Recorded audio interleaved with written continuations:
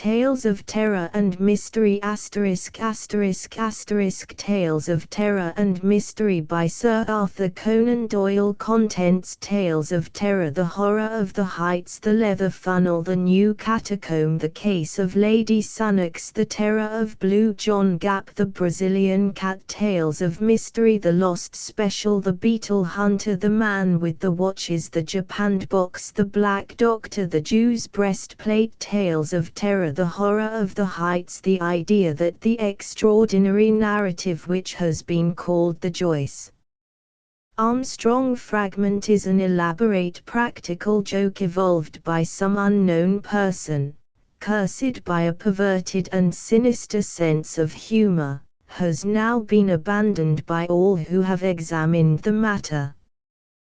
The most macabre and imaginative of plotters would hesitate before linking his morbid fancies with the unquestioned and tragic facts which reinforce the statement. Though the assertions contained in it are amazing and even monstrous, it is nonetheless forcing itself upon the general intelligence that they are true, and that we must readjust our ideas to the new situation. This world of ours appears to be separated by a slight and precarious margin of safety from a most singular and unexpected danger. I will endeavor in this narrative, which reproduces the original document in its necessarily somewhat fragmentary form, to lay before the reader the whole of the facts up to date, prefacing my statement by saying that, if there be any who doubt the narrative of Joyce Armstrong, there can be no question at all as to the facts concerning Lieutenant Myrtle, R.N., and Mr. Hay Connor, who undoubtedly met their end in the manner described. The Joyce Armstrong fragment was found in the field which is called Lower Haycock, lying 1 mile to the westward of the village of Witherham, upon the Kent and Sussex border. It was on the 15th of September last that an agricultural labourer, James Flynn, in the employment of Matthew Dodd, farmer, of the Shonetree Farm, Witherham, perceived a briar pipe lying near the footpath which skirts the hedge in Lower Haycock. A few paces farther on he picked up a pair of broken binocular glasses.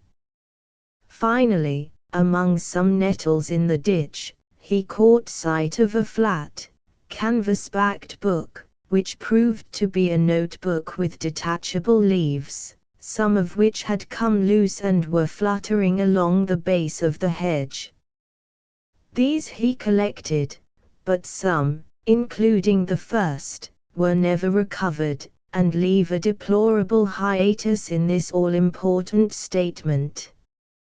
The notebook was taken by the labourer to his master, who in turn showed it to Dr. J. H. Atherton, of Hartfield. This gentleman at once recognized the need for an expert examination, and the manuscript was forwarded to the Aero Club in London, where it now lies. The first 2 pages of the manuscript are missing. There is also one torn away at the end of the narrative, though none of these affect the general coherence of the story. It is conjectured that the missing opening is concerned with the record of Mr. Joyce Armstrong's qualifications as an aeronaut, which can be gathered from other sources and are admitted to be unsurpassed among the air pilots of England. For many years he has been looked upon as among the most daring and the most intellectual of flying men, a combination which has enabled him to both invent and test several new devices, including the common gyroscopic attachment which is known by his name. The main body of the manuscript is written neatly in ink, but the last few lines are in pencil and are so ragged as to be hardly legible, exactly, in fact, as they might be expected to appear if they were scribbled off hurriedly from the seat of a moving aeroplane. There are, it may be added, several stains, both on the last page and on the outside cover, which have been pronounced by the Home Office experts to be blood, probably human and certainly mammalian. The fact that something closely resembling the organism of malaria was discovered in this blood, and that Joyce Armstrong is known to have suffered from intermittent fever, is a remarkable example of the new weapons which modern science has placed in the hands of our detectives. And now a word as to the personality of the author of this epoch-making statement. Joyce Armstrong, according to the few friends who really knew something of the man, was a poet and a dreamer, as well as a mechanic and an inventor. He was a man of considerable wealth, much of which he had spent in the pursuit of his aeronautical hobby. He had 4 private aeroplanes in his hangars near Devizes, and is said to have made no fewer than 170 ascents in the course of last year. He was a retiring man with dark moods, in which he would avoid the society of his fellows. Captain Dangerfield, who knew him better than anyone, says that there were times when his eccentricity threatened to develop into something more serious. His habit of carrying a shotgun with him in his aeroplane was one manifestation of it. Another was the morbid effect which the fall of Lieutenant Myrtle had upon his mind. Myrtle, who was attempting the height record, fell from an altitude of something over 30,000 feet. Horrible to narrate, his head was entirely obliterated, though his body and limbs preserved their configuration. At every gathering of airmen, Joyce Armstrong, according to Dangerfield, would ask, with an enigmatic smile, "And where, pray, is Myrtle's head?" On another occasion after dinner, at the mess of the flying school on Salisbury Plain, he started a debate as to what will be the most permanent danger which airmen will have to encounter. Having listened to successive opinions as to air pockets, faulty construction, and overbanking, he ended by shrugging his shoulders and refusing to put forward his own views, though he gave the impression that they differed from any advanced by his companions. It is worth remarking that after his own complete disappearance it was found that his private affairs were arranged with a precision which may show that he had a strong premonition of disaster. With these essential explanations I will now give the narrative exactly as it stands, beginning at page 3 of the blood-soaked notebook. Nevertheless, when I dined at Rheims with Coselli and Gustave Raymond, I found that neither of them was aware of any particular danger in the higher layers of the atmosphere. I did not actually say what was in my thoughts, but I got so near to it that if they had any corresponding idea they could not have failed to express it. But then they are too empty, vainglorious fellows with no thought beyond seeing their silly names in the newspaper. It is interesting to note that neither of them had ever been much beyond the 20,000-foot level. Of course, men have been higher than this both in balloons and in the ascent of mountains. It must be well above that point that the aeroplane enters the danger zone, always presuming that my premonitions are correct. Aeroplaning has been with us now for more than 20 years, and one might well ask, why should this peril be only revealing itself in our day? The answer is obvious. In the old days of weak engines, when 100 horsepower no more green was considered ample for every need, the flights were very restricted. Now that 300 horsepower is the rule rather than the exception, visits to the upper layers have become easier and more common. Some of us can remember how, in our youth, Garros made a worldwide reputation by attaining 19,000 feet, and it was considered a remarkable achievement to fly over the Alps. Our standard now has been immeasurably raised, and there are 20 high flights for one in former years. Many of them have been undertaken with impunity. The 30,000-foot level has been reached time after time with no discomfort beyond cold and asthma. What does this prove? A visitor might descend upon this planet 1,000 times and never see a tiger. Yet tigers exist, and if he chanced to come down into a jungle he might be devoured. There are jungles of the upper air, and there are worse things than tigers which inhabit them. I believe in time they will map these jungles accurately out. Even at the present moment I could name two of them. One of them lies over the Pau Biarritz district of France.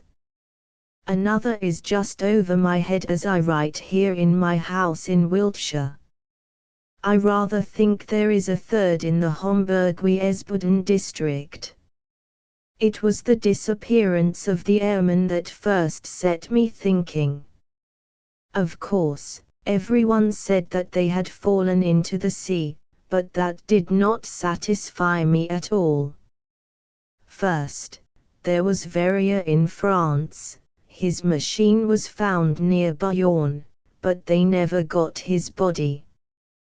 There was the case of Baxter also, who vanished, though his engine and some of the iron fixings were found in a wood in Leicestershire. In that case, Dr. Middleton, of Amesbury, who was watching the flight with a telescope, declares that just before the clouds obscured the view he saw the machine, which was at an enormous height, suddenly rise perpendicularly upwards in a succession of jerks in a manner that he would have thought to be impossible. That was the last seen of Baxter. There was a correspondence in the papers, but it never led to anything. There were several other similar cases, and then there was the death of Hay Connor. What a cackle there was about an unsolved mystery of the air, and what columns in the halfpenny papers, and yet how little was ever done to get to the bottom of the business. He came down in a tremendous volplane from an unknown height. He never got off his machine and died in his pilot's seat. Died of what? Heart disease, said the doctors. Rubbish. Hay Connor's heart was as sound as mine is. What did Venables say? Venables was the only man who was at his side when he died. He said that he was shivering and looked like a man who had been badly scared. Died of fright, said Venables, but could not imagine what he was frightened about. Only said one word to Venables, which sounded like monstrous. They could make nothing of that at the inquest. But I could make something of it. Monsters. That was the last word of poor Harry Hay Connor. And he did die of fright, just as Venables thought. And then there was Myrtle's head. Do you really believe, does anybody really believe, that a man's head could be driven clean into his body by the force of a fall? Well, perhaps it may be possible, but I, for one, have never believed that it was so with Myrtle. And the grease upon his clothes, all slimy with grease, said somebody at the inquest. Queer that nobody got thinking after that. I did, but, then, I had been thinking for a good long time.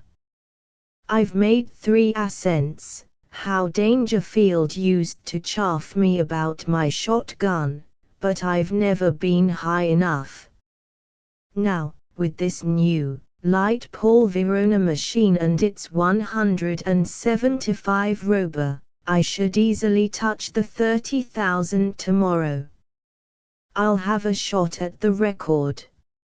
Maybe I shall have a shot at something else as well. Of course, it's dangerous.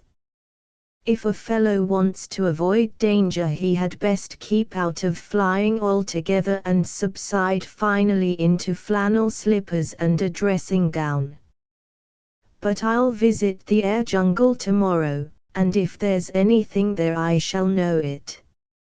If I return, I'll find myself a bit of a celebrity. If I don't, this notebook may explain what I am trying to do, and how I lost my life in doing it. But no drivel about accidents or mysteries, if you please. I chose my Paul Verona monoplane for the job. There's nothing like a monoplane when real work is to be done. Beaumont found that out in very early days. For one thing, it doesn't mind damp, and the weather looks as if we should be in the clouds all the time. It's a bonny little model and answers my hand like a tender-mouthed horse. The engine is a 10-cylinder rotary rober working up to 175. It has all the modern improvements: enclosed fuselage, high curved landing skids, brakes, gyroscopic steadiers, and 3 speeds, worked by an alteration of the angle of the planes upon the Venetian blind principle. I took a shotgun with me and a dozen cartridges filled with buckshot. You should have seen the face of Perkins, my old mechanic, when I directed him to put them in. I was dressed like an Arctic explorer, with 2 jerseys under my overalls, thick socks inside my padded boots, a storm cap with flaps, and my talc goggles. It was stifling outside the hangars, but I was going for the summit of the Himalayas, and had to dress for the part. Perkins knew there was something on and implored me to take him with me. Perhaps I should if I were using the biplane, but a monoplane is a one-man show, if you want to get the last foot of life out of it. Of course, I took an oxygen bag. The man who goes for the altitude record without one will either be frozen or smothered, or both. I had a good look at the planes, the rudder bar, and the elevating lever before I got in. Everything was in order so far as I could see. Then I switched on my engine and found that she was running sweetly. When they let her go, she rose almost at once upon the lowest speed. I circled my home field once or twice just to warm her up, and then with a wave to Perkins and the others, I flattened out my planes and put her on her highest.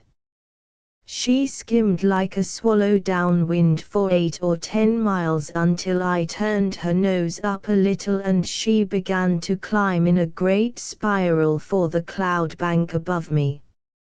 It's all important to rise slowly and adapt yourself to the pressure as you go. It was a close, warm day for an English September, and there was the hush and heaviness of impending rain. Now and then there came sudden puffs of wind from the southwest, one of them so gusty and unexpected that it caught me napping and turned me half round for an instant. I remember the time when gusts and whirls and air pockets used to be things of danger, before we learned to put an overmastering power into our engines. Just as I reached the cloud banks, with the altimeter marking 3,000, down came the rain. My word, how it poured!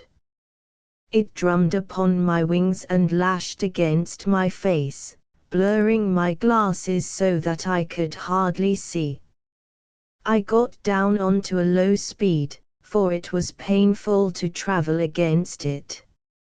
As I got higher it became hail, and I had to turn tail to it. One of my cylinders was out of action, a dirty plug, I should imagine, but still I was rising steadily with plenty of power. After a bit the trouble passed, whatever it was, and I heard the full, deep-throated purr, the 10 singing as one. That's where the beauty of our modern silencers comes in. We can at last control our engines by ear.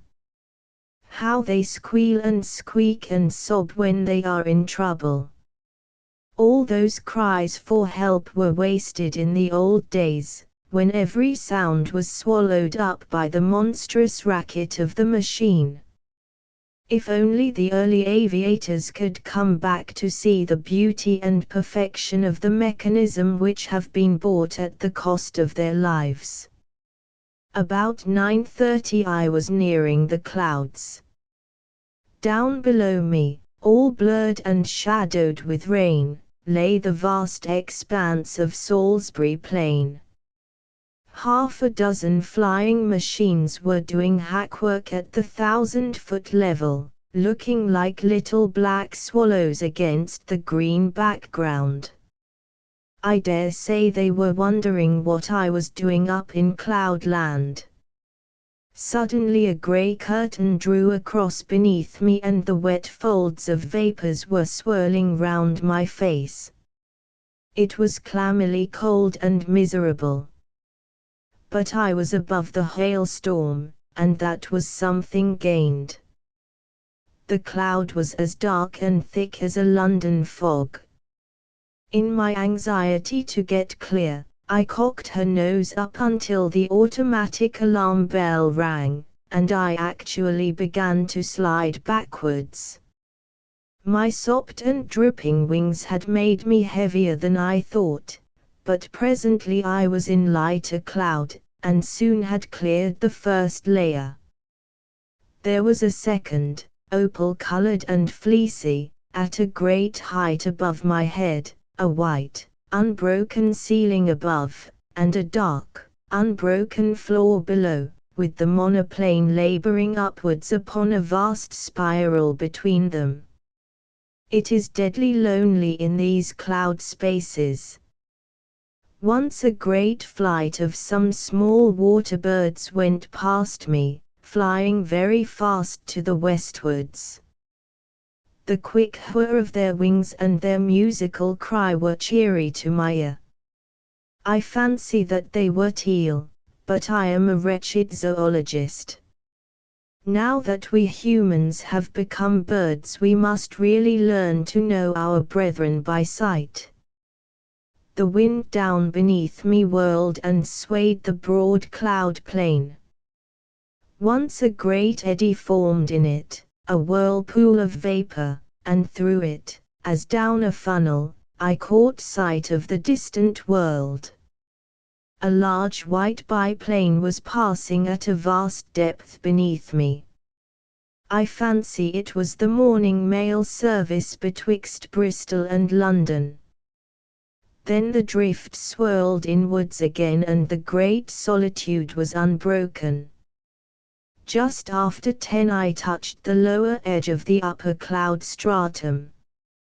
It consisted of fine diaphanous vapor drifting swiftly from the westwards.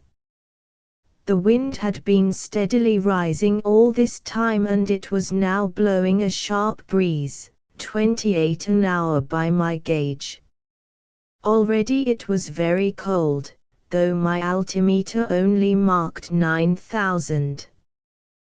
The engines were working beautifully, and we went droning steadily upwards. The cloud bank was thicker than I had expected, but at last it thinned out into a golden mist before me, and then in an instant I had shot out from it, and there was an unclouded sky and a brilliant sun above my head, all blue and gold above, all shining silver below, one vast, glimmering plain as far as my eyes could reach. It was 10 o'clock, and the barograph needle pointed to 12,800. Up I went and up, my ears concentrated upon the deep purring of my motor, my eyes busy always with the watch, the revolution indicator, the petrol lever, and the oil pump. No wonder aviators are said to be a fearless race. With so many things to think of, there is no time to trouble about oneself. About this time I noted how unreliable is the compass when above a certain height from Earth. At 15,000 feet mine was pointing east and a point south. The sun and the wind gave me my true bearings. I had hoped to reach an eternal stillness in these high altitudes, but with every 1,000 feet of ascent the gale grew stronger. My machine groaned and trembled in every joint and rivet as she faced it, and swept away like a sheet of paper when I banked her on the turn, skimming downwind at a greater pace, perhaps, than ever mortal man has moved. Yet I had always to turn again and tack up in the wind's eye, for it was not merely a height record that I was after. By all my calculations it was above Little Wiltshire that my air jungle lay, and all my labor might be lost if I struck the outer layers at some farther point. When I reached the 19,000-foot level, which was about midday, the wind was so severe that I looked with some anxiety to the stays of my wings, expecting momentarily to see them snap or slacken. I even cast loose the parachute behind me, and fastened its hook into the ring of my leathern belt, so as to be ready for the worst. Now was the time when a bit of scamped work by the mechanic is paid for by the life of the aeronaut. But she held together bravely. Every cord and strut was humming and vibrating like so many harp strings, but it was glorious to see how, for all the beating and the buffeting, she was still the conqueror of nature and the mistress of the sky. There is surely something divine in man himself that he should rise so superior to the limitations which creation seemed to impose, rise, too, by such unselfish, heroic devotion as this air conquest has shown. Talk of human degeneration. When has such a story as this been written in the annals of our race? These were the thoughts in my head as I climbed that monstrous, inclined plane with the wind sometimes beating in my face and sometimes whistling behind my ears, while the cloud land beneath me fell away to such a distance that the folds and hummocks of silver had all smoothed out into one flat, shining plain. But suddenly I had a horrible and unprecedented experience. I have known before what it is to be in what our neighbors have called a tourbillon, but never on such a scale as this. That huge, sweeping river of wind of which I have spoken had, as it appears, whirlpools within it which were as monstrous as itself. Without a moment's warning I was dragged suddenly into the heart of one. I spun round for a minute or two with such velocity that I almost lost my senses, and then fell suddenly, left wing foremost, down the vacuum funnel in the center. I dropped like a stone, and lost nearly 1,000 feet. It was only my belt that kept me in my seat, and the shock and breathlessness left me hanging half insensible over the side of the fuselage. But I am always capable of a supreme effort. It is my one great merit as an aviator. I was conscious that the descent was slower.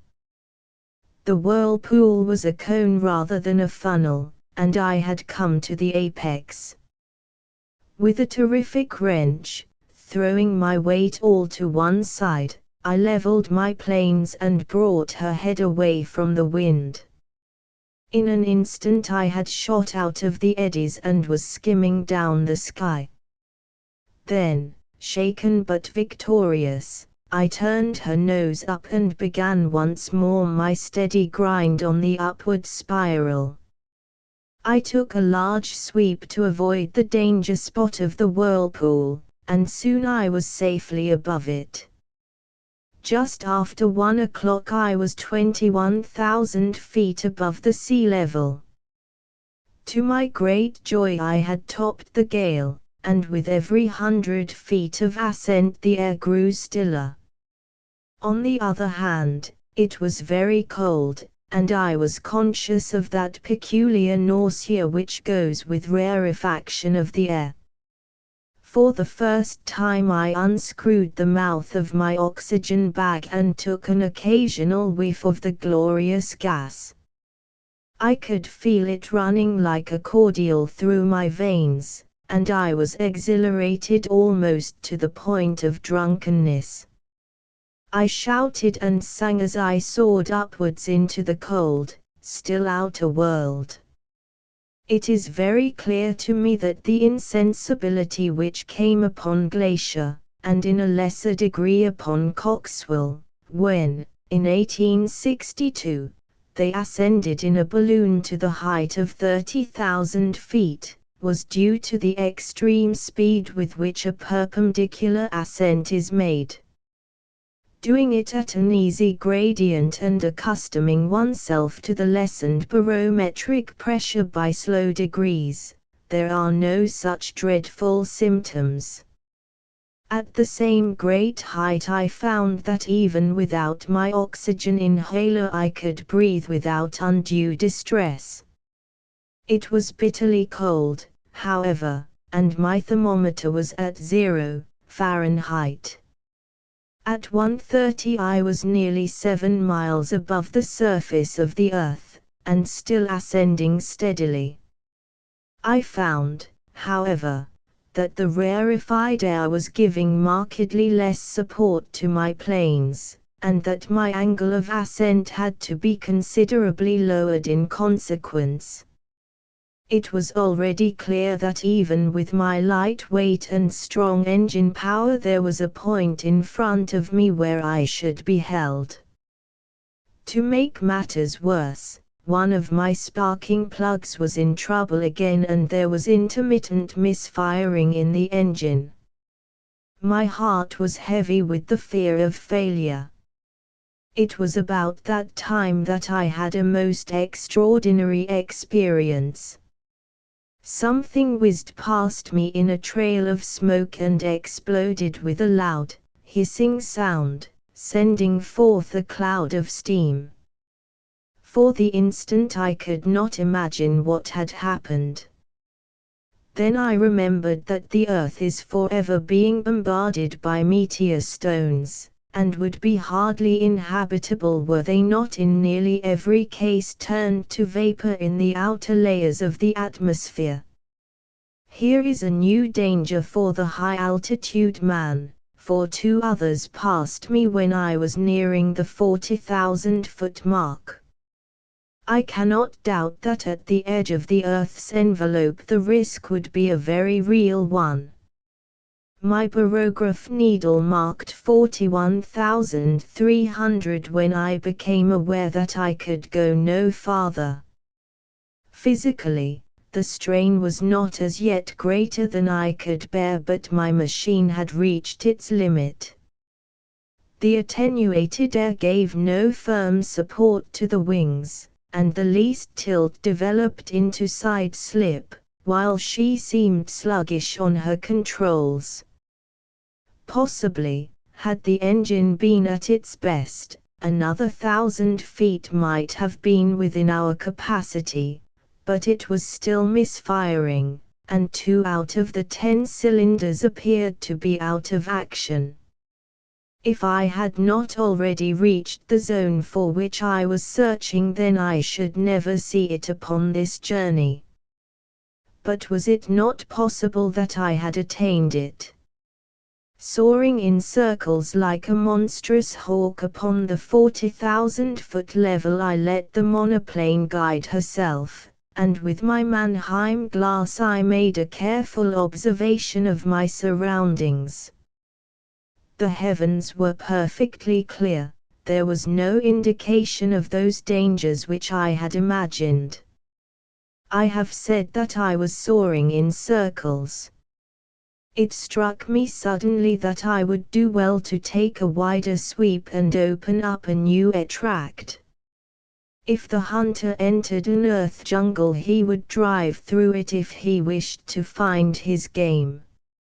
My reasoning had led me to believe that the air jungle which I had imagined lay somewhere over Wiltshire. This should be to the south and west of me. I took my bearings from the sun, for the compass was hopeless and no trace of earth was to be seen, nothing but the distant, silver cloud plain. However, I got my direction as best I might and kept her head straight to the mark. I reckoned that my petrol supply would not last for more than another hour or so, but I could afford to use it to the last drop, since a single magnificent volplane could at any time take me to the earth. Suddenly I was aware of something new. The air in front of me had lost its crystal clearness. It was full of long, ragged wisps of something which I can only compare to very fine cigarette smoke. It hung about in wreaths and coils, turning and twisting slowly in the sunlight. As the monoplane shot through it, I was aware of a faint taste of oil upon my lips, and there was a greasy scum upon the woodwork of the machine. Some infinitely fine organic matter appeared to be suspended in the atmosphere. There was no life there. It was inchoate and diffuse, extending for many square acres and then fringing off into the void. No, it was not life. But might it not be the remains of life? Above all, might it not be the food of life, of monstrous life, even as the humble grease of the ocean is the food for the mighty whale? The thought was in my mind when my eyes looked upwards and I saw the most wonderful vision that ever man has seen. Can I hope to convey it to you even as I saw it myself last Thursday? Conceive a jellyfish such as sails in our summer seas, bell-shaped and of enormous size, far larger, I should judge, than the dome of St. Paul's. It was of a light pink color veined with a delicate green, but the whole huge fabric so tenuous that it was but a fairy outline against the dark blue sky. It pulsated with a delicate and regular rhythm. From it there depended 2 long, drooping, green tentacles, which swayed slowly backwards and forwards. This gorgeous vision passed gently with noiseless dignity over my head, as light and fragile as a soap bubble, and drifted upon its stately way. I had half turned my monoplane, that I might look after this beautiful creature, when, in a moment, I found myself amidst a perfect fleet of them, of all sizes, but none so large as the first. Some were quite small, but the majority about as big as an average balloon, and with much the same curvature at the top. There was in them a delicacy of texture and coloring which reminded me of the finest Venetian glass. Pale shades of pink and green were the prevailing tints, but all had a lovely iridescence where the sun shimmered through their dainty forms.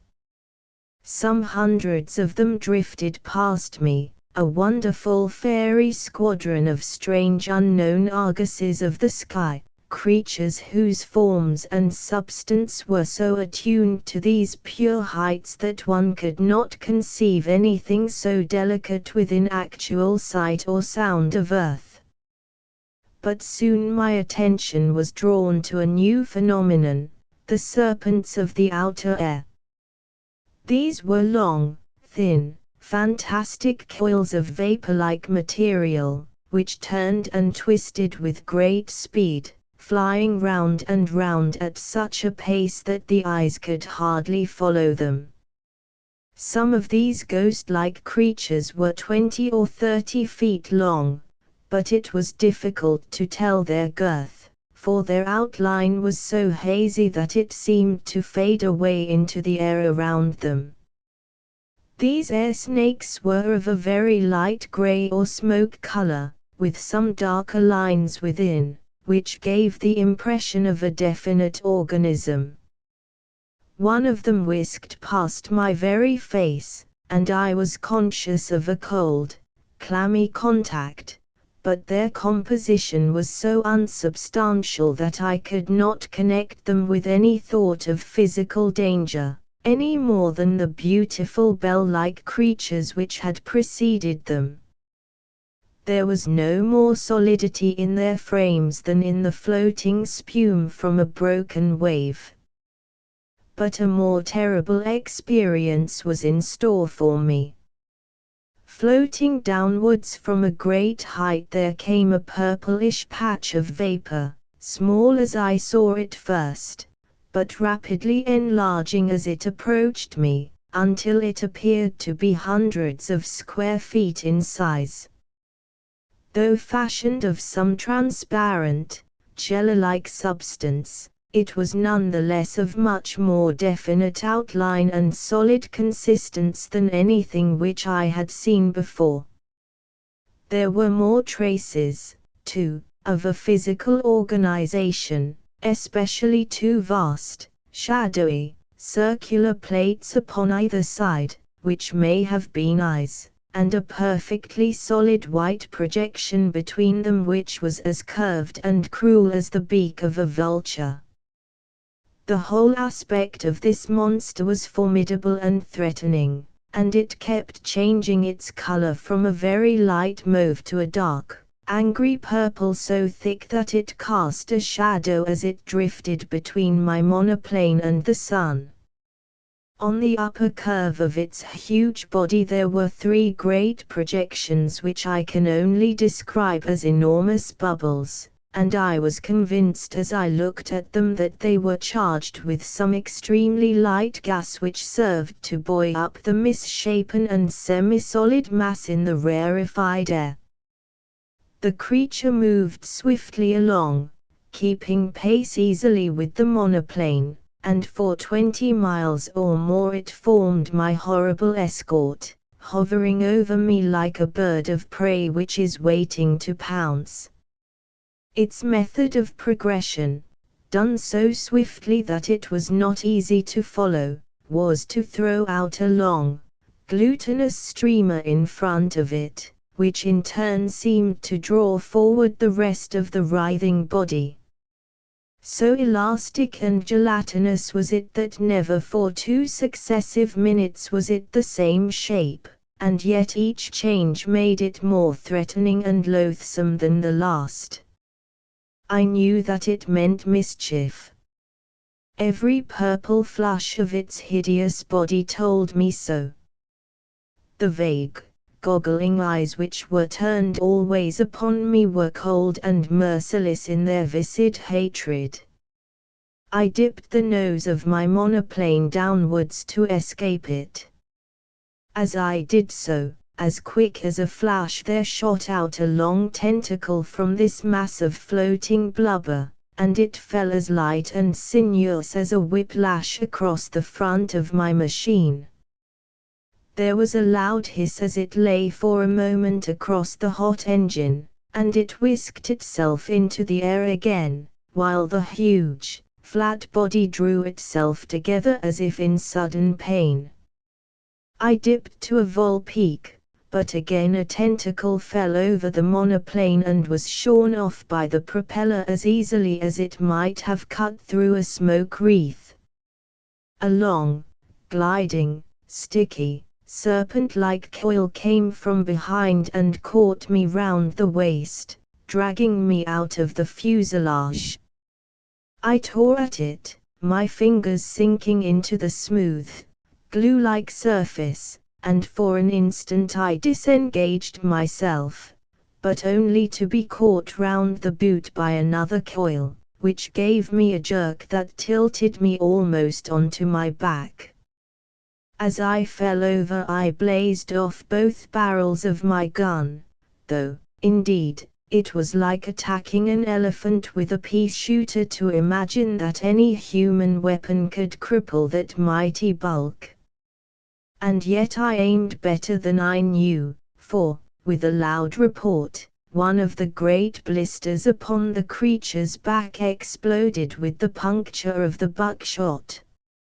It was very clear that my conjecture was right, and that these vast, clear bladders were distended with some lifting gas, for in an instant the huge, cloud-like body turned sideways, writhing desperately to find its balance, while the white beak snapped and gaped in horrible fury. But already I had shot away on the steepest glide that I dared to attempt, my engines still full on, the flying propeller and the force of gravity shooting me downwards like an aerolite. Far behind me I saw a dull, purplish smudge growing swiftly smaller and merging into the blue sky behind it. I was safe out of the deadly jungle of the outer air. Once out of danger I throttled my engine, for nothing tears a machine to pieces quicker than running on full power from a height. It was a glorious, spiral volplane from nearly 8 miles of altitude, first, to the level of the silver cloud bank, then to that of the storm cloud beneath it, and finally, in beating rain, to the surface of the earth. I saw the Bristol Channel beneath me as I broke from the clouds, but, having still some petrol in my tank, I got 20 miles inland before I found myself stranded in a field half a mile from the village of Ashcombe. There I got 3 tins of petrol from a passing motor car, and at 10 minutes past 6 that evening I alighted gently in my own home meadow at Devizes, after such a journey as no mortal upon earth has ever yet taken and lived to tell the tale. I have seen the beauty and I have seen the horror of the heights, and greater beauty or greater horror than that is not within the ken of man. And now it is my plan to go once again before I give my results to the world. My reason for this is that I must surely have something to show by way of proof before I lay such a tale before my fellow men. It is true that others will soon follow and will confirm what I have said, and yet I should wish to carry conviction from the first. Those lovely iridescent bubbles of the air should not be hard to capture. They drift slowly upon their way, and the swift monoplane could intercept their leisurely course. It is likely enough that they would dissolve in the heavier layers of the atmosphere, and that some small heap of amorphous jelly might be all that I should bring to earth with me. And yet something there would surely be by which I could substantiate my story. Yes, I will go, even if I run a risk by doing so. These purple horrors would not seem to be numerous. It is probable that I shall not see one. If I do, I shall dive at once. At the worst, there is always the shotgun and my knowledge of. Here a page of the manuscript is unfortunately missing. On the next page is written, in large, straggling writing, 43,000 feet. I shall never see Earth again. They are beneath me, 3 of them. God help me, it is a dreadful death to die. Such in its entirety is the Joyce Armstrong statement. Of the man nothing has since been seen. Pieces of his shattered monoplane have been picked up in the preserves of Mr. Bud Lushington upon the borders of Kent and Sussex, within a few miles of the spot where the notebook was discovered. If the unfortunate aviator's theory is correct that this air jungle, as he called it, existed only over the southwest of England, then it would seem that he had fled from it at the full speed of his monoplane, but had been overtaken and devoured by these horrible creatures at some spot in the outer atmosphere above the place where the grim relics were found. The picture of that monoplane skimming down the sky, with the nameless terrors flying as swiftly beneath it and cutting it off always from the earth while they gradually closed in upon their victim, is one upon which a man who valued his sanity would prefer not to dwell. There are many, as I am aware, who still jeer at the facts which I have here set down, but even they must admit that Joyce Armstrong has disappeared. And I would commend to them his own words. This notebook may explain what I am trying to do, and how I lost my life in doing it. But no drivel about accidents or mysteries, if you please.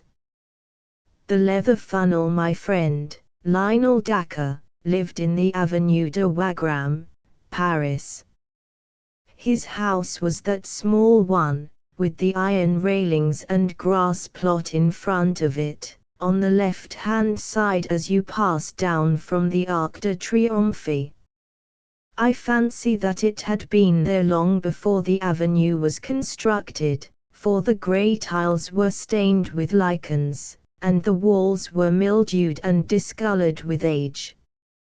It looked a small house from the street, 5 windows in front, if I remember right, but it deepened into a single long chamber at the back. It was here that Dacre had that singular library of occult literature, and the fantastic curiosities which served as a hobby for himself, and an amusement for his friends.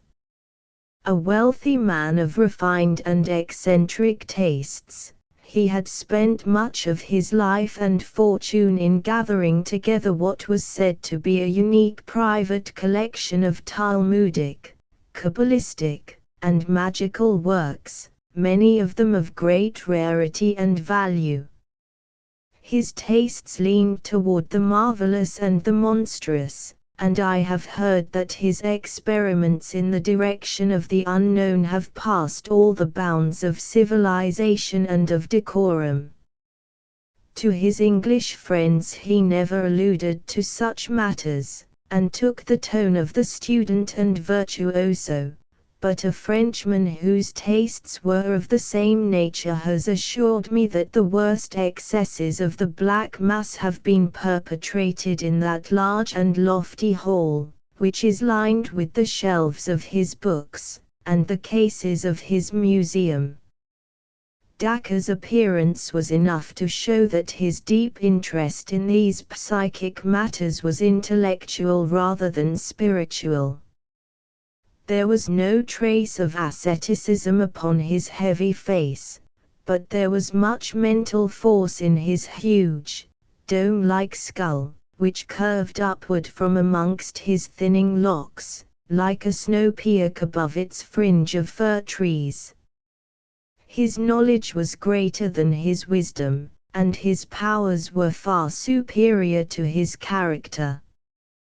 The small bright eyes, buried deeply in his fleshy face, twinkled with intelligence and an unabated curiosity of life, but they were the eyes of a sensualist and an egotist. Enough of the man, for he is dead now, poor devil, dead at the very time that he had made sure that he had at last discovered the elixir of life. It is not with his complex character that I have to deal, but with the very strange and inexplicable incident which had its rise in my visit to him in the early spring of the year '82. I had known Dacre in England, for my researches in the Assyrian Room of the British Museum had been conducted at the time when he was endeavoring to establish a mystic and esoteric meaning in the Babylonian tablets, and this community of interests had brought us together. Chance remarks had led to daily conversation, and that to something verging upon friendship. I had promised him that on my next visit to Paris I would call upon him.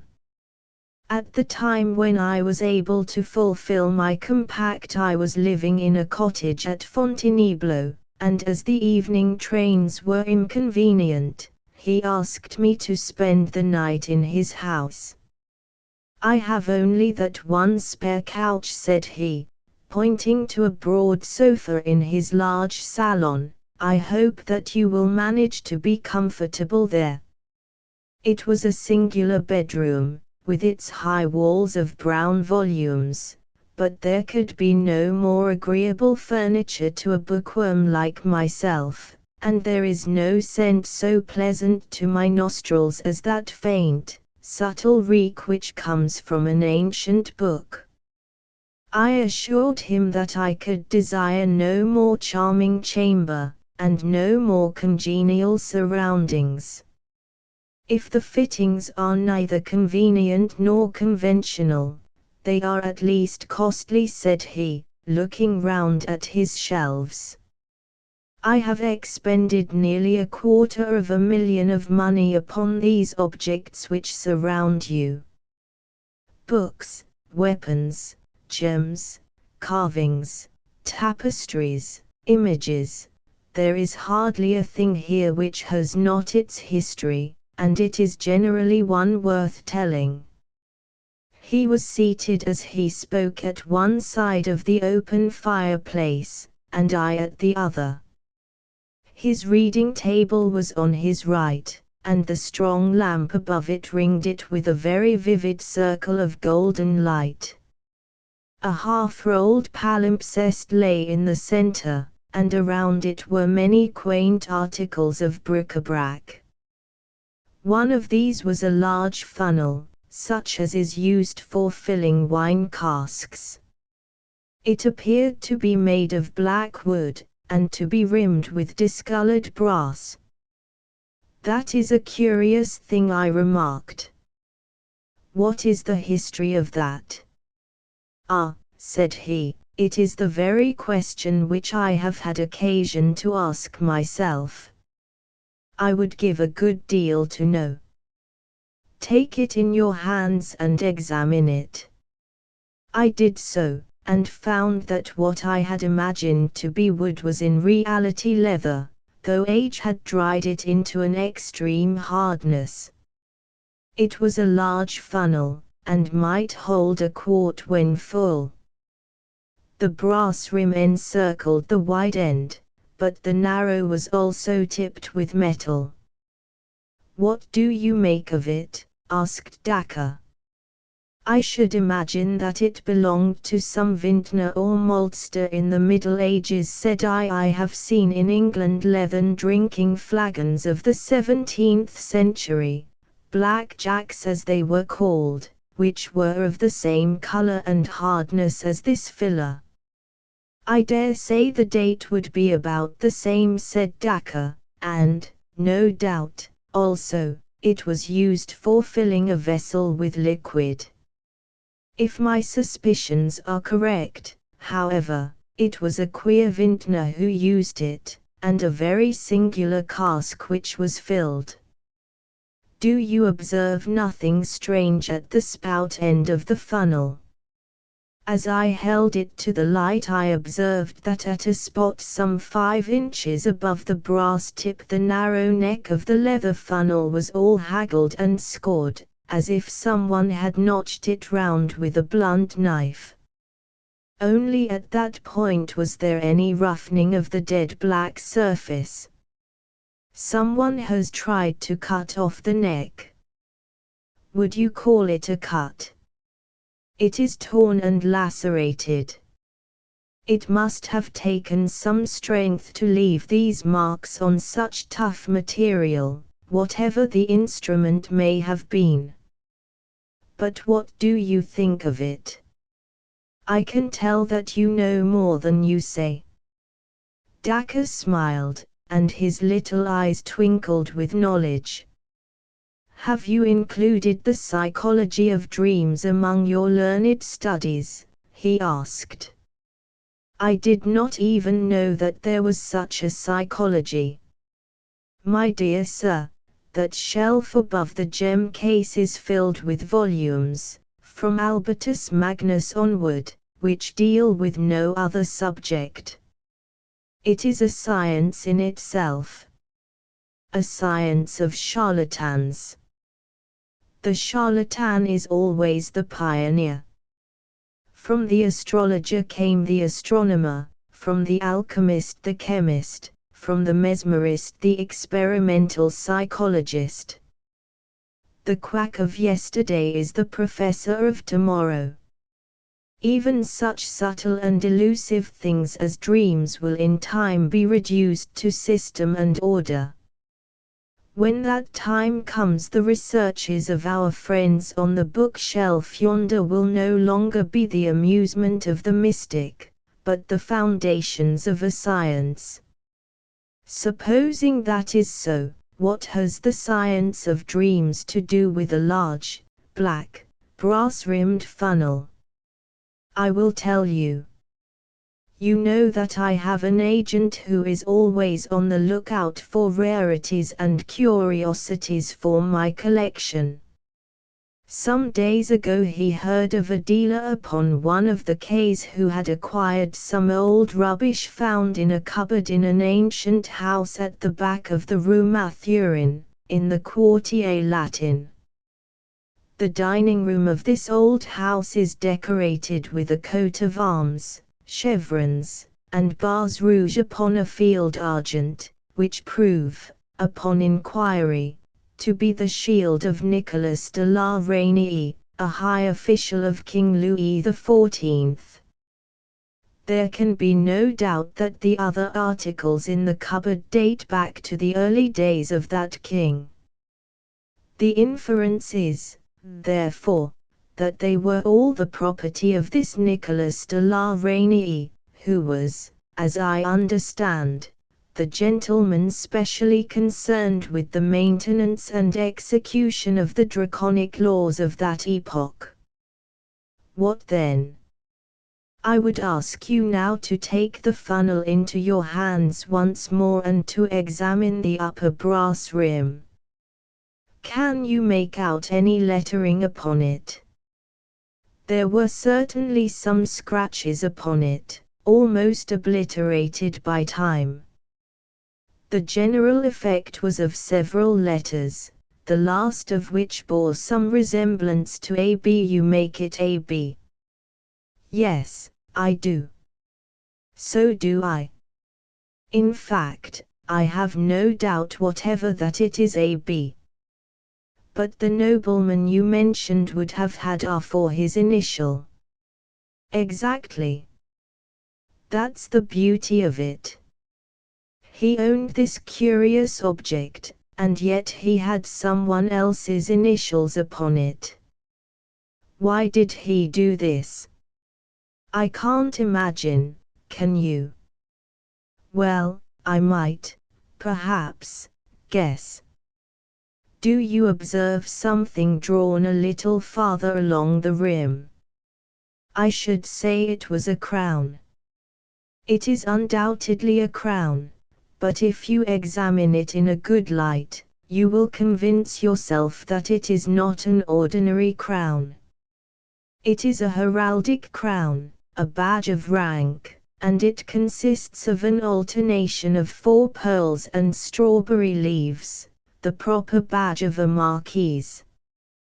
We may infer, therefore, that the person whose initials end in B was entitled to wear that coronet. Then this common leather filler belonged to a marquise. Dacre gave a peculiar smile.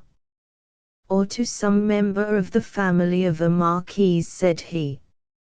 So much we have clearly gathered from this engraved rim. But what has all this to do with dreams? I do not know whether it was from a look upon Dacre's face, or from some subtle suggestion in his manner, but a feeling of repulsion, of unreasoning horror, came upon me as I looked at the gnarled old lump of leather. I have more than once received important information through my dreams, said my companion in the didactic manner which he loved to affect. I make it a rule now when I am in doubt upon any material point to place the article in question beside me as I sleep, and to hope for some enlightenment. The process does not appear to me to be very obscure, though it has not yet received the blessing of orthodox science. According to my theory, any object which has been intimately associated with any supreme paroxysm of human emotion, whether it be joy or pain, will retain a certain atmosphere or association which it is capable of communicating to a sensitive mind. By a sensitive mind I do not mean an abnormal one, but such a trained and educated mind as you or I possess.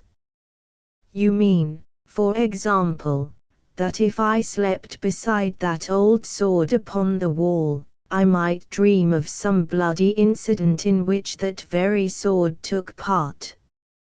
An excellent example, for, as a matter of fact, that sword was used in that fashion by me, and I saw in my sleep the death of its owner, who perished in a brisk skirmish, which I have been unable to identify, but which occurred at the time of the wars of the Frondists.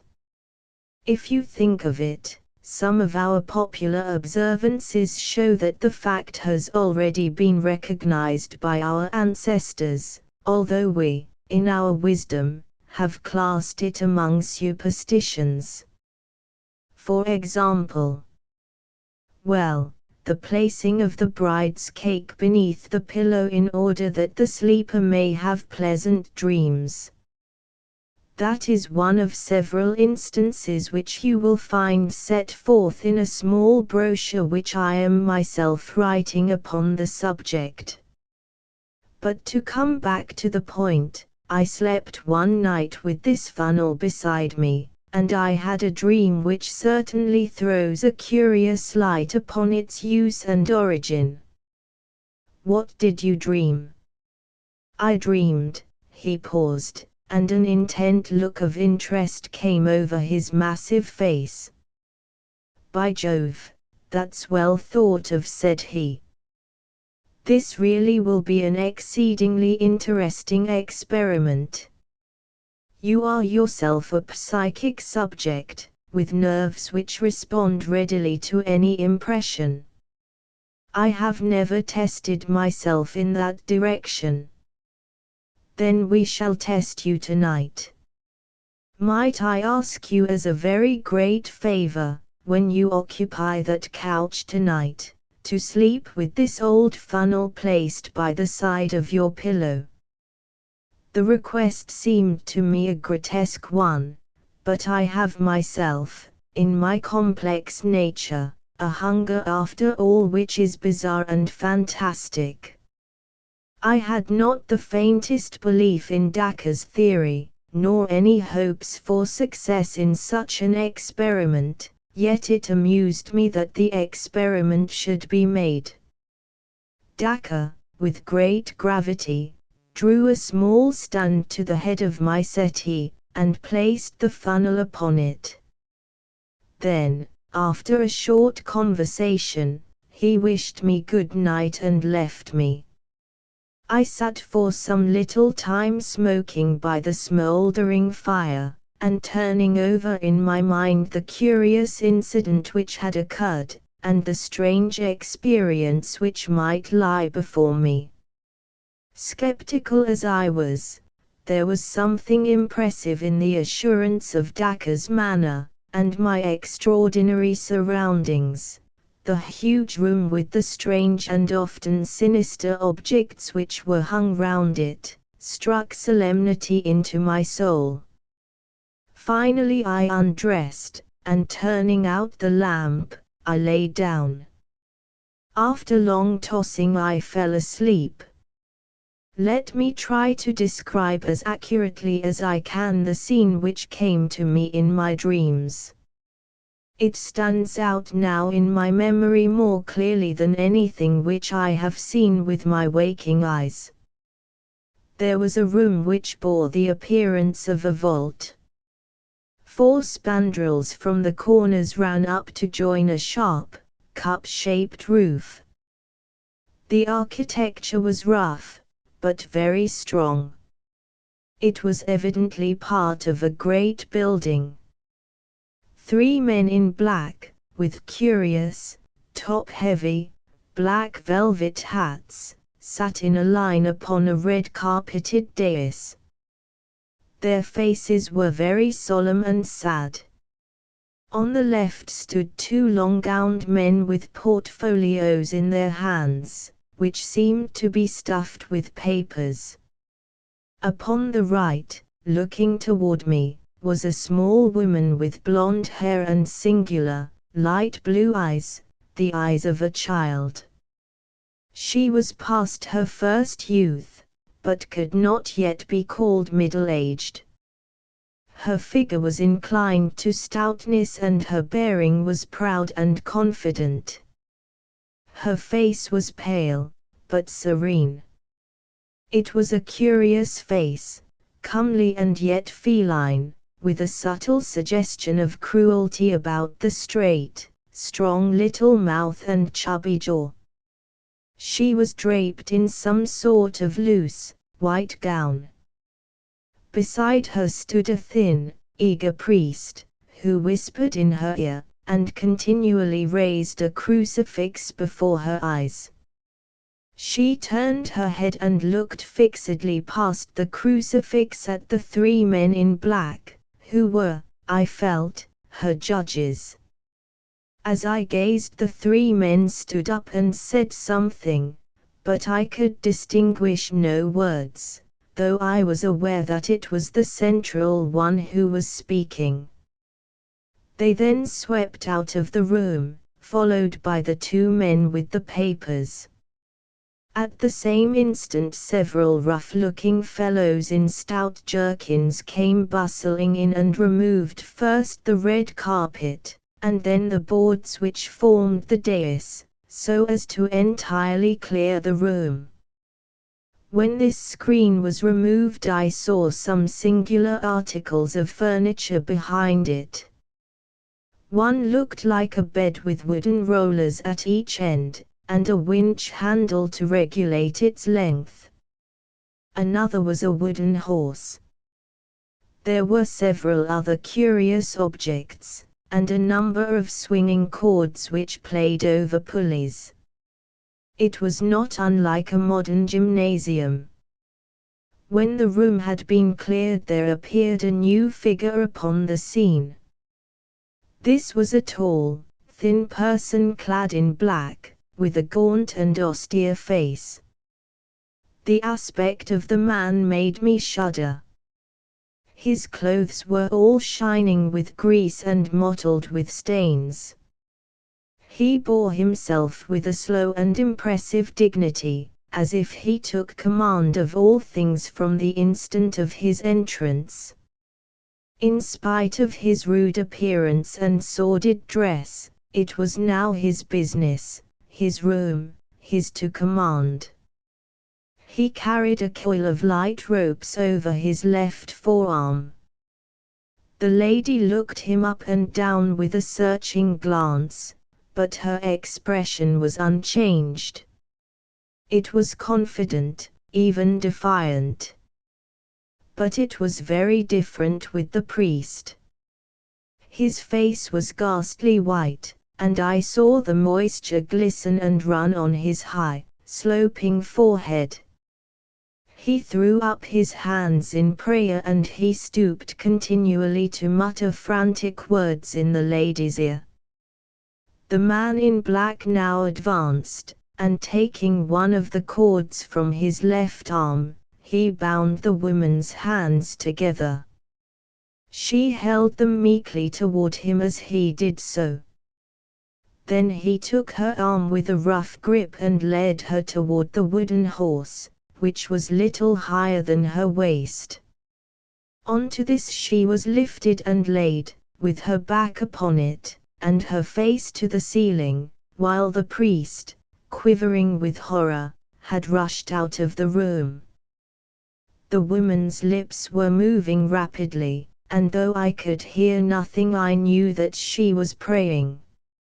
Her feet hung down on either side of the horse, and I saw that the rough varlets in attendance had fastened cords to her ankles and secured the other ends to iron rings in the stone floor. My heart sank within me as I saw these ominous preparations, and yet I was held by the fascination of horror, and I could not take my eyes from the strange spectacle. A man had entered the room with a bucket of water in either hand. Another followed with a third bucket. They were laid beside the wooden horse. The second man had a wooden dipper, a bowl with a straight handle, in his other hand. This he gave to the man in black.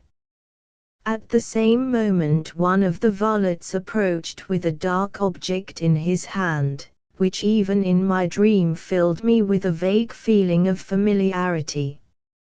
It was a leathern filler. With horrible energy he thrust it, but I could stand no more. My hair stood on end with horror. I writhed, I struggled, I broke through the bonds of sleep, and I burst with a shriek into my own life, and found myself lying shivering with terror in the huge library, with the moonlight flooding through the window and throwing strange silver and black traceries upon the opposite wall. Oh, what a blessed relief to feel that I was back in the 19th century, back out of that medieval vault into a world where men had human hearts within their bosoms. I sat up on my couch, trembling in every limb, my mind divided between thankfulness and horror. To think that such things were ever done, that they could be done without God striking the villains dead. Was it all a fantasy, or did it really stand for something which had happened in the black, cruel days of the world's history? I sank my throbbing head upon my shaking hands. And then, suddenly, my heart seemed to stand still in my bosom, and I could not even scream, so great was my terror. Something was advancing toward me through the darkness of the room. It is a horror coming upon a horror which breaks a man's spirit. I could not reason, I could not pray, I could only sit like a frozen image, and glare at the dark figure which was coming down the great room. And then it moved out into the white lane of moonlight, and I breathed once more. It was Dacre, and his face showed that he was as frightened as myself. "Was that you? For God's sake, what's the matter?" he asked in a husky voice. "Oh, Dacre, I am glad to see you.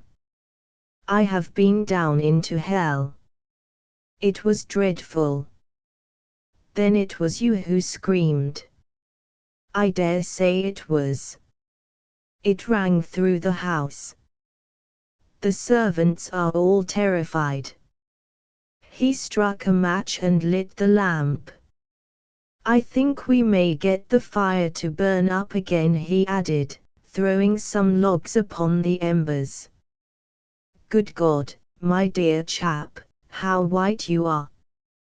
You look as if you had seen a ghost." "So I have, several ghosts." "The leather funnel has acted, then." "I wouldn't sleep near the infernal thing again for all the money you could offer me." Dacre chuckled. "I expected that you would have a lively night of it," said he. "You took it out of me in return, for that scream of yours wasn't a very pleasant sound at 2 in the morning. I suppose from what you say that you have seen the whole dreadful business." "What dreadful business?" "The torture of the water, the extraordinary question as it was called in the genial days of Le Roi Soleil." "Did you stand it out to the end?" "No, thank God, I awoke before it really began." "Ah! It is just as well for you." I held out till the 3rd bucket. "Well, it is an old story, and they are all in their graves now, anyhow, so what does it matter how they got there?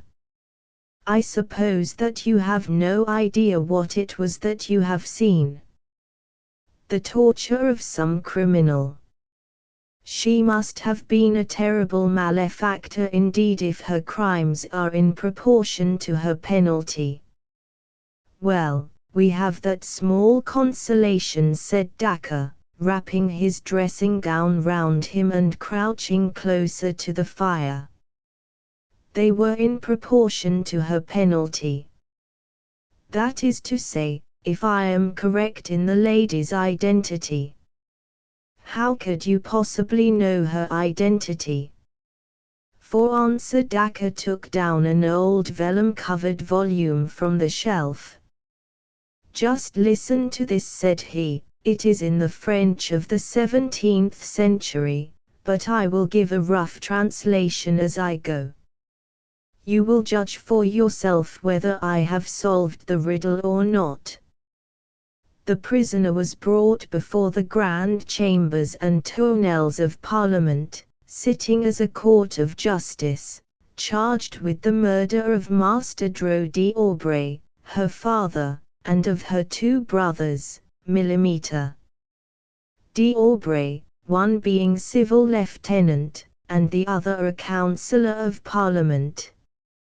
In person it seemed hard to believe that she had really done such wicked deeds, for she was of a mild appearance, and of short stature, with a fair skin and blue eyes. Yet the court, having found her guilty, condemned her to the ordinary and to the extraordinary question in order that she might be forced to name her accomplices, after which she should be carried in a cart to the Place de Grève, there to have her head cut off, her body being afterwards burned and her ashes scattered to the winds. The date of this entry is the 16th of July, 1676. "It is interesting," said I, "but not convincing." How do you prove the two women to be the same? I am coming to that. The narrative goes on to tell of the woman's behavior when questioned. When the executioner approached her, she recognized him by the cords which he held in his hands, and she at once held out her own hands to him, looking at him from head to foot without uttering a word. How's that? Yes, it was so.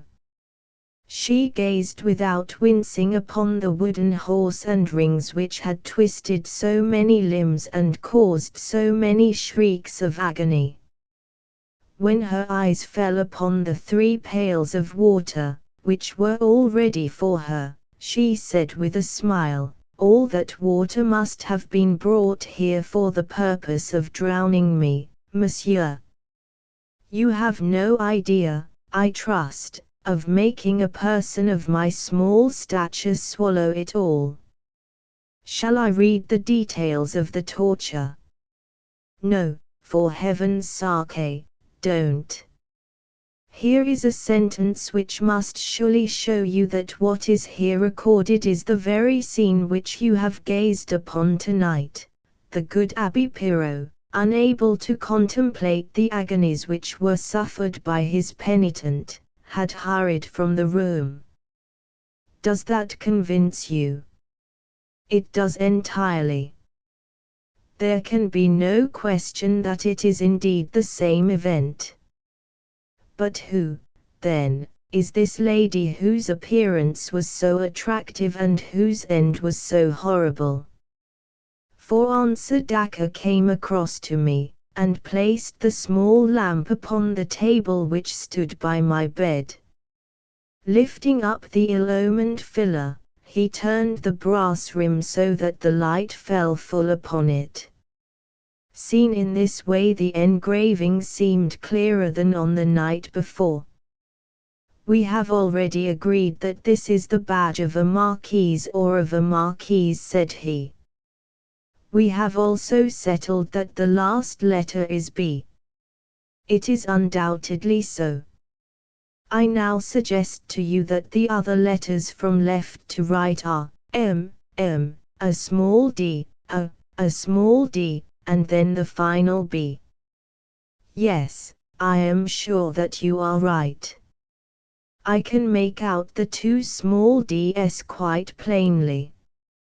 What I have read to you tonight," said Dacre, "is the official record of the trial of Marie Madeleine d'Aubray, Marquise de Brinvilliers, one of the most famous poisoners and murderers of all time."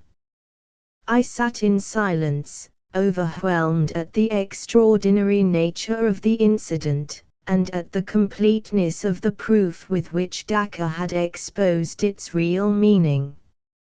In a vague way I remembered some details of the woman's career, her unbridled debauchery, the cold-blooded and protracted torture of her sick father, the murder of her brothers for motives of petty gain.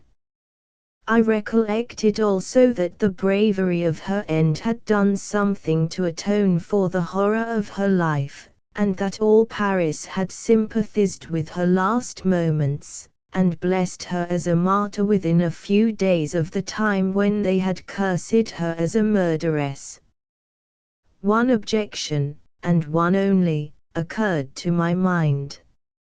How came her initials and her badge of rank upon the filler? Surely they did not carry their medieval homage to the nobility to the point of decorating instruments of torture with their titles. "I was puzzled with the same point," said Dacre, "but it admits of a simple explanation. The case excited extraordinary interest at the time, and nothing could be more natural than that La Reynie, the head of the police, should retain this filler as a grim souvenir.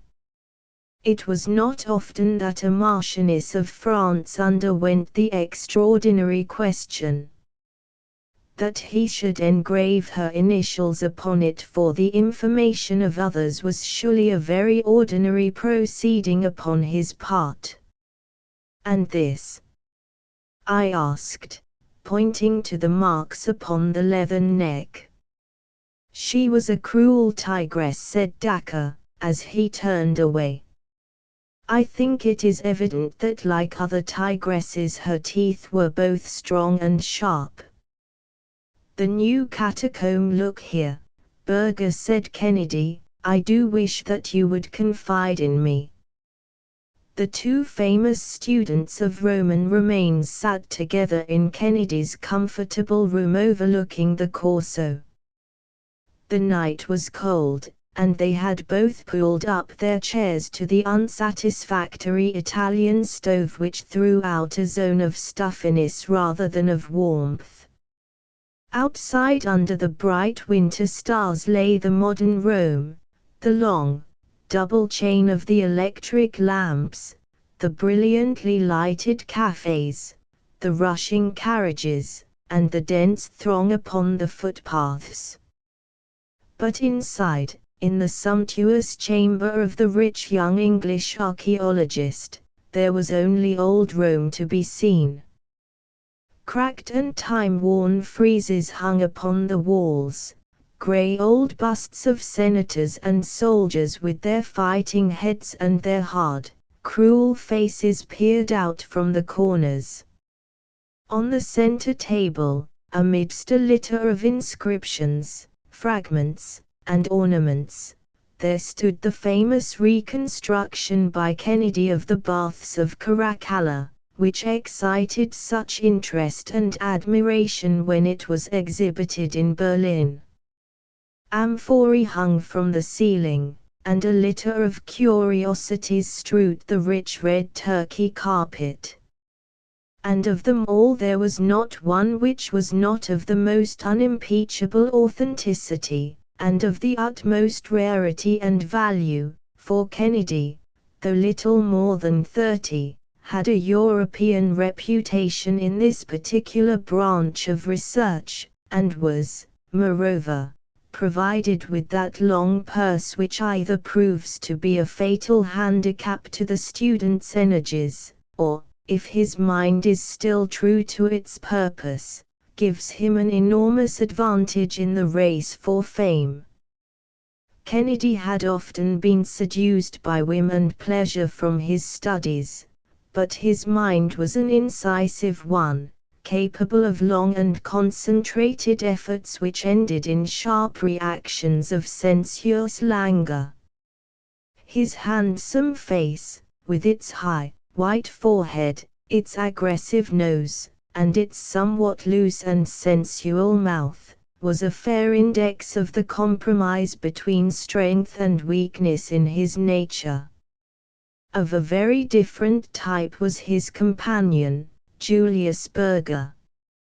He came of a curious blend, a German father and an Italian mother, with the robust qualities of the North mingling strangely with the softer graces of the South.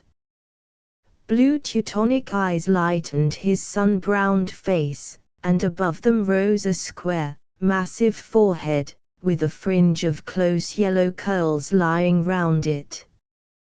His strong, firm jaw was clean-shaven, and his companion had frequently remarked how much it suggested those old Roman busts which peered out from the shadows in the corners of his chamber.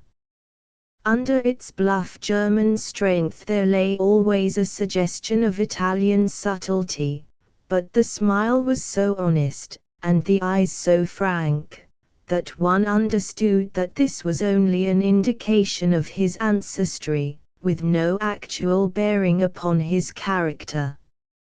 In age and in reputation, he was on the same level as his English companion, but his life and his work had both been far more arduous.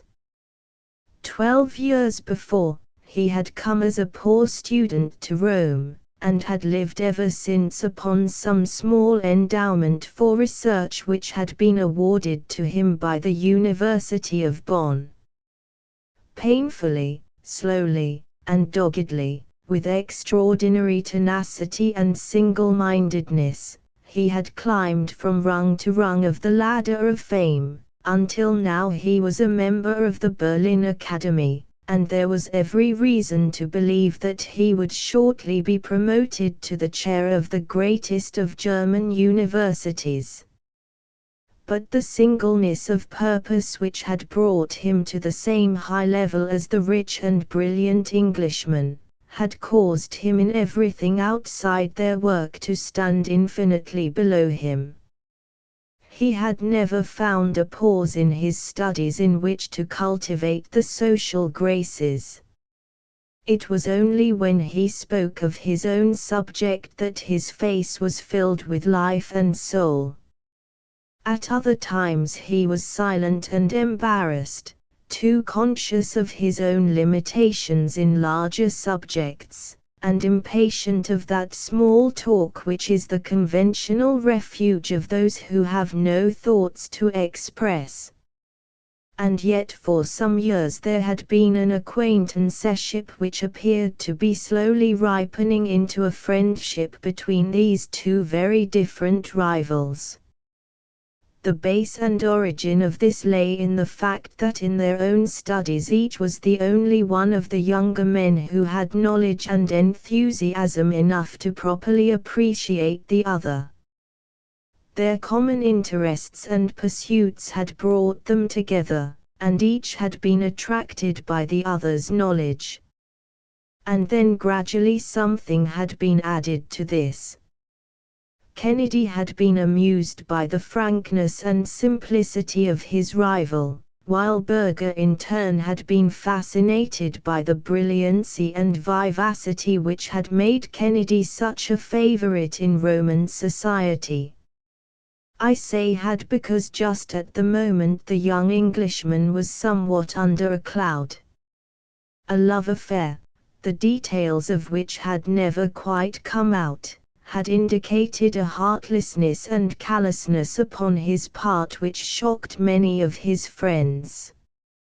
But in the bachelor circles of students and artists in which he preferred to move there is no very rigid code of honor in such matters, and though a head might be shaken or a pair of shoulders shrugged over the flight of two and the return of one, the general sentiment was probably one of curiosity and perhaps of envy rather than of reprobation. "Look here," Berger said Kennedy, looking hard at the placid face of his companion, "I do wish that you would confide in me." As he spoke he waved his hand in the direction of a rug which lay upon the floor. On the rug stood a long, shallow fruit basket of the light wickerwork which is used in the Campagna, and this was heaped with a litter of objects, inscribed tiles, broken inscriptions, cracked mosaics, torn papyri, rusty metal ornaments, which to the uninitiated might have seemed to have come straight from a dustman's bin, but which a specialist would have speedily recognized as unique of their kind.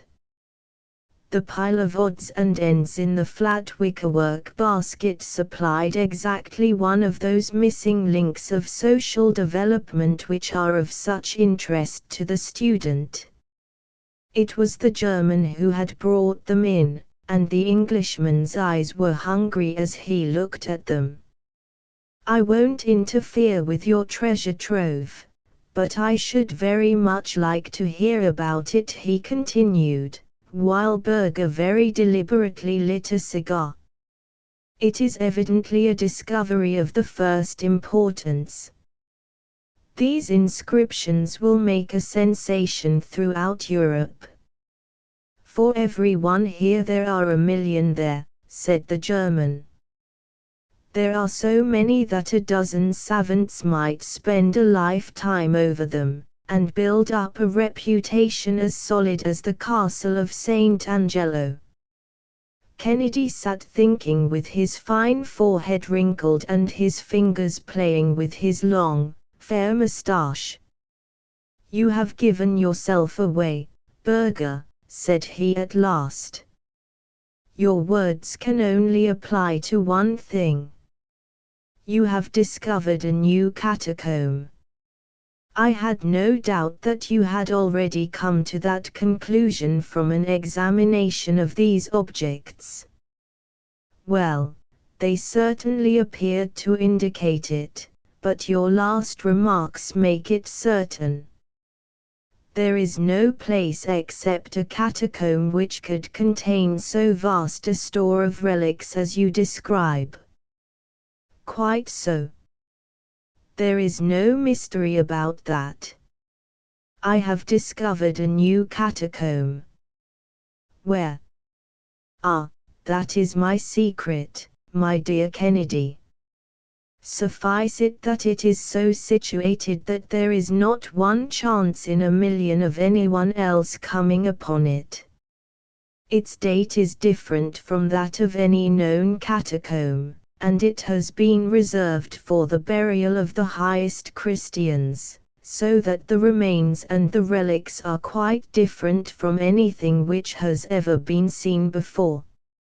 If I was not aware of your knowledge and of your energy, my friend, I would not hesitate, under the pledge of secrecy, to tell you everything about it.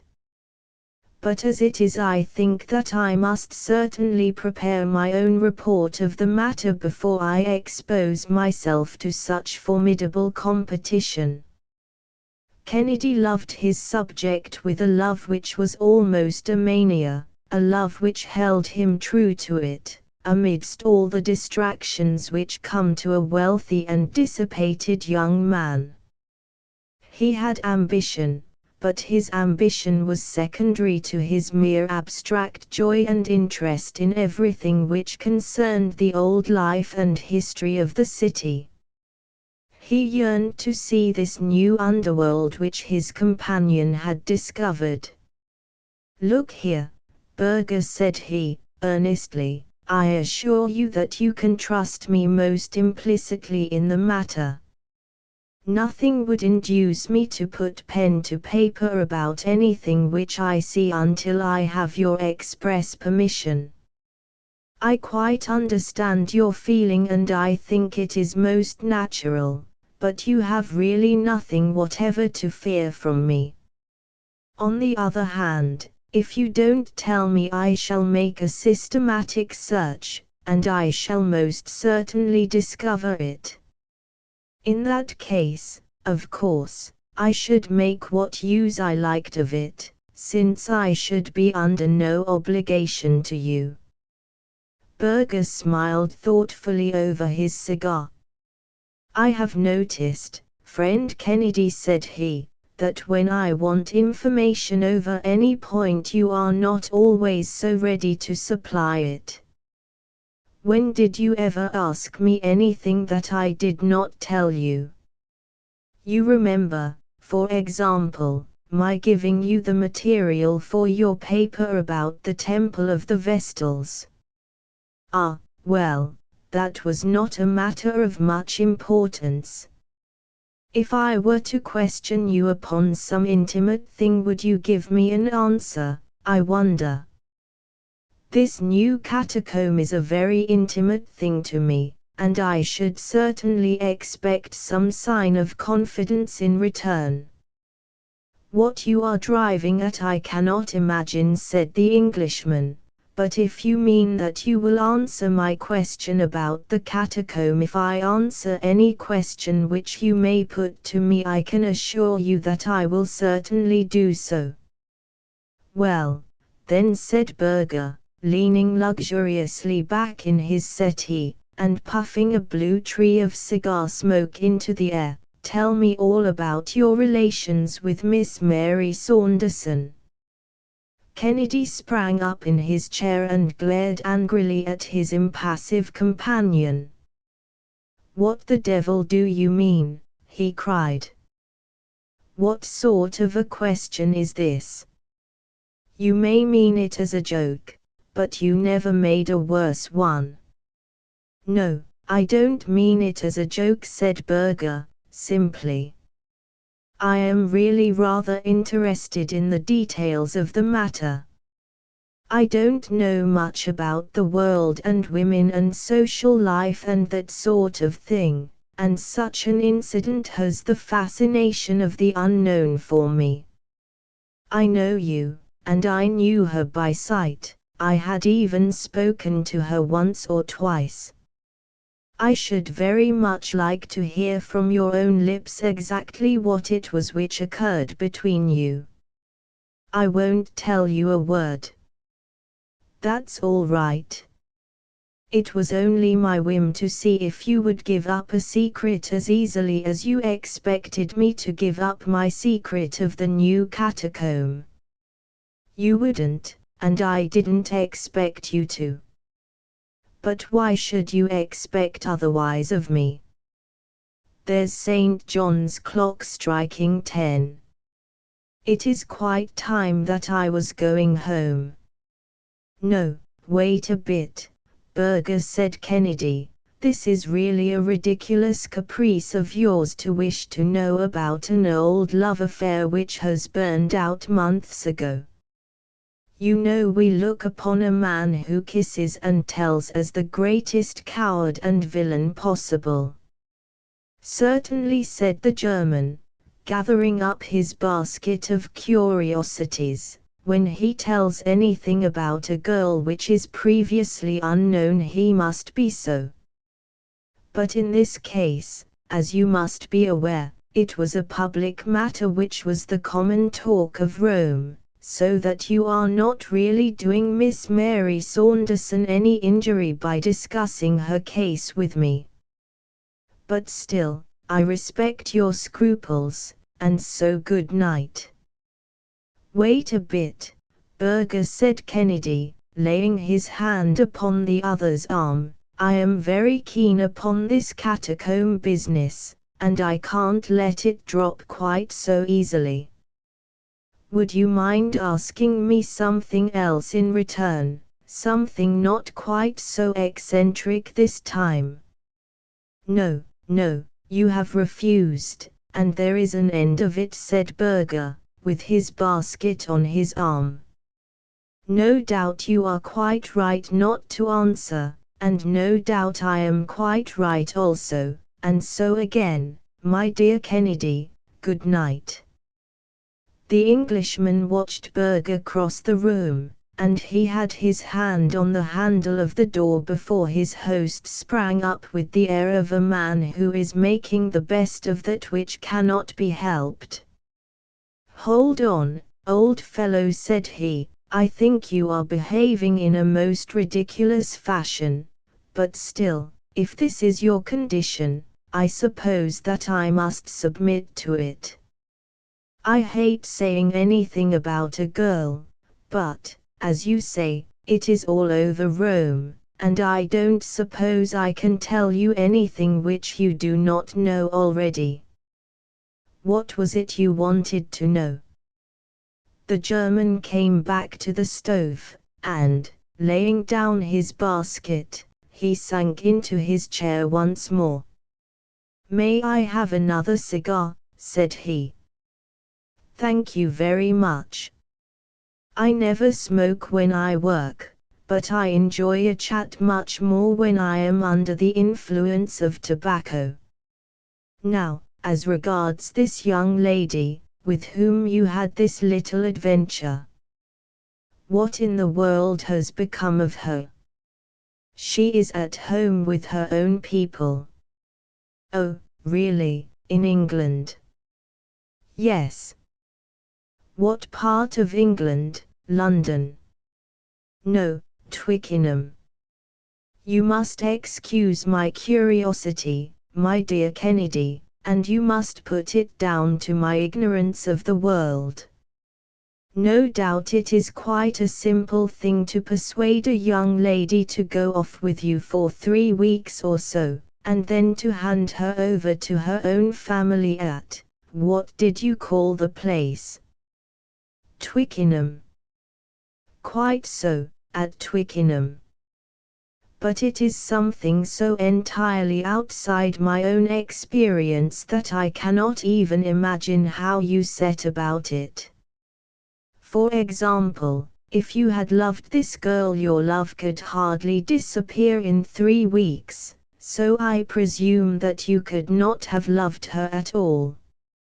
But if you did not love her, why should you make this great scandal which has damaged you and ruined her? Kennedy looked moodily into the red eye of the stove. That's a logical way of looking at it, certainly, said he. Love is a big word, and it represents a good many different shades of feeling. I liked her, and, well, you say you've seen her, you know how charming she could look. But still I am willing to admit, looking back, that I could never have really loved her. Then, my dear Kennedy, why did you do it? The adventure of the thing had a great deal to do with it. What? You are so fond of adventures. Where would the variety of life be without them? It was for an adventure that I first began to pay my attentions to her. I've chased a good deal of game in my time, but there's no chase like that of a pretty woman. There was the piquant difficulty of it also, for, as she was the companion of Lady Emily Rood, it was almost impossible to see her alone. On the top of all the other obstacles which attracted me, I learned from her own lips very early in the proceedings that she was engaged. Mein Gott! To whom? She mentioned no names. I do not think that anyone knows that. So that made the adventure more alluring, did it? Well, it did certainly give a spice to it. Don't you think so? I tell you that I am very ignorant about these things.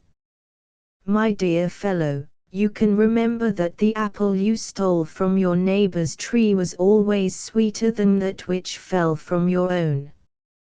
And then I found that she cared for me. What, at once? Oh, no, it took about 3 months of sapping and mining. But at last I won her over. She understood that my judicial separation from my wife made it impossible for me to do the right thing by her, but she came all the same, and we had a delightful time, as long as it lasted. But how about the other man? Kennedy shrugged his shoulders. I suppose it is the survival of the fittest, said he. If he had been the better man, she would not have deserted him. Let's drop the subject, for I have had enough of it. Only one other thing. How did you get rid of her in 3 weeks? Well, we had both cooled down a bit, you understand. She absolutely refused, under any circumstances, to come back to face the people she had known in Rome. Now, of course, Rome is necessary to me, and I was already pining to be back at my work, so there was one obvious cause of separation. Then, again, her old father turned up at the hotel in London, and there was a scene, and the whole thing became so unpleasant that really, though I missed her dreadfully at first, I was very glad to slip out of it. Now, I rely upon you not to repeat anything of what I have said. My dear Kennedy, I should not dream of repeating it. But all that you say interests me very much, for it gives me an insight into your way of looking at things, which is entirely different from mine, for I have seen so little of life. And now you want to know about my new catacomb. There's no use my trying to describe it, for you would never find it by that. There is only one thing, and that is for me to take you there. That would be splendid. When would you like to come? The sooner the better. I am all impatience to see it. Well, it is a beautiful night, though a trifle cold. Suppose we start in an hour. We must be very careful to keep the matter to ourselves. If anyone saw us hunting in couples, they would suspect that there was something going on. We can't be too cautious, said Kennedy. Is it far? Some miles. Not too far to walk. Oh, no, we could walk there easily. We had better do so, then. A cabman's suspicions would be aroused if he dropped us both at some lonely spot in the dead of the night. Quite so. I think it would be best for us to meet at the gate of the Appian Way at midnight. I must go back to my lodgings for the matches and candles and things. All right, Burger. I think it is very kind of you to let me into this secret, and I promise you that I will write nothing about it until you have published your report. Goodbye for the present. You will find me at the gate at 12. The cold, clear air was filled with the musical chimes from that city of clocks as Burger, wrapped in an Italian overcoat, with a lantern hanging from his hand, walked up to the rendezvous. Kennedy stepped out of the shadow to meet him. You are ardent in work as well as in love, said the German, laughing. Yes, I have been waiting here for nearly half an hour. I hope you left no clue as to where we were going. Not such a fool. By Jove, I am chilled to the bone. Come on, Burger, let us warm ourselves by a spurt of hard walking. Their footsteps sounded loud and crisp upon the rough stone paving of the disappointing road which is all that is left of the most famous highway of the world. A peasant or two going home from the wine shop, and a few carts of country produce coming up to Rome, were the only things which they met. They swung along, with the huge tombs looming up through the darkness upon each side of them, until they had come as far as the catacombs of St. Callistus, and saw against a rising moon the great circular bastion of Caecilia Metella in front of them. Then Burger stopped with his hand to his side. Your legs are longer than mine, and you are more accustomed to walking, said he, laughing. I think that the place where we turn off is somewhere here. Yes, this is it, round the corner of the trattoria. Now, it is a very narrow path, so perhaps I had better go in front and you can follow. He had lit his lantern, and by its light they were enabled to follow a narrow and devious track which wound across the marshes of the Campagna. The great aqueduct of old Rome lay like a monstrous caterpillar across the moonlit landscape, and their road led them under one of its huge arches, and past the circle of crumbling bricks which marks the old arena. At last Burger stopped at a solitary wooden cow-house, and he drew a key from his pocket. Surely your catacomb is not inside a house, cried Kennedy.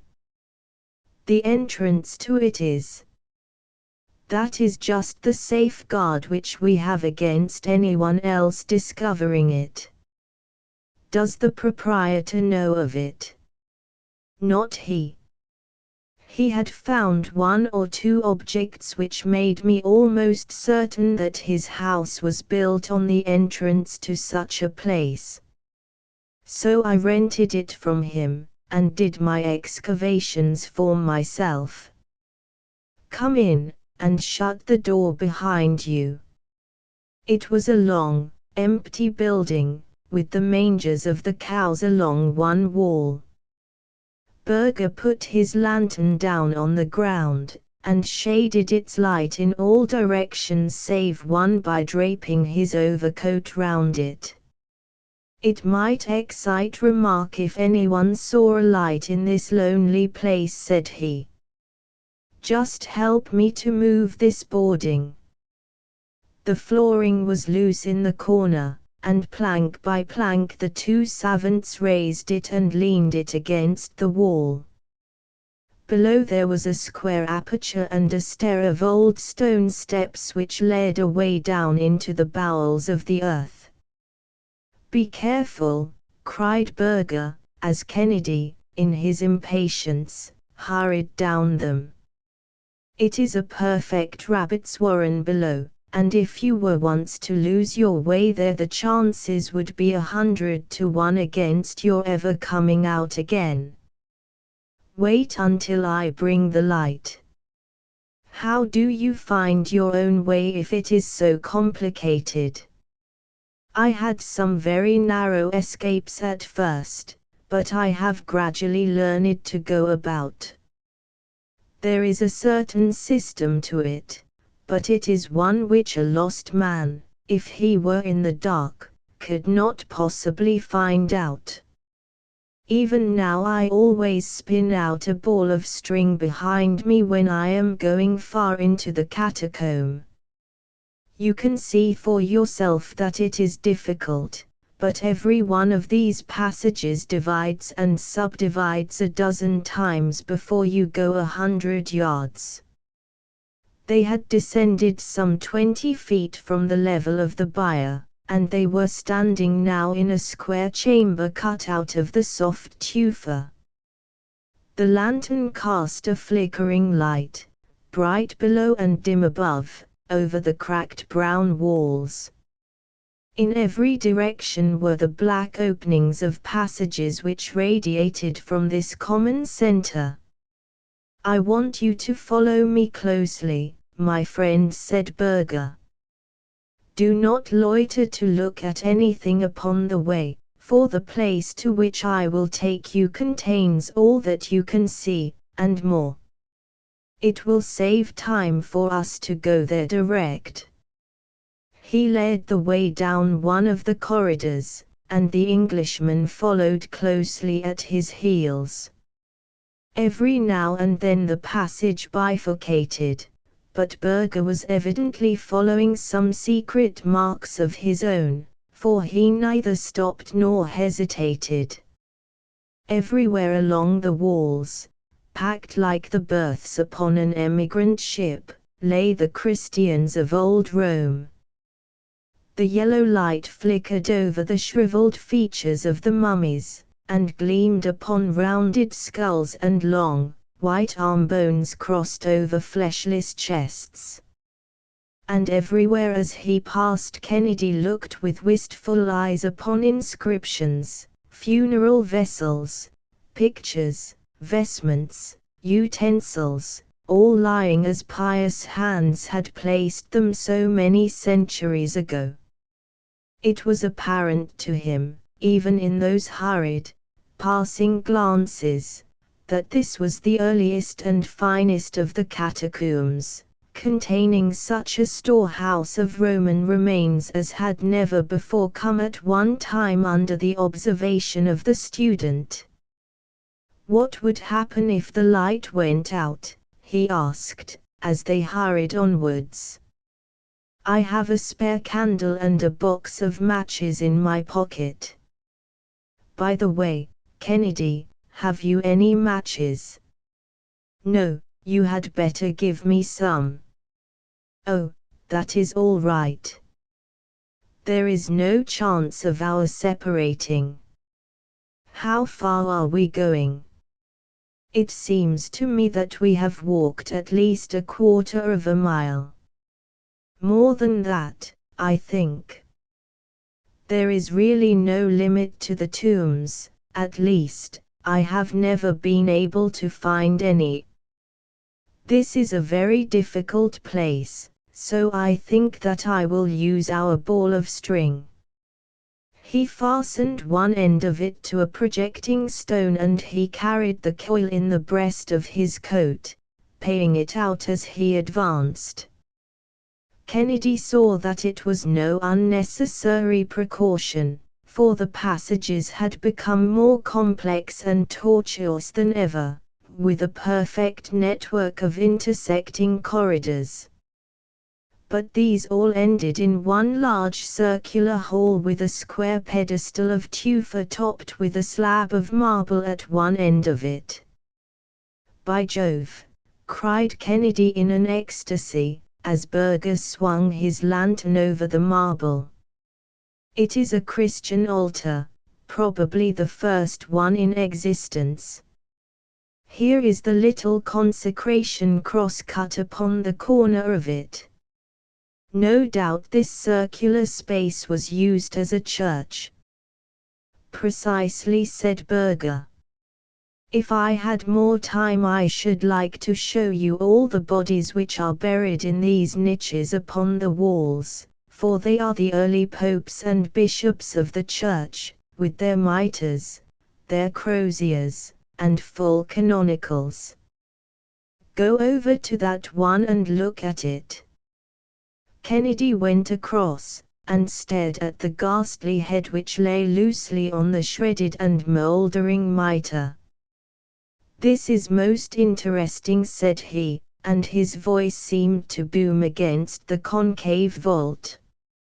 "As far as my experience goes, it is unique. Bring the lantern over, Berger, for I want to see them all." But the German had strolled away, and was standing in the middle of a yellow circle of light at the other side of the hall. "Do you know how many wrong turnings there are between this and the stairs?" he asked. "There are over 2,000. No doubt it was one of the means of protection which the Christians adopted. The odds are 2,000 to 1 against a man getting out, even if he had a light, but if he were in the dark it would, of course, be far more difficult. So I should think. And the darkness is something dreadful. I tried it once for an experiment. Let us try it again." He stooped to the lantern, and in an instant it was as if an invisible hand was squeezed tightly over each of Kennedy's eyes. Never had he known what such darkness was. It seemed to press upon him and to smother him. It was a solid obstacle against which the body shrank from advancing. He put his hands out to push it back from him. "That will do, Berger," said he, "let's have the light again." But his companion began to laugh, and in that circular room the sound seemed to come from every side at once. "You seem uneasy, friend Kennedy," said he. "Go on, man, light the candle," said Kennedy impatiently.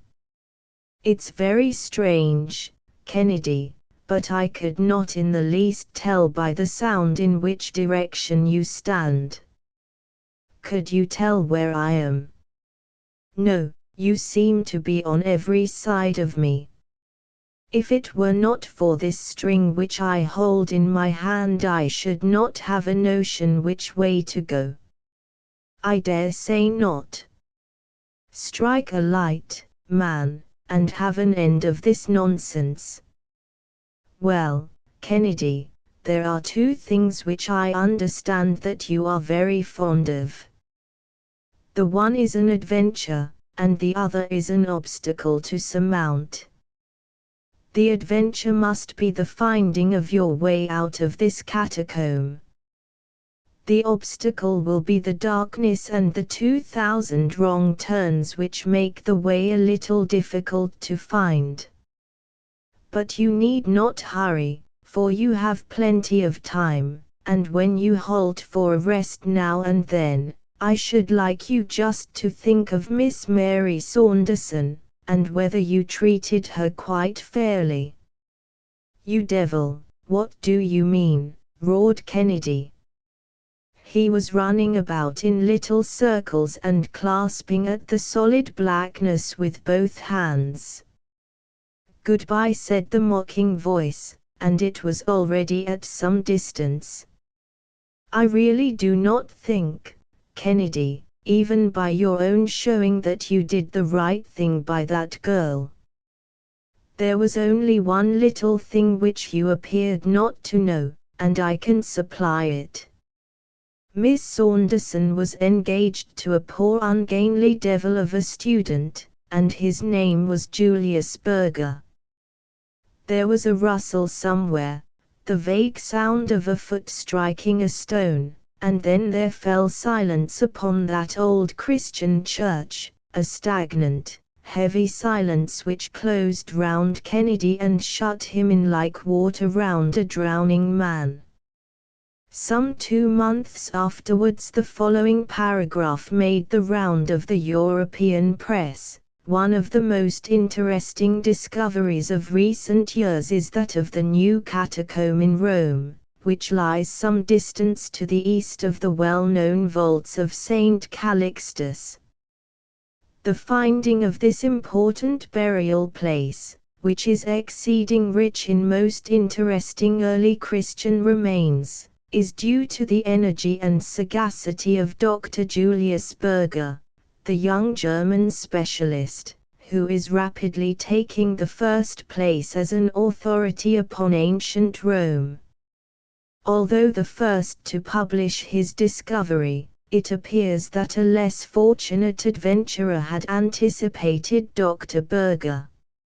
Some months ago Mr. Kennedy, the well-known English student, disappeared suddenly from his rooms in the Corso, and it was conjectured that his association with a recent scandal had driven him to leave Rome. It appears now that he had in reality fallen a victim to that fervid love of archaeology which had raised him to a distinguished place among living scholars. His body was discovered in the heart of the new catacomb, and it was evident from the condition of his feet and boots that he had tramped for days through the tortuous corridors which make these subterranean tombs so dangerous to explorers.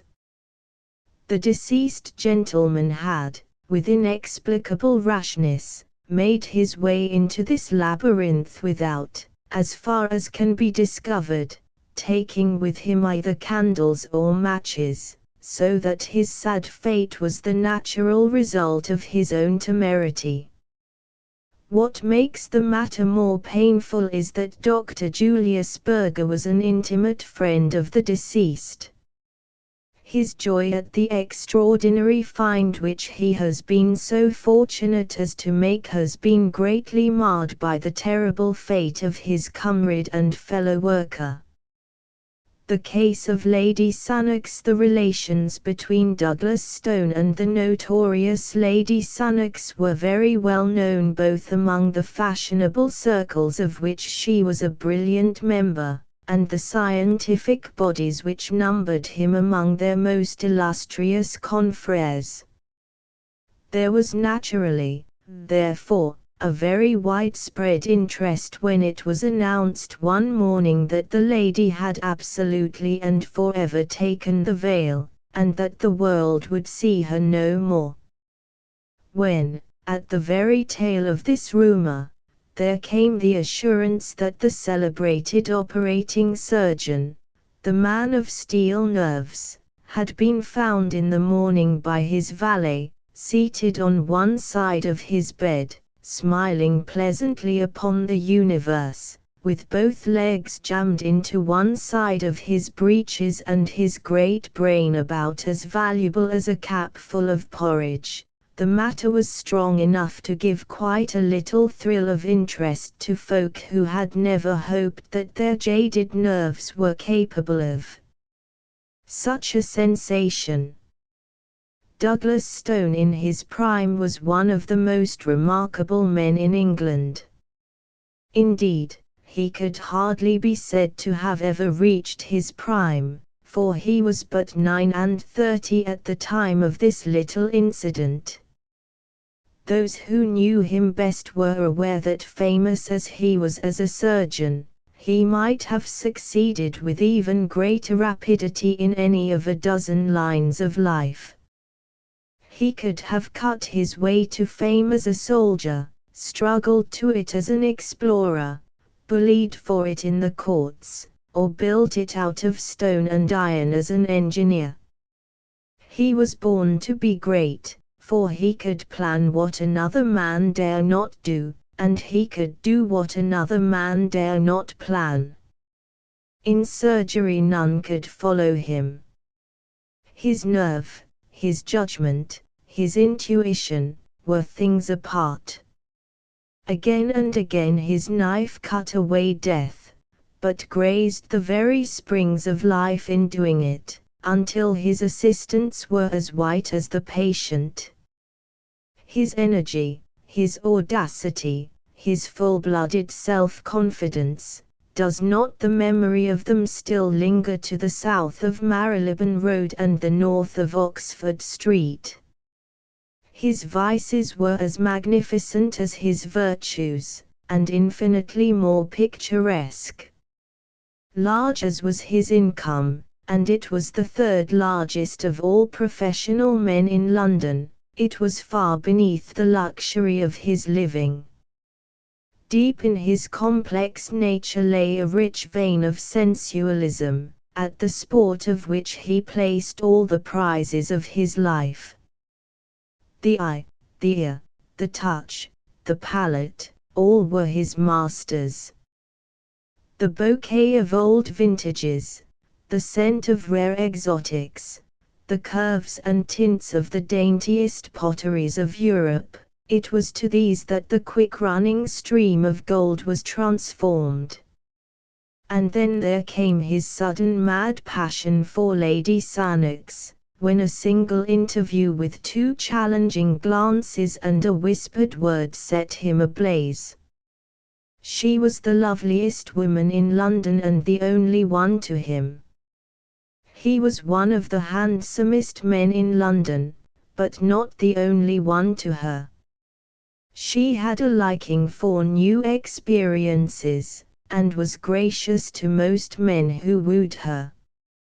It may have been cause or it may have been effect that Lord Sannox looked 50, though he was but 36. He was a quiet, silent, neutral-tinted man, this lord, with thin lips and heavy eyelids, much given to gardening, and full of home-like habits. He had at one time been fond of acting, had even rented a theatre in London, and on its boards had first seen Miss Marian Dawson, to whom he had offered his hand, his title, and the third of a county. Since his marriage his early hobby had become distasteful to him. Even in private theatricals it was no longer possible to persuade him to exercise the talent which he had often showed that he possessed. He was happier with a spud and a watering can among his orchids and chrysanthemums. It was quite an interesting problem whether he was absolutely devoid of sense, or miserably wanting in spirit. Did he know his lady's ways and condone them, or was he a mere blind, doting fool? It was a point to be discussed over the teacups in snug little drawing rooms, or with the aid of a cigar in the bow windows of clubs. Bitter and plain were the comments among men upon his conduct. There was but one who had a good word to say for him, and he was the most silent member in the smoking room. He had seen him break in a horse at the university, and it seemed to have left an impression upon his mind. But when Douglas Stone became the favourite, all doubts as to Lord Sannox's knowledge or ignorance were set forever at rest. There was no subterfuge about Stone. In his high-handed, impetuous fashion, he set all caution and discretion at defiance. The scandal became notorious. A learned body intimated that his name had been struck from the list of its vice-presidents. 2 friends implored him to consider his professional credit. He cursed them all 3, and spent 40 guineas on a bangle to take with him to the lady. He was at her house every evening, and she drove in his carriage in the afternoons. There was not an attempt on either side to conceal their relations, but there came at last a little incident to interrupt them. It was a dismal winter's night, very cold and gusty, with the wind whooping in the chimneys and blustering against the window panes. A thin spatter of rain tinkled on the glass with each fresh sough of the gale, drowning for the instant the dull gurgle and drip from the eaves. Douglas Stone had finished his dinner, and sat by his fire in the study, a glass of rich port upon the malachite table at his elbow. As he raised it to his lips, he held it up against the lamplight, and watched with the eye of a connoisseur the tiny scales of beeswing which floated in its rich ruby depths. The fire, as it spurted up, threw fitful lights upon his bald, clear-cut face, with its widely opened grey eyes, its thick and yet firm lips, and the deep, square jaw, which had something Roman in its strength and its animalism. He smiled from time to time as he nestled back in his luxurious chair. Indeed, he had a right to feel well pleased, for, against the advice of 6 colleagues, he had performed an operation that day of which only 2 cases were on record, and the result had been brilliant beyond all expectation. No other man in London would have had the daring to plan, or the skill to execute, such a heroic measure. But he had promised Lady Sannox to see her that evening, and it was already 8:30. His hand was outstretched to the bell to order the carriage when he heard the dull thud of the knocker. An instant later there was the shuffling of feet in the hall, and the sharp closing of a door. "A patient to see you, sir, in the consulting room," said the butler. "About himself?" "No, sir, I think he wants you to go out." "It is too late," cried Douglas Stone peevishly. "I won't go." "This is his card, sir." The butler presented it upon the gold salver which had been given to his master by the wife of a prime minister. "Hamal Ali, Smyrna." "Hum.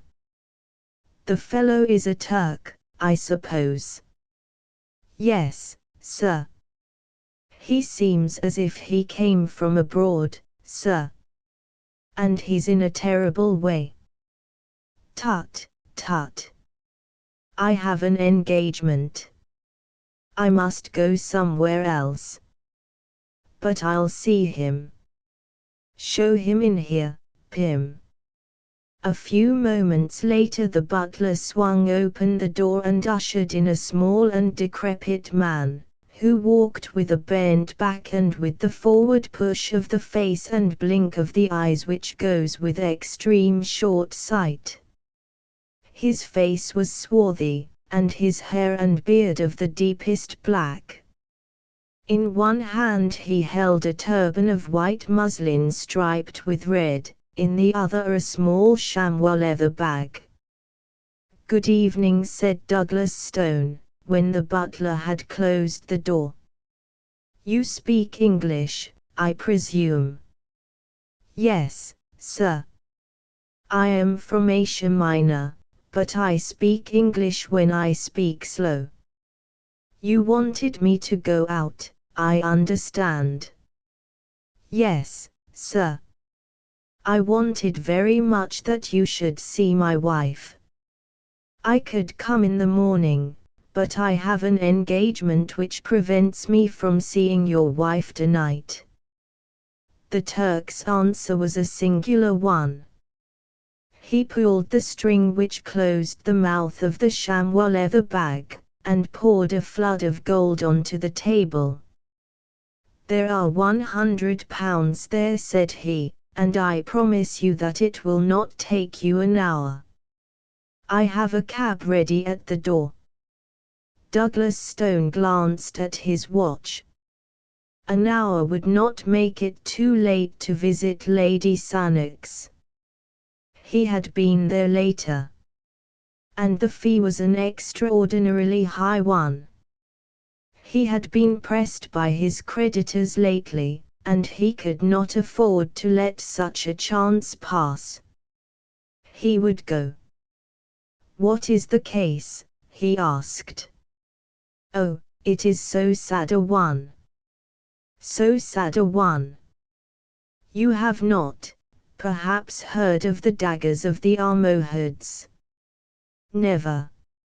"Ah, they are Eastern daggers of a great age and of a singular shape, with the hilt like what you call a stirrup.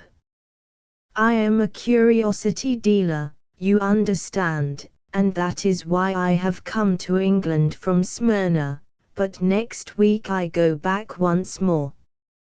Many things I brought with me, and I have a few things left, but among them, to my sorrow, is one of these daggers." "You will remember that I have an appointment, sir," said the surgeon, with some irritation. "Pray confine yourself to the necessary details." "You will see that it is necessary. Today my wife fell down in a faint in the room in which I keep my wares, and she cut her lower lip upon this cursed dagger of Almohad's." "I see," said Douglas Stone, rising. "And you wish me to dress the wound?" "No, no, it is worse than that." "What then?" "These daggers are poisoned." "Poisoned?" "Yes, and there is no man, east or west, who can tell now what is the poison or what the cure. But all that is known I know, for my father was in this trade before me, and we have had much to do with these poisoned weapons." "What are the symptoms?" "Deep sleep, and death in 30 hours. "And you say there is no cure? Why then should you pay me this considerable fee?" "No drug can cure, but the knife may." "And how?" "The poison is slow of absorption. It remains 4 hours in the wound. Washing, then, might cleanse it. No more than in a snake bite. It is too subtle and too deadly. Excision of the wound, then. That is it. If it be on the finger, take the finger off. So said my father always. But think of where this wound is, and that it is my wife. It is dreadful. But familiarity with such grim matters may take the finer edge from a man's sympathy. To Douglas Stone this was already an interesting case, and he brushed aside as irrelevant the feeble objections of the husband. "It appears to be that or nothing," said he brusquely. "It is better to lose a lip than a life." "Ah, yes, I know that you are right." Well, it is Kismet, and it must be faced. I have the cab, and you will come with me and do this thing." Douglas Stone took his case of bistouries from a drawer, and placed it with a roll of bandage and a compress of lint in his pocket. He must waste no more time if he were to see Lady Sannox. "I am ready," said he, pulling on his overcoat. "Will you take a glass of wine before you go out into this cold air?" His visitor shrank away, with a protesting hand upraised. "You forget that I am a Mussulman, and a true follower of the Prophet," said he. "But tell me, what is the bottle of green glass which you have placed in your pocket?" "It is chloroform." "Ah, that also is forbidden to us. It is a spirit, and we make no use of such things." "What? You would allow your wife to go through an operation without an anesthetic?" "Ah! She will feel nothing, poor soul. The deep sleep has already come on, which is the first working of the poison. And then I have given her of our Smyrna opium. Come, sir, for already an hour has passed." As they stepped out into the darkness, a sheet of rain was driven in upon their faces, and the hall lamp, which dangled from the arm of a marble caryatide, went out with a fluff. Pym, the butler, pushed the heavy door to, straining hard with his shoulder against the wind, while the two men groped their way towards the yellow glare which showed where the cab was waiting. An instant later they were rattling upon their journey. "Is it far?" asked Douglas Stone. "Oh, no. We have a very little quiet place off the Euston Road." The surgeon pressed the spring of his repeater and listened to the little tings which told him the hour. It was 9:15. He calculated the distances, and the short time which it would take him to perform so trivial an operation. He ought to reach Lady Sannox by 10 o'clock. Through the fogged windows he saw the blurred gas lamps dancing past, with occasionally the broader glare of a shop front. The rain was pelting and rattling upon the leathern top of the carriage, and the wheels swashed as they rolled through puddle and mud. Opposite to him the white headgear of his companion gleamed faintly through the obscurity. The surgeon felt in his pockets and arranged his needles, his ligatures and his safety pins, that no time might be wasted when they arrived. He chafed with impatience and drummed his foot upon the floor. But the cab slowed down at last and pulled up. In an instant Douglas Stone was out, and the Smyrna merchant's toe was at his very heel. "You can wait," said he to the driver. It was a mean-looking house in a narrow and sordid street. The surgeon, who knew his London well, cast a swift glance into the shadows, but there was nothing distinctive, no shop, no movement, nothing but a double line of dull, flat-faced houses, a double stretch of wet flagstones which gleamed in the lamplight, and a double rush of water in the gutters which swirled and gurgled towards the sewer gratings. The door which faced them was blotched and discolored, and a faint light in the fan pane above. It served to show the dust and the grime which covered it. Above, in one of the bedroom windows, there was a dull yellow glimmer. The merchant knocked loudly, and, as he turned his dark face towards the light, Douglas Stone could see that it was contracted with anxiety. A bolt was drawn, and an elderly woman with a taper stood in the doorway, shielding the thin flame with her gnarled hand. "Is all well?" gasped the merchant. "She is as you left her, sir."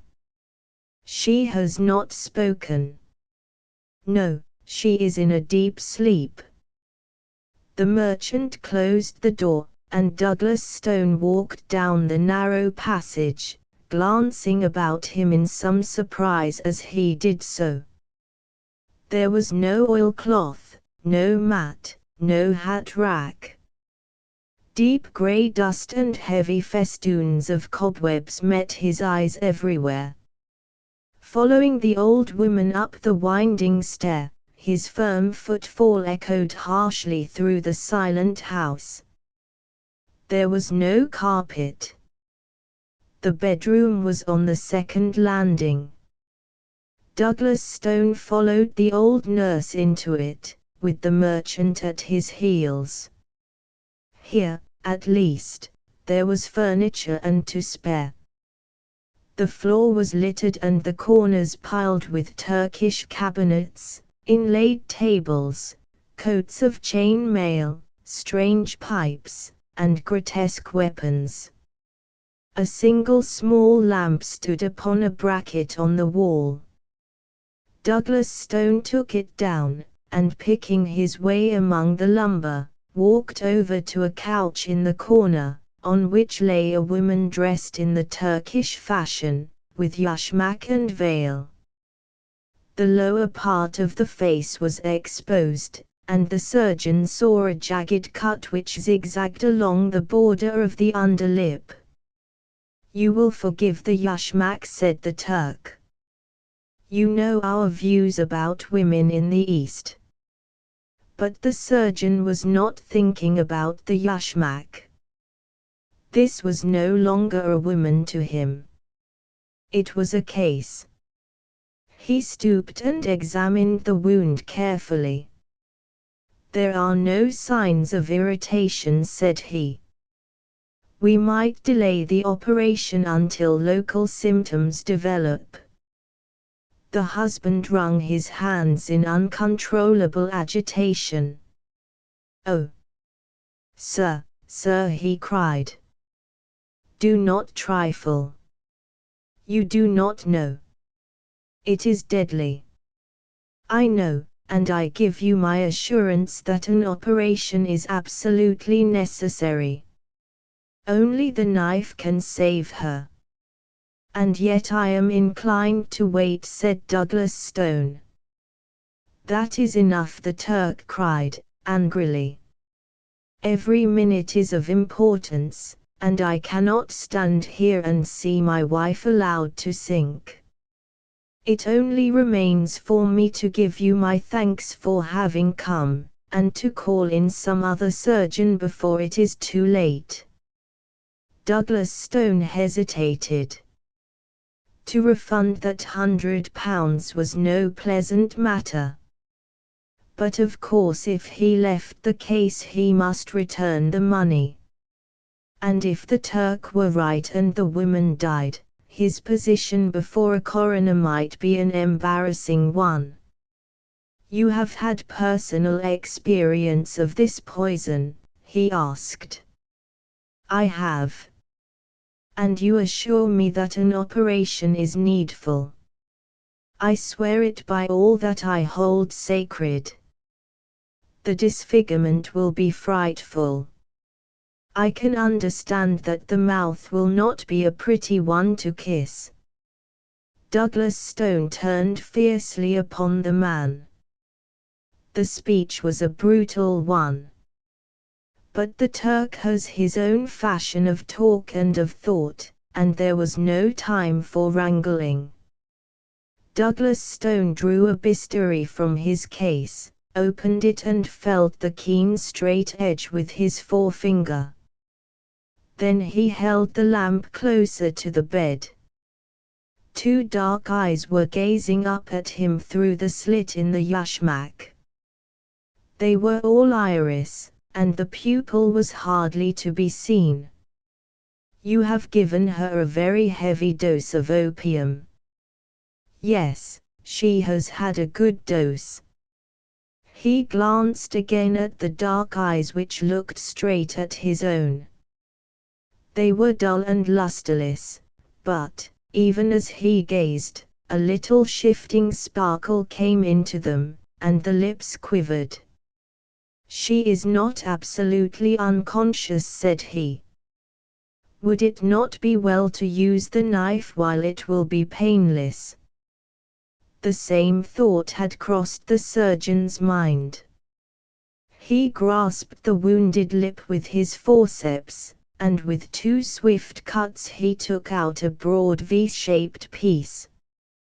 The woman sprang up on the couch with a dreadful gurgling scream. Her covering was torn from her face. It was a face that he knew. In spite of that protruding upper lip and that slobber of blood, it was a face that he knew. She kept on putting her hand up to the gap and screaming. Douglas Stone sat down at the foot of the couch with his knife and his forceps.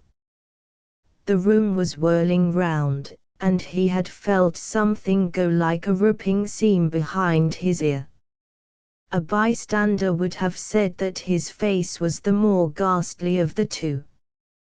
As in a dream, or as if he had been looking at something at the play, he was conscious that the Turk's hair and beard lay upon the table, and that Lord Sannox was leaning against the wall with his hand to his side, laughing silently. The screams had died away now, and the dreadful head had dropped back again upon the pillow, but Douglas Stone still sat motionless, and Lord Sannox still chuckled quietly to himself. "It was really very necessary for Marion, this operation," said he, "not physically, but morally, you know, morally." Douglas Stone stooped 4 yards and began to play with the fringe of the coverlet. His knife tinkled down upon the ground, but he still held the forceps and something more. "I had long intended to make a little example," said Lord Sannox, suavely. "Your note of Wednesday miscarried, and I have it here in my pocket book. I took some pains in carrying out my idea. The wound, by the way, was from nothing more dangerous than my signet ring." He glanced keenly at his silent companion, and cocked the small revolver which he held in his coat pocket. But Douglas Stone was still picking at the coverlet. "You see, you have kept your appointment after all," said Lord Sannox. And at that Douglas Stone began to laugh. He laughed long and loudly. But Lord Sannox did not laugh now. Something like fear sharpened and hardened his features. He walked from the room, and he walked on tiptoe. The old woman was waiting outside. "Attend to your mistress when she awakes," said Lord Sannox. Then he went down to the street. The cab was at the door, and the driver raised his hand to his hat. "John," said Lord Sannox, "you will take the doctor home first. He will want leading downstairs, I think. Tell his butler that he has been taken ill at a case." "Very good, sir." "Then you can take Lady Sannox home." "And how about yourself, sir?" "Oh, My address for the next few months will be Hotel di Roma, Venice. Just see that the letters are sent on. And tell Stevens to exhibit all the purple chrysanthemums next Monday, and to wire me the result. The Terror of Blue John Gap. The following narrative was found among the papers of Dr. James Hardcastle, who died of phthisis on the 4th of February 1908, at 36, Upper Coventry Flats, South Kensington. Those who knew him best, while refusing to express an opinion upon this particular statement, are unanimous in asserting that he was a man of a sober and scientific turn of mind, absolutely devoid of imagination, and most unlikely to invent any abnormal series of events. The paper was contained in an envelope, which was docketed, "A short account of the circumstances which occurred near Miss Allerton's farm in northwest Derbyshire in the spring of last year." The envelope was sealed, and on the other side was written in pencil, "Dear Seaton, it may interest, and perhaps pain you, to know that the incredulity with which you met my story has prevented me from ever opening my mouth upon the subject again. I leave this record after my death, and perhaps strangers may be found to have more confidence in me than my friend. Inquiry has failed to elicit who this Seaton may have been. I may add that the visit of the deceased to Allerton's farm, and the general nature of the alarm there, apart from his particular explanation, have been absolutely established." With this foreword I append his account exactly as he left it. It is in the form of a diary, some entries in which have been expanded, while a few have been erased. April 17. Already I feel the benefit of this wonderful upland air. The farm of the Allertons lies 1420 feet above sea level, so it may well be a bracing climate. Beyond the usual morning cough I have very little discomfort, and, what with the fresh milk and the home-grown mutton, I have every chance of putting on weight. I think Saunderson will be pleased. The two Miss Allertons are charmingly quaint and kind, two dear little hard-working old maids, who are ready to lavish all the heart which might have gone out to husband and to children upon an invalid stranger. Truly, the old maid is a most useful person, one of the reserve forces of the community. They talk of the superfluous woman, but what would the poor superfluous man do without her kindly presence? By the way, in their simplicity they very quickly let out the reason why Saunderson recommended their farm. The professor rose from the ranks himself, and I believe that in his youth he was not above scaring crows in these very fields.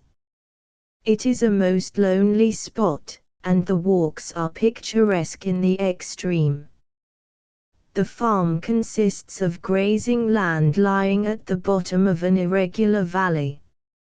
On each side are the fantastic limestone hills, formed of rock so soft that you can break it away with your hands.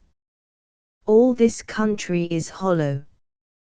Could you strike it with some gigantic hammer it would boom like a drum, or possibly cave in altogether and expose some huge subterranean sea.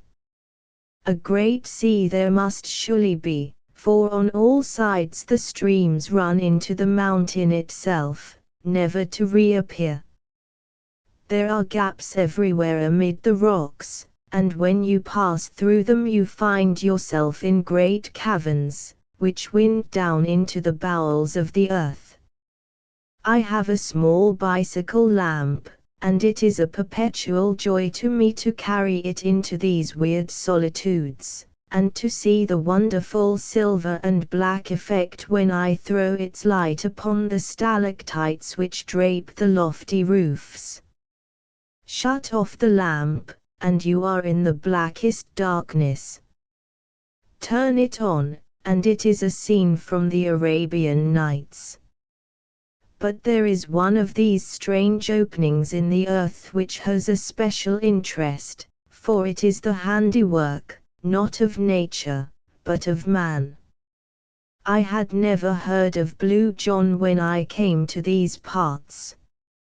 It is the name given to a peculiar mineral of a beautiful purple shade, which is only found at 1 or 2 places in the world. It is so rare that an ordinary vase of Blue John would be valued at a great price. The Romans, with that extraordinary instinct of theirs, discovered that it was to be found in this valley, and sank a horizontal shaft deep into the mountain side.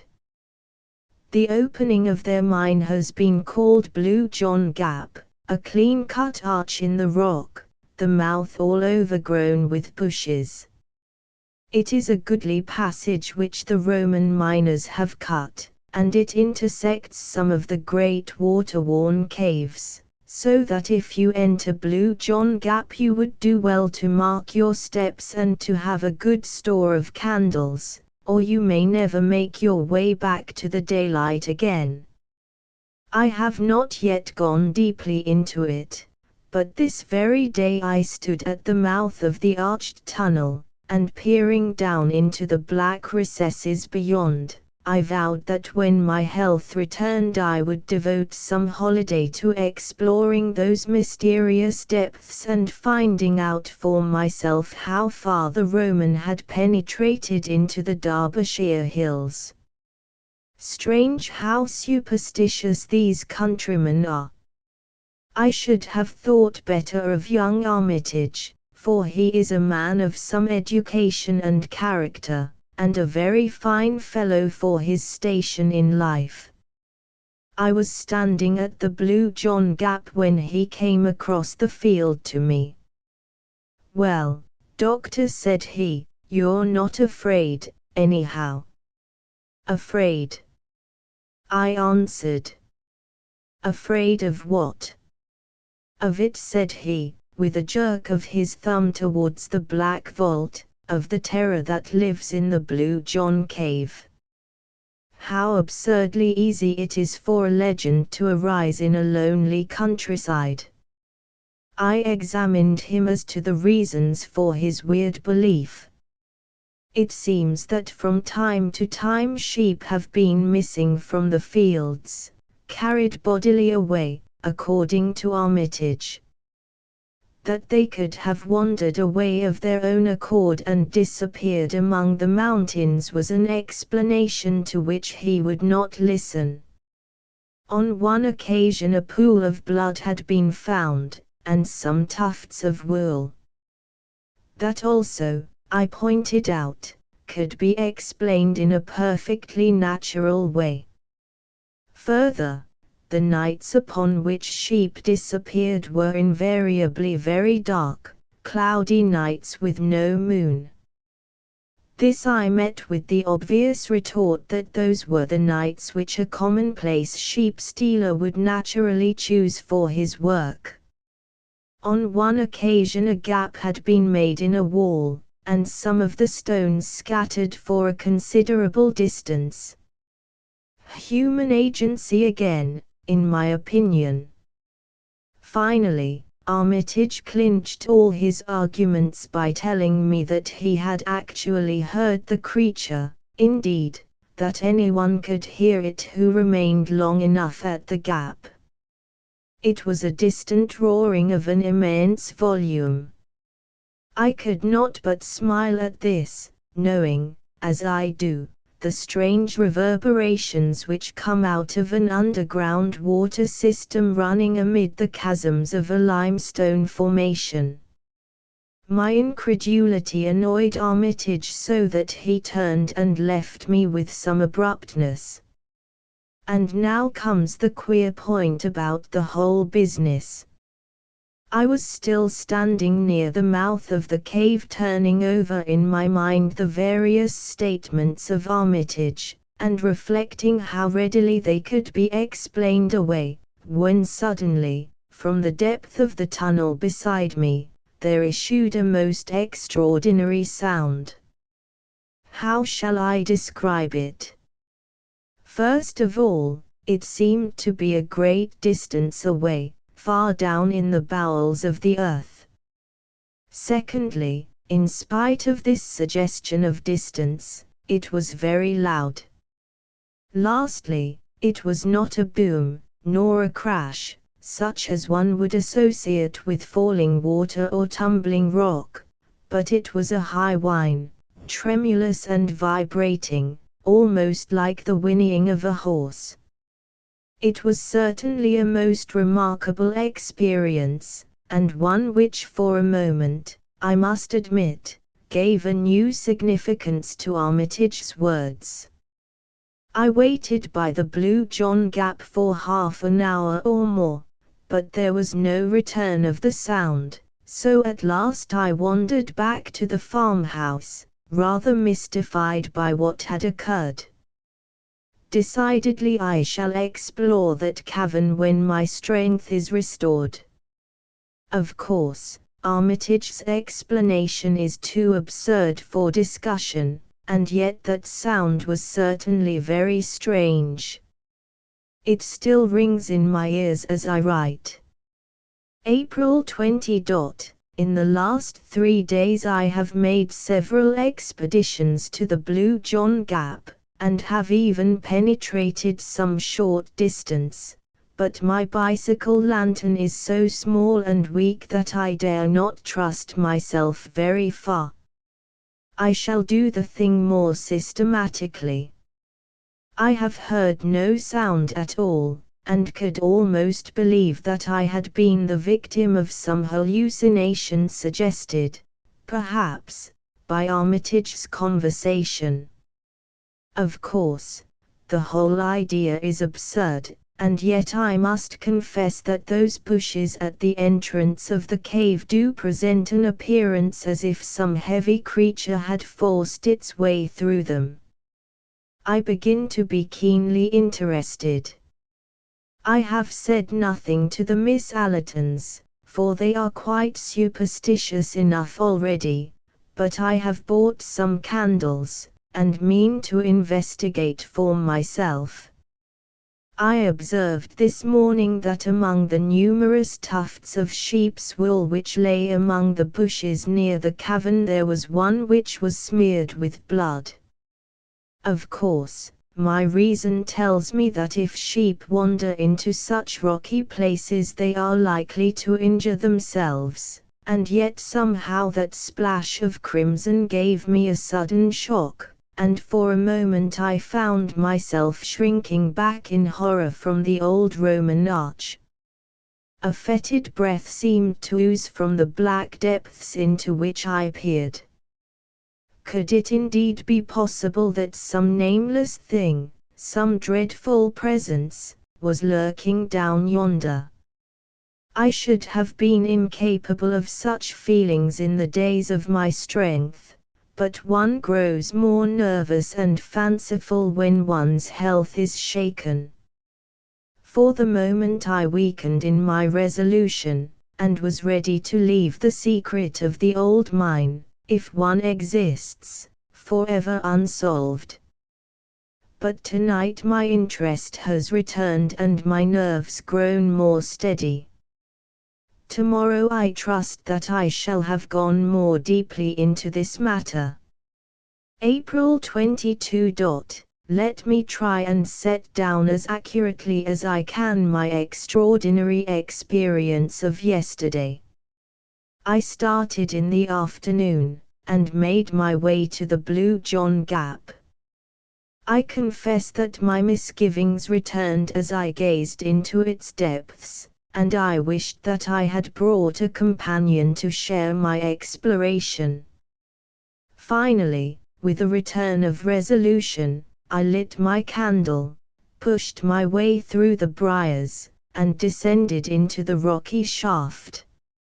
It went down at an acute angle for some 50 feet, the floor being covered with broken stone. Thence there extended a long, straight passage cut in the solid rock. I am no geologist, but the lining of this corridor was certainly of some harder material than limestone, for there were points where I could actually see the tool marks which the old miners had left in their excavation, as fresh as if they had been done yesterday. Down this strange, old-world corridor I stumbled, my feeble flame throwing a dim circle of light around me, which made the shadows beyond the more threatening and obscure. Finally, I came to a spot where the Roman tunnel opened into a water-worn cavern, a huge hall, hung with long white icicles of lime deposit. From this central chamber I could dimly perceive that a number of passages worn by the subterranean streams wound a way into the depths of the earth. I was standing there wondering whether I had better return, or whether I dare venture farther into this dangerous labyrinth, when my eyes fell upon something at my feet which strongly arrested my attention. The greater part of the floor of the cavern was covered with boulders of rock or with hard incrustations of lime, but at this particular point there had been a drip from the distant roof, which had left a patch of soft mud. In the very center of this there was a huge mark, an ill-defined blotch, deep, broad and irregular, as if a great boulder had fallen upon it. No loose stone lay near, however, nor was there anything to account for the impression. It was far too large to be caused by any possible animal, and besides, there was only the one, and the patch of mud was of such a size that no reasonable stride could have covered it. As I rose from the examination of that singular mark and then looked round into the black shadows which hemmed me in, I must confess that I felt for a moment a most unpleasant sinking of my heart, and that, do what I could, the candle trembled in my outstretched hand. I soon recovered my nerve, however, when I reflected how absurd it was to associate so huge and shapeless a mark with the track of any known animal. Even an elephant could not have produced it. I determined, therefore, that I would not be scared by vague and senseless fears from carrying out my exploration. Before proceeding, I took good note of a curious rock formation in the wall by which I could recognize the entrance of the Roman tunnel. The precaution was very necessary, for the great cave, so far as I could see it, was intersected by passages. Having made sure of my position, and reassured myself by examining my spare candles and my matches, I advanced slowly over the rocky and uneven surface of the cavern. And now I come to the point where I met with such sudden and desperate disaster. A stream, some 20 feet broad, ran across my path, and I walked for some little distance along the bank to find a spot where I could cross dry-shod. Finally, I came to a place where a single flat boulder lay near the center, which I could reach in a stride. As it chanced, however, the rock had been cut away and made top-heavy by the rush of the stream, so that it tilted over as I landed on it and shot me into the ice-cold water. My candle went out, and I found myself floundering about in utter and absolute darkness. I staggered to my feet again, more amused than alarmed by my adventure. The candle had fallen from my hand, and was lost in the stream, but I had 2 others in my pocket, so that it was of no importance. I got one of them ready, and drew out my box of matches to light it. Only then did I realize my position. The box had been soaked in my fall into the river. It was impossible to strike the matches. A cold hand seemed to close round my heart as I realized my position.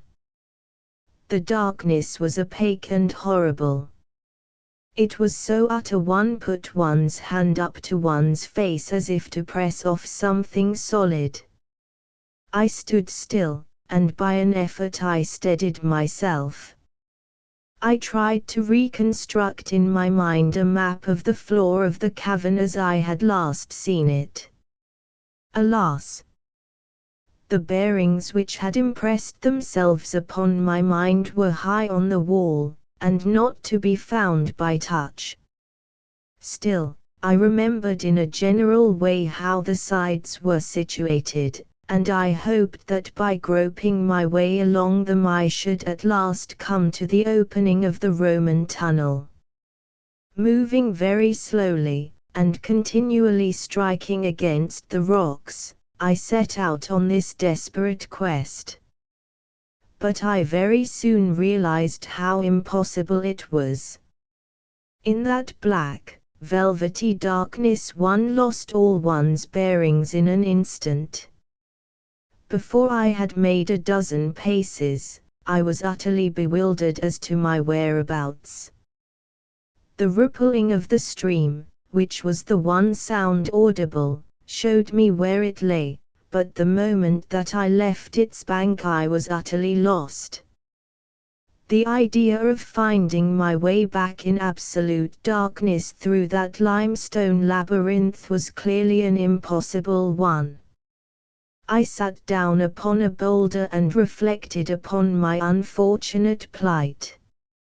I had not told anyone that I proposed to come to the Blue John mine, and it was unlikely that a search party would come after me. Therefore I must trust to my own resources to get clear of the danger. There was only one hope, and that was that the matches might dry. When I fell into the river, only half of me had got thoroughly wet. My left shoulder had remained above the water. I took the box of matches, therefore, and put it into my left armpit. The moist air of the cavern might possibly be counteracted by the heat of my body, but even so, I knew that I could not hope to get a light for many hours. Meanwhile there was nothing for it but to wait. By good luck I had slipped several biscuits into my pocket before I left the farmhouse. These I now devoured, and washed them down with a draught from that wretched stream which had been the cause of all my misfortunes. Then I felt about for a comfortable seat among the rocks, and, having discovered a place where I could get a support for my back, I stretched out my legs and settled myself down to wait. I was wretchedly damp and cold, but I tried to cheer myself with the reflection that modern science prescribed open windows and walks in all weather for my disease. Gradually, lulled by the monotonous gurgle of the stream, and by the absolute darkness, I sank into an uneasy slumber. How long this lasted I cannot say. It may have been for an hour, it may have been for several. Suddenly I sat up on my rock couch, with every nerve thrilling and every sense acutely on the alert. Beyond all doubt I had heard a sound, some sound very distinct from the gurgling of the waters. It had passed, but the reverberation of it still lingered in my ear. Was it a search party? They would most certainly have shouted, and vague as this sound was which had wakened me, it was very distinct from the human voice. I sat palpitating and hardly daring to breathe. There it was again. And again. Now it had become continuous. It was a tread, yes, surely it was the tread of some living creature. But what a tread it was! It gave one the impression of enormous weight carried upon sponge-like feet, which gave forth a muffled but ear-filling sound. The darkness was as complete as ever, but the tread was regular and decisive. And it was coming beyond all question in my direction. My skin grew cold, and my hair stood on end as I listened to that steady and ponderous footfall. There was some creature there, and surely by the speed of its advance, it was one which could see in the dark. I crouched low on my rock and tried to blend myself into it. The steps grew nearer still, then stopped, and presently I was aware of a loud lapping and gurgling. The creature was drinking at the stream. Then again there was silence, broken by a succession of long sniffs and snorts of tremendous volume and energy. Had it caught the scent of me? My own nostrils were filled by a low fetid odor, mephitic and abominable. Then I heard the steps again. They were on my side of the stream now.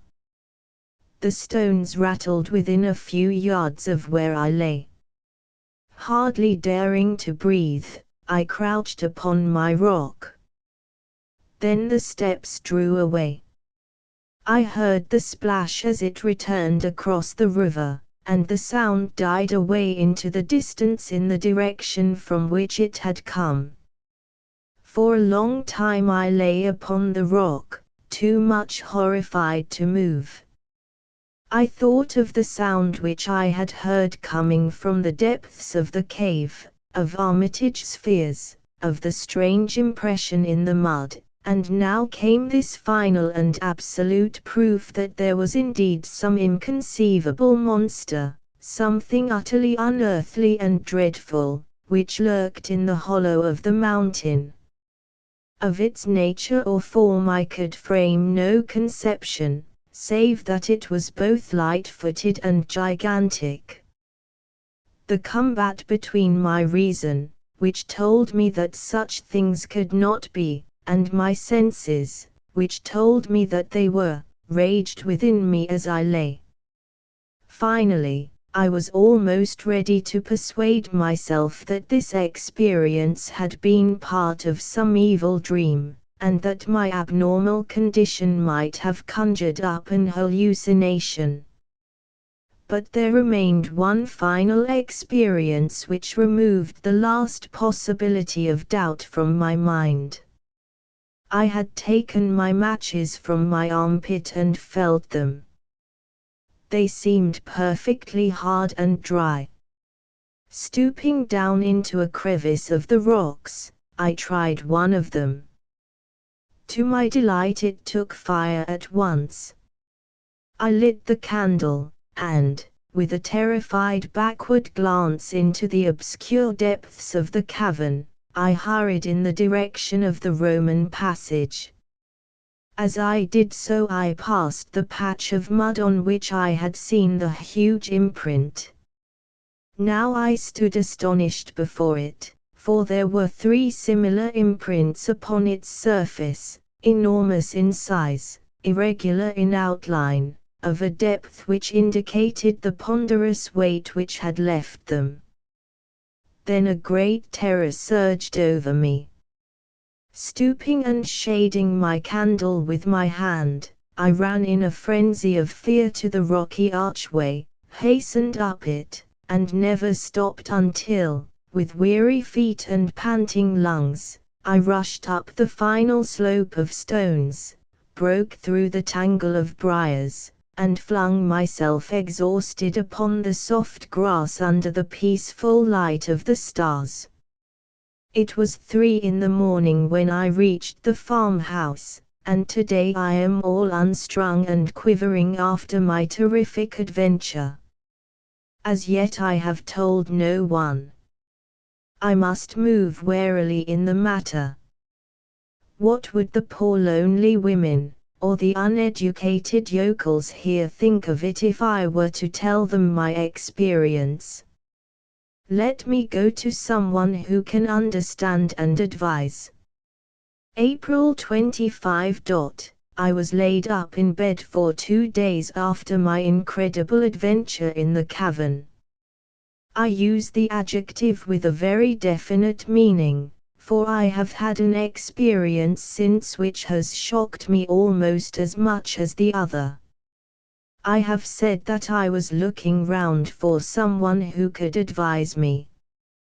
There is a Dr. Mark Johnson who practices some few miles away, to whom I had a note of recommendation from Professor Saunderson. To him I drove, when I was strong enough to get about, and I recounted to him my whole strange experience. He listened intently, and then carefully examined me, paying special attention to my reflexes and to the pupils of my eyes. When he had finished, he refused to discuss my adventure, saying that it was entirely beyond him, but he gave me the card of a Mr. Picton at Castleton, with the advice that I should instantly go to him and tell him the story exactly as I had done to himself. He was, according to my adviser, the very man who was preeminently suited to help me. I went on to the station, therefore, and made my way to the little town, which is some 10 miles away. Mr. Picton appeared to be a man of importance, as his brass plate was displayed upon the door of a considerable building on the outskirts of the town.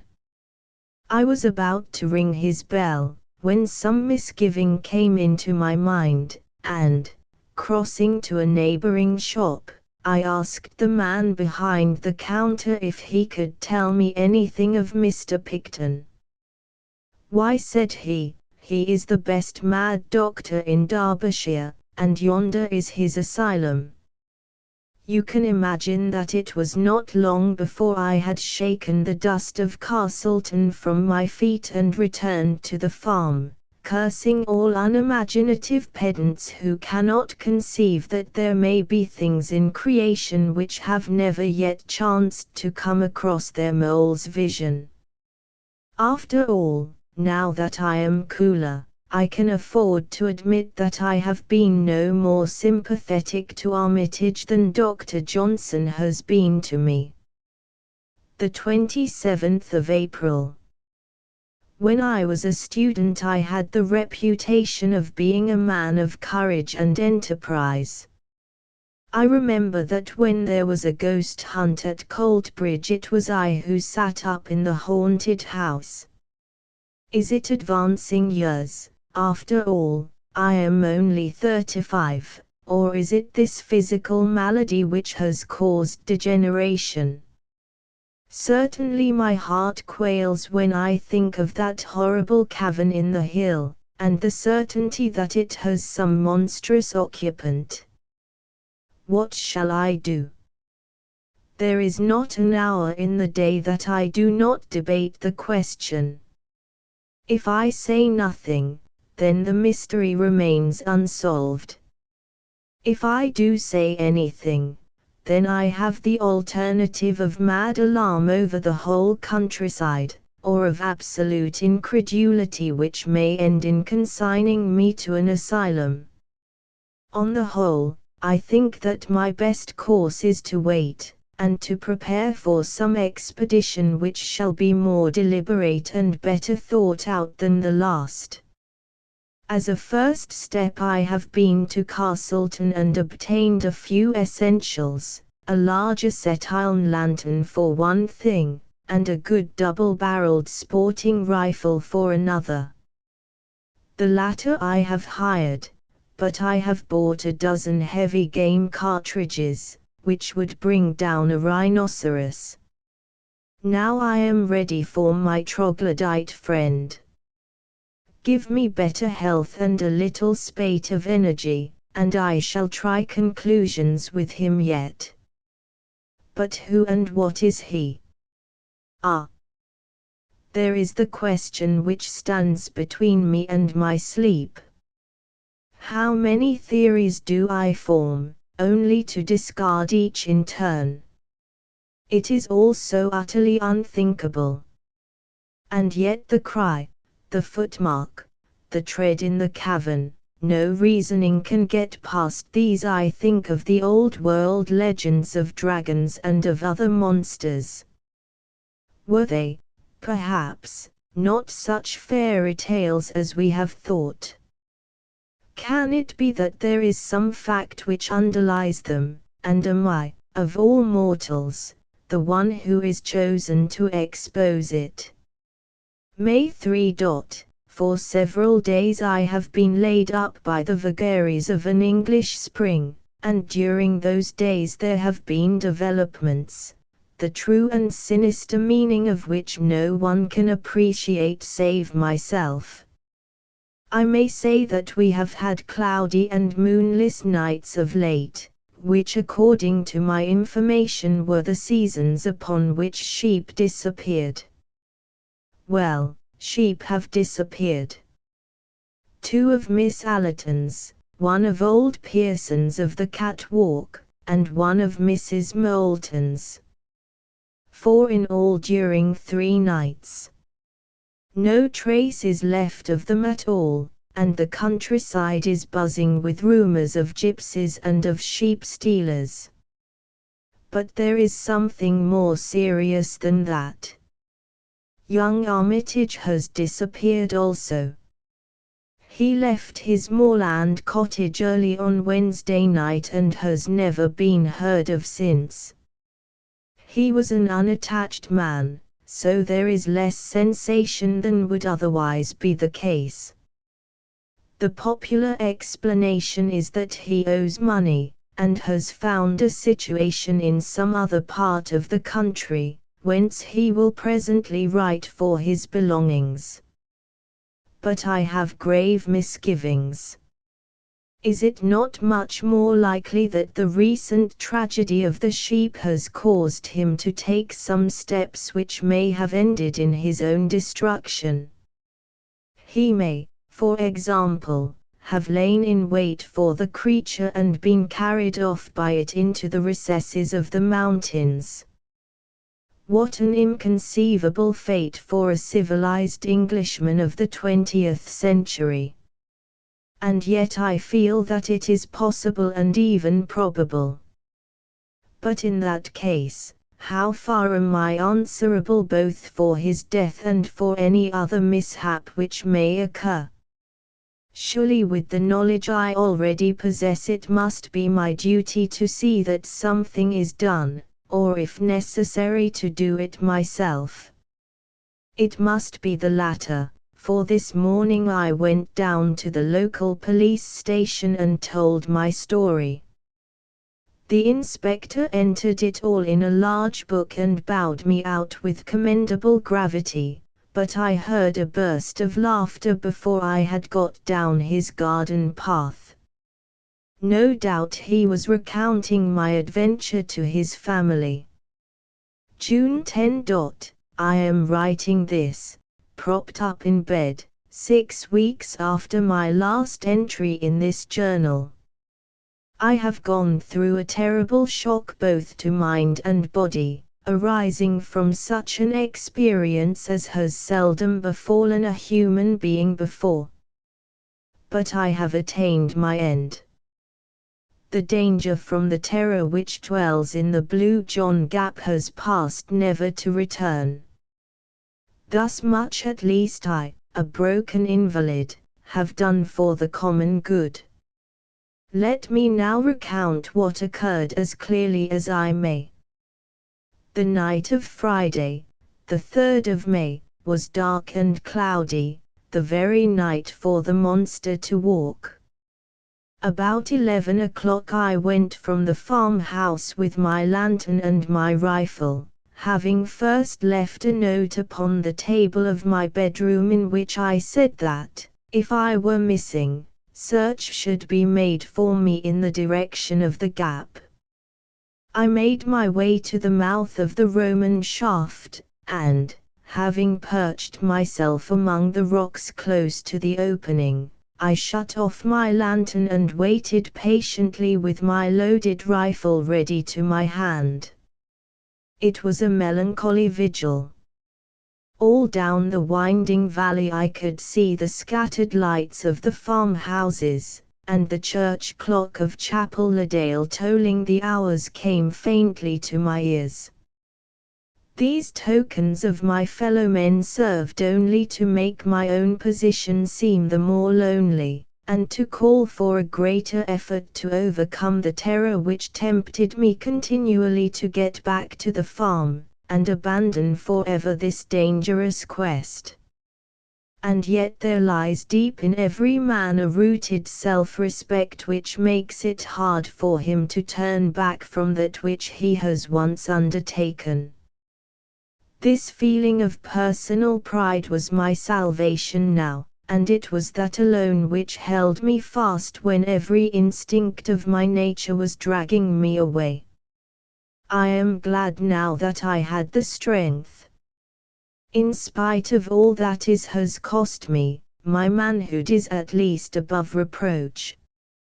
12 o'clock struck in the distant church, then 1, then 2. It was the darkest hour of the night. The clouds were drifting low, and there was not a star in the sky.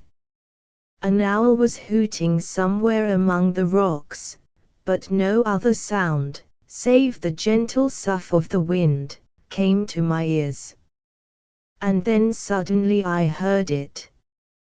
From far away down the tunnel came those muffled steps, so soft and yet so ponderous. I heard also the rattle of stones as they gave way under that giant tread. They drew nearer. They were close upon me. I heard the crashing of the bushes round the entrance, and then dimly through the darkness I was conscious of the loom of some enormous shape, some monstrous inchoate creature, passing swiftly and very silently out from the tunnel.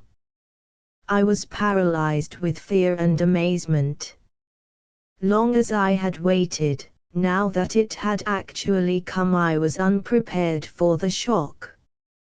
I lay motionless and breathless, whilst the great dark mass whisked by me and was swallowed up in the night. But now I nerved myself for its return. No sound came from the sleeping countryside to tell of the horror which was loose. In no way could I judge how far off it was, what it was doing, or when it might be back. But not a second time should my nerve fail me, not a second time should it pass unchallenged. I swore it between my clenched teeth as I laid my cocked rifle across the rock. And yet it nearly happened. There was no warning of approach now as the creature passed over the grass. Suddenly, like a dark, drifting shadow, the huge bulk loomed up once more before me, making for the entrance of the cave. Again came that paralysis of volition which held my crooked forefinger impotent upon the trigger. But with a desperate effort I shook it off. Even as the brushwood rustled, and the monstrous beast blended with the shadow of the gap, I fired at the retreating form. In the blaze of the gun I caught a glimpse of a great shaggy mass, something with rough and bristling hair of a withered grey color, fading away to white in its lower parts, the huge body supported upon short, thick, curving legs. I had just that glance, and then I heard the rattle of the stones as the creature tore down into its burrow. In an instant, with a triumphant revulsion of feeling, I had cast my fears to the wind, and uncovering my powerful lantern, with my rifle in my hand, I sprang down from my rock and rushed after the monster down the old Roman shaft. My splendid lamp cast a brilliant flood of vivid light in front of me, very different from the yellow glimmer which had aided me down the same passage only 12 days before. As I ran, I saw the great beast lurching along before me, its huge bulk filling up the whole space from wall to wall. Its hair looked like coarse faded oakum, and hung down in long, dense masses which swayed as it moved. It was like an enormous unclipped sheep in its fleece, but in size it was far larger than the largest elephant, and its breadth seemed to be nearly as great as its height. It fills me with amazement now to think that I should have dared to follow such a horror into the bowels of the earth, but when one's blood is up, and when one's quarry seems to be flying, the old primeval hunting spirit awakes and prudence is cast to the wind. Rifle in hand, I ran at the top of my speed upon the trail of the monster. I had seen that the creature was swift. Now I was to find out to my cost that it was also very cunning. I had imagined that it was in panic flight, and that I had only to pursue it. The idea that it might turn upon me never entered my excited brain. I have already explained that the passage down which I was racing opened into a great central cave. Into this I rushed, fearful lest I should lose all trace of the beast. But he had turned upon his own traces, and in a moment we were face to face. That picture, seen in the brilliant white light of the lantern, is etched forever upon my brain. He had reared up on his hind legs as a bear would do, and stood above me, enormous, menacing, such a creature as no nightmare had ever brought to my imagination. I have said that he reared like a bear, and there was something bear-like, if one could conceive a bear which was tenfold the bulk of any bear seen upon earth, in his whole pose and attitude, in his great crooked forelegs with their ivory white claws, in his rugged skin, and in his red, gaping mouth, fringed with monstrous fangs. Only in one point did he differ from the bear, or from any other creature which walks the earth, and even at that supreme moment a shudder of horror passed over me as I observed that the eyes which glistened in the glow of my lantern were huge, projecting bulbs, white and sightless. For a moment his great paws swung over my head. The next he fell forward upon me, I and my broken lantern crashed to the earth, and I remember no more. When I came to myself I was back in the farmhouse of the Allertons. 2 days had passed since my terrible adventure in the Blue John Gap. It seems that I had lain all night in the cave insensible from concussion of the brain, with my left arm and 2 ribs badly fractured. In the morning my note had been found. A search party of a dozen farmers assembled, and I had been tracked down and carried back to my bedroom, where I had lain in high delirium ever since. There was, it seems, no sign of the creature, and no blood stain which would show that my bullet had found him as he passed. Save for my own plight and the marks upon the mud, there was nothing to prove that what I said was true. 6 weeks have now elapsed, and I am able to sit out once more in the sunshine. Just opposite me is the steep hillside, grey with shaly rock, and yonder on its flank is the dark cleft which marks the opening of the Blue John Gap. But it is no longer a source of terror. Never again through that ill-omened tunnel shall any strange shape flit out into the world of men.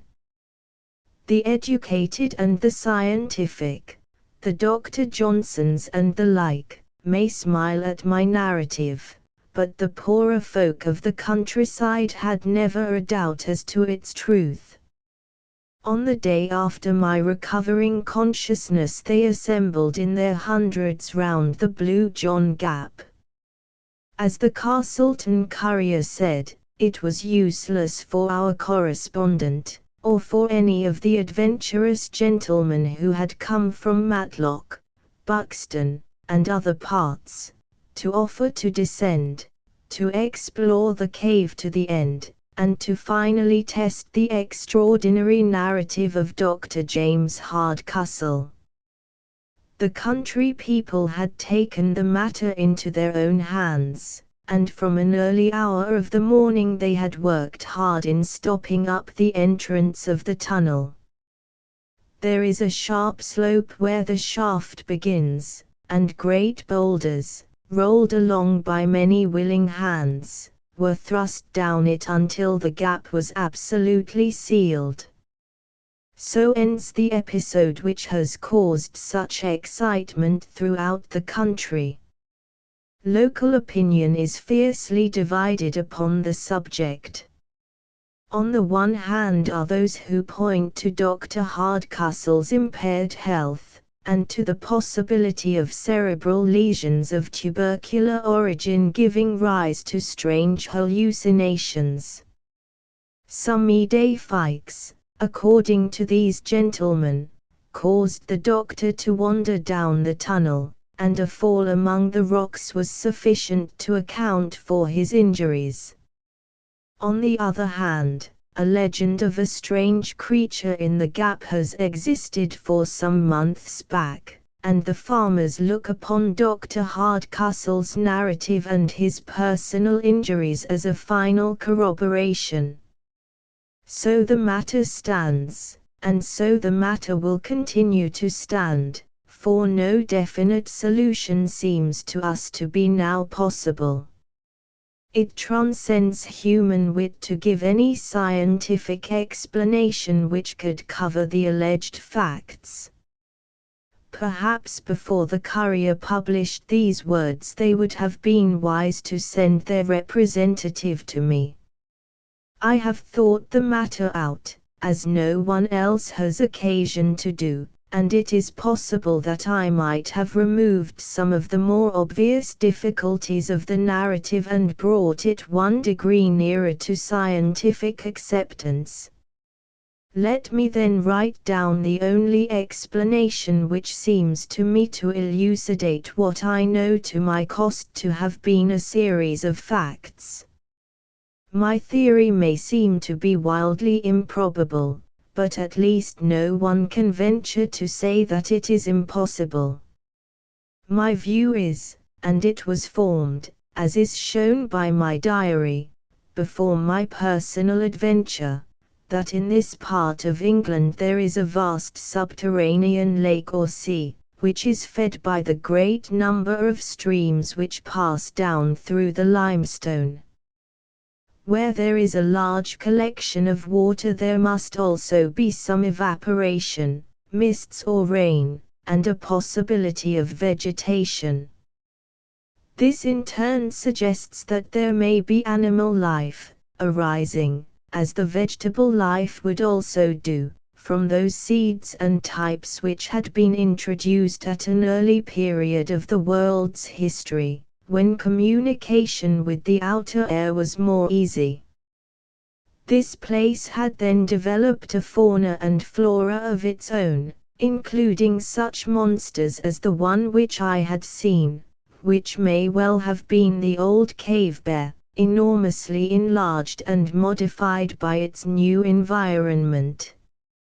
For countless eons the internal and the external creation had kept apart, growing steadily away from each other.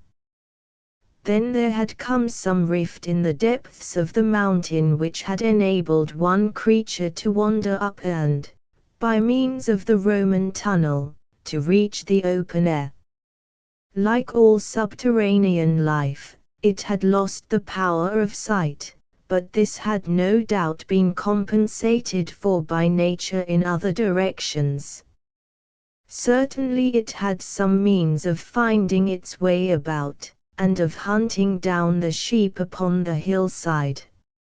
As to its choice of dark nights, it is part of my theory that light was painful to those great white eyeballs, and that it was only a pitch-black world which it could tolerate. Perhaps, indeed, it was the glare of my lantern which saved my life at that awful moment when we were face to face. So I read the riddle. I leave these facts behind me, and if you can explain them, do so, or if you choose to doubt them, do so.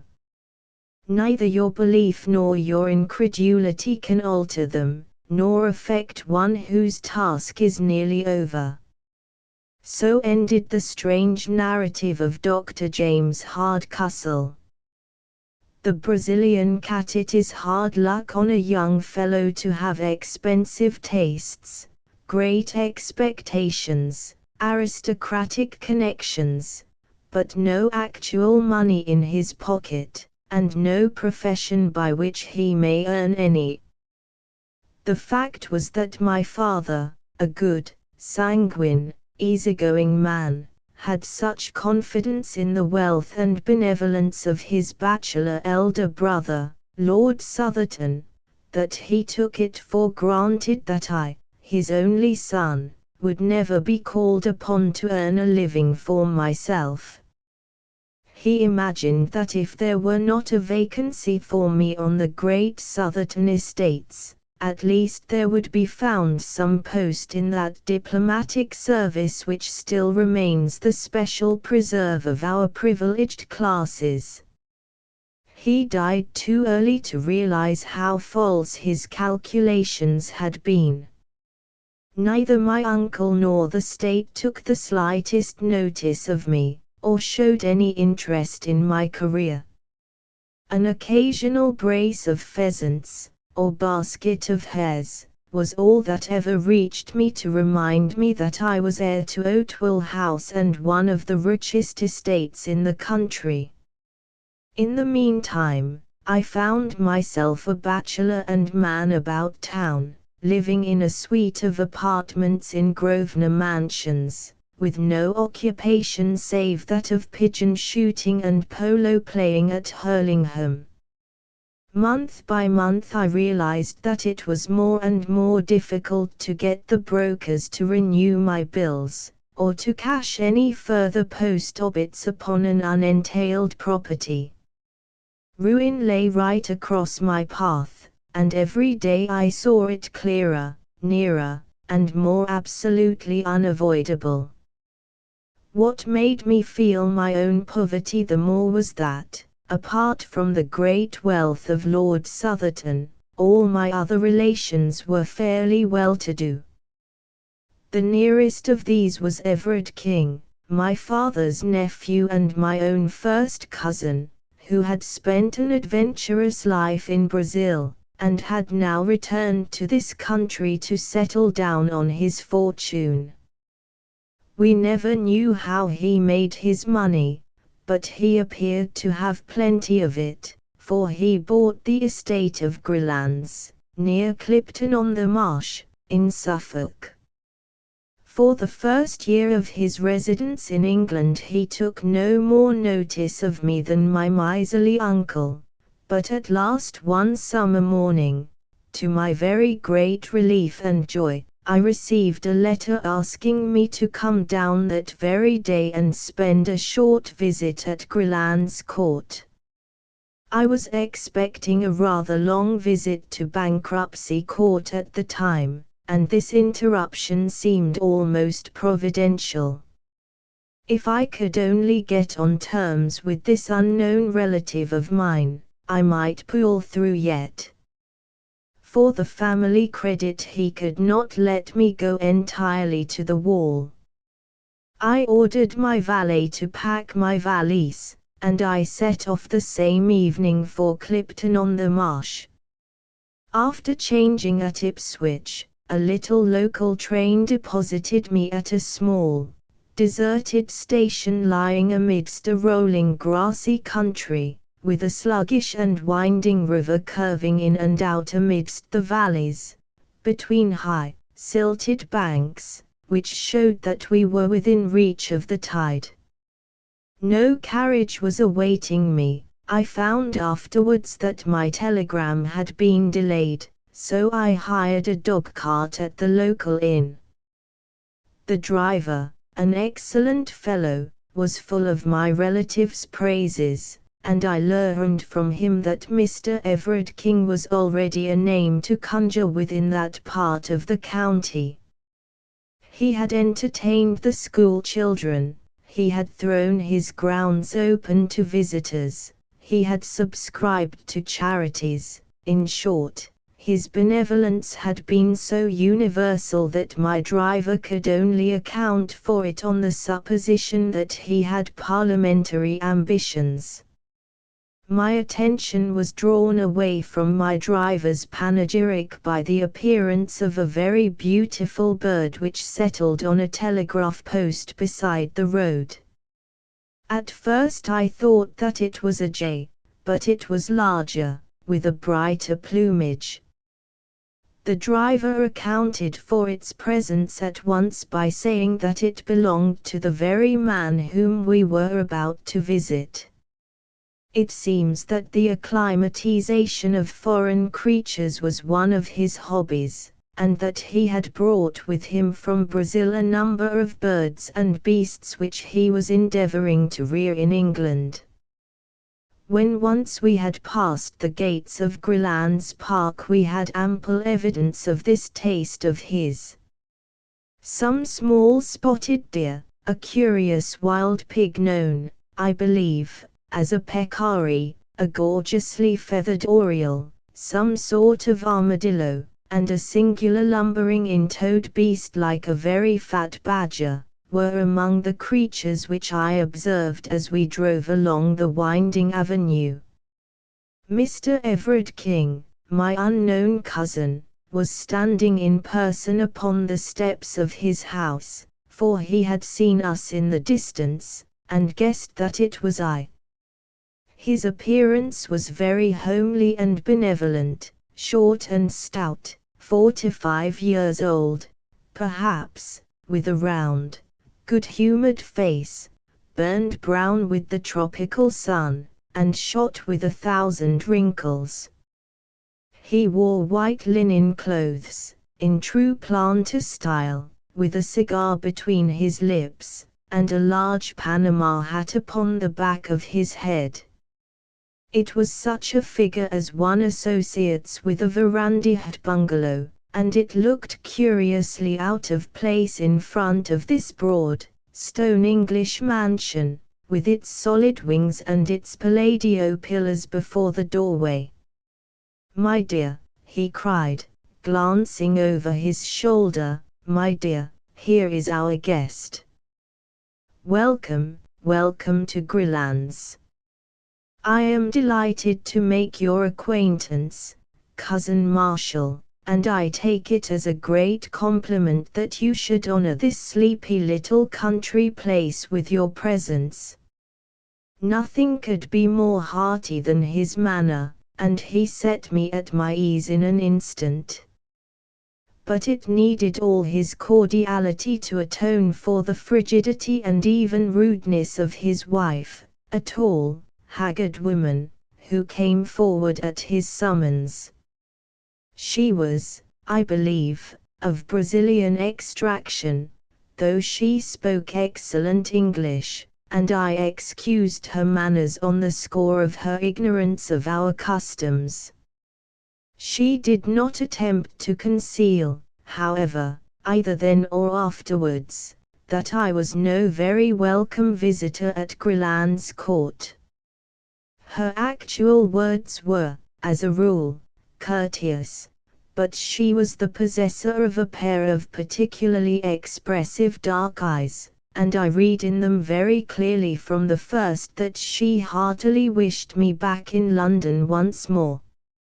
However, my debts were too pressing and my designs upon my wealthy relative were too vital for me to allow them to be upset by the ill temper of his wife, so I disregarded her coldness and reciprocated the extreme cordiality of his welcome. No pains had been spared by him to make me comfortable. My room was a charming one. He implored me to tell him anything which could add to my happiness. It was on the tip of my tongue to inform him that a blank check would materially help towards that end, but I felt that it might be premature in the present state of our acquaintance. The dinner was excellent, and as we sat together afterwards over his Havanas and coffee, which later he told me was specially prepared upon his own plantation, it seemed to me that all my driver's eulogies were justified, and that I had never met a more large-hearted and hospitable man. But, in spite of his cheery good nature, he was a man with a strong will and a fiery temper of his own. Of this I had an example upon the following morning. The curious aversion which Mrs. Everard King had conceived towards me was so strong, that her manner at breakfast was almost offensive. But her meaning became unmistakable when her husband had quitted the room. "The best train in the day is at 12:15, said she. "But I was not thinking of going today," I answered, frankly, perhaps even defiantly, for I was determined not to be driven out by this woman. "Oh, if it rests with you," said she, and stopped with a most insolent expression in her eyes. "I am sure," I answered, "that Mr. Everard King would tell me if I were outstaying my welcome." "What's this? What's this?" said a voice, and there he was in the room. He had overheard my last words, and a glance at our faces had told him the rest. In an instant his chubby, cheery face set into an expression of absolute ferocity. "Might I trouble you to walk outside, Marshal?" said he. "I may mention that my own name is Marshal King." He closed the door behind me, and then, for an instant, I heard him talking in a low voice of concentrated passion to his wife. This gross breach of hospitality had evidently hit upon his tenderest point. I am no eavesdropper, so I walked out onto the lawn. Presently I heard a hurried step behind me, and there was the lady, her face pale with excitement, and her eyes red with tears. "My husband has asked me to apologize to you, Mr. Marshal King," said she, standing with downcast eyes before me. "Please do not say another word, Mrs. King." Her dark eyes suddenly blazed out at me. "You fool," she hissed, with frantic vehemence, and turning on her heels swept back to the house. The insult was so outrageous, so insufferable, that I could only stand staring after her in bewilderment. I was still there when my host joined me. He was his cheery, chubby self once more. "I hope that my wife has apologized for her foolish remarks," said he. "Oh, yes, yes, certainly." He put his hand through my arm and walked with me up and down the lawn. "You must not take it seriously," said he. "It would grieve me inexpressibly if you curtailed your visit by 1 hour. The fact is, there is no reason why there should be any concealment between relatives, that my poor dear wife is incredibly jealous. She hates that anyone, male or female, should for an instant come between us. Her ideal is a desert island and an eternal tête-à-tête. That gives you the clue to her actions, which are, I confess, upon this particular point, not very far removed from mania. Tell me that you will think no more of it." "No, no, certainly not." "Then light this cigar and come round with me and see my little menagerie." The whole afternoon was occupied by this inspection, which included all the birds, beasts, and even reptiles which he had imported. Some were free, some in cages, a few actually in the house. He spoke with enthusiasm of his successes and his failures, his births and his deaths, and he would cry out in his delight, like a schoolboy, when, as we walked, some gaudy bird would flutter up from the grass, or some curious beast slink into the cover. Finally he led me down a corridor which extended from one wing of the house. At the end of this there was a heavy door with a sliding shutter in it, and beside it there projected from the wall an iron handle attached to a wheel and a drum. A line of stout bars extended across the passage. "I am about to show you the jewel of my collection," said he. "There is only one other specimen in Europe, now that the Rotterdam cub is dead. It is a Brazilian cat." "But how does that differ from any other cat?" "You will soon see that," said he, laughing. "Will you kindly draw that shutter and look through?" I did so, and found that I was gazing into a large, empty room, with stone flags, and small, barred windows upon the farther wall. In the center of this room, lying in the middle of a golden patch of sunlight, there was stretched a huge creature, as large as a tiger, but as black and sleek as ebony.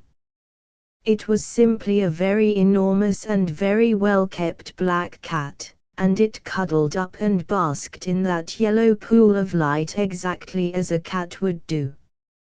It was so graceful, so sinewy, and so gently and smoothly diabolical, that I could not take my eyes from the opening. "Isn't he splendid?" said my host, enthusiastically. "Glorious! I never saw such a noble creature. Some people call it a black puma, but really it is not a puma at all. That fellow is nearly 11 feet from tail to tip. 4 years ago he was a little ball of black fluff, with 2 yellow eyes staring out of it.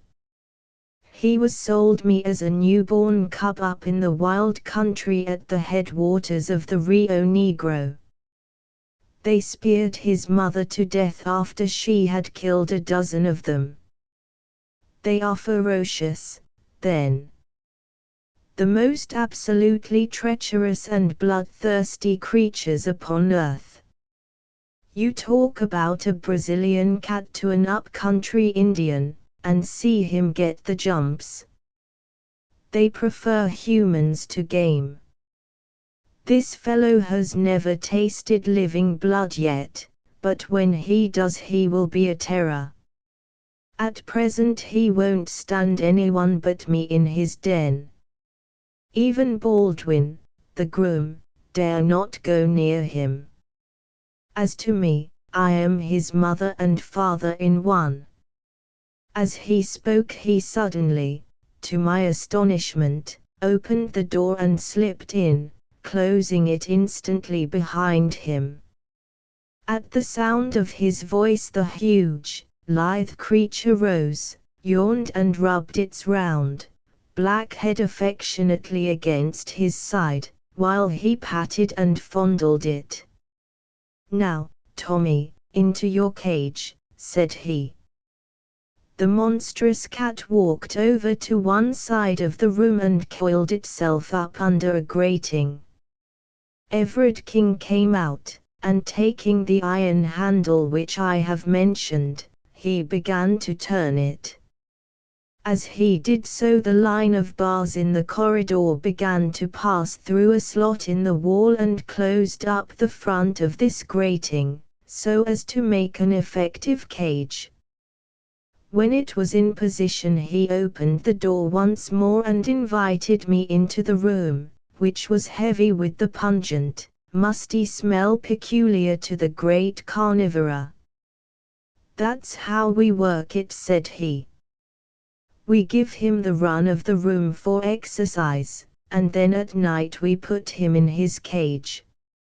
You can let him out by turning the handle from the passage, or you can, as you have seen, coop him up in the same way." "No, no, you should not do that." I had put my hand between the bars to pat the glossy, heaving flank. He pulled it back, with a serious face. "I assure you that he is not safe. Don't imagine that because I can take liberties with him anyone else can. He is very exclusive in his friends, aren't you, Tommy? Ah, he hears his lunch coming to him. Don't you, boy?" A step sounded in the stone-flagged passage, and the creature had sprung to his feet, and was pacing up and down the narrow cage, his yellow eyes gleaming, and his scarlet tongue rippling and quivering over the white line of his jagged teeth. A groom entered with a coarse joint upon a tray, and thrust it through the bars to him. He pounced lightly upon it, carried it off to the corner, and there, holding it between his paws, tore and wrenched at it, raising his bloody muzzle every now and then to look at us. It was a malignant and yet fascinating sight. "You can't wonder that I am fond of him, can you?" said my host, as we left the room, "especially when you consider that I have had the rearing of him. It was no joke bringing him over from the center of South America, but here he is safe and sound, and, as I have said, far the most perfect specimen in Europe. The people at the zoo are dying to have him, but I really can't part with him. Now, I think that I have inflicted my hobby upon you long enough, so we cannot do better than follow Tommy's example, and go to our lunch." My South American relative was so engrossed by his grounds and their curious occupants, that I hardly gave him credit at first for having any interests outside them. That he had some, and pressing ones, was soon borne in upon me by the number of telegrams which he received. They arrived at all hours, and were always opened by him with the utmost eagerness and anxiety upon his face. Sometimes I imagined that it must be the turf, and sometimes the stock exchange, but certainly he had some very urgent business going forwards which was not transacted upon the downs of Suffolk. During the 6 days of my visit he had never fewer than 3 or 4 telegrams a day, and sometimes as many as 7 or 8. I had occupied these 6 days so well, that by the end of them I had succeeded in getting upon the most cordial terms with my cousin. Every night we had sat up late in the billiard room, he telling me the most extraordinary stories of his adventures in America, stories so desperate and reckless, that I could hardly associate them with the brown little, chubby man before me.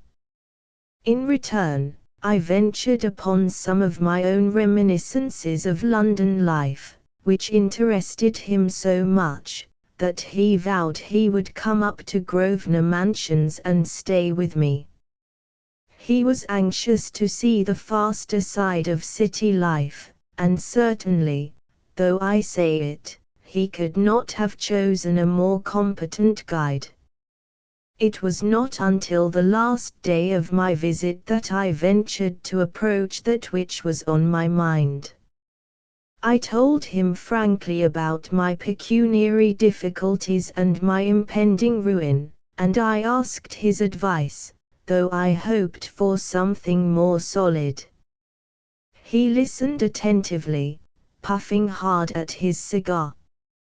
"But surely," said he, "you are the heir of our relative, Lord Southerton." "I have every reason to believe so, but he would never make me any allowance." "No, no, I have heard of his miserly ways." "My poor Marshal, your position has been a very hard one. By the way, have you heard any news of Lord Southerton's health lately?" "He has always been in a critical condition ever since my childhood." "Exactly, a creaking hinge, if ever there was one." "Your inheritance may be a long way off." "Dear me, how awkwardly situated you are." "I had some hopes, sir, that you, knowing all the facts, might be inclined to advance." "Don't say another word, my dear boy," he cried, with the utmost cordiality. "We shall talk it over tonight, and I give you my word that whatever is in my power shall be done." I was not sorry that my visit was drawing to a close, for it is unpleasant to feel that there is one person in the house who eagerly desires your departure. Mrs. King's sallow face and forbidding eyes had become more and more hateful to me. She was no longer actively rude, her fear of her husband prevented her, but she pushed her insane jealousy to the extent of ignoring me, never addressing me, and in every way making my stay at Grilland's as uncomfortable as she could.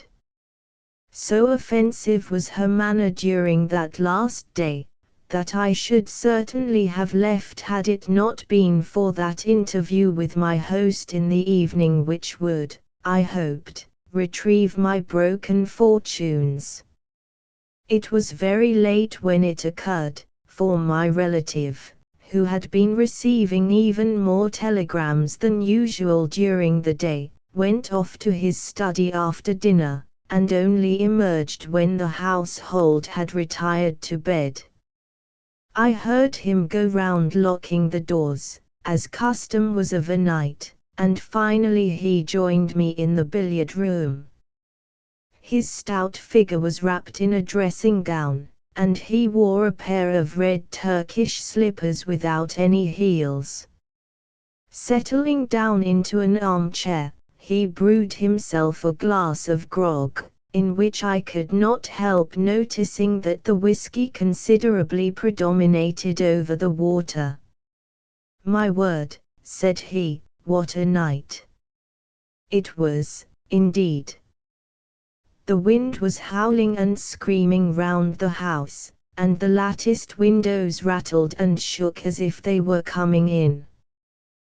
The glow of the yellow lamps and the flavor of our cigars seemed the brighter and more fragrant for the contrast. "Now, my boy," said my host, "we have the house and the night to ourselves. Let me have an idea of how your affairs stand, and I will see what can be done to set them in order. I wish to hear every detail." Thus encouraged, I entered into a long exposition, in which all my tradesmen and creditors from my landlord to my valet, figured in turn. I had notes in my pocket-book, and I marshalled my facts, and gave, I flatter myself, a very businesslike statement of my own unbusinesslike ways and lamentable position. I was depressed, however, to notice that my companion's eyes were vacant and his attention elsewhere. When he did occasionally throw out a remark, it was so entirely perfunctory and pointless, that I was sure he had not in the least followed my remarks. Every now and then he roused himself and put on some show of interest, asking me to repeat or to explain more fully, but it was always to sink once more into the same brown study. At last he rose and threw the end of his cigar into the grate. "I'll tell you what, my boy," said he. "I never had a head for figures, so you will excuse me. You must jot it all down upon paper, and let me have a note of the amount. I'll understand it when I see it in black and white." The proposal was encouraging. I promised to do so. And now it's time we were in bed. By Jove, there's 1 o'clock striking in the hall. The tingling of the chiming clock broke through the deep roar of the gale. The wind was sweeping past with the rush of a great river. "I must see my cat before I go to bed," said my host. "A high wind excites him. Will you come?" "Certainly," said I. "Then tread softly and don't speak, for everyone is asleep." We passed quietly down the lamplit Persian rugged hall, and through the door at the farther end. All was dark in the stone corridor, but a stable lantern hung on a hook, and my host took it down and lit it. There was no grating visible in the passage, so I knew that the beast was in its cage. "Come in," said my relative, and opened the door. A deep growling as we entered showed that the storm had really excited the creature. In the flickering light of the lantern, we saw it, a huge black mass coiled in the corner of its den and throwing a squat, uncouth shadow upon the whitewashed wall. Its tail switched angrily among the straw. "Poor Tommy is not in the best of tempers," said Everard King, holding up the lantern and looking in at him. "What a black devil he looks, doesn't he? I must give him a little supper to put him in a better humor. Would you mind holding the lantern for a moment?" I took it from his hand and he stepped to the door. "His larder is just outside here," said he. "You will excuse me for an instant, won't you?" He passed out, and the door shut with a sharp metallic click behind him. That hard crisp sound made my heart stand still. A sudden wave of terror passed over me. A vague perception of some monstrous treachery turned me cold. I sprang to the door, but there was no handle upon the inner side. "Here!" I cried. "Let me out." "All right. Don't make a row," said my host from the passage. "You've got the light all right." Yes, but I don't care about being locked in alone like this. Don't you? I heard his hearty, chuckling laugh. You won't be alone long. Let me out, sir. I repeated angrily. I tell you I don't allow practical jokes of this sort. Practical is the word, said he, with another hateful chuckle. And then suddenly I heard, amidst the roar of the storm, the creak and whine of the winch handle turning and the rattle of the grating as it passed through the slot. Great God, he was letting loose the Brazilian cat. In the light of the lantern I saw the bars sliding slowly before me. Already there was an opening a foot wide at the farther end. With a scream I seized the last bar with my hands and pulled with the strength of a madman. I was a madman with rage and horror. For a minute or more I held the thing motionless. I knew that he was straining with all his force upon the handle, and that the leverage was sure to overcome me.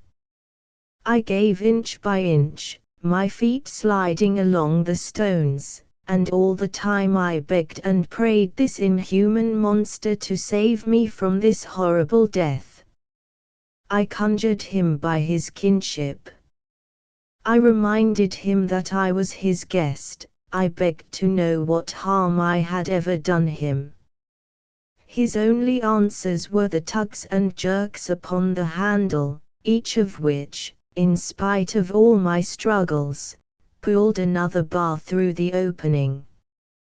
Clinging and clutching, I was dragged across the whole front of the cage, until at last, with aching wrists and lacerated fingers, I gave up the hopeless struggle. The grating clanged back as I released it, and an instant later I heard the shuffle of the Turkish slippers in the passage, and the slam of the distant door. Then everything was silent. The creature had never moved during this time. He lay still in the corner, and his tail had ceased switching. This apparition of a man adhering to his bars and dragged screaming across him had apparently filled him with amazement. I saw his great eyes staring steadily at me. I had dropped the lantern when I seized the bars, but it still burned upon the floor, and I made a movement to grasp it, with some idea that its light might protect me. But the instant I moved, the beast gave a deep and menacing growl. I stopped and stood still, quivering with fear in every limb. The cat, if one may call so fearful a creature by so homely a name, was not more than 10 feet from me. The eyes glimmered like two discs of phosphorus in the darkness. They appalled and yet fascinated me. I could not take my own eyes from them. Nature plays strange tricks with us at such moments of intensity, and those glimmering lights waxed and waned with a steady rise and fall. Sometimes they seemed to be tiny points of extreme brilliancy, little electric sparks in the black obscurity. Then they would widen and widen until all that corner of the room was filled with their shifting and sinister light. And then suddenly they went out altogether. The beast had closed its eyes. I do not know whether there may be any truth in the old idea of the dominance of the human gaze, or whether the huge cat was simply drowsy, but the fact remains that, far from showing any symptom of attacking me, it simply rested its sleek, black head upon its huge forepaws and seemed to sleep. I stood, fearing to move lest I should rouse it into malignant life once more. but at least I was able to think clearly now that the baleful eyes were off me. Here I was shut up for the night with the ferocious beast.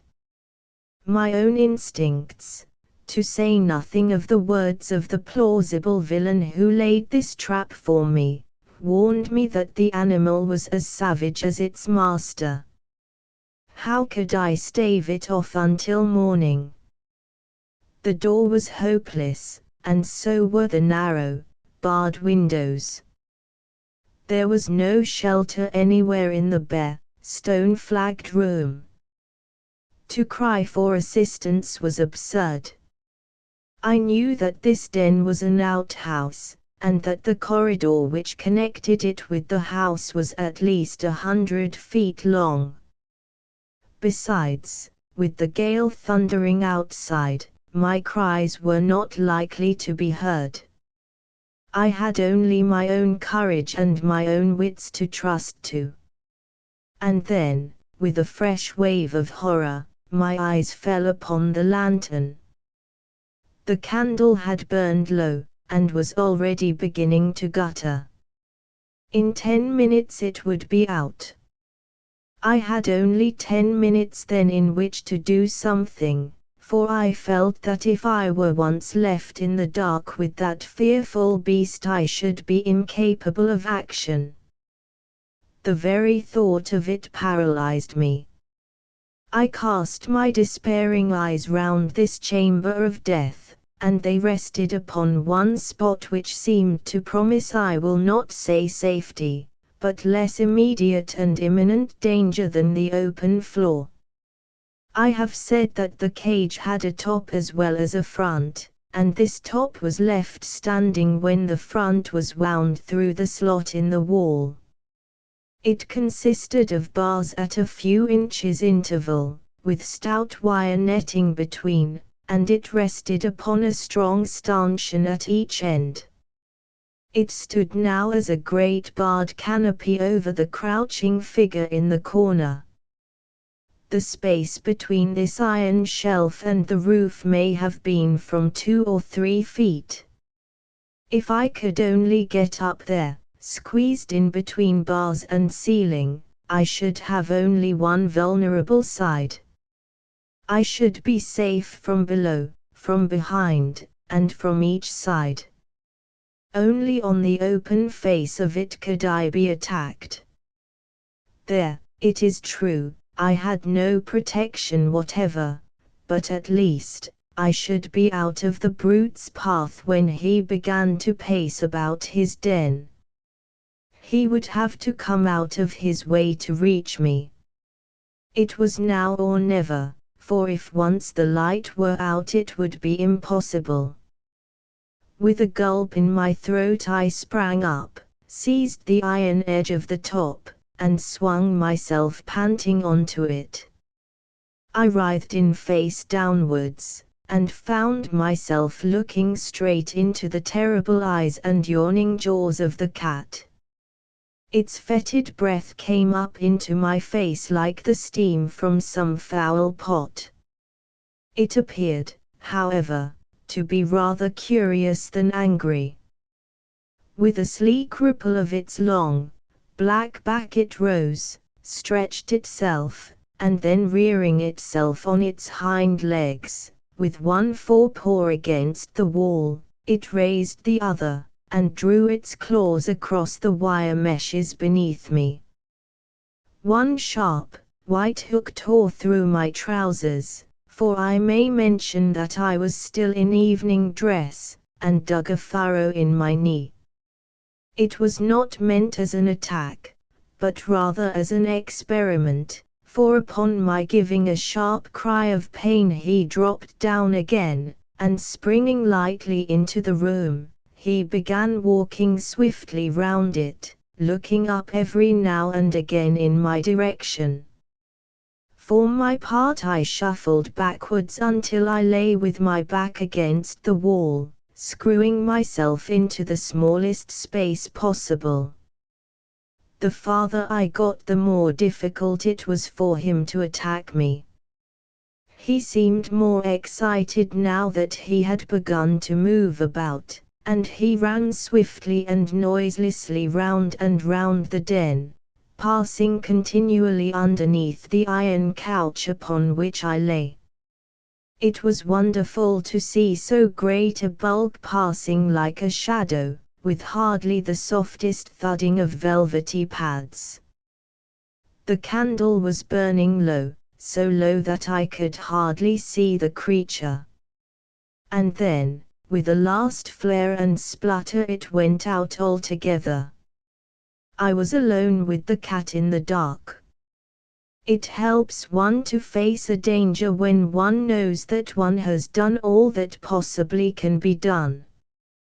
There is nothing for it then but to quietly await the result. In this case, there was no chance of safety anywhere except the precise spot where I was. I stretched myself out, therefore, and lay silently, almost breathlessly, hoping that the beast might forget my presence if I did nothing to remind him. I reckoned that it must already be 2 o'clock. At 4 it would be full dawn. I had not more than 2 hours to wait for daylight. Outside, the storm was still raging, and the rain lashed continually against the little windows. Inside, the poisonous and fetid air was overpowering. I could neither hear nor see the cat. I tried to think about other things, but only one had power enough to draw my mind from my terrible position. That was the contemplation of my cousin's villainy, his unparalleled hypocrisy, his malignant hatred of me. Beneath that cheerful face there lurked the spirit of a medieval assassin.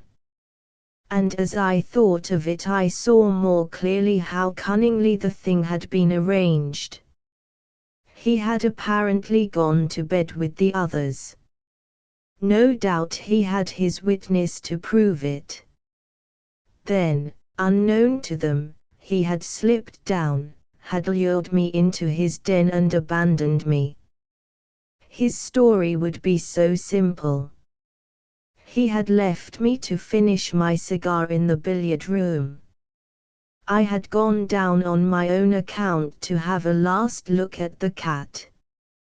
I had entered the room without observing that the cage was opened, and I had been caught.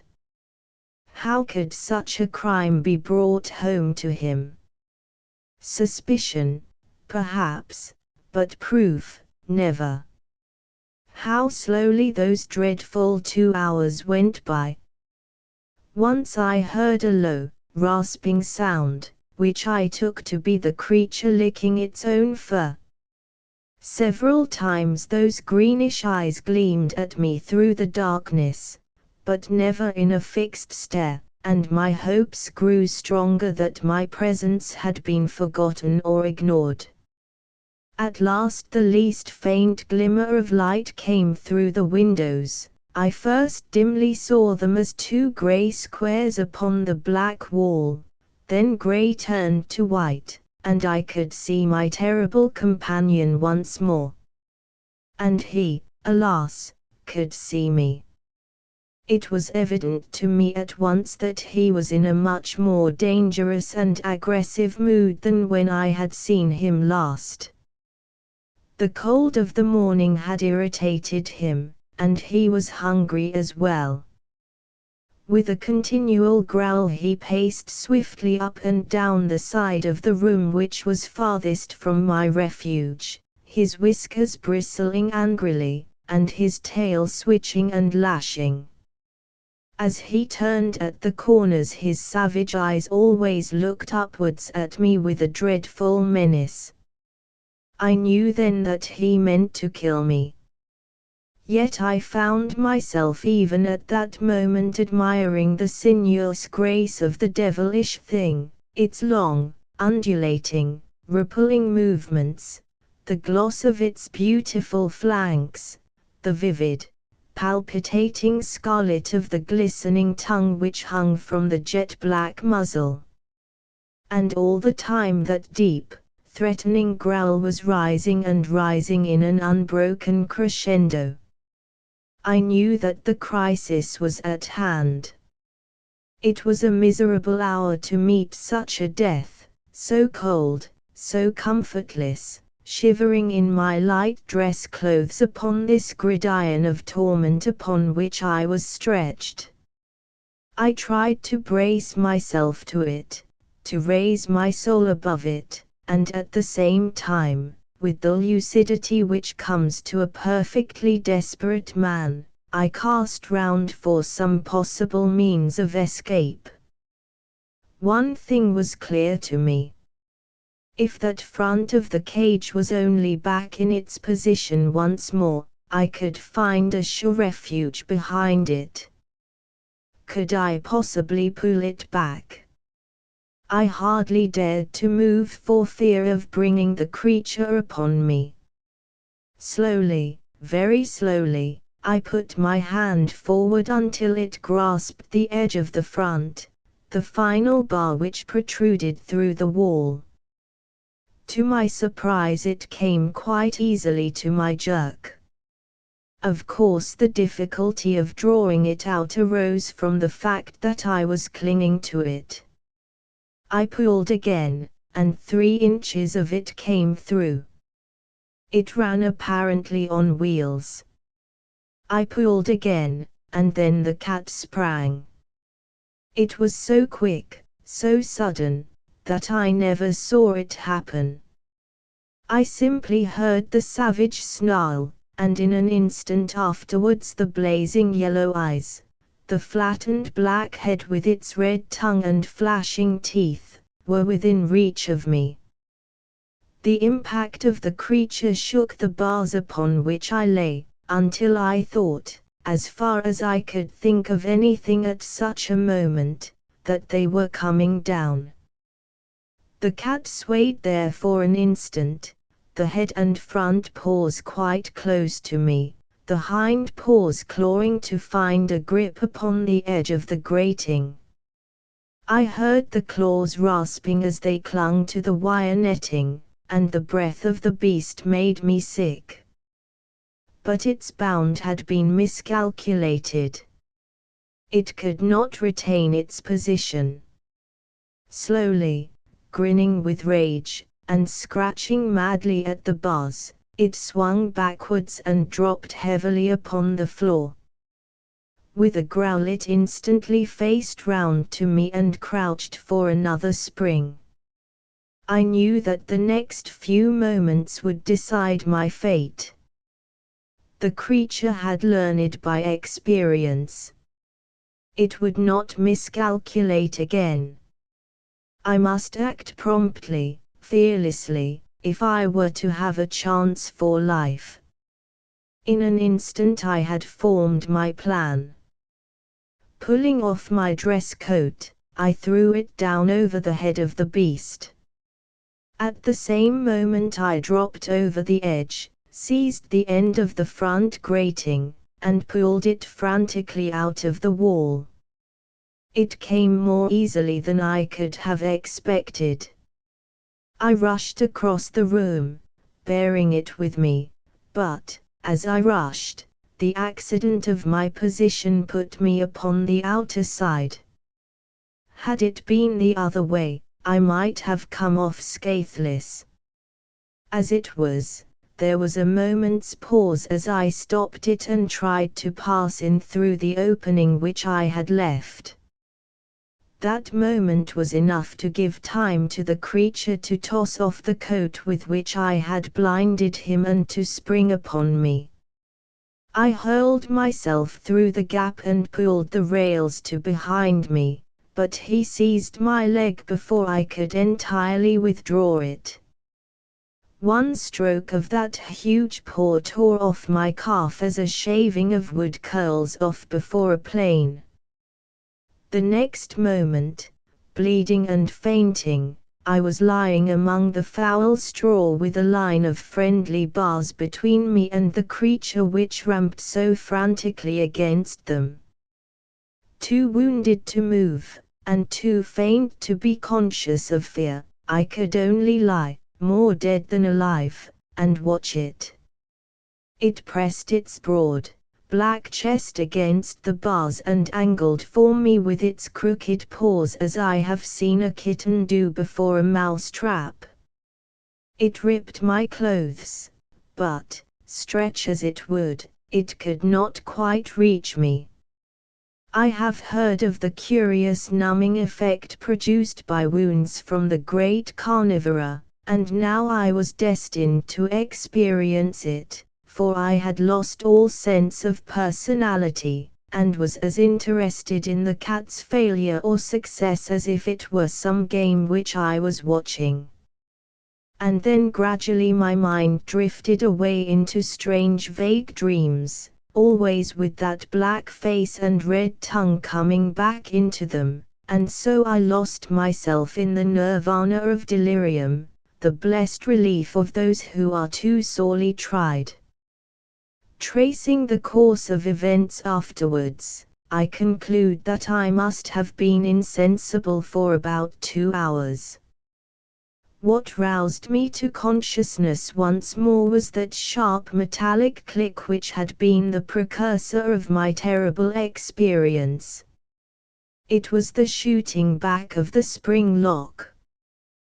Then, before my senses were clear enough to entirely apprehend what they saw, I was aware of the round, benevolent face of my cousin peering in through the open door. What he saw evidently amazed him. There was the cat crouching on the floor. I was stretched upon my back in my shirt sleeves within the cage, my trousers torn to ribbons and a great pool of blood all round me. I can see his amazed face now, with the morning sunlight upon it. He peered at me, and peered again. Then he closed the door behind him, and advanced to the cage to see if I were really dead. I cannot undertake to say what happened. I was not in a fit state to witness or to chronicle such events. I can only say that I was suddenly conscious that his face was away from me, that he was looking towards the animal. "Good old Tommy," he cried. "Good old Tommy." Then he came near the bars, with his back still towards me.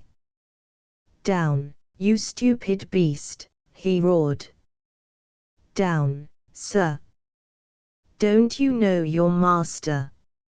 Suddenly even in my bemuddled brain a remembrance came of those words of his when he had said that the taste of blood would turn the cat into a fiend. My blood had done it, but he was to pay the price. "Get away," he screamed. "Get away, you devil! Baldwin! Baldwin! Oh, my God!" And then I heard him fall, and rise, and fall again, with a sound like the ripping of sacking. His screams grew fainter until they were lost in the worrying snarl. And then, after I thought that he was dead, I saw, as in a nightmare, a blinded, tattered, blood-soaked figure running wildly round the room, and that was the last glimpse which I had of him before I fainted once again. I was many months in my recovery. In fact, I cannot say that I have ever recovered, for to the end of my days I shall carry a stick as a sign of my night with the Brazilian cat. Baldwin, the groom, and the other servants could not tell what had occurred, when, drawn by the death cries of their master, they found me behind the bars, and his remains, or what they afterwards discovered to be his remains, in the clutch of the creature which he had reared. They stalled him off with hot irons, and afterwards shot him through the loophole of the door before they could finally extricate me. I was carried to my bedroom, and there, under the roof of my would-be murderer, I remained between life and death for several weeks. They had sent for a surgeon from Clipton and a nurse from London, and in a month I was able to be carried to the station, and so conveyed back once more to Grosvenor Mansions.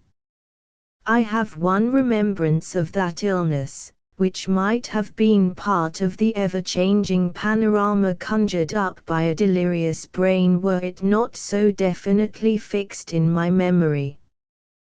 One night, when the nurse was absent, the door of my chamber opened, and a tall woman in blackest mourning slipped into the room.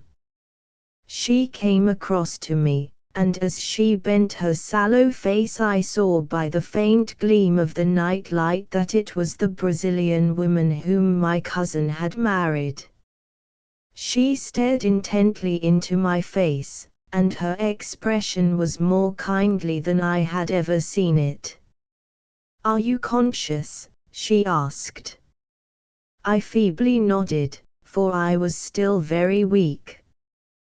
"Well, then, I only wished to say to you that you have yourself to blame. Did I not do all I could for you?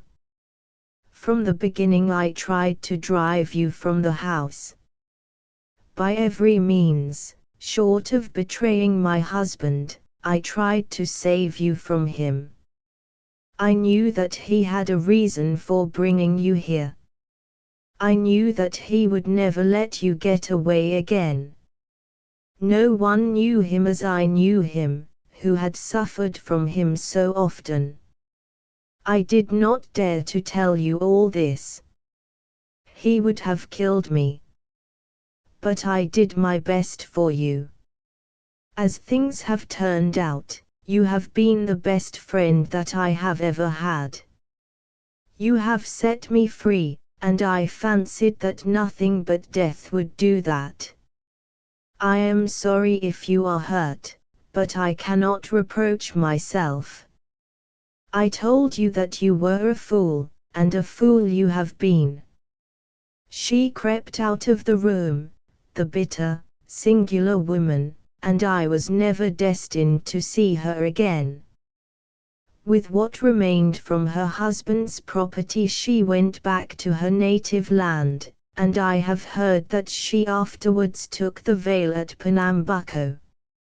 It was not until I had been back in London for some time that the doctors pronounced me to be well enough to do business.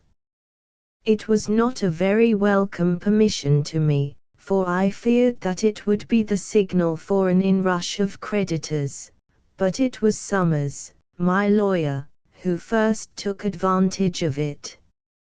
"I am very glad to see that your lordship is so much better," said he. "I have been waiting a long time to offer my congratulations." "What do you mean, Summers?" "This is no time for joking." "I mean what I say," he answered. "You have been Lord Southerton for the last 6 weeks. But we feared that it would retard your recovery if you were to learn it." Lord Southerton. One of the richest peers in England. I could not believe my ears. And then suddenly I thought of the time which had elapsed, and how it coincided with my injuries. Then Lord Southerton must have died about the same time that I was hurt. His death occurred upon that very day. Summers looked hard at me as I spoke, and I am convinced, for he was a very shrewd fellow, that he had guessed the true state of the case. He paused for a moment as if awaiting a confidence from me, but I could not see what was to be gained by exposing such a family scandal. "Yes," A very curious coincidence, he continued, with the same knowing look. Of course, you are aware that your cousin Everard King was the next heir to the estates. Now, if it had been you instead of him who had been torn to pieces by this tiger, or whatever it was, then of course he would have been Lord Southerton at the present moment. No doubt, said I, and he took such an interest in it, said Summers. I happen to know that the late Lord Southerton's valet was in his pay, and that he used to have telegrams from him every few hours to tell him how he was getting on. That would be about the time when you were down there. Was it not strange that he should wish to be so well informed, since he knew that he was not the direct heir? Very strange, said I, and now, Summers, if you will bring me my bills and a new cheque-book, we will begin to get things into order.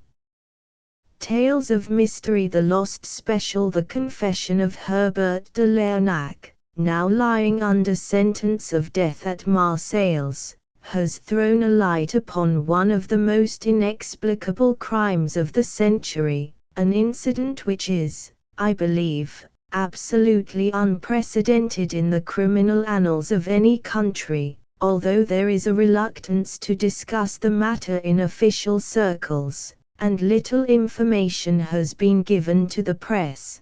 There are still indications that the statement of this arch-criminal is corroborated by the facts, and that we have at last found a solution for a most astounding business. As the matter is 8 years old, and as its importance was somewhat obscured by a political crisis which was engaging the public attention at the time, it may be as well to state the facts as far as we have been able to ascertain them. They are collated from the Liverpool papers of that date, from the proceedings at the inquest upon John Slater, the engine driver, and from the records of the London and West Coast Railway Company, which have been courteously put at my disposal. Briefly, they are as follows. On the 3rd of June, 1890, a gentleman, who gave his name as Monsieur Louis Caratal, desired an interview with Mr. James Bland, the superintendent of the London and West Coast Central Station in Liverpool. He was a small man, middle-aged and dark, with a stoop which was so marked that it suggested some deformity of the spine. He was accompanied by a friend, a man of imposing physique, whose deferential manner and constant attention showed that his position was one of dependence. This friend or companion, whose name did not transpire, was certainly a foreigner, and probably from his swarthy complexion, either a Spaniard or a South American. One peculiarity was observed in him. He carried in his left hand a small black, leather dispatch box, and it was noticed by a sharp-eyed clerk in the central office that this box was fastened to his wrist by a strap. No importance was attached to the fact at the time, but subsequent events endowed it with some significance. Monsieur Caratal was shown up to Mr. Bland's office, while his companion remained outside. Monsieur Caratal's business was quickly dispatched. He had arrived that afternoon from Central America. Affairs of the utmost importance demanded that he should be in Paris without the loss of an unnecessary hour. He had missed the London express. A special must be provided. Money was of no importance. Time was everything. If the company would speed him on his way, they might make their own terms. Mr. Bland struck the electric bell, summoned Mr. Potterhood, the traffic manager, and had the matter arranged in 5 minutes. The train would start in 3/4 of an hour. It would take that time to ensure that the line should be clear. The powerful engine called Rochdale, number 247 on the company's register, was attached to 2 carriages, with a guard's van behind. The first carriage was solely for the purpose of decreasing the inconvenience arising from the oscillation. The second was divided, as usual, into 4 compartments, a first class smoking, a second class, and a second class smoking. The first compartment, which was nearest to the engine, was the one allotted to the travelers. The other 3 were empty. The guard of the special train was James Macpherson, who had been some years in the service of the company. The stoker, William Smith, was a new hand. Monsieur Carrattle, upon leaving the superintendent's office, rejoined his companion, and both of them manifested extreme impatience to be off. Having paid the money asked, which amounted to £50 5s, at the usual special rate of 5 shillings a mile, they demanded to be shown the carriage, and at once took their seats in it, although they were assured that the better part of an hour must elapse before the line could be cleared. In the meantime a singular coincidence had occurred in the office which Monsieur Carrattle had just quitted. A request for a special is not a very uncommon circumstance in a rich commercial centre, but that 2 should be required upon the same afternoon was most unusual. It so happened, however, that Mr. Bland had hardly dismissed the first traveller before a second entered with a similar request. This was a Mr. Horace Moore, a gentlemanly man of military appearance, who alleged that the sudden serious illness of his wife in London made it absolutely imperative that he should not lose an instant in starting upon the journey. His distress and anxiety were so evident that Mr. Bland did all that was possible to meet his wishes. A second special was out of the question, as the ordinary local service was already somewhat deranged by the first. There was the alternative, however, that Mr. Moore should share the expense of Monsieur Carrattle's train, and should travel in the other empty first-class compartment, if Monsieur Carrattle objected to having him in the one which he occupied. It was difficult to see any objection to such an arrangement, and yet Monsieur Carrattle, upon the suggestion being made to him by Mr. Potterhood, absolutely refused to consider it for an instant. The train was his, he said, and he would insist upon the exclusive use of it. All argument failed to overcome his ungracious objections, and finally the plan had to be abandoned. Mr. Horace Moore left the station in great distress, after learning that his only course was to take the ordinary slow train which leaves Liverpool at 6 o'clock. At 4:31 exactly by the station clock the special train, containing the crippled Monsieur Carrattle and his gigantic companion, steamed out of the Liverpool station. The line was at that time clear, and there should have been no stoppage before Manchester. The trains of the London and West Coast Railway run over the lines of another company as far as this town, which should have been reached by the special rather before 6 o'clock. At 6:15, considerable surprise and some consternation were caused amongst the officials at Liverpool by the receipt of a telegram from Manchester to say that it had not yet arrived.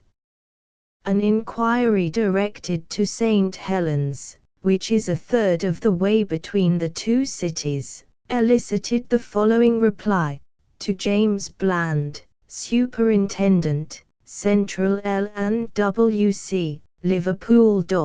Special passed here at 4:52, well up to time. Dowster, St. Helens. This telegram was received at 6:40. At 6:50 a second message was received from Manchester, no sign of special as advised by you. And then 10 minutes later a third, more bewildering, presume some mistake as to proposed running of special. Local train from St. Helens timed to follow it has just arrived and has seen nothing of it. Kindly wire advices. Manchester. The matter was assuming a most amazing aspect, although in some respects the last telegram was a relief to the authorities at Liverpool. If an accident had occurred to the special, it seemed hardly possible that the local train could have passed down the same line without observing it. And yet, what was the alternative? Where could the train be? Had it possibly been sidetracked for some reason in order to allow the slower train to go past? Such an explanation was possible if some small repair had to be effected. A telegram was dispatched to each of the stations between St. Helens and Manchester, and the superintendent and traffic manager waited in the utmost suspense at the instrument for the series of replies which would enable them to say for certain what had become of the missing train. The answers came back in the order of questions, which was the order of the stations beginning at the St. Helens end. Special passed here 5 o'clock. Collins Green. Special passed here 5:06. Earlstown. Special passed here 5:10. Newton. Special passed here 5:20. Kenyon Junction. No special train has passed here. Barton Moss. The two officials stared at each other in amazement. "This is unique in my 30 years of experience," said Mr. Bland. "Absolutely unprecedented and inexplicable, sir. The special has gone wrong between Kenyon Junction and Barton Moss. And yet there is no siding, so far as my memory serves me, between the two stations. The special must have run off the metals. But how could the 4:50 parliamentary pass over the same line without observing it? There's no alternative, Mr. Hood. It must be so. Possibly the local train may have observed something which may throw some light upon the matter. We will wire to Manchester for more information, and to Kenyon Junction with instructions that the line be examined instantly as far as Barton Moss." The answer from Manchester came within a few minutes. No news of missing special. Driver and guard of slow train positive no accident between Kenyon Junction and Barton Moss. Line quite clear, and no sign of anything unusual. Manchester. "That driver and guard will have to go," said Mr. Bland, grimly. "There has been a wreck and they have missed it. The special has obviously run off the metals without disturbing the line, How it could have done so passes my comprehension, but so it must be, and we shall have a wire from Kenyon or Barton Moss presently to say that they have found her at the bottom of an embankment. But Mr. Bland's prophecy was not destined to be fulfilled. Half an hour passed, and then there arrived the following message from the station master of Kenyon Junction: "There are no traces of the missing special. It is quite certain that she passed here, and that she did not arrive at Barton Moss. We have detached engine from goods train, and I have myself ridden down the line, but all is clear, and there is no sign of any accident." Mr. Bland tore his hair in his perplexity. "This is rank lunacy, Hood," he cried. "Does a train vanish into thin air in England in broad daylight? The thing is preposterous. An engine, a tender, 2 carriages, a van, 5 human beings, and all lost on a straight line of railway. Unless we get something positive within the next hour, I'll take Inspector Collins, and go down myself." And then at last something positive did occur. It took the shape of another telegram from Kenyon Junction. "Regret to report that the dead body of John Slater, driver of the special train, has just been found among the gorse bushes at a point 2¼ miles from the junction. Had fallen from his engine, pitched down the embankment, and rolled among the bushes. Injuries to his head, from the fall, appear to be cause of death. Ground has now been carefully examined, and there is no trace of the missing train. The country was, as has already been stated, in the throes of a political crisis, and the attention of the public was further distracted by the important and sensational developments in Paris, where a huge scandal threatened to destroy the government and to wreck the reputations of many of the leading men in France. The papers were full of these events, and the singular disappearance of the special train attracted less attention than would have been the case in more peaceful times. The grotesque nature of the event helped to detract from its importance, for the papers were disinclined to believe the facts as reported to them.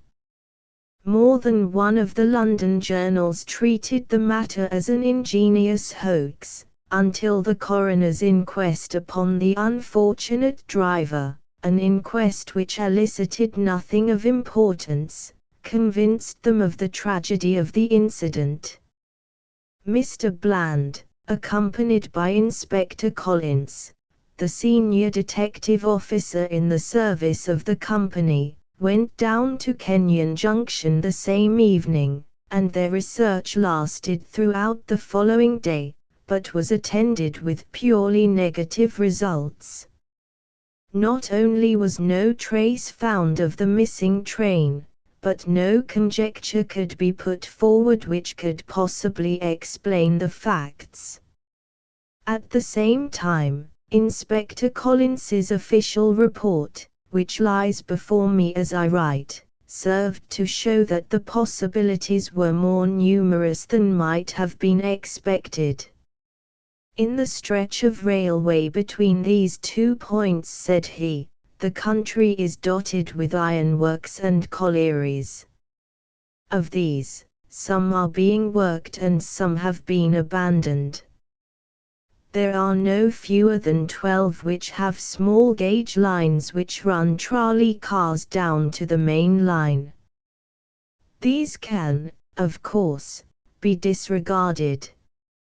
Besides these, however, there are 7 which have, or have had, proper lines running down and connecting with points to the main line, so as to convey their produce from the mouth of the mine to the great centers of distribution. In every case these lines are only a few miles in length. Out of the 7, 4 belong to collieries which are worked out, or at least to shafts which are no longer used. These are the Regauntlet, Hero, Slough of Despond, and Heartsease mines, the latter having 10 years ago been one of the principal mines in Lancashire.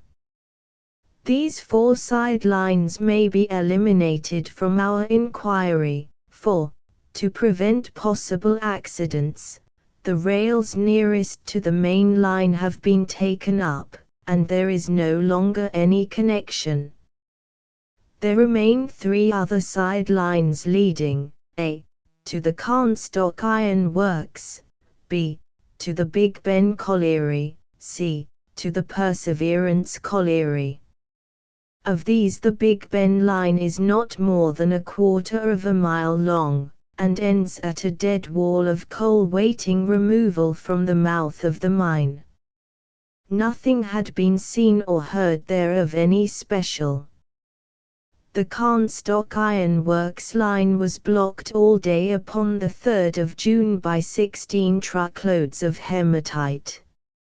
It is a single line, and nothing could have passed.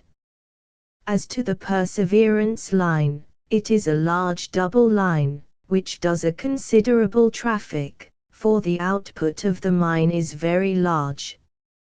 On the 3rd of June this traffic proceeded as usual. Hundreds of men including a gang of railway platelayers were working along the 2 miles and a quarter which constitute the total length of the line, and it is inconceivable that an unexpected train could have come down there without attracting universal attention. It may be remarked in conclusion that this branch line is nearer to St. Helens than the point at which the engine driver was discovered, so that we have every reason to believe that the train was past that point before misfortune overtook her. As to John Slater, there is no clue to be gathered from his appearance or injuries.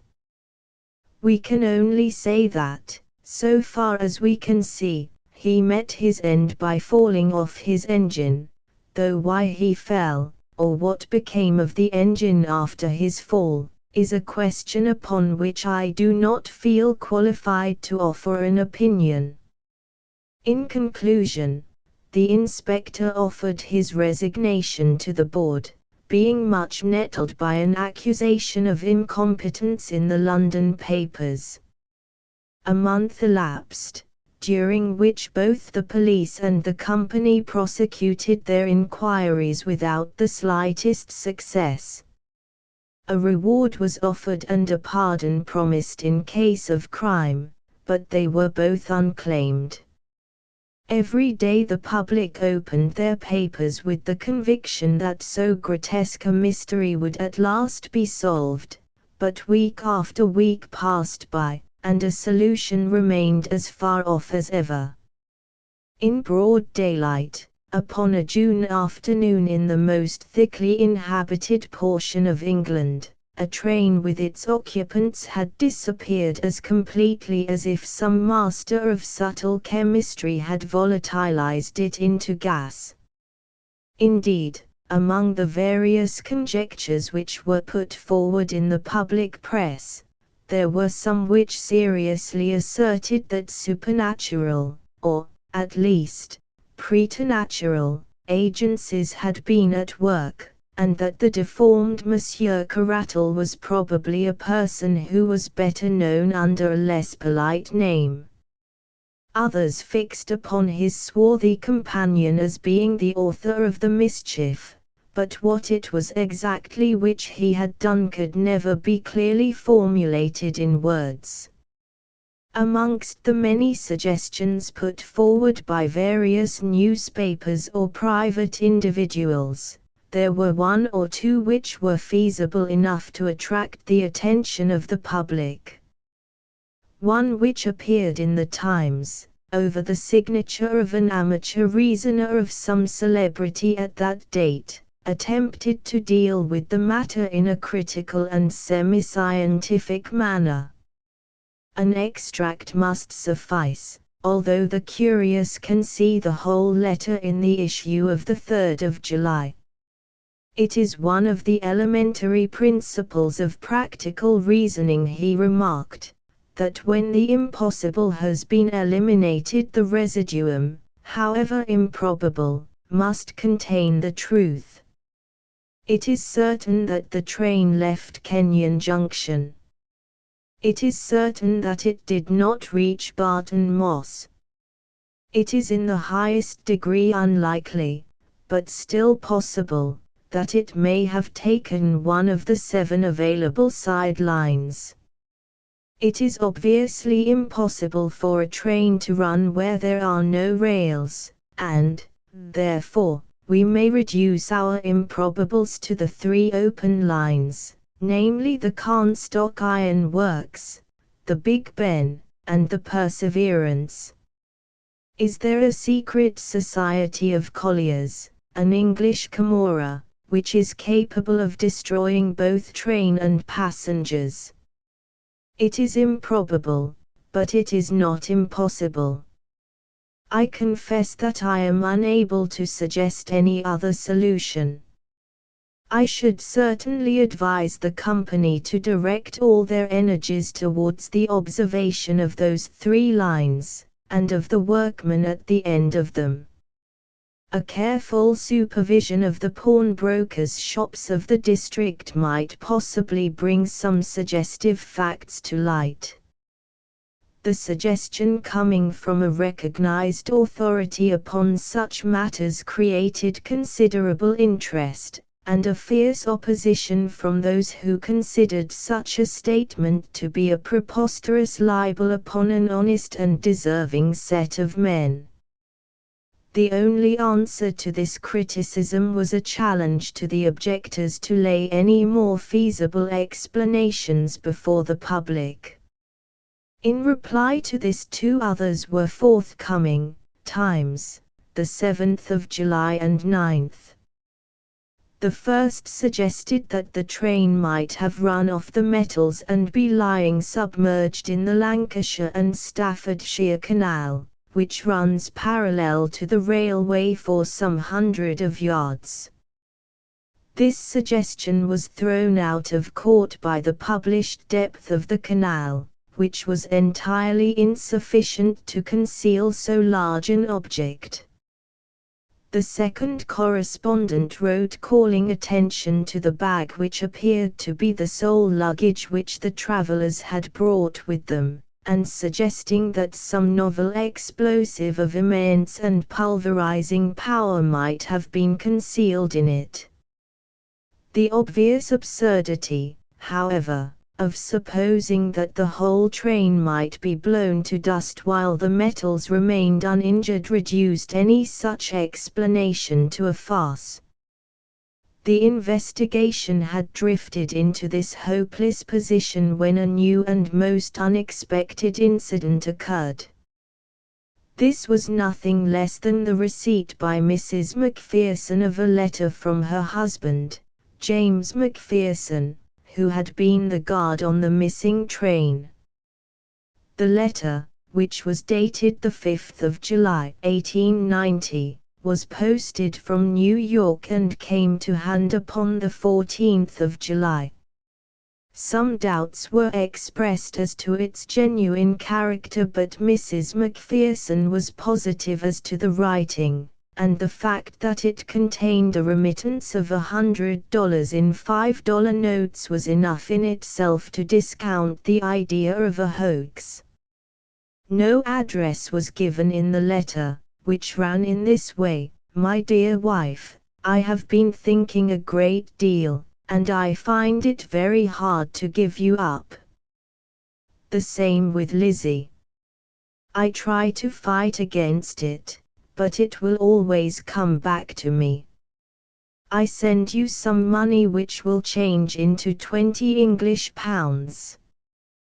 This should be enough to bring both Lizzie and you across the Atlantic, and you will find the Hamburg boats which stop at Southampton very good boats, and cheaper than Liverpool.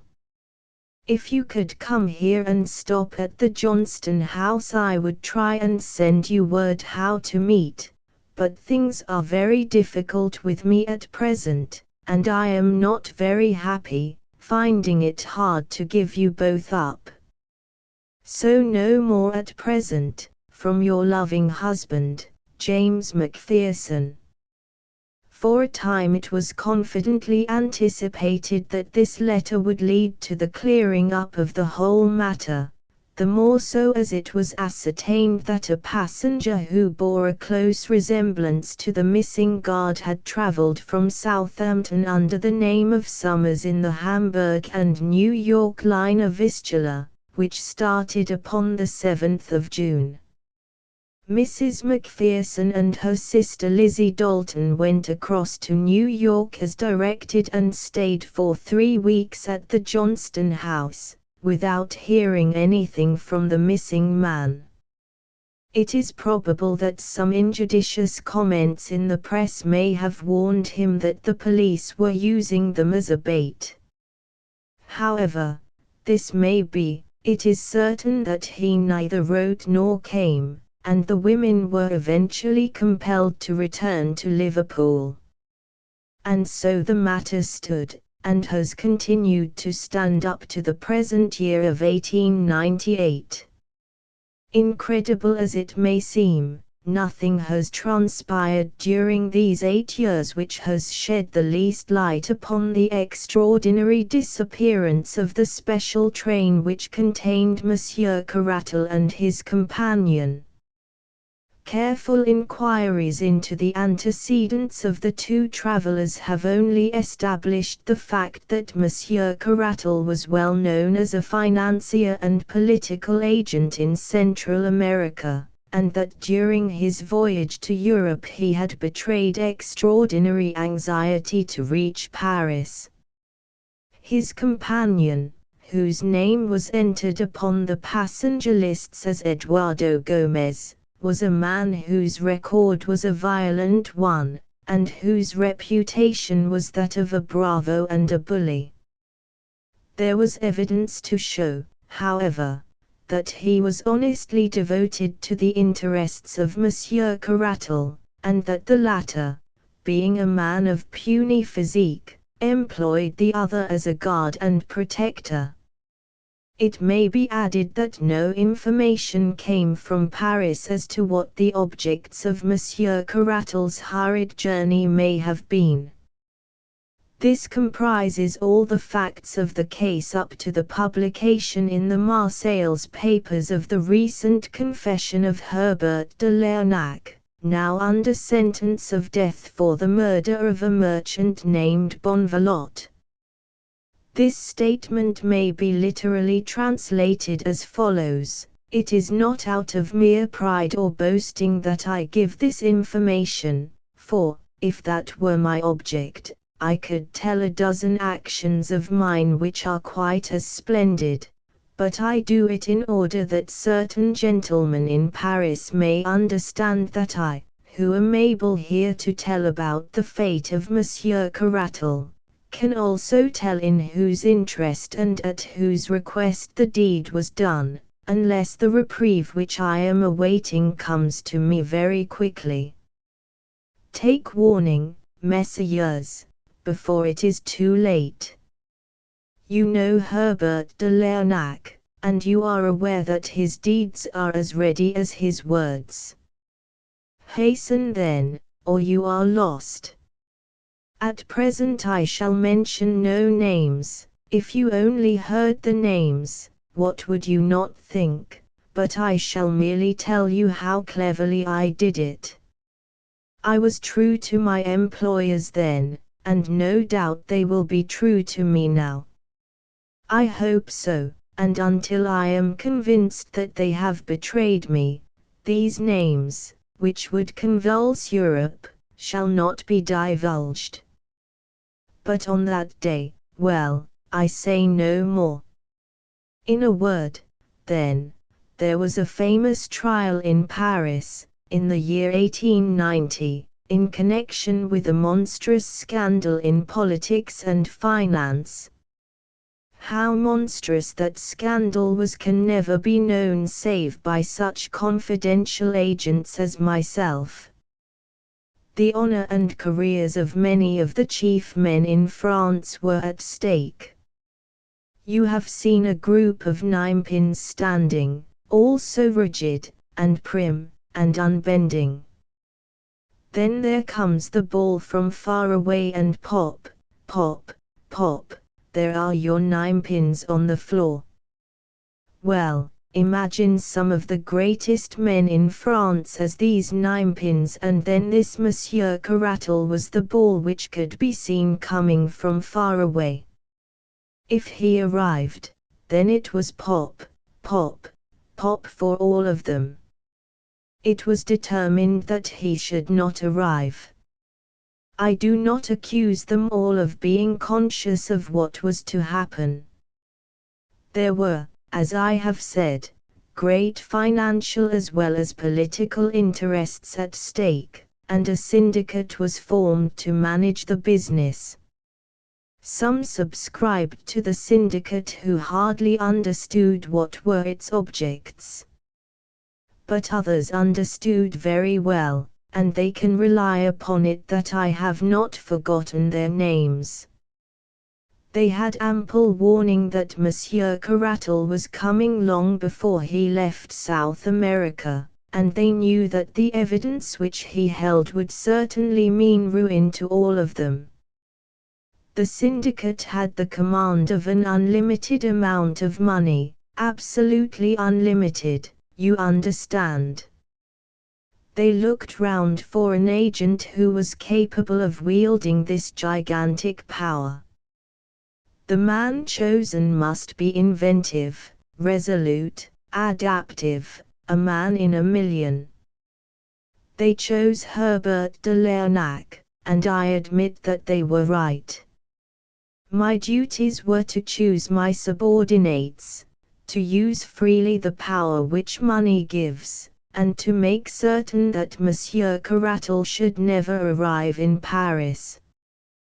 With characteristic energy I set about my commission within an hour of receiving my instructions, and the steps which I took were the very best for the purpose which could possibly be devised. A man whom I could trust was dispatched instantly to South America to travel home with Monsieur Caratal. Had he arrived in time the ship would never have reached Liverpool, but alas! It had already started before my agent could reach it. I fitted out a small armed brig to intercept it, but again I was unfortunate. Like all great organizers I was, however, prepared for failure, and had a series of alternatives prepared, one or the other of which must succeed. You must not underrate the difficulties of my undertaking, or imagine that a mere commonplace assassination would meet the case.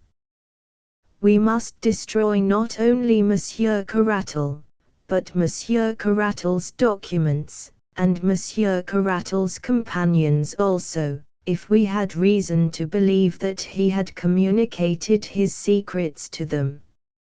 And you must remember that they were on the alert, and keenly suspicious of any such attempt. It was a task which was in every way worthy of me, for I am always most masterful where another would be appalled.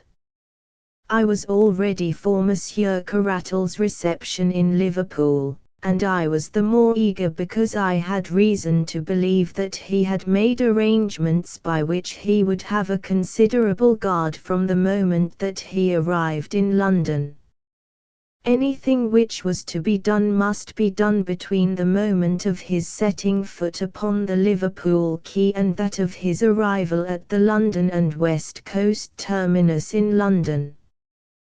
We prepared 6 plans, each more elaborate than the last, which plan would be used would depend upon his own movements. Do what he would, we were ready for him. If he had stayed in Liverpool, we were ready. If he took an ordinary train, an express, or a special, all was ready. Everything had been foreseen and provided for. You may imagine that I could not do all this myself. What could I know of the English railway lines? But money can procure willing agents all the world over, and I soon had one of the acutest brains in England to assist me. I will mention no names, but it would be unjust to claim all the credit for myself. My English ally was worthy of such an alliance. He knew the London and West Coast line thoroughly, and he had the command of a band of workers who were trustworthy and intelligent. The idea was his, and my own judgment was only required in the details.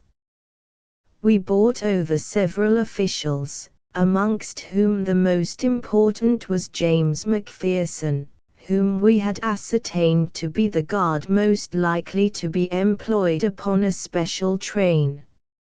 Smith, the stoker, was also in our employ. John Slater, the engine driver, had been approached, but had been found to be obstinate and dangerous, so we desisted. We had no certainty that Monsieur Caratal would take a special, but we thought it very probable, for it was of the utmost importance to him that he should reach Paris without delay. It was for this contingency, therefore, that we made special preparations which were complete down to the last detail long before his steamer had sighted the shores of England. You will be amused to learn that there was one of my agents in the pilot boat which brought that steamer to its moorings. The moment that Caratal arrived in Liverpool we knew that he suspected danger and was on his guard. He had brought with him as an escort a dangerous fellow, named Gomez, a man who carried weapons, and was prepared to use them. This fellow carried Caratal's confidential papers for him, and was ready to protect either them or his master. The probability was that Caratal had taken him into his counsel, and that to remove Caratal without removing Gomez would be a mere waste of energy. It was necessary that they should be involved in a common fate, and our plans to that end were much facilitated by their request for a special train. On that special train you will understand that 2 out of the 3 servants of the company were really in our employ, at a price which would make them independent for a lifetime. I do not go so far as to say that the English are more honest than any other nation, but I have found them more expensive to buy. I have already spoken of my English agent, who is a man with a considerable future before him, unless some complaint of the throat carries him off before his time. He had charge of all arrangements at Liverpool, whilst I was stationed at the inn at Kenyon, where I awaited a cipher signal to act. When the special was arranged for, my agent instantly telegraphed to me and warned me how soon I should have everything ready. He himself under the name of Horace Moore applied immediately for a special also, in the hope that he would be sent down with Monsieur Caratal, which might under certain circumstances have been helpful to us. If, for example, our great coup had failed, it would then have become the duty of my agent to have shot them both and destroyed their papers. Caratal was on his guard, however, and refused to admit any other traveller. My agent then left the station, returned by another entrance, entered the guard's van on the side farthest from the platform, and travelled down with Macpherson the guard. In the meantime you will be interested to know what my movements were. Everything had been prepared 4 days before, and only the finishing touches were needed. The side line which we had chosen had once joined the main line, but it had been disconnected. We had only to replace a few rails to connect it once more. These rails had been laid down as far as could be done without danger of attracting attention, and now it was merely a case of completing a juncture with the line, and arranging the points as they had been before. The sleepers had never been removed, and the rails, fish plates and rivets were all ready, for we had taken them from a siding on the abandoned portion of the line. With my small but competent band of workers, we had everything ready long before the special arrived.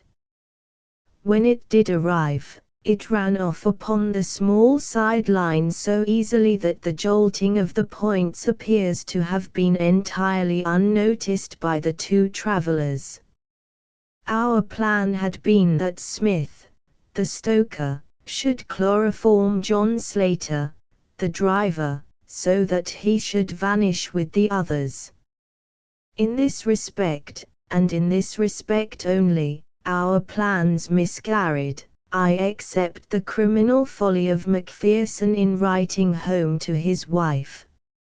Our stoker did his business so clumsily that Slater in his struggles fell off the engine, and though fortune was with us so far that he broke his neck in the fall, still he remained as a blot upon that which would otherwise have been one of those complete masterpieces which are only to be contemplated in silent admiration. The criminal expert will find in John Slater the one flaw in all our admirable combinations. A man who has had as many triumphs as I can afford to be frank, and I therefore lay my finger upon John Slater, and I proclaim him to be a flaw. But now I have got our special train upon the small line 2 kilometers, or rather more than 1 mile, in length, which leads, or rather used to lead, to the abandoned Heartsease mine, once one of the largest coal mines in England.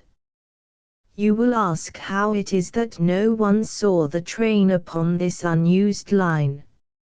I answer that along its entire length it runs through a deep cutting, and that, unless someone had been on the edge of that cutting, he could not have seen it.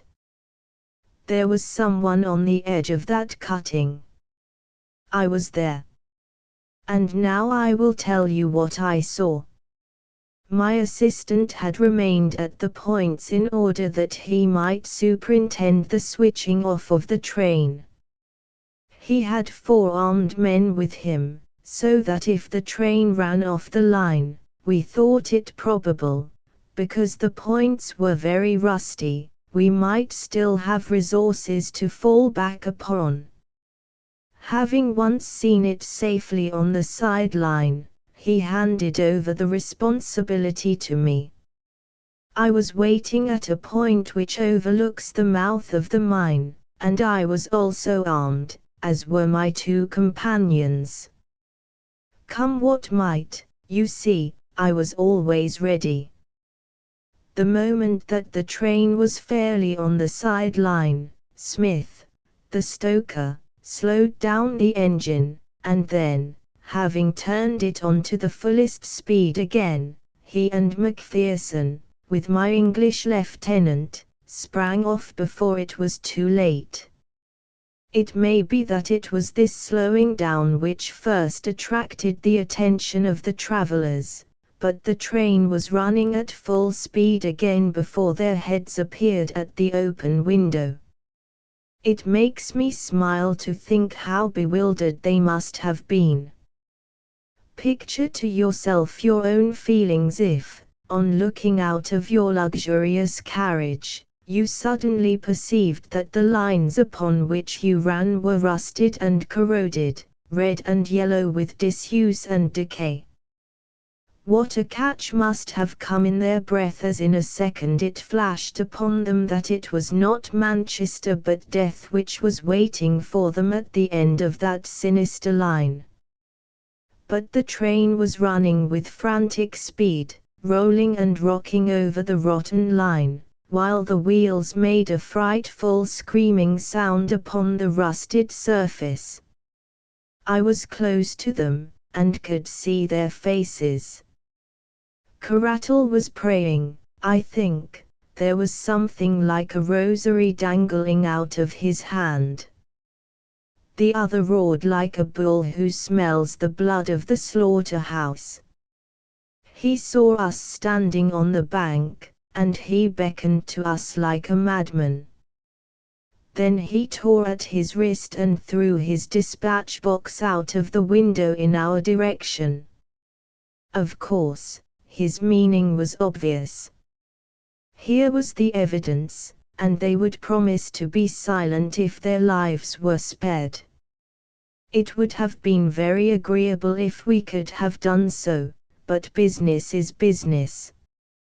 Besides, the train was now as much beyond our controls as theirs.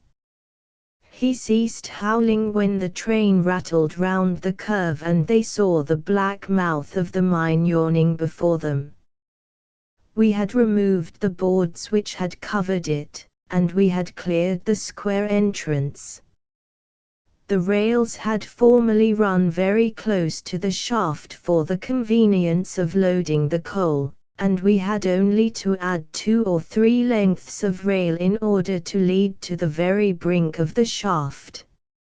In fact, as the lengths would not quite fit, our line projected about 3 feet over the edge. We saw the 2 heads at the window, Corattle below, Gomez above, but they had both been struck silent by what they saw. And yet they could not withdraw their heads. The sight seemed to have paralyzed them. I had wondered how the train running at a great speed would take the pit into which I had guided it, and I was much interested in watching it. One of my colleagues thought that it would actually jump it, and indeed it was not very far from doing so. Fortunately, however, it fell short, and the buffers of the engine struck the other lip of the shaft with a tremendous crash. The funnel flew off into the air. The tender, carriages, and van were all smashed up into one jumble, which, with the remains of the engine, choked for a minute or so the mouth of the pit. Then something gave way in the middle, and the whole mass of green iron, smoking coals, brass fittings, wheels, woodwork, and cushions all crumbled together and crashed down into the mine. We heard the rattle, rattle, rattle, as the debris struck against the walls, and then, quite a long time afterwards, there came a deep roar as the remains of the train struck the bottom.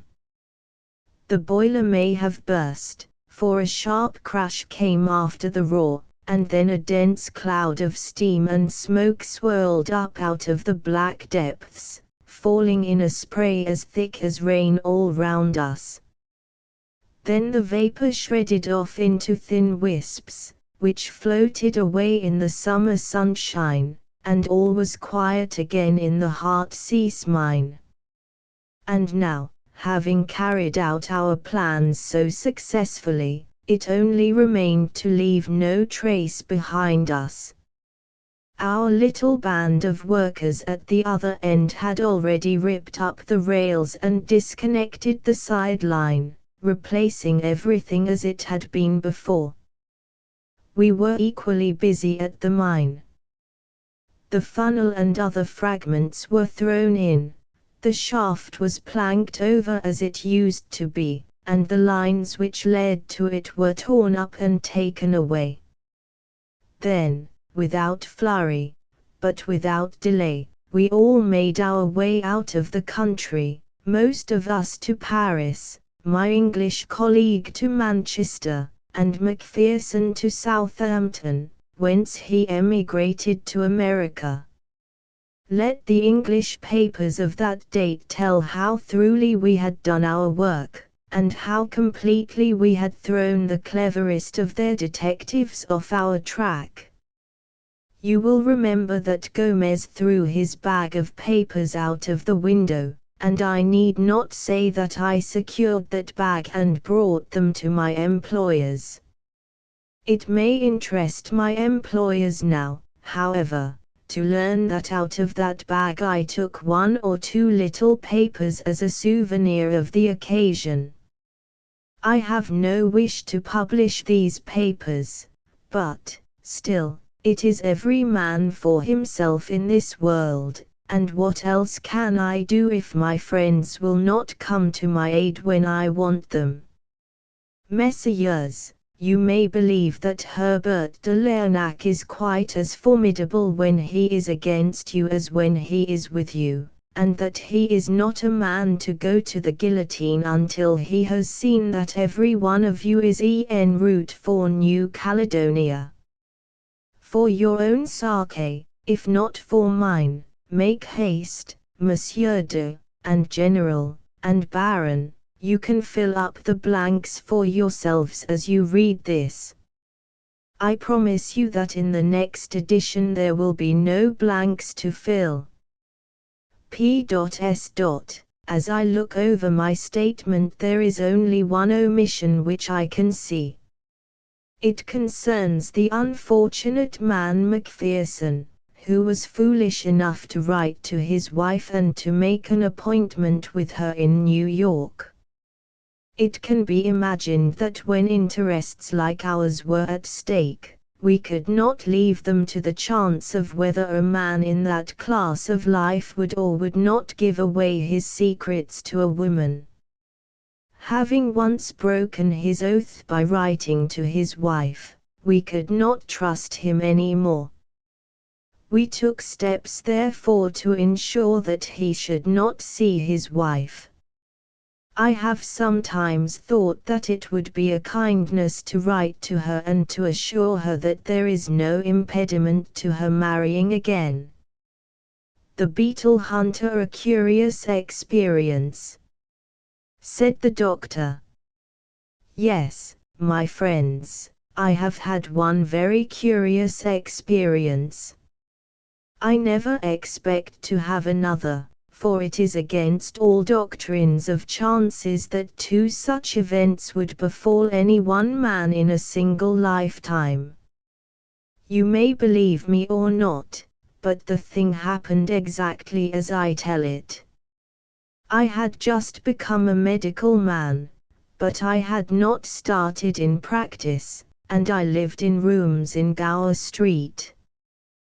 The street has been renumbered since then, but it was in the only house which has a bow window, upon the left-hand side as you go down from the Metropolitan Station. A widow named Murchison kept the house at that time, and she had 3 medical students and 1 engineer as lodgers. I occupied the top room, which was the cheapest, but cheap as it was more than I could afford. My small resources were dwindling away, and every week it became more necessary that I should find something to do.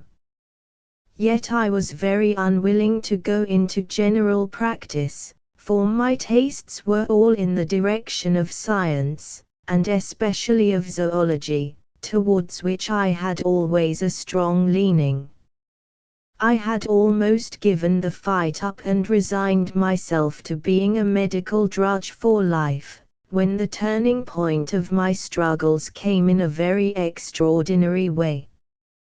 One morning I had picked up the Standard and was glancing over its contents.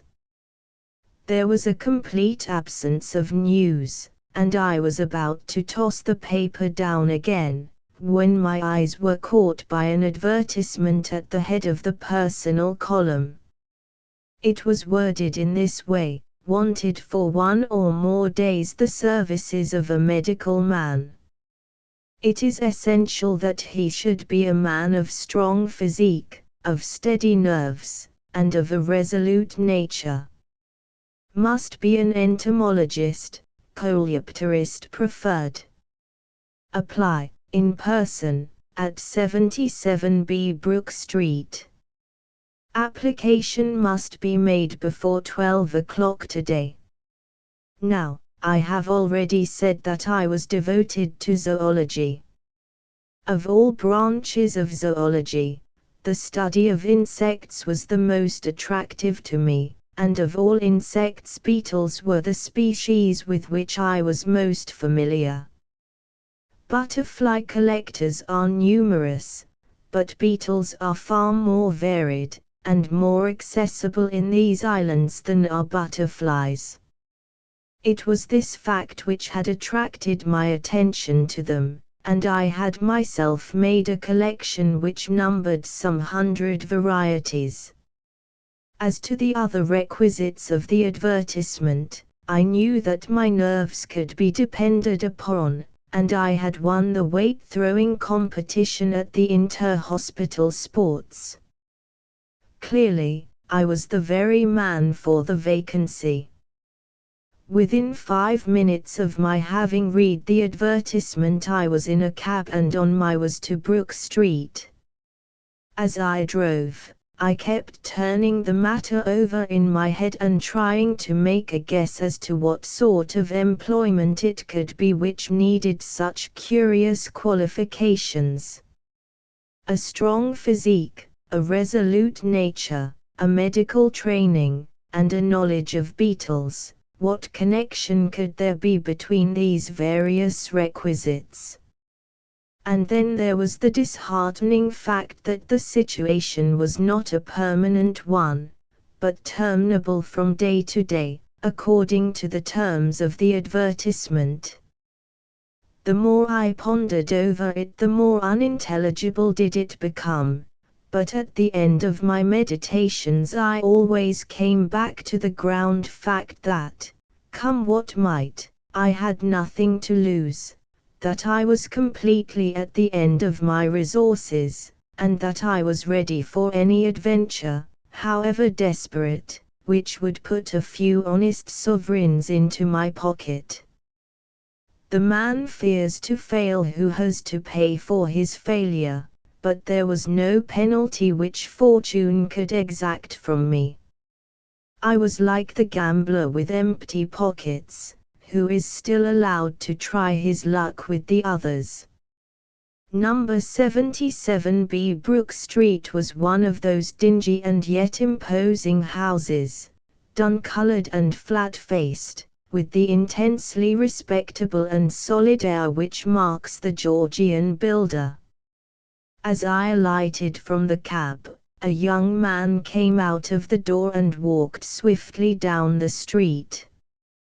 In passing me, I noticed that he cast an inquisitive and somewhat malevolent glance at me, and I took the incident as a good omen, for his appearance was that of a rejected candidate, and if he resented my application it meant that the vacancy was not yet filled up. Full of hope, I ascended the broad steps and rapped with the heavy knocker. A footman in powder and livery opened the door. Clearly I was in touch with the people of wealth and fashion. "Yes, sir," said the footman. "I came in answer to—" "Quite so, sir," said the footman. "Lord Linchmere will see you at once in the library." Lord Linchmere. I had vaguely heard the name, but could not for the instant recall anything about him. Following the footman, I was shown into a large, book-lined room in which there was seated behind a writing desk a small man with a pleasant, clean-shaven, mobile face, and long hair shot with grey, brushed back from his forehead. He looked me up and down with a very shrewd, penetrating glance, holding the card which the footman had given him in his right hand. Then he smiled pleasantly, and I felt that externally at any rate I possessed the qualifications which he desired. "You have come in answer to my advertisement, Dr. Hamilton?" he asked. "Yes, sir." "Do you fulfill the conditions which are there laid down?" "I believe that I do." "You are a powerful man, or so I should judge from your appearance." "I think that I am fairly strong." "And resolute." "I believe so." "Have you ever known what it was to be exposed to imminent danger?" "No, I don't know that I ever have." "But you think you would be prompt and cool at such a time?" "I hope so."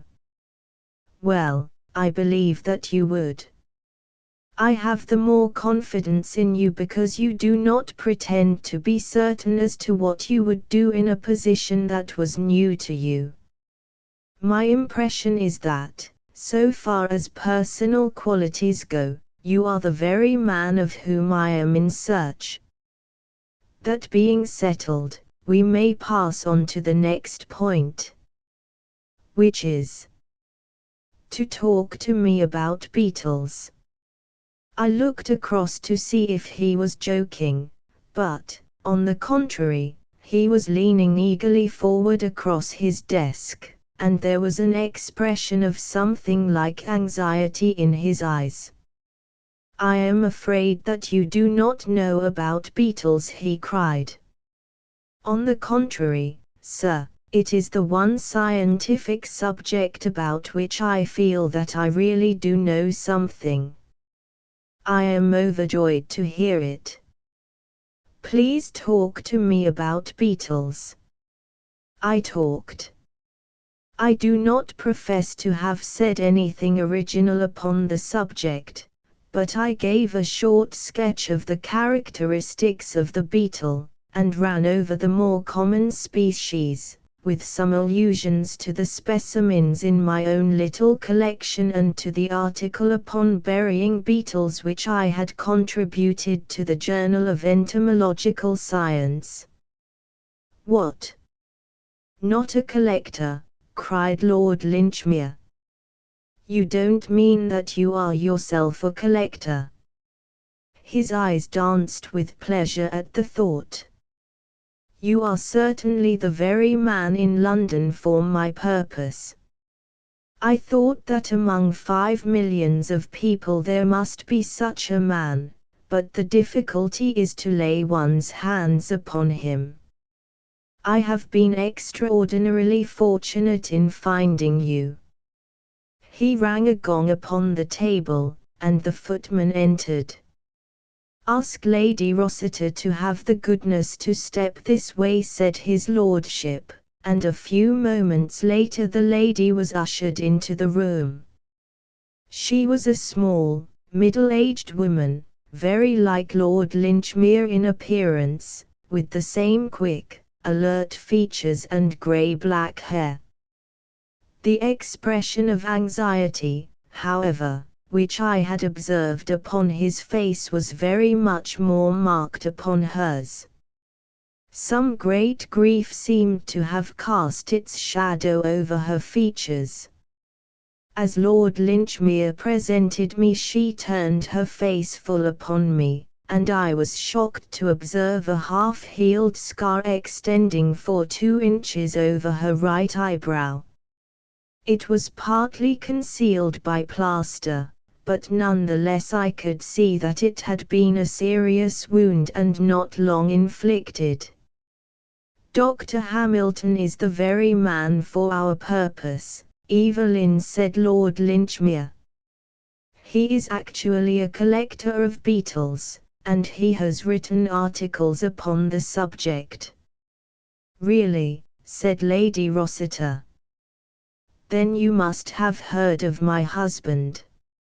Everyone who knows anything about beetles must have heard of Sir Thomas Rossiter. For the first time a thin little ray of light began to break into the obscure business. Here, at last, was a connection between these people and beetles.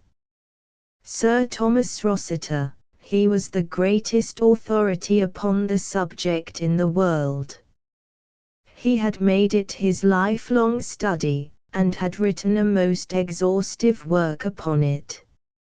I hastened to assure her that I had read and appreciated it. "Have you met my husband?" she asked. "No, I have not." "But you shall," said Lord Linchmere, with decision. The lady was standing beside the desk, and she put her hand upon his shoulder. It was obvious to me as I saw their faces together that they were brother and sister. "Are you really prepared for this, Charles? It is noble of you, but you fill me with fears." Her voice quavered with apprehension, and he appeared to me to be equally moved, though he was making strong efforts to conceal his agitation. "Yes, yes, dear, it is all settled, it is all decided. In fact, there is no other possible way, that I can see." "There is one obvious way." "No, no, Evelyn, I shall never abandon you, never.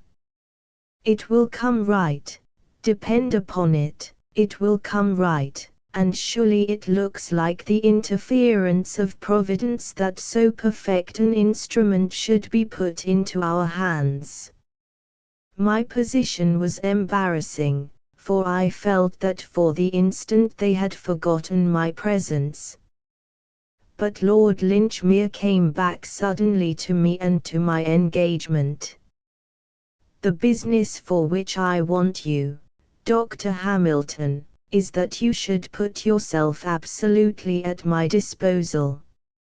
I wish you to come for a short journey with me, to remain always at my side, and to promise to do without question whatever I may ask you, however unreasonable it may appear to you to be." "That is a good deal to ask," said I. "Unfortunately I cannot put it more plainly, for I do not myself know what turn matters may take. You may be sure, however, that you will not be asked to do anything which your conscience does not approve, and I promise you that, when all is over, you will be proud to have been concerned in so good a work." "If it ends happily," said the lady.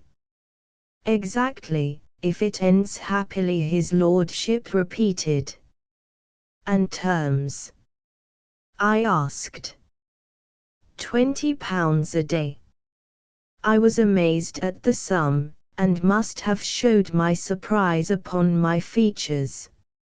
It is a rare combination of qualities, as must have struck you when you first read the advertisement, said Lord Linchmere. "Such varied gifts may well command a high return, and I do not conceal from you that your duties might be arduous or even dangerous. Besides, it is possible that 1 or 2 days may bring the matter to an end." "Please God," sighed his sister. "So now, Dr. Hamilton, may I rely upon your aid?" "Most undoubtedly," said I. "You have only to tell me what my duties are." "Your first duty will be to return to your home. You will pack up whatever you may need for a short visit to the country. We start together from Paddington Station at 3:40 this afternoon." "Do we go far?" "As far as Pangbourne." Meet me at the bookstall at 3:30. I shall have the tickets. Goodbye, Dr. Hamilton. And, by the way, there are two things which I should be very glad if you would bring with you, in case you have them. One is your case for collecting beetles, and the other is a stick, and the thicker and heavier the better. You may imagine that I had plenty to think of from the time that I left Brook Street until I set out to meet Lord Linchmere at Paddington. The whole fantastic business kept arranging and rearranging itself in kaleidoscopic forms inside my brain, until I had thought out a dozen explanations, each of them more grotesquely improbable than the last.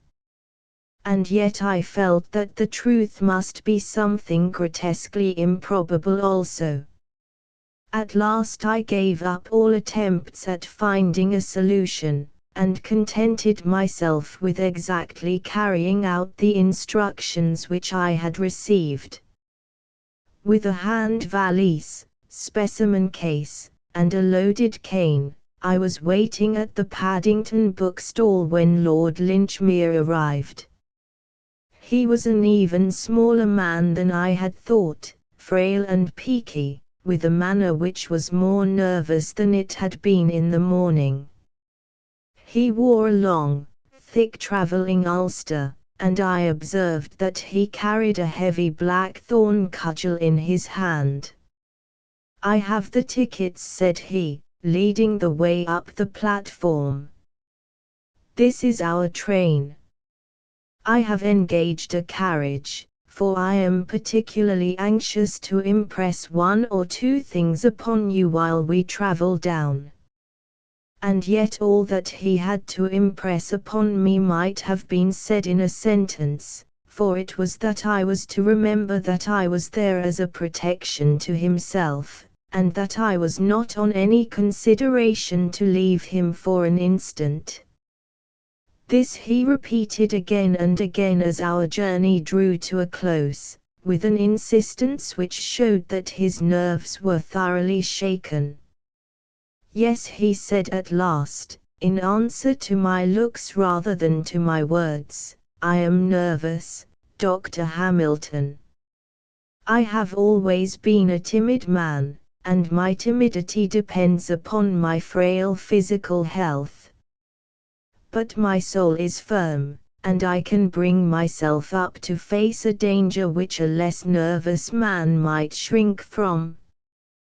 What I am doing now is done from no compulsion, but entirely from a sense of duty, and yet it is, beyond doubt, a desperate risk. If things should go wrong, I will have some claims to the title of martyr." This eternal reading of riddles was too much for me. I felt that I must put a term to it. "I think it would very much better, sir, if you were to trust me entirely," said I. "It is impossible for me to act effectively, when I do not know what are the objects which we have in view, or even where we are going." "Oh, as to where we are going, there need be no mystery about that," said he. "We are going to Delamere Court, the residence of Sir Thomas Rossiter, with whose work you are so conversant. As to the exact object of our visit, I do not know that at this stage of the proceedings anything would be gained, Dr. Hamilton, by taking you into my complete confidence. I may tell you that we are acting, I say we because my sister, Lady Rossiter, takes the same view as myself, with the one object of preventing anything in the nature of a family scandal. That being so, you can understand that I am loath to give any explanations which are not absolutely necessary. It would be a different matter, Dr. Hamilton, if I were asking your advice. As matters stand, It is only your active help which I need, and I will indicate to you from time to time how you can best give it." There was nothing more to be said, and a poor man can put up with a good deal for £20 a day, but I felt none the less that Lord Linchmere was acting rather scurvily towards me. He wished to convert me into a passive tool, like the blackthorn in his hand. With his sensitive disposition I could imagine, however, that scandal would be abhorrent to him, and I realized that he would not take me into his confidence until no other course was open to him. I must trust to my own eyes and ears to solve the mystery, but I had every confidence that I should not trust to them in vain. Delamere Court lies a good 5 miles from Pangbourne Station, and we drove for that distance in an open fly. Lord Linchmere sat in deep thought during the time, and he never opened his mouth until we were close to our destination. When he did speak it was to give me a piece of information which surprised me. "Perhaps you are not aware," said he, "that I am a medical man like yourself." "No, sir, I did not know it." "Yes, I qualified in my younger days, when there were several lives between me and the peerage. I have not had occasion to practice, but I have found it a useful education, all the same. I never regretted the years which I devoted to medical study. These are the gates of Delamere Court." We had come to 2 high pillars crowned with heraldic monsters which flanked the opening of a winding avenue. Over the laurel bushes and rhododendrons, I could see a long, many-gabled mansion, girdled with ivy, and toned to the warm, cheery, mellow glow of old brickwork. My eyes were still fixed in admiration upon this delightful house when my companion plucked nervously at my sleeve. "Here's Sir Thomas," he whispered. "Please talk Beetle all you can." A tall, thin figure, curiously angular and bony, had emerged through a gap in the hedge of laurels. In his hand he held a spud, and he wore gauntleted gardener's gloves. A broad-brimmed, grey hat cast his face into shadow, but it struck me as exceedingly austere, with an ill-nourished beard and harsh, irregular features. The fly pulled up and Lord Linchmere sprang out. "My dear Thomas, how are you?" said he, heartily. But the heartiness was by no means reciprocal. The owner of the grounds glared at me over his brother-in-law's shoulder, and I caught broken scraps of sentences, well-known wishes, hatred of strangers, unjustifiable intrusion, perfectly inexcusable. Then there was a muttered explanation, and the two of them came over together to the side of the fly. "Let me present you to Sir Thomas Rossiter, Dr. Hamilton," said Lord Linchmere. "You will find that you have a strong community of tastes." I bowed. Sir Thomas stood very stiffly, looking at me severely from under the broad brim of his hat. "Lord Linchmere tells me that you know something about beetles," said he. "What do you know about beetles?" "I know what I have learned from your work upon the Coleoptera, Sir Thomas," I answered. "Give me the names of the better-known species of the British Scarabaea," said he. I had not expected an examination, but fortunately I was ready for one. My answers seemed to please him, for his stern features relaxed. "You appear to have read my book with some profit, sir," said he. "It is a rare thing for me to meet anyone who takes an intelligent interest in such matters. People can find time for such trivialities as sport or society, and yet the Beatles are overlooked. I can assure you that the greater part of the idiots in this part of the country are unaware that I have ever written a book at all. The first man who ever described the true function of the elytra. I am glad to see you, sir, and I have no doubt that I can show you some specimens which will interest you." He stepped into the fly and drove up with us to the house, expounding to me as we went some recent researches which he had made into the anatomy of the ladybird. I have said that Sir Thomas Rossiter wore a large hat drawn down over his brows. As he entered the hall he uncovered himself, and I was at once aware of a singular characteristic which the hat had concealed. His forehead, which was naturally high, and higher still on account of receding hair, was in a continual state of movement.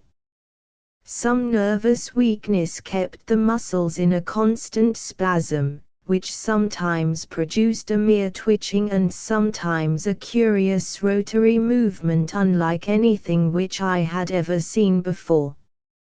It was strikingly visible as he turned towards us after entering the study, and seemed the more singular from the contrast with the hard, steady, grey eyes which looked out from underneath those palpitating brows. "I am sorry," said he, "that Lady Rossiter is not here to help me to welcome you. By the way, Charles, did Evelyn say anything about the date of her return?" "She wished to stay in town for a few more days," said Lord Linchmere. "You know how ladies' social duties accumulate if they have been for some time in the country. My sister has many old friends in London at present. Well, she is her own mistress, and I should not wish to alter her plans, but I shall be glad when I see her again. It is very lonely here without her company. I was afraid that you might find it so, and that was partly why I ran down. My young friend, Dr. Hamilton, is so much interested in the subject which you have made your own, that I thought you would not mind his accompanying me. I lead a retired life, Dr. Hamilton, and my aversion to strangers grows upon me," said our host. "I have sometimes thought that my nerves are not so good as they were. My travels in search of beetles in my younger days took me into many malarious and unhealthy places. But a brother coleopterist like yourself is always a welcome guest, and I shall be delighted if you will look over my collection, which I think that I may without exaggeration describe as the best in Europe." And so no doubt it was.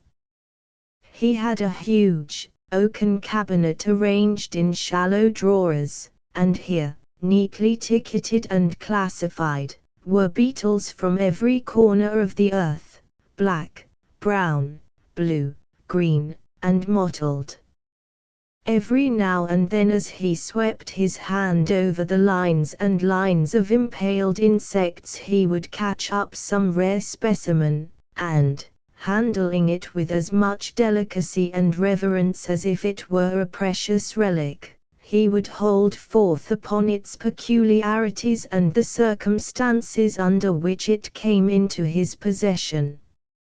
It was evidently an unusual thing for him to meet with a sympathetic listener, and he talked and talked until the spring evening had deepened into night, and the gong announced that it was time to dress for dinner. All the time Lord Linchmere said nothing, but he stood at his brother-in-law's elbow, and I caught him continually shooting curious little, questioning glances into his face. And his own features expressed some strong emotion, apprehension, sympathy, expectation. I seemed to read them all.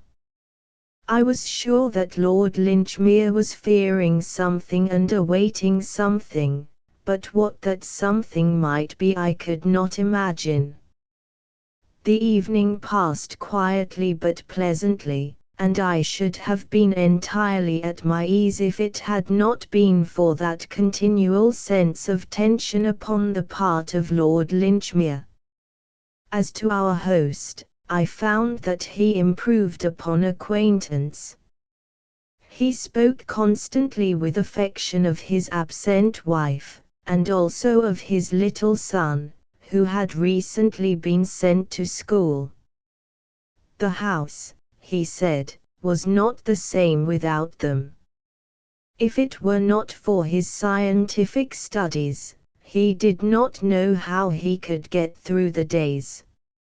After dinner we smoked for some time in the billiard room, and finally went early to bed. And then it was that, for the first time, the suspicion that Lord Linchmere was a lunatic crossed my mind.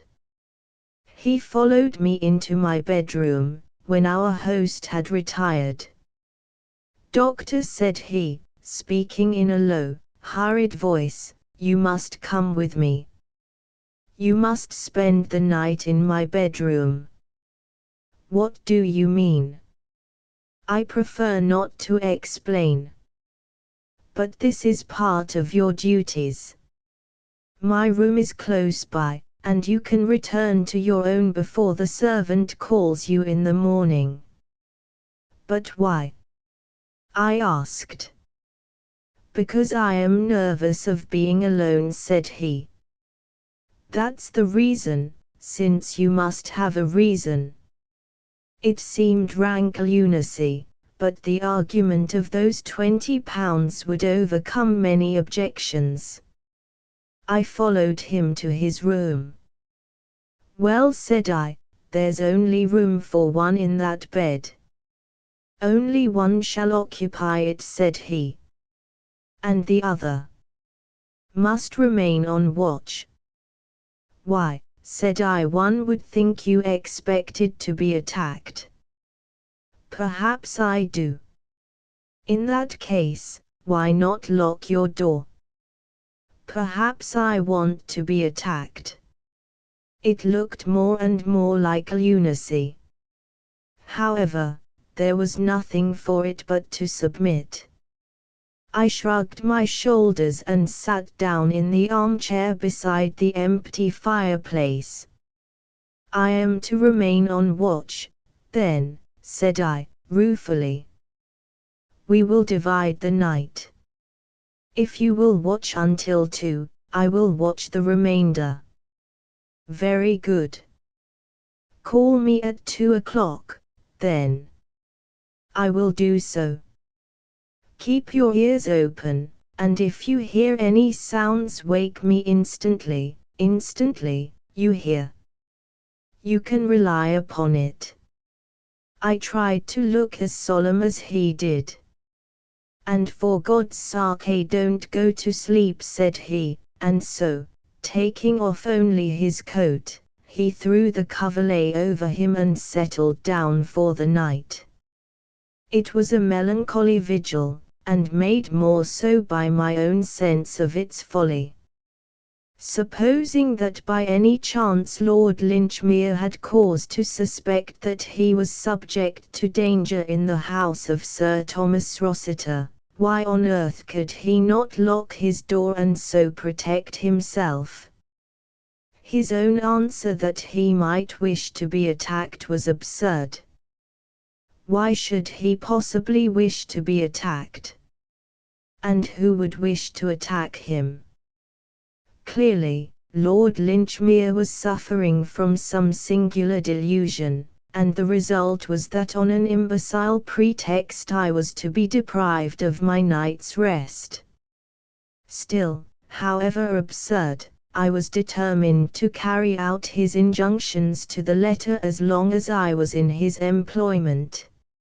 I sat, therefore, beside the empty fireplace, and listened to a sonorous chiming clock somewhere down the passage which gurgled and struck every quarter of an hour.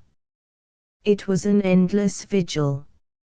Save for that single clock, an absolute silence reigned throughout the great house. A small lamp stood on the table at my elbow, throwing a circle of light round my chair, but leaving the corners of the room draped in shadow. On the bed Lord Linchmere was breathing peacefully. I envied him his quiet sleep, and again my own eyelids drooped, but every time my sense of duty came to my help, and I sat up, rubbing my eyes and pinching myself with a determination to see my irrational watch to an end. And I did so. From down the passage came the chimes of 2 o'clock, and I laid my hand upon the shoulder of the sleeper.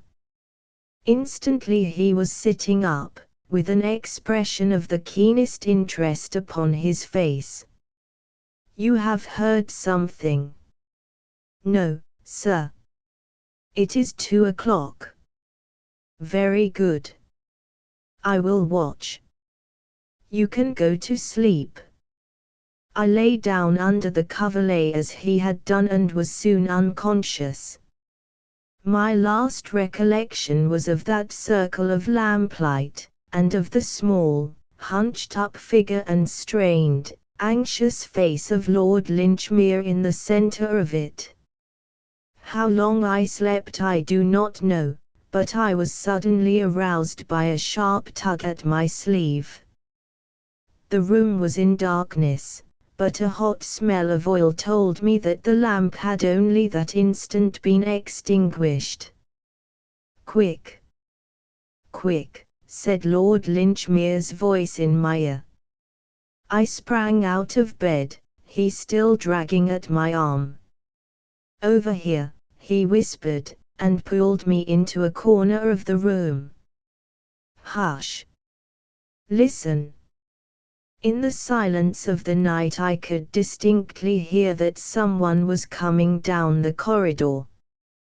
It was a stealthy step, faint and intermittent, as of a man who paused cautiously after every stride.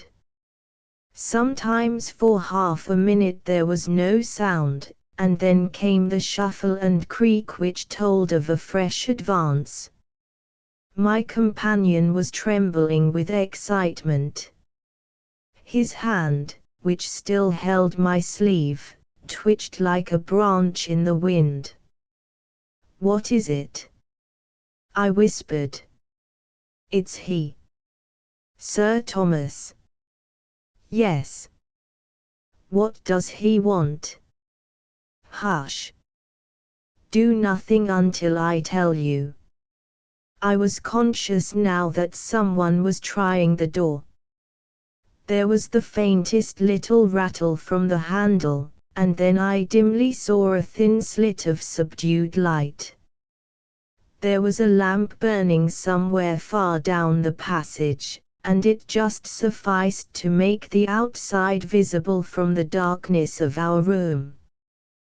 The greyish slit grew broader and broader, very gradually, very gently, and then outlined against it I saw the dark figure of a man. He was squat and crouching, with the silhouette of a bulky and misshapen dwarf. Slowly the door swung open with this ominous shape framed in the center of it. And then, in an instant, the crouching figure shot up. There was a tiger spring across the room and thud, thud, thud, came 3 tremendous blows from some heavy object upon the bed.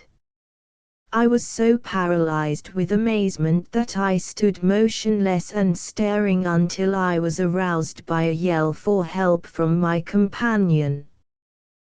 The open door shed enough light for me to see the outline of things, and there was little Lord Linchmere with his arms round the neck of his brother-in-law, holding bravely on to him like a game bull terrier with its teeth into a gaunt deer-hound.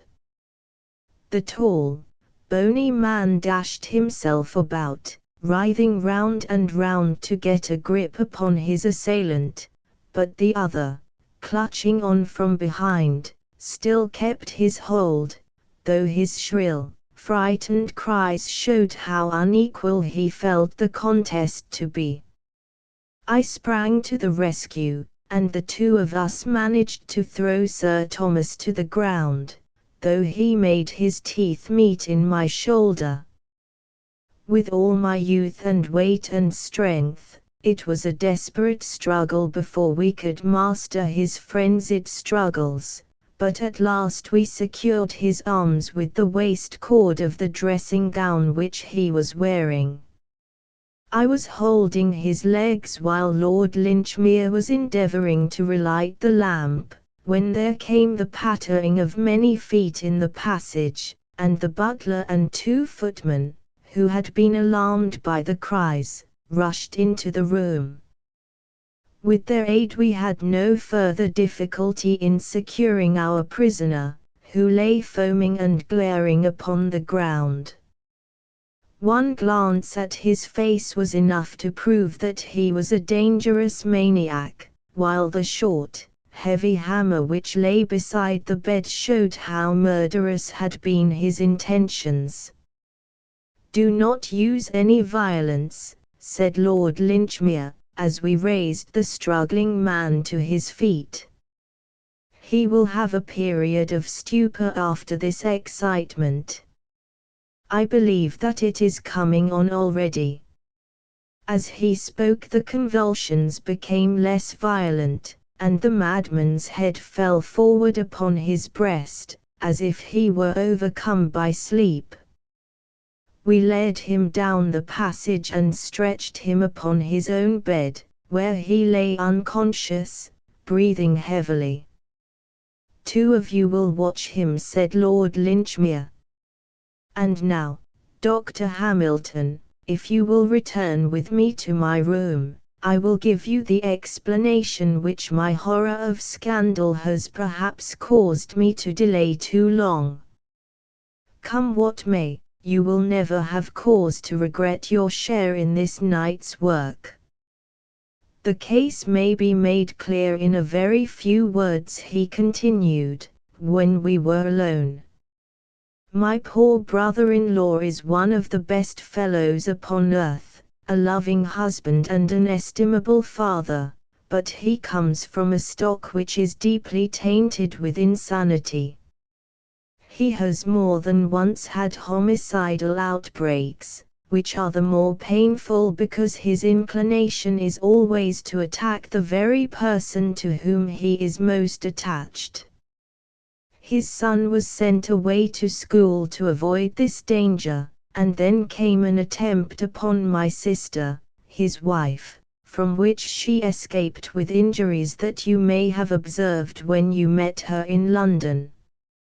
You understand that he knows nothing of the matter when he is in his sound senses, and would ridicule the suggestion that he could under any circumstances injure those whom he loves so dearly.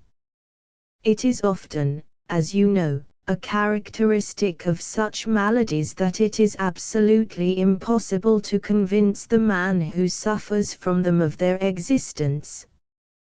Our great object was, of course, to get him under restraint before he could stain his hands with blood, but the matter was full of difficulty. He is a recluse in his habits, and would not see any medical man. Besides, it was necessary for our purpose that the medical man should convince himself of his insanity, and he is sane as you or I, save on these very rare occasions. But, fortunately, before he has these attacks he always shows certain premonitory symptoms, which are providential danger signals, warning us to be upon our guard. The chief of these is that nervous contortion of the forehead which you must have observed. This is a phenomenon which always appears from 3 to 4 days before his attacks of frenzy. The moment it showed itself, his wife came into town on some pretext, and took refuge in my house in Brook Street. It remained for me to convince a medical man of Sir Thomas's insanity, without which it was impossible to put him where he could do no harm. The first problem was how to get a medical man into his house. I bethought me of his interest in beetles, and his love for anyone who shared his tastes. I advertised, therefore, and was fortunate enough to find in you the very man I wanted.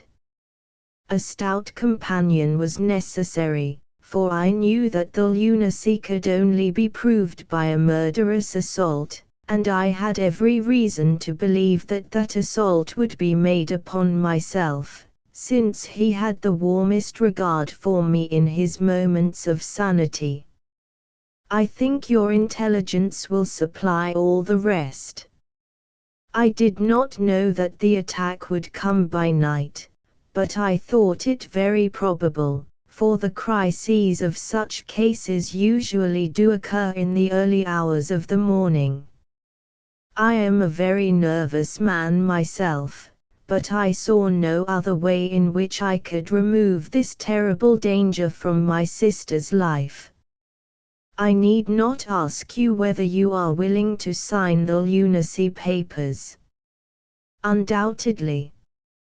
But 2 signatures are necessary.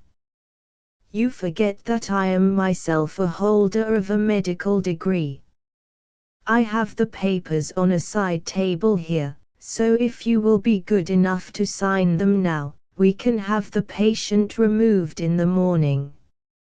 So that was my visit to Sir Thomas Rossiter, the famous beetle hunter, and that was also my first step upon the ladder of success. For Lady Rossiter and Lord Linchmere have proved to be staunch friends, and they have never forgotten my association with them in the time of their need.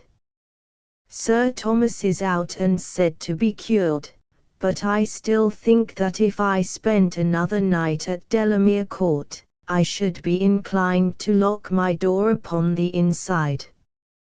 The man with the watches. There are many who will still bear in mind the singular circumstances which, under the heading of the Rugby mystery, filled many columns of the daily press in the spring of the year 1892. Coming as it did at a period of exceptional dullness, it attracted perhaps rather more attention than it deserved, but it offered to the public that mixture of the whimsical and the tragic which is most stimulating to the popular imagination. Interest drooped, however, when, after weeks of fruitless investigation, it was found that no final explanation of the facts was forthcoming, and the tragedy seemed from that time to the present to have finally taken its place in the dark catalogue of inexplicable and unexpiated crimes. A recent communication, the authenticity of which appears to be above question, has, however, thrown some new and clear light upon the matter. Before laying it before the public, it would be as well, perhaps, that I should refresh their memories as to the singular facts upon which this commentary is founded. These facts were briefly as follows. At 5 o'clock on the evening of the 18th of March in the year already mentioned, a train left Euston Station for Manchester. It was a rainy, squally day, which grew wilder as it progressed, so it was by no means the weather in which anyone would travel who was not driven to do so by necessity. The train, however, is a favorite one among Manchester businessmen who are returning from town, for it does the journey in 4 hours and 20 minutes, with only 3 stoppages upon the way.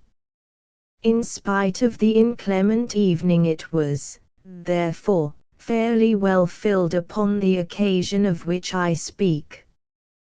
The guard of the train was a tried servant of the company, a man who had worked for 22 years without a blemish or complaint. His name was John Palmer. The station clock was upon the stroke of 5, and the guard was about to give the customary signal to the engine driver when he observed 2 belated passengers hurrying down the platform. The one was an exceptionally tall man, dressed in a long black overcoat with astrakhan collar and cuffs. I have already said that the evening was an inclement one, and the tall traveller had the high, warm collar turned up to protect his throat against the bitter March wind.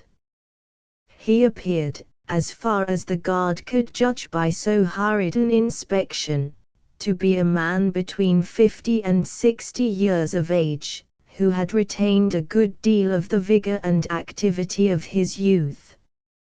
In one hand he carried a brown leather Gladstone bag.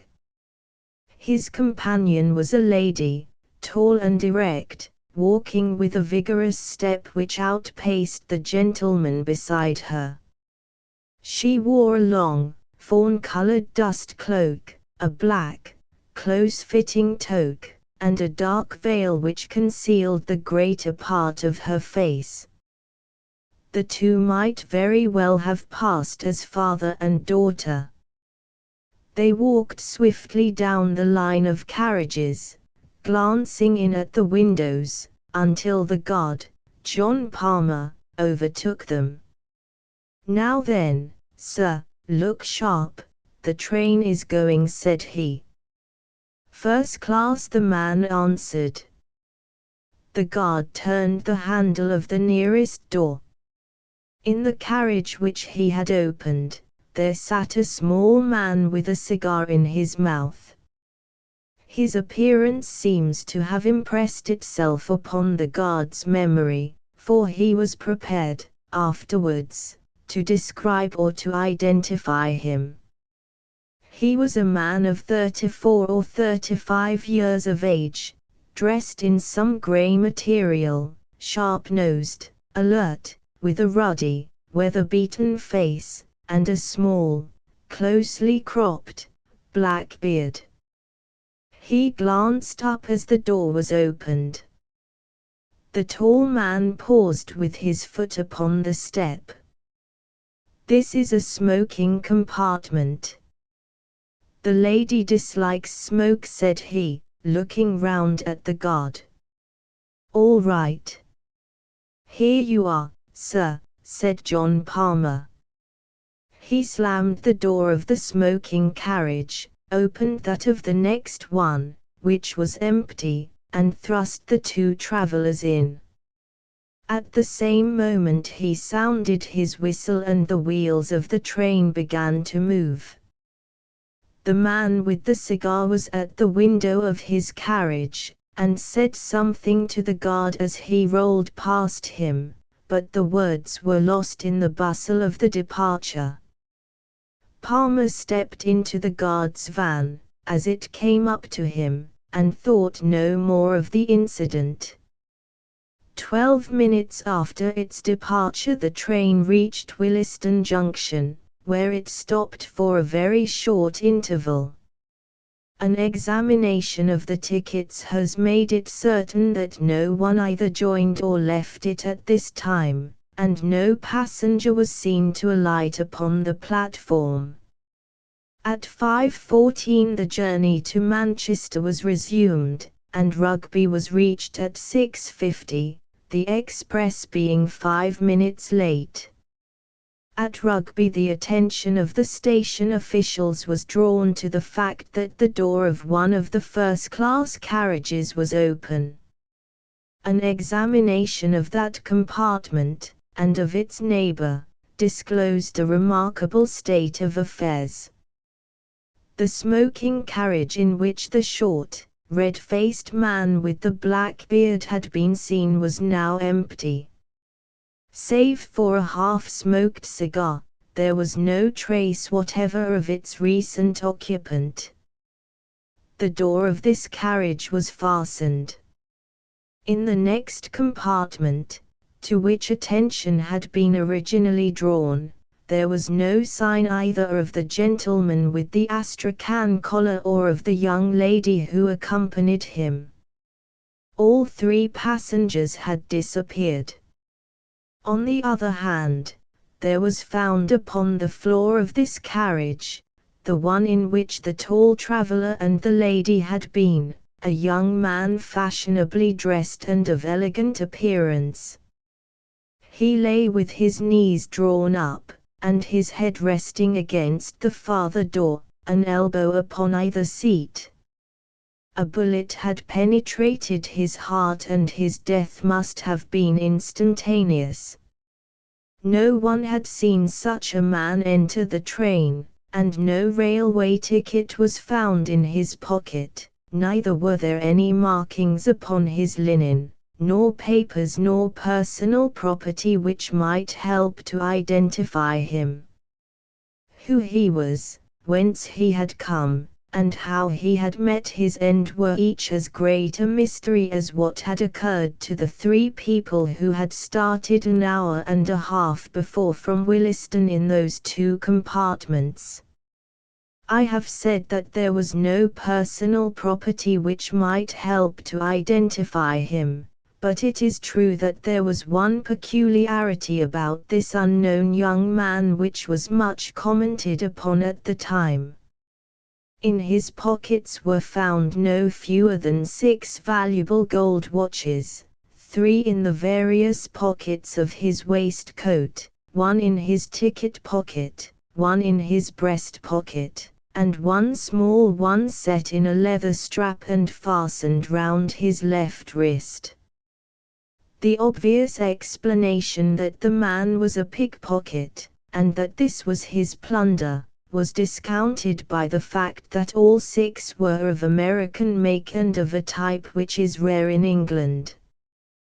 3 of them bore the mark of the Rochester Watchmaking Company, 1 was by Mason, of Elmira, 1 was unmarked, and the small one, which was highly jeweled and ornamented, was from Tiffany, of New York. The other contents of his pocket consisted of an ivory knife with a corkscrew by Rogers, of Sheffield, a small, circular mirror, 1 inch in diameter, a readmission slip to the Lyceum Theatre, a silver box full of Vesta matches, and a brown leather cigar case containing 2 cheroots, also £2 14 shillings in money. It was clear, then, that whatever motives may have led to his death, robbery was not among them. As already mentioned, there were no markings upon the man's linen, which appeared to be new, and no tailor's name upon his coat. In appearance he was young, short, smooth-cheeked, and delicately featured. One of his front teeth was conspicuously stopped with gold.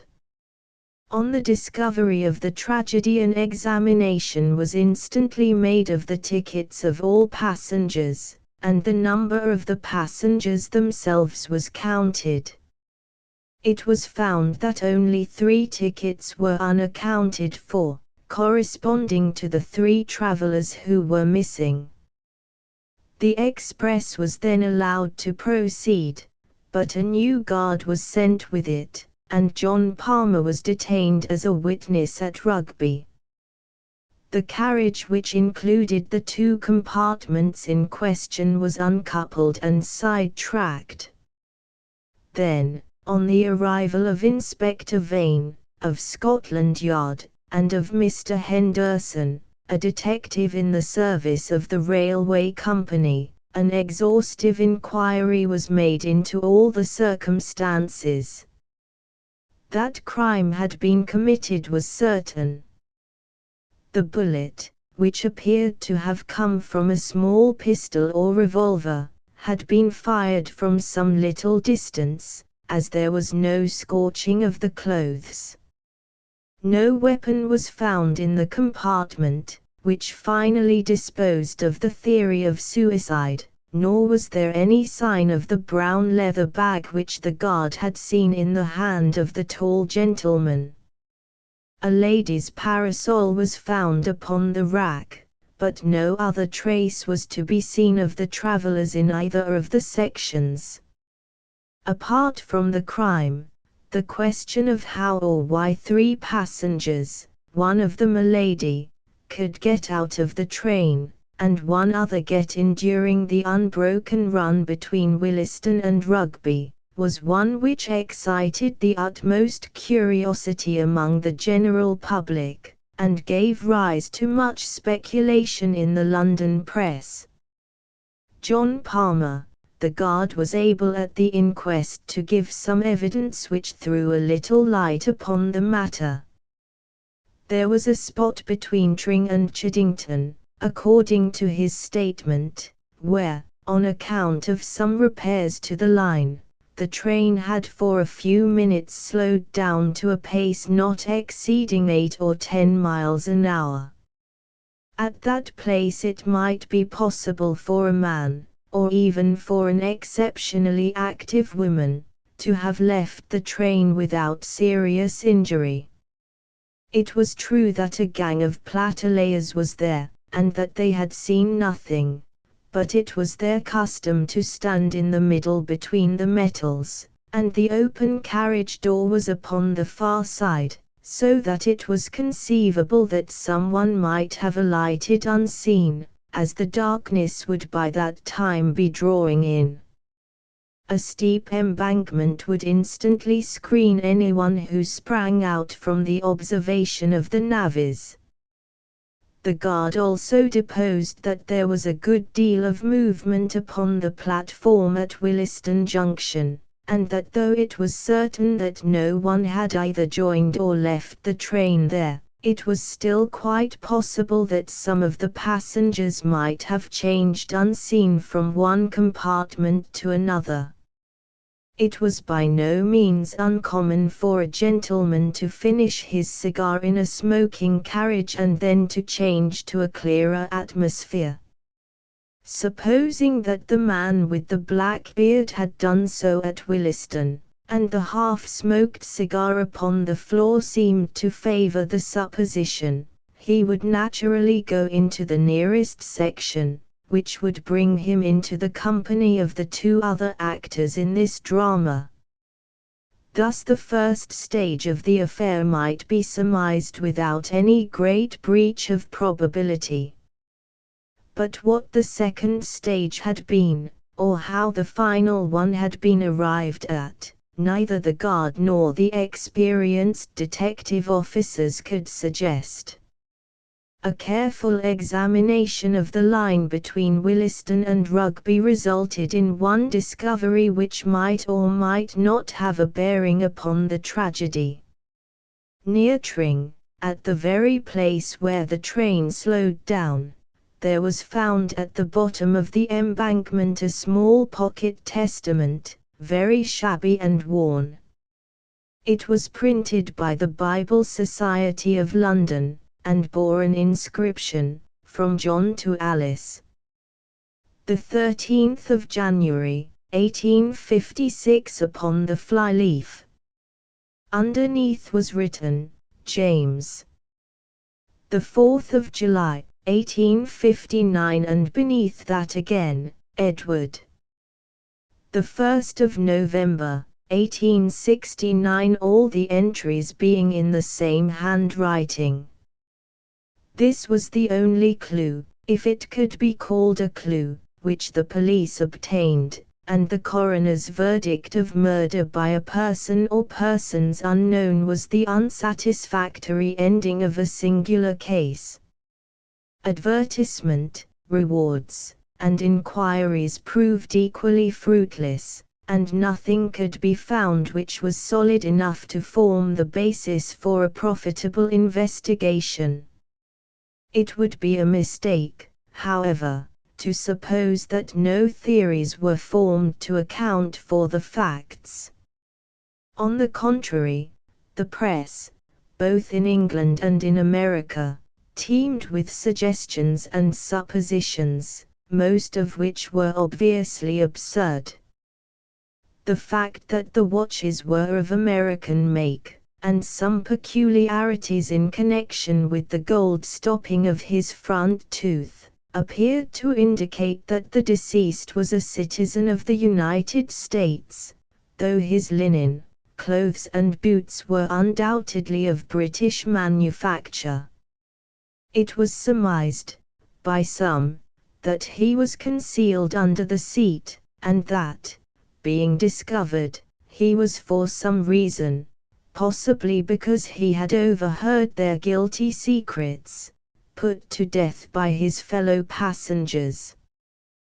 When coupled with generalities as to the ferocity and cunning of anarchical and other secret societies, this theory sounded as plausible as any. The fact that he should be without a ticket would be consistent with the idea of concealment, and it was well known that women played a prominent part in the nihilistic propaganda. On the other hand, it was clear, from the guard's statement, that the man must have been hidden there before the others arrived, and how unlikely the coincidence that conspirators should stray exactly into the very compartment in which a spy was already concealed. Besides, this explanation ignored the man in the smoking carriage, and gave no reason at all for his simultaneous disappearance. The police had little difficulty in showing that such a theory would not cover the facts, but they were unprepared in the absence of evidence to advance any alternative explanation.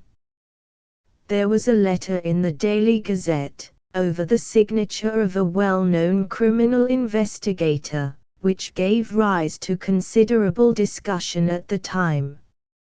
He had formed a hypothesis which had at least ingenuity to recommend it, and I cannot do better than append it in his own words. Whatever may be the truth, said he, it must depend upon some bizarre and rare combination of events, so we need have no hesitation in postulating such events in our explanation. In the absence of data, we must abandon the analytic or scientific method of investigation, and must approach it in the synthetic fashion. In a word, instead of taking known events and deducing from them what has occurred, we must build up a fanciful explanation if it will only be consistent with known events. We can then test this explanation by any fresh facts which may arise. If they all fit into their places, the probability is that we are upon the right track, and with each fresh fact this probability increases in a geometrical progression until the evidence becomes final and convincing. Now, there is one most remarkable and suggestive fact which has not met with the attention which it deserves. There is a local train running through Harrow and King's Langley, which is timed in such a way that the express must have overtaken it at or about the period when it eased down its speed to 8 miles an hour on account of the repairs of the line. The two trains would at that time be traveling in the same direction at a similar rate of speed and upon parallel lines. It is within everyone's experience how, under such circumstances, the occupant of each carriage can see very plainly the passengers in the other carriages opposite to him. The lamps of the express had been lit at Williston, so that each compartment was brightly illuminated, and most visible to an observer from outside. Now, the sequence of events as I reconstruct them would be after this fashion. This young man with the abnormal number of watches was alone in the carriage of the slow train. His ticket, with his papers and gloves and other things, was, we will suppose, on the seat beside him. He was probably an American, and also probably a man of weak intellect. The excessive wearing of jewelry is an early symptom in some forms of mania. As he sat watching the carriages of the express which were, on account of the state of the line, going at the same pace as himself, he suddenly saw some people in it whom he knew. We will suppose for the sake of our theory that these people were a woman whom he loved and a man whom he hated, and who in return hated him. The young man was excitable and impulsive. He opened the door of his carriage, stepped from the footboard of the local train to the footboard of the express, opened the other door, and made his way into the presence of these two people. The feat, on the supposition that the trains were going at the same pace, is by no means so perilous as it might appear. Having now got our young man, without his ticket, into the carriage in which the elder man and the young woman are traveling, it is not difficult to imagine that a violent scene ensued. It is possible that the pair were also Americans, which is the more probable as the man carried a weapon, an unusual thing in England. If our supposition of incipient mania is correct, the young man is likely to have assaulted the other. As the upshot of the quarrel, the elder man shot the intruder, and then made his escape from the carriage, taking the young lady with him. We will suppose that all this happened very rapidly, and that the train was still going at so slow a pace that it was not difficult for them to leave it. A woman might leave a train going at 8 miles an hour. As a matter of fact, we know that this woman did do so. And now we have to fit in the man in the smoking carriage. Presuming that we have, up to this point, reconstructed the tragedy correctly, we shall find nothing in this other man to cause us to reconsider our conclusions. According to my theory, this man saw the young fellow cross from one train to the other, saw him open the door, heard the pistol shot, saw the two fugitives spring out onto the line, realized that murder had been done, and sprang out himself in pursuit. Why he has never been heard of since, whether he met his own death in the pursuit, or whether, as is more likely, he was made to realize that it was not a case for his interference, is a detail which we have at present no means of explaining. I acknowledge that there are some difficulties in the way. At first sight, it might seem improbable that at such a moment a murderer would burden himself in his flight with a brown leather bag. My answer is that he was well aware that if the bag were found his identity would be established.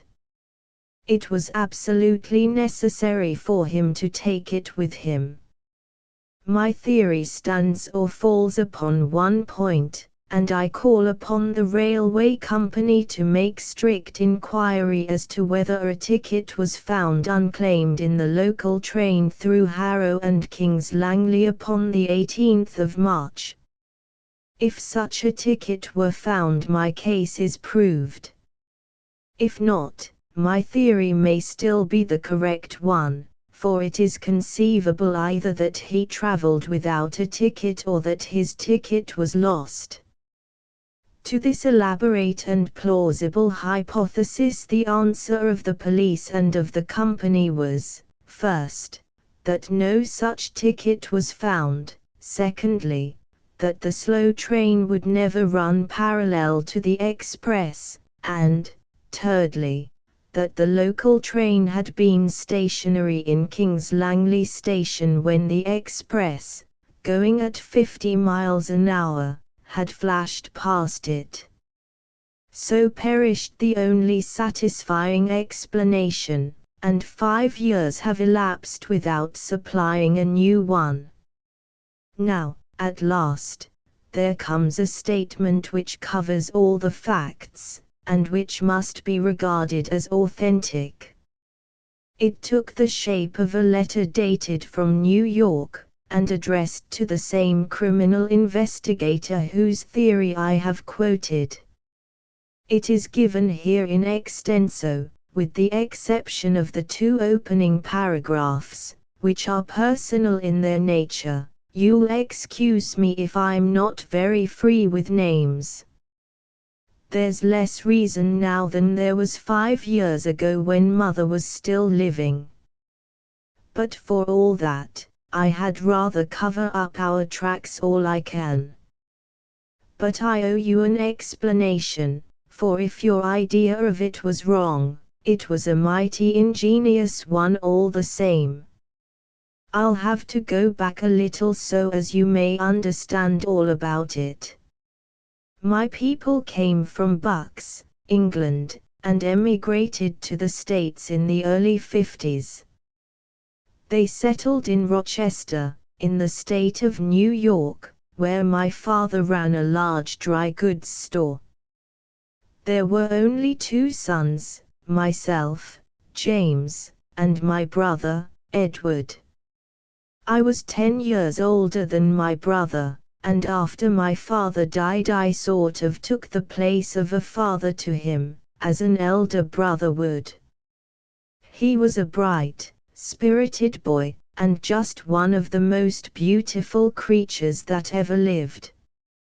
But there was always a soft spot in him, and it was like mold in cheese, for it spread and spread, and nothing that you could do would stop it.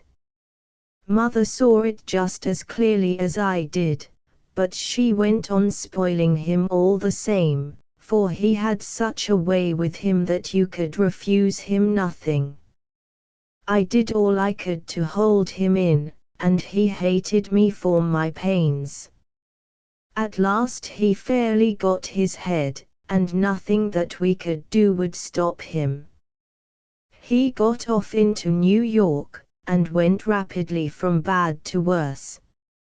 At first he was only fast, and then he was criminal, and then, at the end of a year or 2, he was one of the most notorious young crooks in the city. He had formed a friendship with Sparrow McCoy, who was at the head of his profession as a bunco steerer, green goods man and general rascal. They took to card sharping, and frequented some of the best hotels in New York. My brother was an excellent actor. He might have made an honest name for himself if he had chosen, and he would take the parts of a young Englishman of title, of a simple lad from the West, or of a college undergraduate, whichever suited Sparrow McCoy's purpose. And then one day he dressed himself as a girl, and he carried it off so well, and made himself such a valuable decoy, that it was their favorite game afterwards. They had made it right with Tammany and with the police, so it seemed as if nothing could ever stop them, for those were in the days before the Leckow Commission, and if you only had a pull, you could do pretty nearly everything you wanted. And nothing would have stopped them if they had only stuck to cards and New York. but they must needs come up Rochester way, and forge a name upon a check. It was my brother that did it, though everyone knew that it was under the influence of Sparrow McCoy. I bought up that check, and a pretty sum it cost me. Then I went to my brother, laid it before him on the table, and swore to him that I would prosecute if he did not clear out of the country. At first he simply laughed. I could not prosecute, he said, without breaking our mother's heart, and he knew that I would not do that. I made him understand, however, that our mother's heart was being broken in any case, and that I had set firm on the point that I would rather see him in Rochester Gaol than in a New York hotel. So at last he gave in, and he made me a solemn promise that he would see Sparrow McCoy no more, that he would go to Europe, and that he would turn his hand to any honest trade that I helped him to get. I took him down right away to an old family friend, Joe Wilson, who is an exporter of American watches and clocks, and I got him to give Edward an agency in London, with a small salary and a 15% commission on all business. His manner and appearance were so good that he won the old man over at once, and within a week he was sent off to London with a case full of samples. It seemed to me that this business of the check had really given my brother a fright, and that there was some chance of his settling down into an honest line of life. My mother had spoken with him, and what she said had touched him, for she had always been the best of mothers to him and he had been the great sorrow of her life. But I knew that this man Sparrow McCoy had a great influence over Edward, and my chance of keeping the lad straight lay in breaking the connection between them. I had a friend in the New York detective force, and through him I kept a watch upon McCoy. When, within a fortnight of my brother's sailing, I heard that McCoy had taken a berth in the Etruria, I was as certain as if he had told me that he was going over to England for the purpose of coaxing Edward back again into the ways that he had left. In an instant I had resolved to go also, and to pit my influence against McCoy's. I knew it was a losing fight, but I thought, and my mother thought, that it was my duty. We passed the last night together in prayer for my success, and she gave me her own testament that my father had given her on the day of their marriage in the old country, so that I might always wear it next my heart. I was a fellow traveler, on the steamship, with Sparrow McCoy, and at least I had the satisfaction of spoiling his little game for the voyage. The very first night I went into the smoking room, and found him at the head of a card table, with a half a dozen young fellows who were carrying their full purses and their empty skulls over to Europe. He was settling down for his harvest, and a rich one it would have been. But I soon changed all that. "Gentlemen," said I, "are you aware whom you are playing with?" "What's that to you?" "You mind your own business," said he, with an oath. "Who is it, anyway?" asked one of the dudes. "He's Sparrow McCoy, the most notorious card sharper in the States." Up he jumped with a bottle in his hand, but he remembered that he was under the flag of the effete old country, where law and order run, and Tarmany has no pull. Gaol and the gallows wait for violence and murder, and there's no slipping out by the back door on board an ocean liner. "Prove your words, you," said he.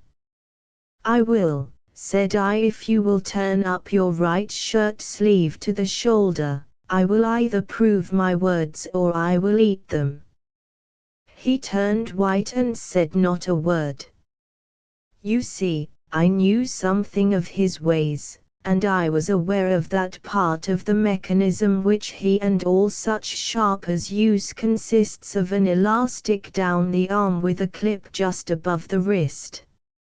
It is by means of this clip that they withdraw from their hands the cards which they do not want, while they substitute other cards from another hiding place. I reckoned on it being there, and it was. He cursed me, slunk out of the saloon, and was hardly seen again during the voyage. For once, at any rate, I got level with Mr. Sparrow MacCoy. But he soon had his revenge upon me, for when it came to influencing my brother he outweighed me every time. Edward had kept himself straight in London for the first few weeks, and had done some business with his American watches, until this villain came across his path once more. I did my best, but the best was little enough. The next thing I heard, there had been a scandal at one of the Northumberland Avenue hotels. A traveller had been fleeced of a large sum by two Confederate card sharpers, and the matter was in the hands of Scotland Yard. The first I learned of it was in the evening paper, and I was at once certain that my brother and MacCoy were back at their old games. I hurried at once to Edward's lodgings. They told me that he and a tall gentleman, whom I recognized as MacCoy, had gone off together, and that he had left the lodgings and taken his things with him. The landlady had heard them give several directions to the cabman, ending with Euston Station, and she had accidentally overheard the tall gentleman saying something about Manchester. She believed that that was their destination. A glance at the timetable showed me that the most likely train was at 5, though there was another at 4:35 which they might have caught. I had only time to get the later one, but found no sign of them either at the depot or in the train. They must have gone on by the earlier one, so I determined to follow them to Manchester and search for them in the hotels there. One last appeal to my brother by all that he owed to my mother might even now be the salvation of him. My nerves were overstrung, and I lit a cigar to steady them. At that moment, just as the train was moving off, the door of my compartment was flung open, and there were MacCoy and my brother on the platform. They were both disguised, and with good reason, for they knew that the London police were after them. MacCoy had a great astrakhan collar drawn up, so that only his eyes and nose were showing. My brother was dressed like a woman, with a black veil half down his face, but of course it did not deceive me for an instant, nor would it have done so even if I had not known that he had often used such a dress before. I started up, and as I did so MacCoy recognized me. He said something, the conductor slammed the door, and they were shown into the next compartment. I tried to stop the train so as to follow them, but the wheels were already moving, and it was too late. When we stopped at Williston, I instantly changed my carriage. It appears that I was not seen to do so, which is not surprising, as the station was crowded with people. MacCoy, of course, was expecting me, and he had spent the time between Euston and Williston in saying all he could to harden my brother's heart and set him against me. That is what I fancy, for I had never found him so impossible to soften or to move. I tried this way and I tried that. I pictured his future in an English gaol. I described the sorrow of his mother when I came back with the news. I said everything to touch his heart, but all to no purpose. He sat there with a fixed sneer upon his handsome face, while every now and then Sparrow MacCoy would throw in a taunt at me, or some word of encouragement to hold my brother to his resolutions. "Why don't you run a Sunday school?" he would say to me, and then, in the same breath, "He thinks you have no will of your own. He thinks you are just the baby brother and that he can lead you where he likes. He's only just finding out that you are a man as well as he." It was those words of his which set me talking bitterly. We had left Williston, you understand, for all this took some time. My temper got the better of me, and for the first time in my life I let my brother see the rough side of me. Perhaps it would have been better had I done so earlier and more often. "A man," said I. "Well, I'm glad to have your friend's assurance of it, for no one would suspect it to see you like a boarding school missy. I don't suppose in all this country there is a more contemptible-looking creature than you are as you sit there with that dolly pinafore upon you." He colored up at that, for he was a vain man, and he winced from ridicule. "It's only a dust cloak," said he, and he slipped it off. One has to throw the coppers off one's scent, and I had no other way to do it. He took his toque off with the veil attached, and he put both it and the cloak into his brown bag. "Anyway, I don't need to wear it until the conductor comes round," said he.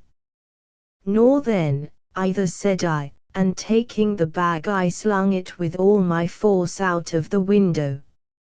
"Now," said I, "you'll never make a Mary Jane of yourself while I can help it. If nothing but that disguise stands between you and a gaol, then to gaol you shall go." That was the way to manage him.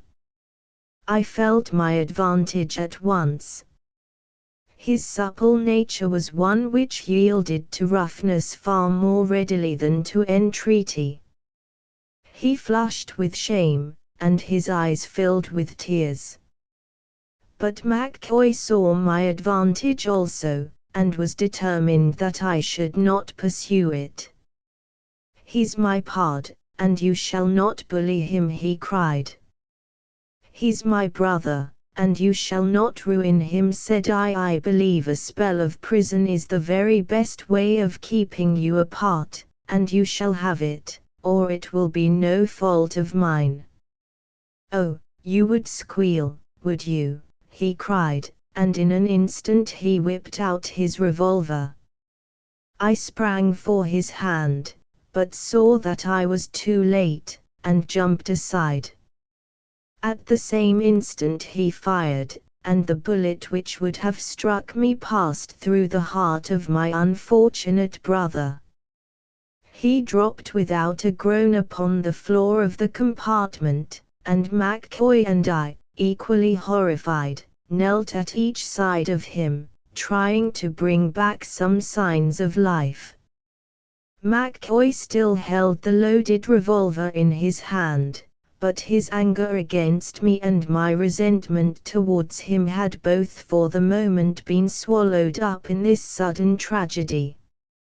It was he who first realized the situation. The train was for some reason going very slowly at the moment, and he saw his opportunity for escape. In an instant he had the door open, but I was as quick as he, and jumping upon him the two of us fell off the footboard and rolled in each other's arms down a steep embankment. At the bottom I struck my head against a stone, and I remembered nothing more. When I came to myself I was lying among some low bushes, not far from the railroad track, and somebody was bathing my head with a wet handkerchief. It was Sparrow McCoy. "I guess I couldn't leave you," said he. "I didn't want to have the blood of two of you on my hands in one day. You loved your brother, I've no doubt, but you didn't love him a cent more than I loved him, though you'll say that I took a queer way to show it. Anyhow, it seems a mighty empty world now that he is gone, and I don't care a continental whether you give me over to the hangman or not." He had turned his ankle in the fall, and there we sat, he with his useless foot, and I with my throbbing head, and we talked and talked until gradually my bitterness began to soften and to turn into something like sympathy. What was the use of revenging his death upon a man who was as much stricken by that death as I was? And then, as my wits gradually returned, I began to realize also that I could do nothing against McCoy which would not recoil upon my mother and myself. How could we convict him without a full account of my brother's career being made public, the very thing which of all others we wished to avoid? It was really as much our interest as his to cover the matter up, and from being an avenger of crime I found myself changed to a conspirator against justice. The place in which we found ourselves was one of those pheasant preserves which are so common in the old country, and as we groped our way through it I found myself consulting the slayer of my brother as to how far it would be possible to hush it up. I soon realized from what he said that unless there were some papers of which we knew nothing in my brother's pockets, there was really no possible means by which the police could identify him or learn how he had got there. His ticket was in McCoy's pocket, and so was the ticket for some baggage which they had left at the depot.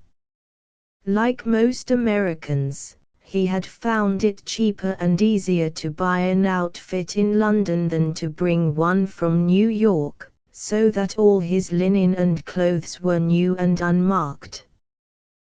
The bag, containing the dust cloak, which I had thrown out of the window, may have fallen among some bramble patch where it is still concealed, or may have been carried off by some tramp, or may have come into the possession of the police, who kept the incident to themselves. Anyhow, I have seen nothing about it in the London papers. As to the watches, they were a selection from those which had been entrusted to him for business purposes. It may have been for the same business purposes that he was taking them to Manchester, but, well, it's too late to enter into that. I don't blame the police for being at fault. I don't see how it could have been otherwise. There was just one little clue that they might have followed up, but it was a small one. I mean that small, circular mirror which was found in my brother's pocket. It isn't a very common thing for a young man to carry about with him, is it? But a gambler might have told you what such a mirror may mean to a card sharper.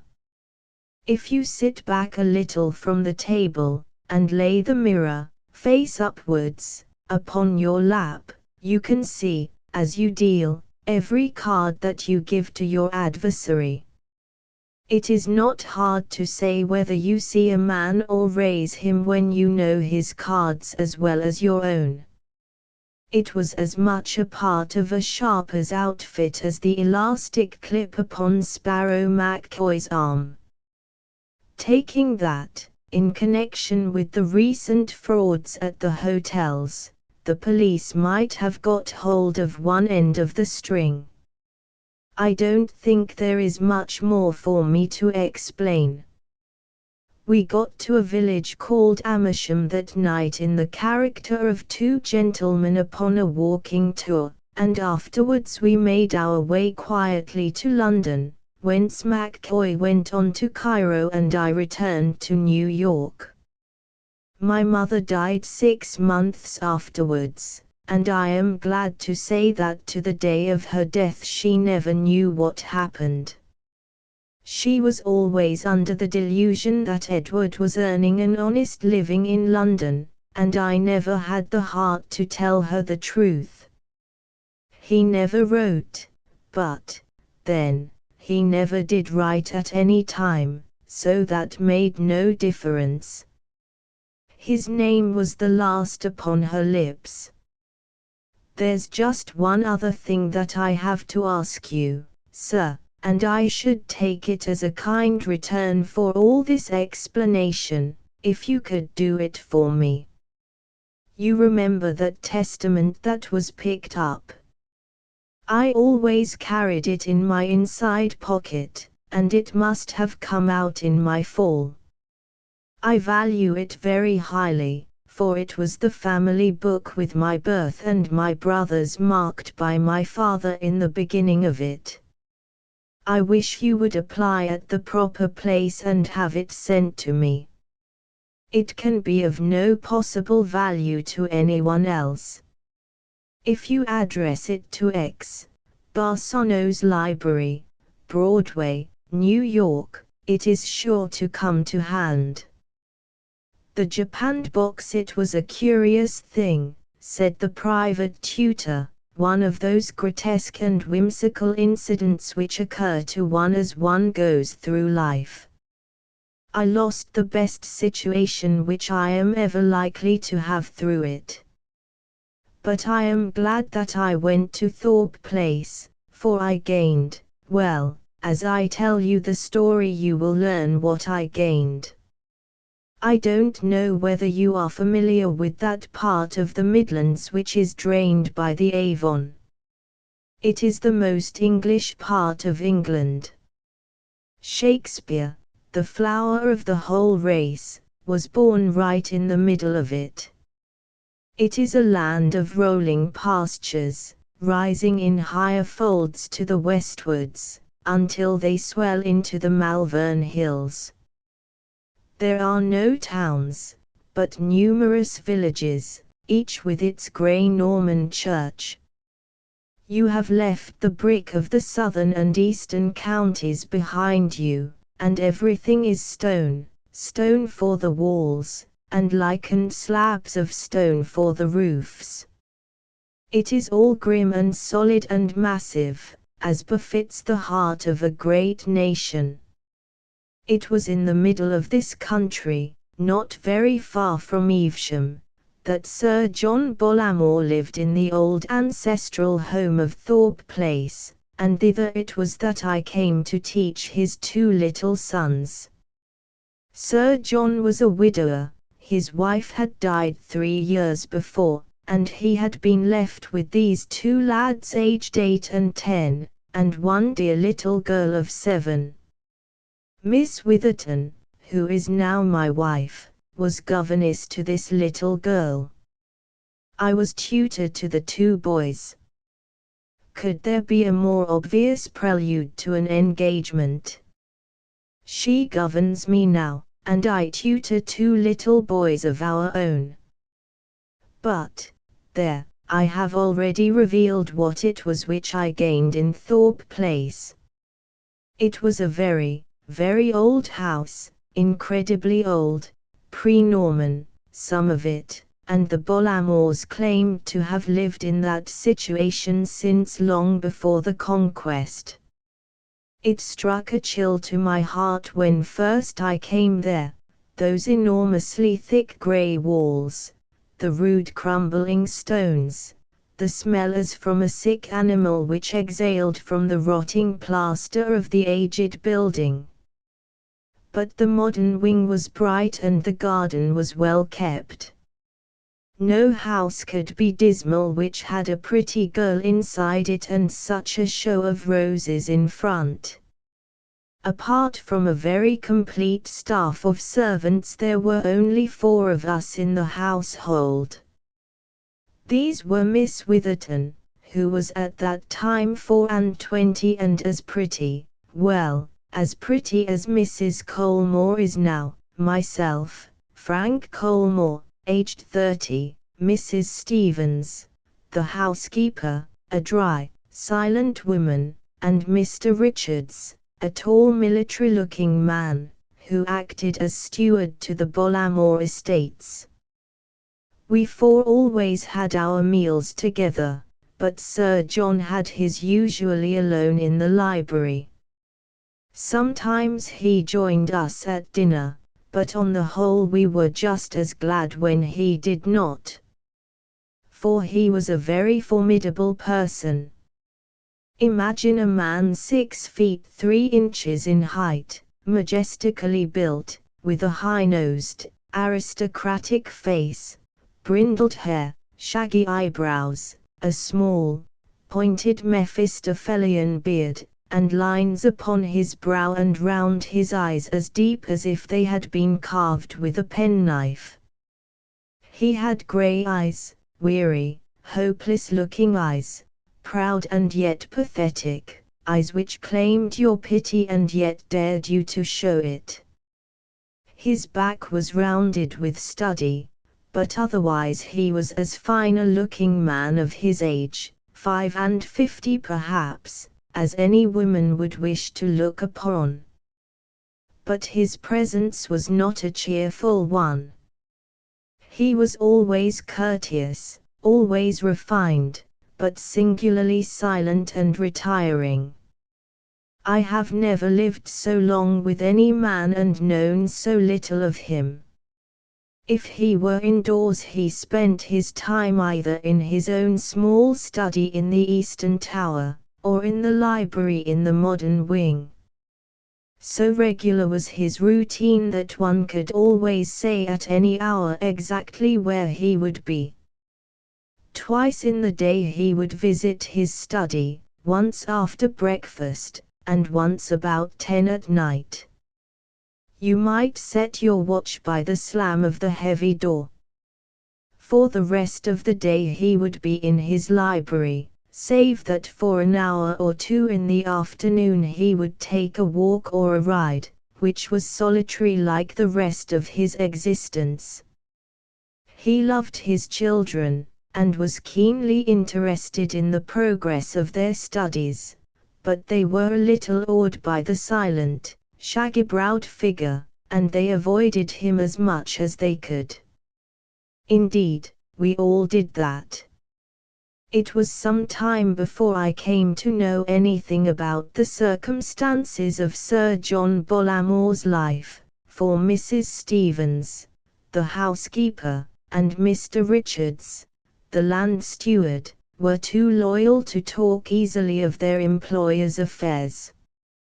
As to the governess, she knew no more than I did, and our common interest was one of the causes which drew us together. At last, however, an incident occurred which led to a closer acquaintance with Mr. Richards and a fuller knowledge of the life of the man whom I served.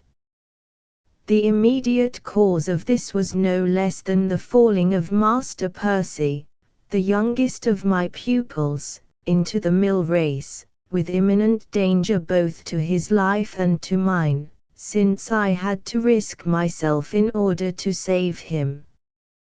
Dripping and exhausted, for I was far more spent than the child, I was making for my room when Sir John, who had heard the hubbub, opened the door of his little study and asked me what was the matter.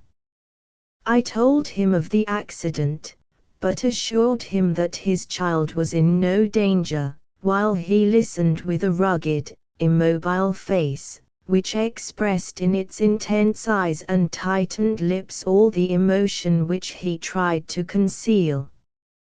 "One moment. Step in here. Let me have the details," said he, turning back through the open door. And so I found myself within that little sanctum, inside which, as I afterwards learned, no other foot had for 3 years been set save that of the old servant who cleaned it out. It was a round room, conforming to the shape of the tower in which it was situated, with a low ceiling, a single narrow, ivy-wreathed window, and the simplest of furniture. An old carpet, a single chair, a deal table, and a small shelf of books made up the whole contents. On the table stood a full-length photograph of a woman. I took no particular notice of the features, but I remember that a certain gracious gentleness was the prevailing impression. Beside it were a large black japanned box and 1 or 2 bundles of letters or papers fastened together with elastic bands. Our interview was a short one, for Sir John Bollamore perceived that I was soaked, and that I should change without delay. The incident led, however, to an instructive talk with Richards, the agent, who had never penetrated into the chamber which chance had opened to me. That very afternoon he came to me, all curiosity, and walked up and down the garden path with me, while my 2 charges played tennis upon the lawn beside us. "You hardly realize the exception which has been made in your favor," said he. "That room has been kept such a mystery, and Sir John's visits to it have been so regular and consistent, that an almost superstitious feeling has arisen about it in the household. I assure you that if I were to repeat to you the tales which are flying about, tales of mysterious visitors there, and of voices overheard by the servants, you might suspect that Sir John had relapsed into his old ways." "Why do you say relapsed?" I asked. He looked at me in surprise. "Is it possible," said he, "that Sir John Bollamore's previous history is unknown to you?" "Absolutely." "You astound me. I thought that every man in England knew something of his antecedents. I should not mention the matter if it were not that you are now one of ourselves, and that the facts might come to your ears in some harsher form if I were silent upon them. I always took it for granted that you knew that you were in the service of Devil Bollamore." "But why Devil?" I asked. "Ah, you are young and the world moves fast, but 20 years ago the name of Devil Bollamore was one of the best known in London.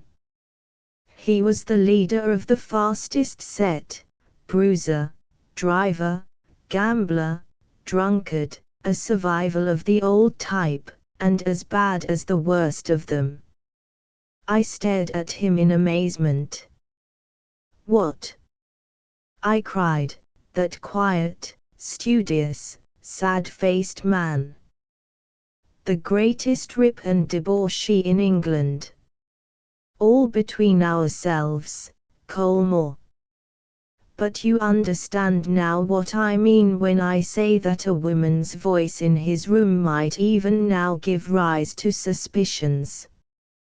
But what can have changed him so? Little Beryl Clare, when she took the risk of becoming his wife.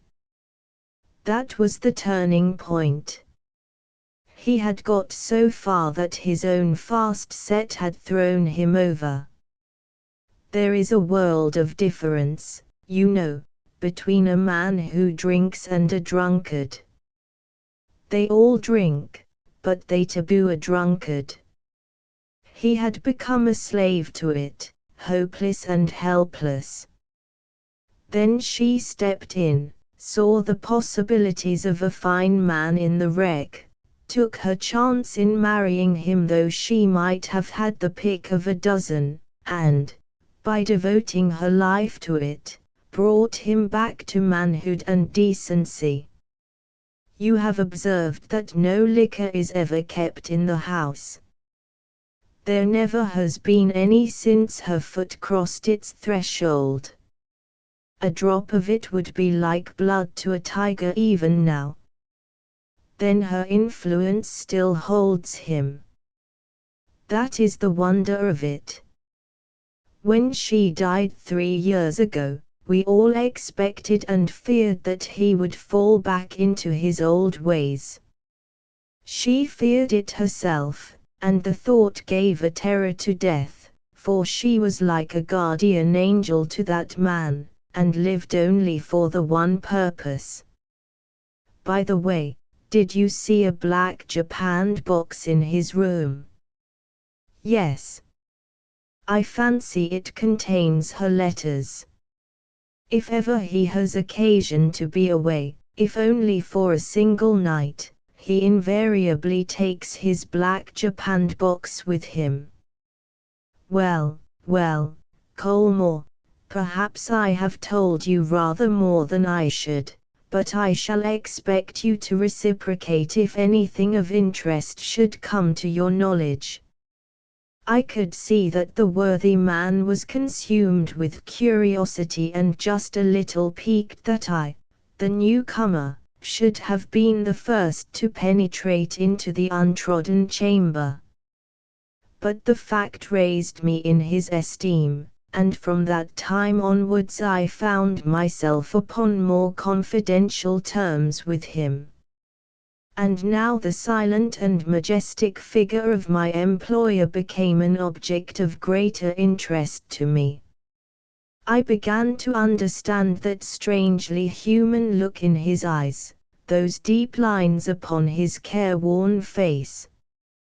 He was a man who was fighting a ceaseless battle, holding at arm's length, from morning till night, a horrible adversary who was forever trying to close with him, an adversary which would destroy him body and soul could it but fix its claws once more upon him.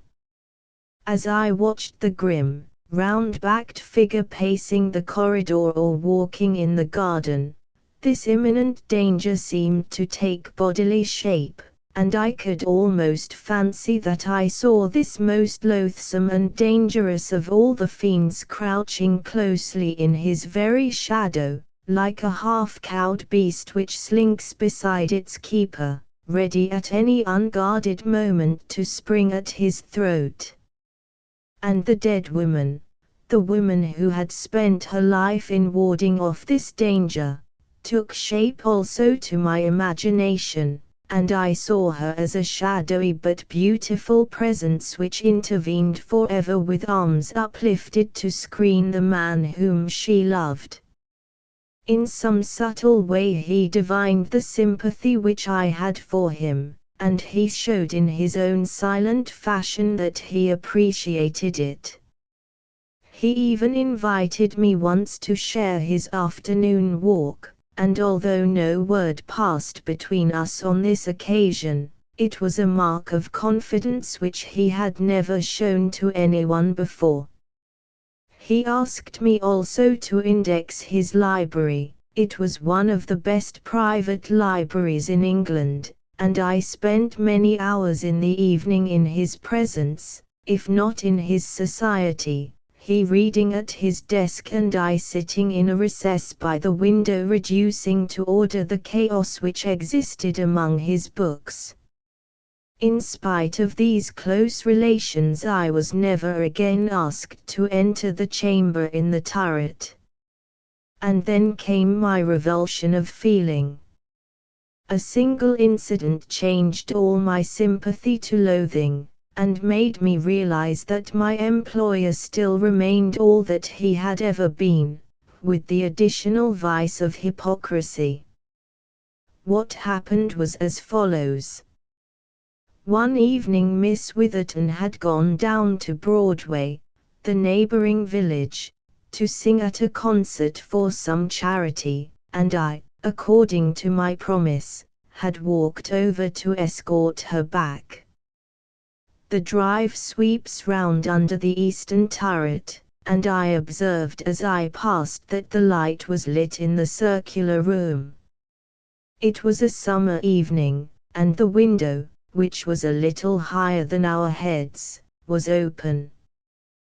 We were, as it happened, engrossed in our own conversation at the moment, and we had paused upon the lawn which skirts the old turret, when suddenly something broke in upon our talk and turned our thoughts away from our own affairs. It was a voice, the voice undoubtedly of a woman.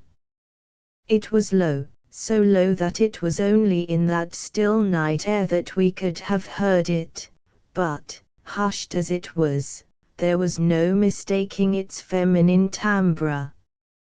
It spoke hurriedly, gaspingly for a few sentences, and then was silent, a piteous, breathless, imploring sort of voice. Miss Witherton and I stood for an instant staring at each other. Then we walked quickly in the direction of the hall door. It came through the window, I said. We must not play the part of eavesdroppers, she answered. We must forget that we have ever heard it. There was an absence of surprise in her manner which suggested a new idea to me. You have heard it before, I cried. I could not help it. My own room is higher up on the same turret. It has happened frequently. Who can the woman be? I have no idea. I had rather not discuss it. Her voice was enough to show me what she thought. But granting that our employer led a double and dubious life, who could she be, this mysterious woman who kept him company in the old tower? I knew from my own inspection how bleak and bare a room it was. She certainly did not live there. But in that case, where did she come from? It could not be anyone of the household. They were all under the vigilant eyes of Mrs. Stevens. The visitor must come from without. But how? And then suddenly I remembered how ancient this building was, and how probable that some medieval passage existed in it. There is hardly an old castle without one. The mysterious room was the basement of the turret, so that if there were anything of the sort it would open through the floor. There were numerous cottages in the immediate vicinity. The other end of the secret passage might lie among some tangle of bramble in the neighboring copse. I said nothing to anyone, but I felt that the secret of my employer lay within my power. And the more convinced I was of this, the more I marveled at the manner in which he concealed his true nature. Often as I watched his austere figure, I asked myself if it were indeed possible that such a man should be living this double life, and I tried to persuade myself that my suspicions might after all prove to be ill-founded.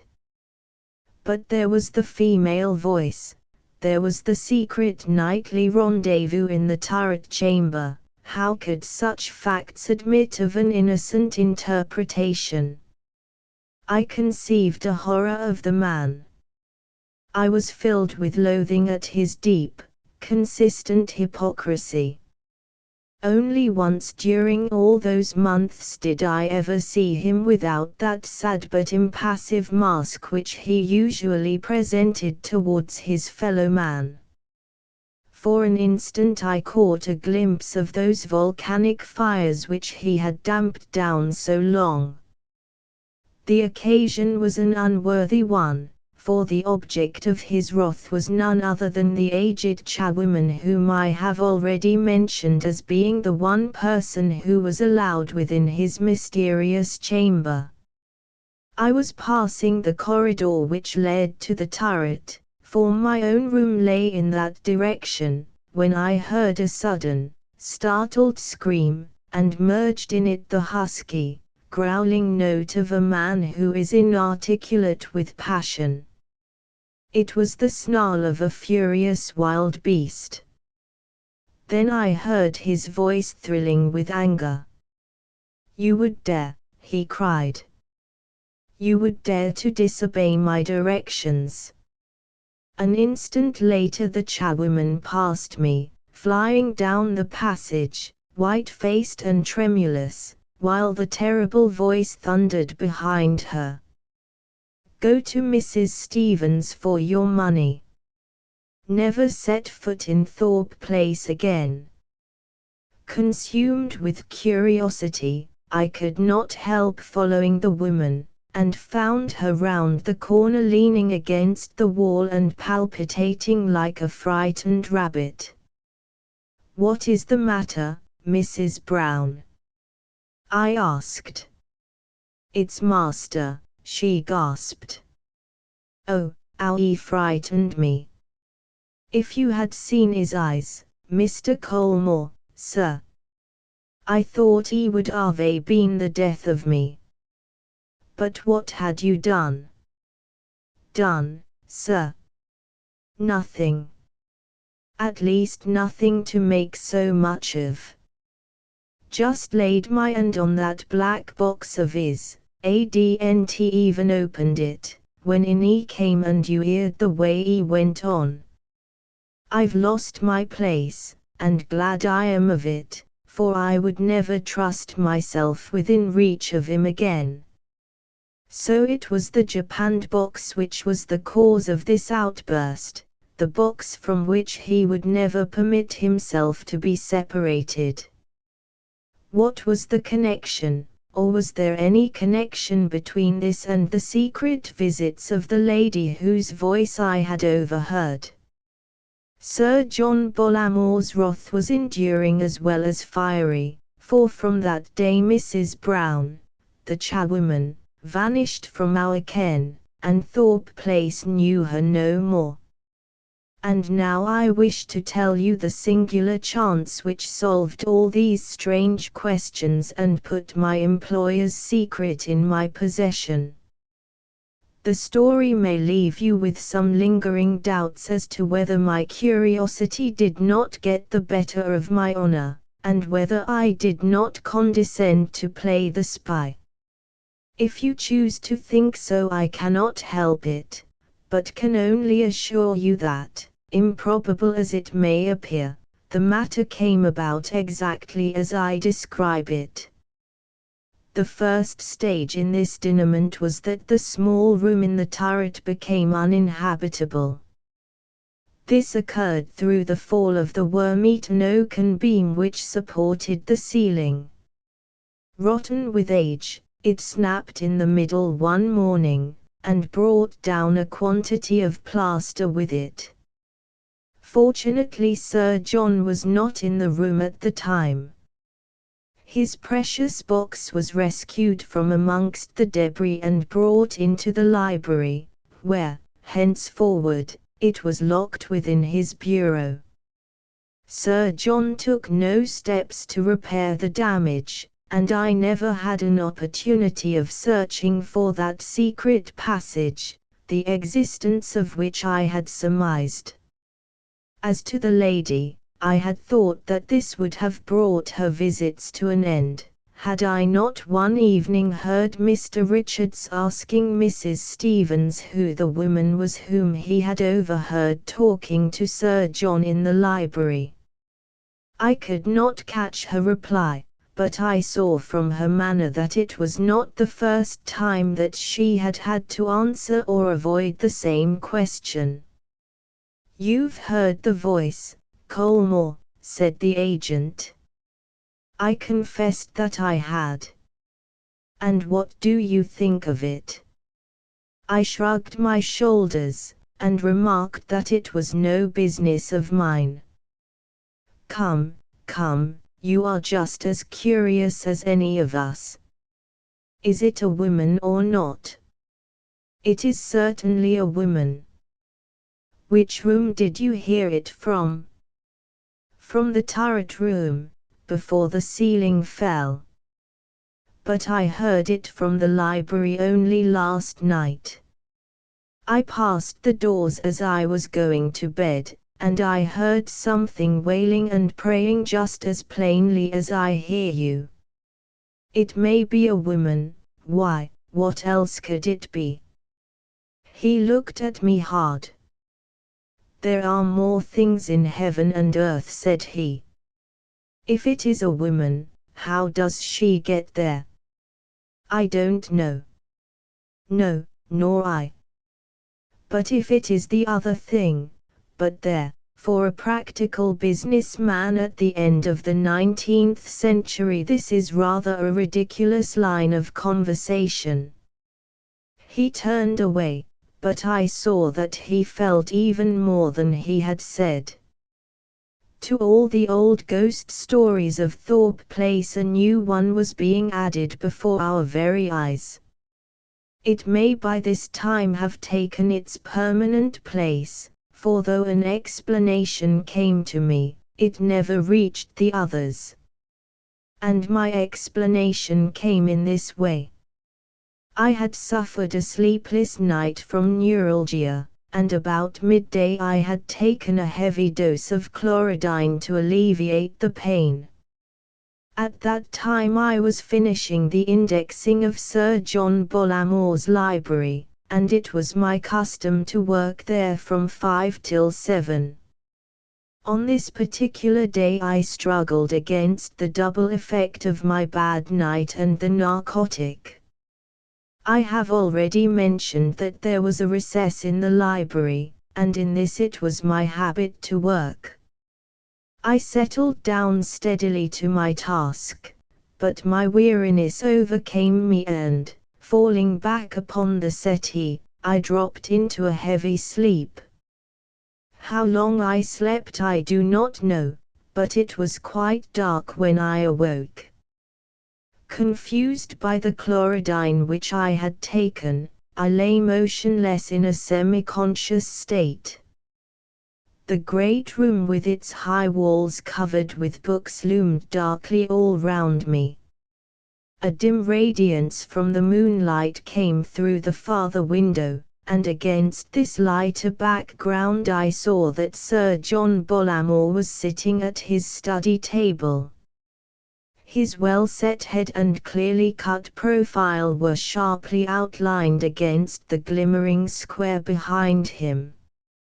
He bent as I watched him, and I heard the sharp turning of a key and the rasping of metal upon metal. As if in a dream I was vaguely conscious that this was the japanned box which stood in front of him, and that he had drawn something out of it, something squat and uncouth, which now lay before him upon the table. I never realized, it never occurred to my bemuddled and torpid brain that I was intruding upon his privacy, that he imagined himself to be alone in the room. And then, just as it rushed upon my horrified perceptions, and I had half risen to announce my presence, I heard a strange, crisp, metallic clicking, and then the voice. Yes, it was a woman's voice, there could not be a doubt of it. But a voice so charged with entreaty and with yearning love, that it will ring forever in my ears. It came with a curious faraway tinkle, but every word was clear, though faint, very faint, for they were the last words of a dying woman. "I am not really gone," John said, the thin, gasping voice. "I am here at your very elbow, and shall be until we meet once more.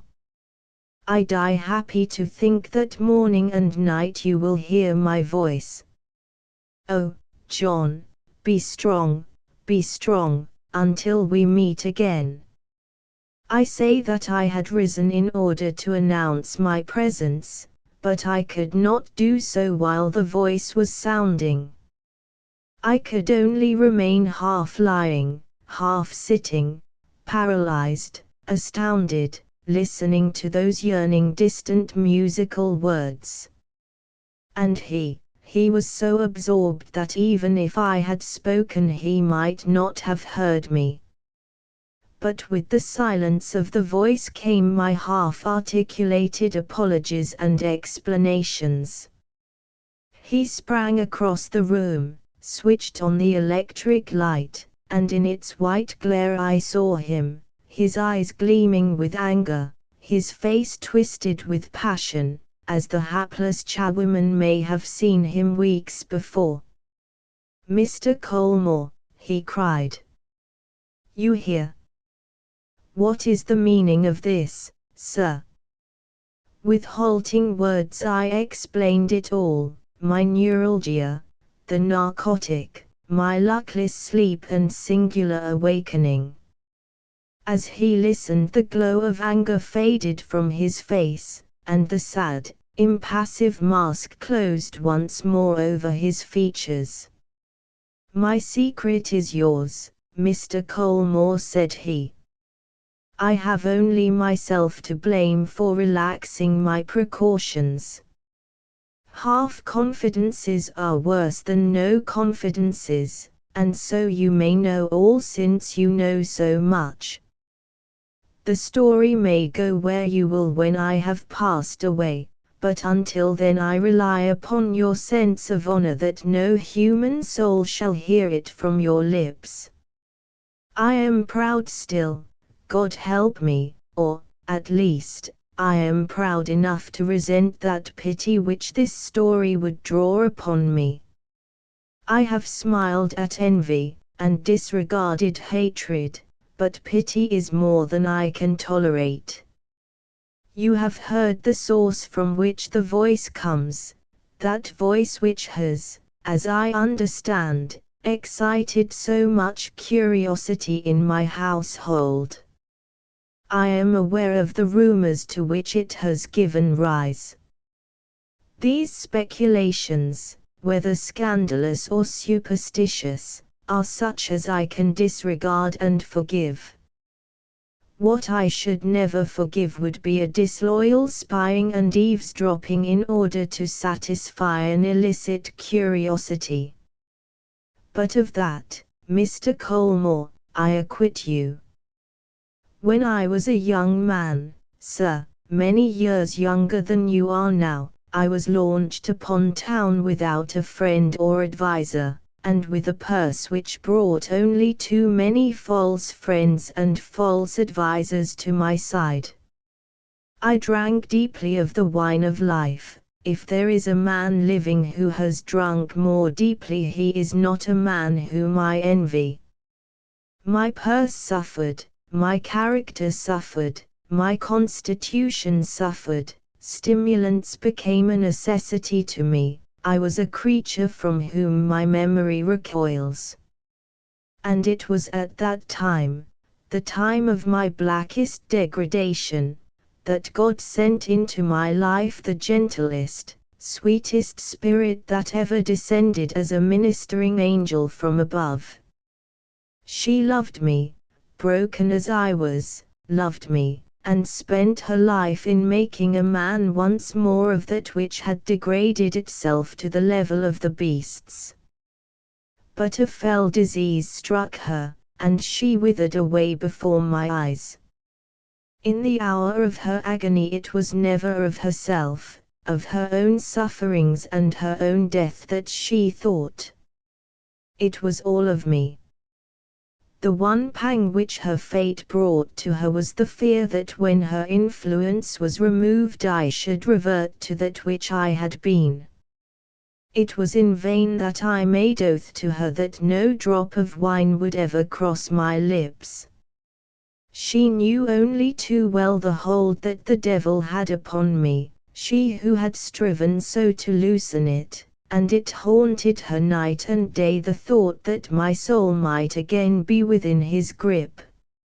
It was from some friend's gossip of the sick room that she heard of this invention, this phonograph, and with the quick insight of a loving woman she saw how she might use it for her ends. She sent me to London to procure the best which money could buy.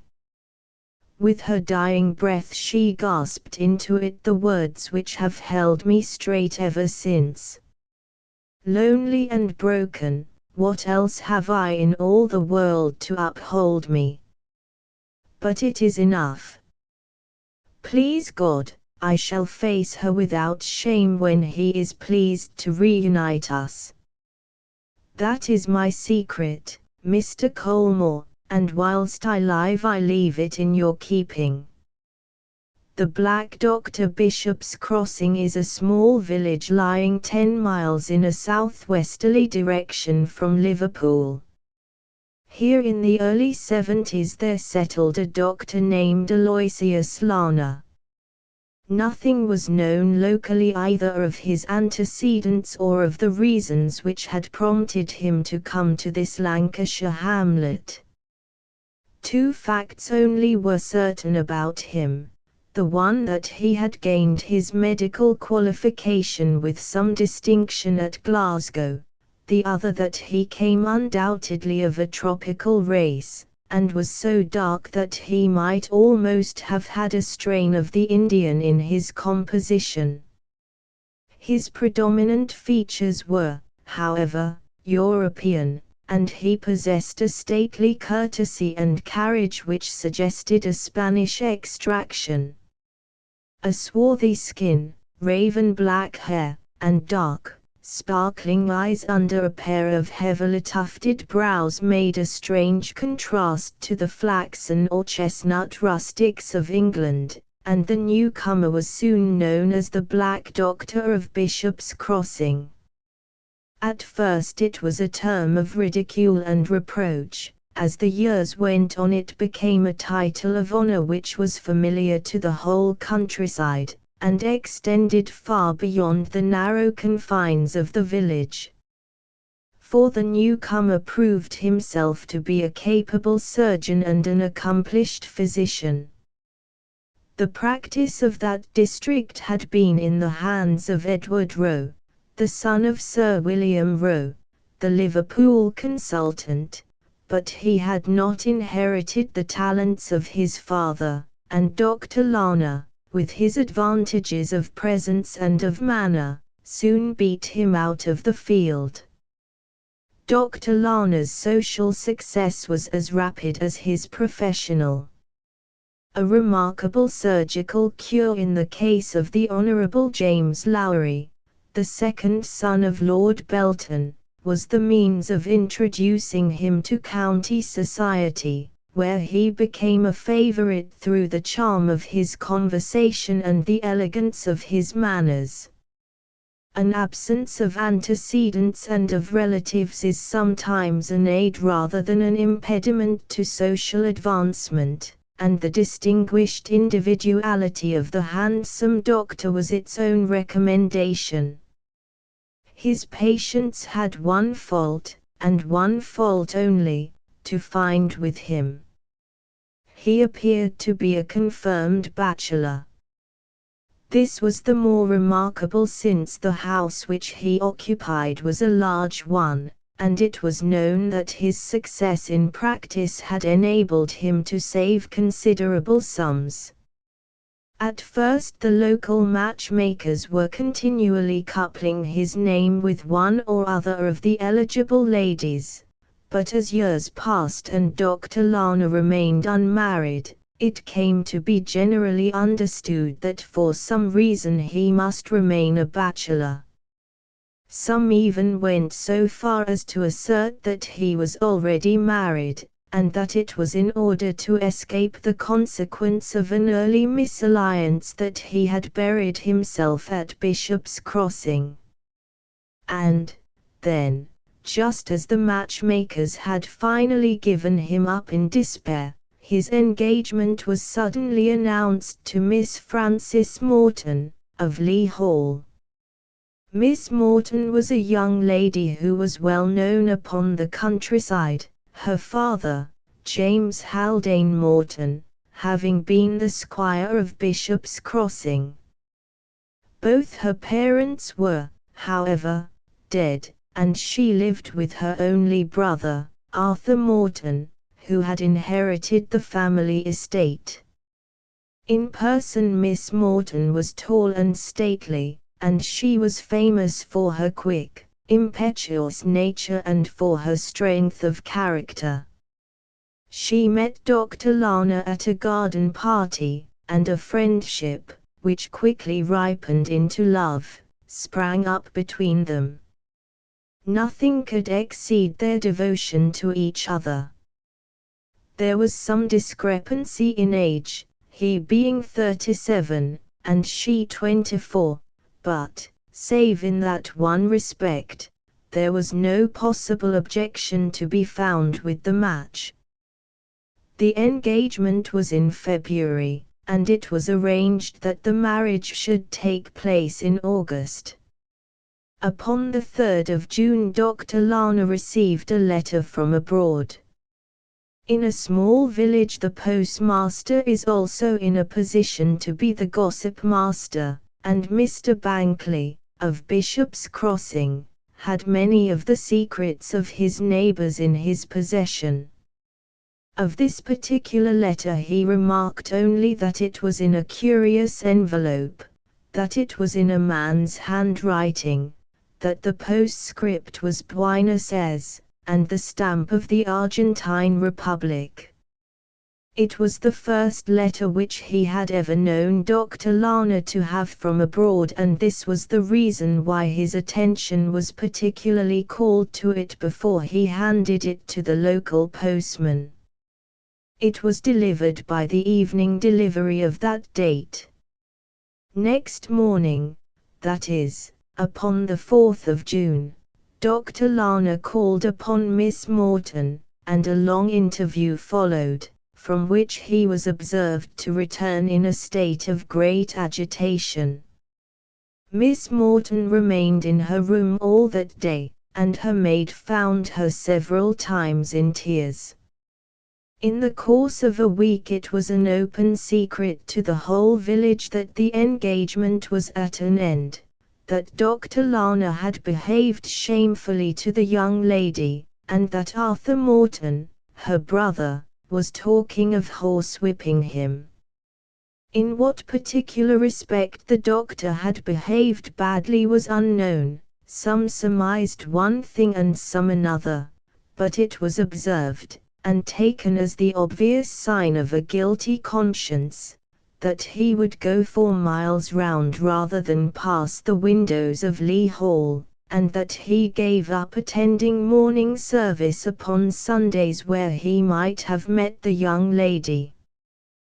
There was an advertisement also in the Lancet as to the sale of a practice which mentioned no names, but which was thought by some to refer to Bishop's Crossing, and to mean that Dr. Lana was thinking of abandoning the scene of his success.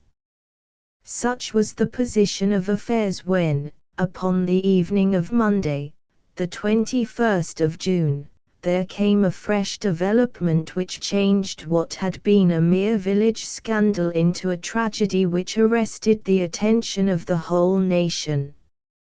Some detail is necessary to cause the facts of that evening to present their full significance. The sole occupants of the doctor's house were his housekeeper, an elderly and most respectable woman, named Martha Woods, and a young servant, Mary Pilling. The coachman and the surgery boy slept out. It was the custom of the doctor to sit at night in his study, which was next the surgery in the wing of the house which was farthest from the servants' quarters. This side of the house had a door of its own for the convenience of patients, so that it was possible for the doctor to admit and receive a visitor there without the knowledge of anyone.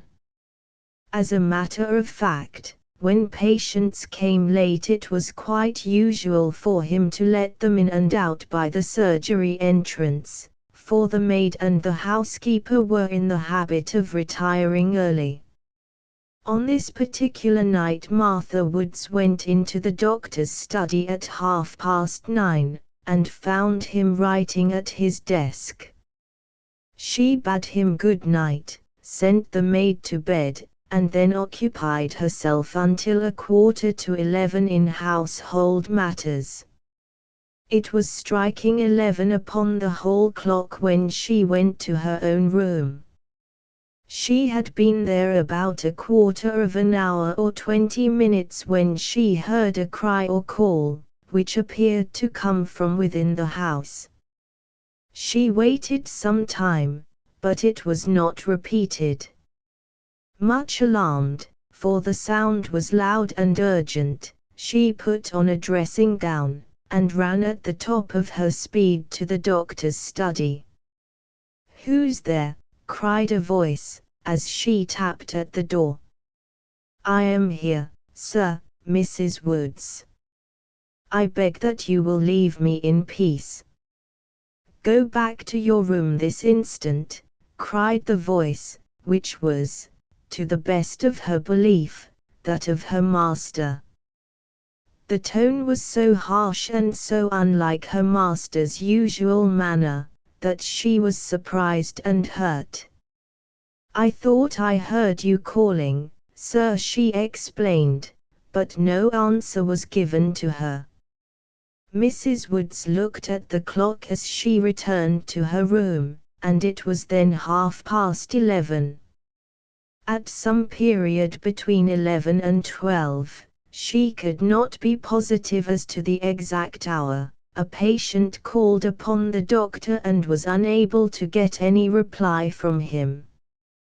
This late visitor was Mrs. Madding, the wife of the village grocer, who was dangerously ill of typhoid fever. Dr. Lana had asked her to look in the last thing and let him know how her husband was progressing. She observed that the light was burning in the study, but having knocked several times at the surgery door without response, she concluded that the doctor had been called out, and so returned home. There is a short, winding drive with a lamp at the end of it leading down from the house to the road. As Mrs. Madding emerged from the gate, a man was coming along the footpath. Thinking that it might be Dr. Lana returning from some professional visit, she waited for him, and was surprised to see that it was Mr. Arthur Morton, the young squire. In the light of the lamp she observed that his manner was excited, and that he carried in his hand a heavy hunting crop. He was turning in at the gate when she addressed him. "The doctor is not in, sir," said she. "How do you know that?" he asked harshly.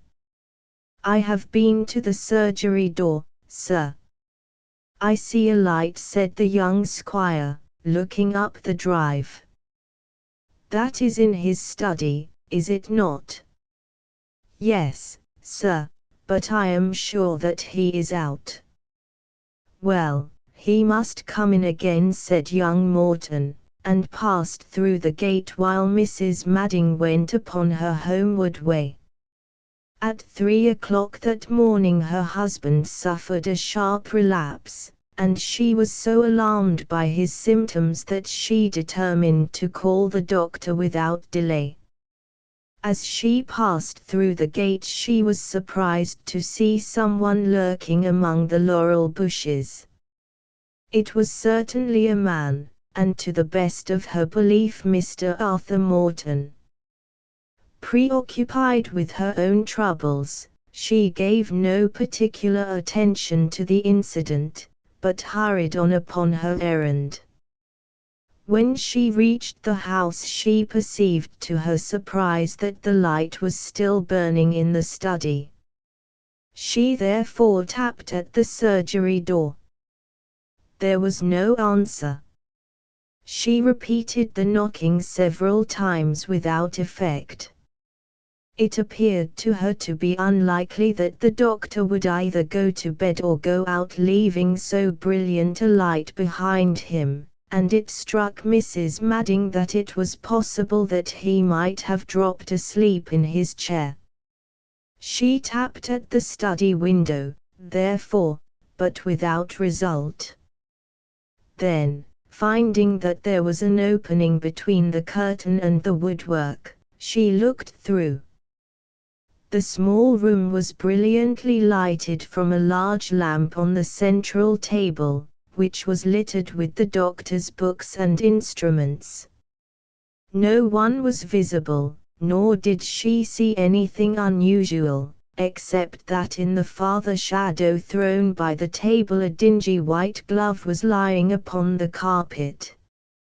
And then suddenly, as her eyes became more accustomed to the light, a boot emerged from the other end of the shadow, and she realized, with a thrill of horror, that what she had taken to be a glove was the hand of a man, who was prostrate upon the floor. Understanding that something terrible had occurred, she rang at the front door, roused Mrs. Woods, the housekeeper, and the two women made their way into the study, having first dispatched the maid-servant to the police station. At the side of the table, away from the window, Dr. Lana was discovered stretched upon his back and quite dead. It was evident that he had been subjected to violence, for one of his eyes was blackened and there were marks of bruises about his face and neck. A slight thickening and swelling of his features appeared to suggest that the cause of his death had been strangulation. He was dressed in his usual professional clothes, but wore cloth slippers, the soles of which were perfectly clean. The carpet was marked all over, especially on the side of the door, with traces of dirty boots, which were presumably left by the murderer. It was evident that someone had entered by the surgery door, had killed the doctor, and had then made his escape unseen. That the assailant was a man was certain, from the size of the footprints and from the nature of the injuries. But beyond that point the police found it very difficult to go. There were no signs of robbery, and the doctor's gold watch was safe in his pocket. He kept a heavy cash box in the room, and this was discovered to be locked but empty. Mrs. Woods had an impression that a large sum was usually kept there, but the doctor had paid a heavy corn bill in cash only that very day, and it was conjectured that it was to this and not to a robber that the emptiness of the box was due. One thing in the room was missing, but that one thing was suggestive. The portrait of Miss Morton, which had always stood upon the side table, had been taken from its frame, and carried off. Mrs. Woods had observed it there when she waited upon her employer that evening, and now it was gone.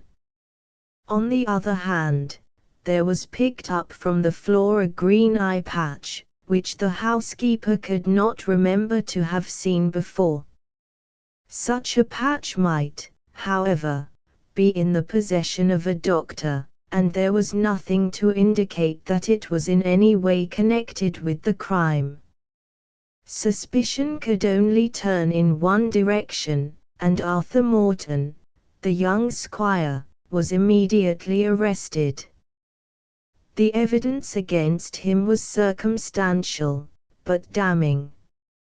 He was devoted to his sister, and it was shown that since the rupture between her and Dr. Lana he had been heard again and again to express himself in the most vindictive terms towards her former lover. He had, as stated, been seen somewhere about 11 o'clock entering the doctor's drive with a hunting crop in his hand. He had then, according to the theory of the police, broken in upon the doctor, whose exclamation of fear or of anger had been loud enough to attract the attention of Mrs. Woods. When Mrs. Woods descended, Dr. Lana had made up his mind to talk it over with his visitor, and had, therefore, sent his housekeeper back to her room. This conversation had lasted a long time, had become more and more fiery, and had ended by a personal struggle, in which the doctor lost his life. The fact, revealed by a post-mortem, that his heart was much diseased, an ailment quite unsuspected during his life, would make it possible that death might in his case ensue from injuries which would not be fatal to a healthy man. Arthur Morton had then removed his sister's photograph, and had made his way homeward, stepping aside into the laurel bushes to avoid Mrs. Madding at the gate. This was the theory of the prosecution, and the case which they presented was a formidable one. On the other hand, there were some strong points for the defense. Morton was high-spirited and impetuous, like his sister, but he was respected and liked by everyone, and his frank and honest nature seemed to be incapable of such a crime. His own explanation was that he was anxious to have a conversation with Dr. Lana about some urgent family matters. From first to last he refused even to mention the name of his sister. He did not attempt to deny that this conversation would probably have been of an unpleasant nature. He had heard from a patient that the doctor was out, and he therefore waited until about 3 in the morning for his return, but as he had seen nothing of him up to that hour, he had given it up and had returned home. As to his death, he knew no more about it than the constable who arrested him. He had formerly been an intimate friend of the deceased man, but circumstances, which he would prefer not to mention, had brought about a change in his sentiments. There were several facts which supported his innocence. It was certain that Dr. Lana was alive and in his study at 11:30 o'clock. Mrs. Woods was prepared to swear that it was at that hour that she had heard his voice. The friends of the prisoner contended that it was probable that at that time Dr. Lana was not alone. The sound which had originally attracted the attention of the housekeeper, and her master's unusual impatience that she should leave him in peace, seemed to point to that. If this were so, then it appeared to be probable that he had met his end between the moment when the housekeeper heard his voice and the time when Mrs. Madding made her first call and found it impossible to attract his attention. But if this were the time of his death, then it was certain that Mr. Arthur Morton could not be guilty, as it was after this that she had met the young squire at the gate. If this hypothesis were correct, and someone was with Dr. Lana before Mrs. Madding met Mr. Arthur Morton, then who was this someone, and what motives had he for wishing evil to the doctor? It was universally admitted that if the friends of the accused could throw light upon this, they would have gone a long way towards establishing his innocence. But in the meanwhile it was open to the public to say, as they did say, that there was no proof that anyone had been there at all except the young squire, while, on the other hand, there was ample proof that his motives in going were of a sinister kind. When Mrs. Madding called, the doctor might have retired to his room, or he might, as she thought at the time, have gone out and returned afterwards to find Mr. Arthur Morton waiting for him. Some of the supporters of the accused laid stress upon the fact that the photograph of his sister Frances, which had been removed from the doctor's room, had not been found in her brother's possession. This argument, however, did not count for much, as he had ample time before his arrest to burn it or to destroy it. As to the only positive evidence in the case, the muddy footmarks upon the floor, they were so blurred by the softness of the carpet that it was impossible to make any trustworthy deduction from them. The most that could be said was that their appearance was not inconsistent with the theory that they were made by the accused, and it was further shown that his boots were very muddy upon that night. There had been a heavy shower in the afternoon, and all boots were probably in the same condition. Such is a bald statement of the singular and romantic series of events which centered public attention upon this Lancashire tragedy. The unknown origin of the doctor, his curious and distinguished personality, the position of the man who was accused of the murder, and the love affair which had preceded the crimes all combined to make the affair one of those dramas which absorb the whole interest of a nation. Throughout the three kingdoms men discussed the case of the Black Doctor of Bishop's Crossing, and many were the theories put forward to explain the facts.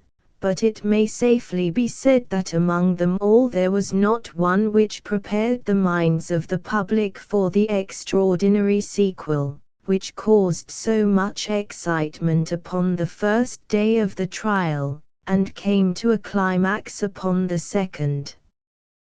The long files of the Lancaster Weekly with their report of the case lie before me as I write, but I must content myself with a synopsis of the case up to the point when, upon the evening of the first day, the evidence of Miss Frances Morton threw a singular light upon the case.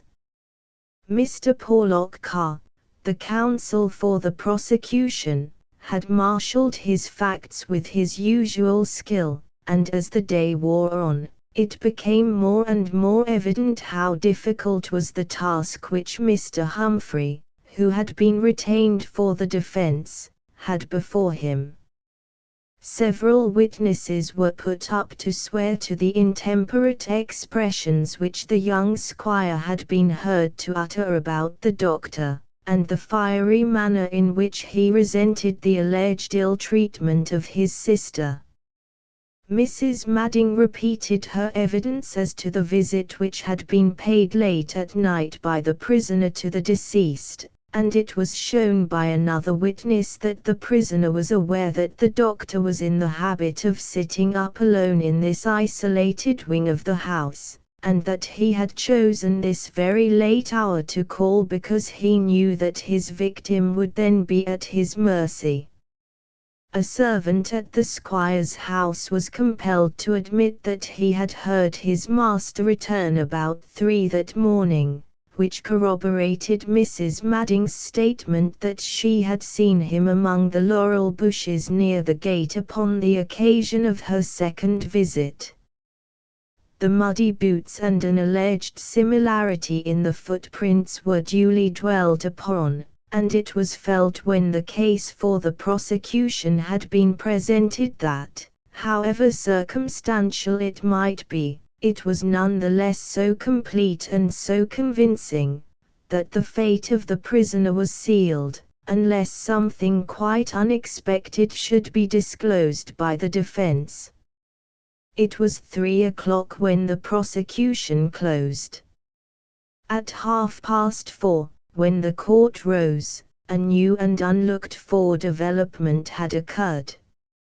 I extract the incident, or part of it, from the journal which I have already mentioned, omitting the preliminary observations of the counsel. Considerable sensation was caused in the crowded court when the first witness called for the defense proved to be Miss Frances Morton, the sister of the prisoner. Our readers will remember that the young lady had been engaged to Dr. Lana, and that it was his anger over the sudden termination of this engagement which was thought to have driven her brother to the perpetration of this crime. Miss Morton had not, however, been directly implicated in the case in any way, either at the inquest or at the police court proceedings, and her appearance as the leading witness for the defense came as a surprise upon the public. Miss Frances Morton, who was a tall and handsome brunette, gave her evidence in a low but clear voice, though it was evident throughout that she was suffering from extreme emotion. She alluded to her engagement to the doctor, touched briefly upon its termination, which was due, she said, to personal matters connected with his family, and surprised the court by asserting that she had always considered her brother's resentment to be unreasonable and intemperate. In answer to a direct question from her counsel, she replied that she did not feel that she had any grievance whatever against Dr. Lana, and that in her opinion he had acted in a perfectly honorable manner. Her brother, on an insufficient knowledge of the facts, had taken another view, and she was compelled to acknowledge that, in spite of her entreaties, he had uttered threats of personal violence against the doctor, and had, upon the evening of the tragedy, announced his intention of having it out with him. She had done her best to bring him to a more reasonable frame of mind, but he was very headstrong where his emotions or prejudices were concerned. Up to this point the young lady's evidence had appeared to make against the prisoner rather than in his favor. The questions of her counsel, however, soon put a very different light upon the matter, and disclosed an unexpected line of defense. "Mr. Humphrey, do you believe your brother to be guilty of this crime?" The judge: "I cannot permit that question, Mr. Humphrey. We are here to decide upon questions of fact, not of belief." "Mr. Humphrey, do you know that your brother is not guilty of the death of Dr. Lana?" Miss Morton: "Yes." "Mr. Humphrey, how do you know it?" Miss Morton: "Because Dr. Lana is not dead." There followed a prolonged sensation in court, which interrupted the examination of the witness. "Mr. Humphrey, and how do you know, Miss Morton, that Dr. Lana is not dead?" Miss Morton: "Because I have received a letter from him since the date of his supposed death." Mr. Humphrey: "Have you this letter?" Miss Morton: "Yes, but I should prefer not to show it." Mr. Humphrey: "Have you the envelope?" Miss Morton: "Yes, it is here." Mr. Humphrey: "What is the postmark?" Miss Morton: "Liverpool."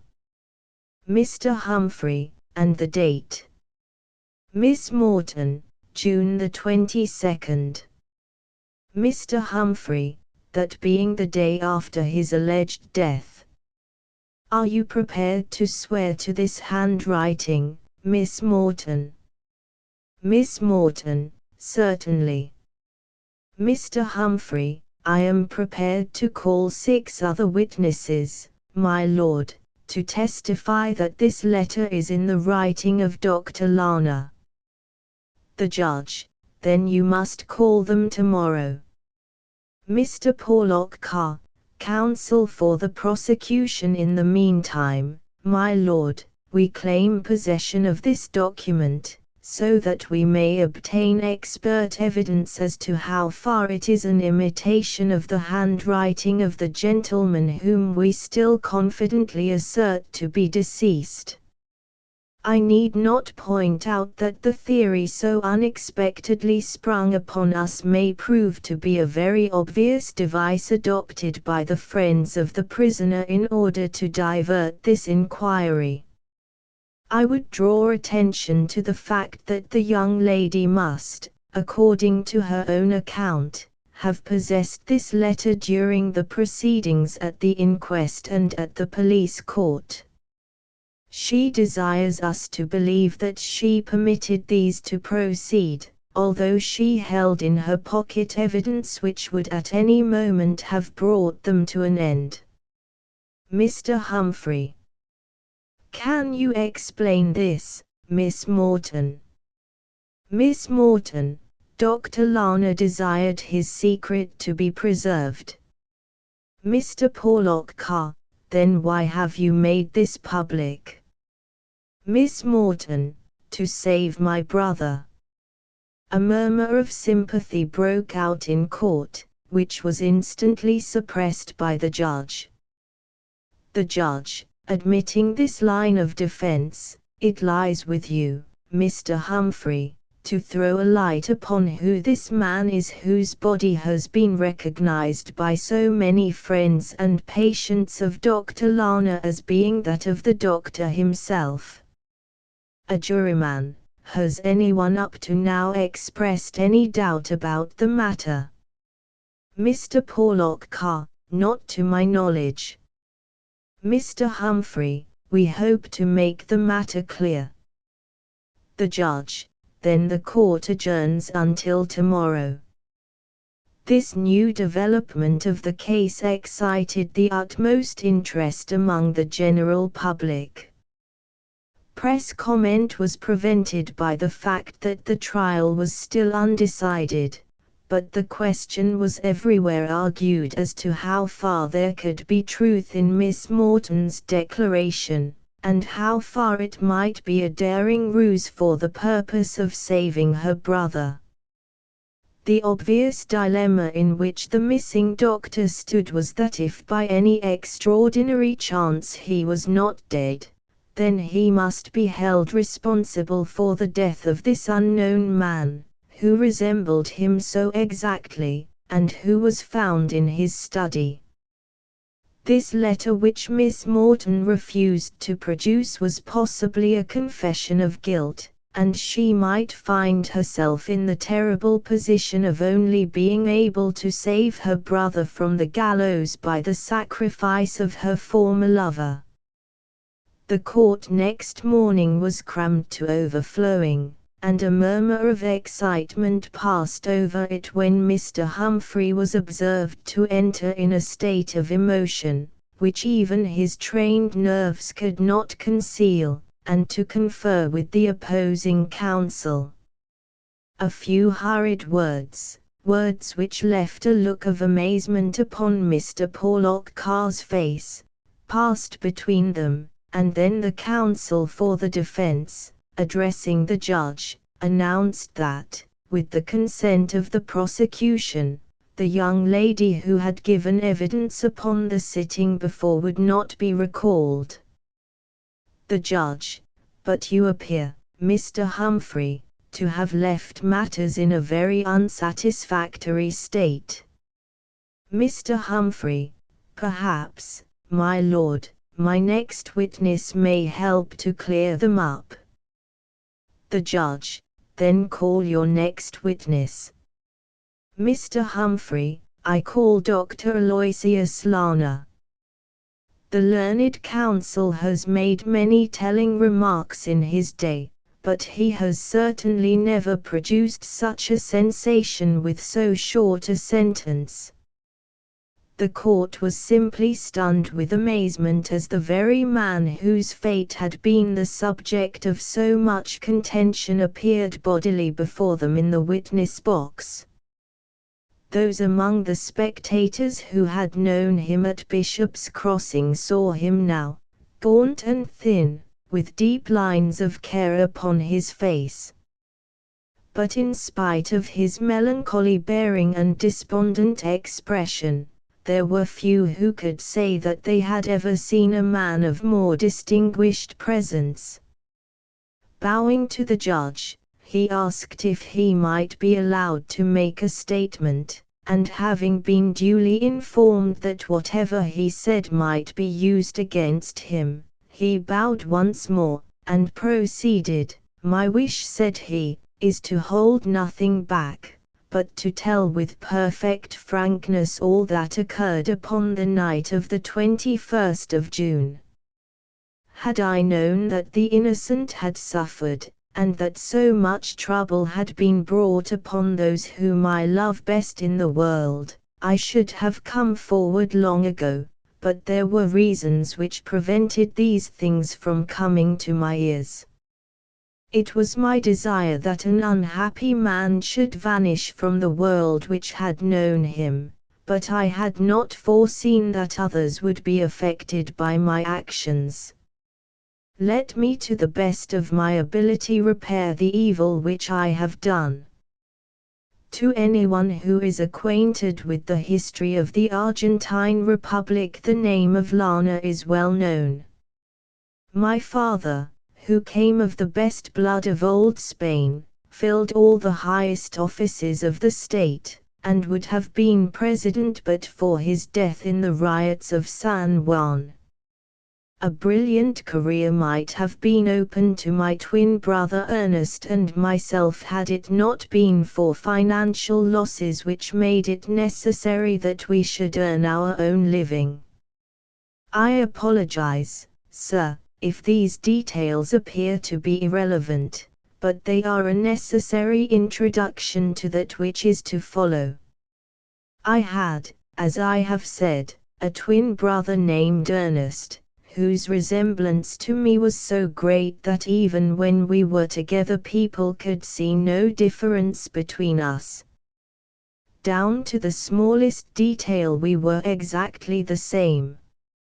As we grew older this likeness became less marked because our expression was not the same, but with our features in repose the points of difference were very slight. It does not become me to say too much of one who is dead, the more so as he is my only brother, but I leave his character to those who knew him best. I will only say, for I have to say it, that in my early manhood I conceived a horror of him, and that I had good reason for the aversion which filled me. My own reputation suffered from his actions, for our close resemblance caused me to be credited with many of them. Eventually, in a peculiarly disgraceful business, he contrived to throw the whole odium upon me in such a way that I was forced to leave the Argentine forever, and to seek a career in Europe. The freedom from his hated presence more than compensated me for the loss of my native land. I had enough money to defray my medical studies at Glasgow, and I finally settled in practice at Bishop's Crossing, in the firm conviction that in that remote Lancashire hamlet I should never hear of him again. For years my hopes were fulfilled, and then at last he discovered me. Some Liverpool man who visited Buenos Aires put him upon my track. He had lost all his money, and he thought that he would come over and share mine. Knowing my horror of him, he rightly thought that I would be willing to buy him off. I received a letter from him saying that he was coming. It was at a crisis in my own affairs, and his arrival might conceivably bring trouble, and even disgrace, upon some whom I was especially bound to shield from anything of the kind. I took steps to ensure that any evil which might come should fall on me only, and that, here he turned and looked at the prisoner, was the cause of conduct upon my part which has been too harshly judged. My only motive was to screen those who were dear to me from any possible connection with scandal or disgrace. That scandal and disgrace would come with my brother was only to say that what had been would be again. My brother arrived himself one night not very long after my receipt of the letter. I was sitting in my study after the servants had gone to bed, when I heard a footstep upon the gravel outside, and an instant later I saw his face looking in at me through the window. He was a clean-shaven man like myself, and the resemblance between us was still so great that, for an instant, I thought it was my own reflection in the glass. He had a dark patch over his eye, but our features were absolutely the same. Then he smiled in a sardonic way which had been a trick of his from his boyhood, and I knew that he was the same brother who had driven me from my native land, and brought disgrace upon what had been an honorable name. I went to the door and I admitted him. That would be about 10 o'clock that night. When he came into the glare of the lamp, I saw at once that he had fallen upon very evil days. He had walked from Liverpool, and he was tired and ill. I was quite shocked by the expression upon his face. My medical knowledge told me that there was some serious internal malady. He had been drinking also, and his face was bruised as the result of a scuffle which he had had with some sailors. It was to cover his injured eye that he wore this patch, which he removed when he entered the room. He was himself dressed in a pea-jacket and flannel shirt, and his feet were bursting through his boots. But his poverty had only made him more savagely vindictive towards me. His hatred rose to the height of a mania. I had been rolling in money in England, according to his account, while he had been starving in South America. I cannot describe to you the threats which he uttered or the insults which he poured upon me. My impression is, that hardships and debauchery had unhinged his reason. He paced about the room like a wild beast, demanding drink, demanding money, and all in the foulest language. I am a hot-tempered man, but I thank God that I am able to say that I remained master of myself, and that I never raised a hand against him. My coolness only irritated him the more.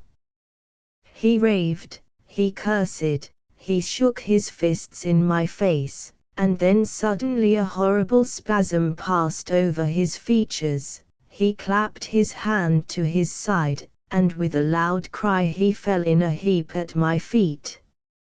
I raised him up and stretched him upon the sofa, but no answer came to my exclamations, and the hand which I held in mine was cold and clammy. His diseased heart had broken down. His own violence had killed him. For a long time I sat as if I were in some dreadful dream, staring at the body of my brother. I was aroused by the knocking of Mrs. Woods, who had been disturbed by that dying cry. I sent her away to bed.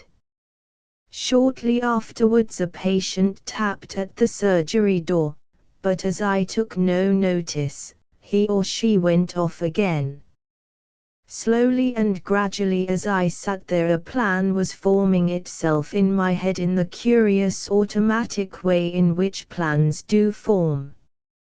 When I rose from my chair, my future movements were finally decided upon without my having been conscious of any process of thought.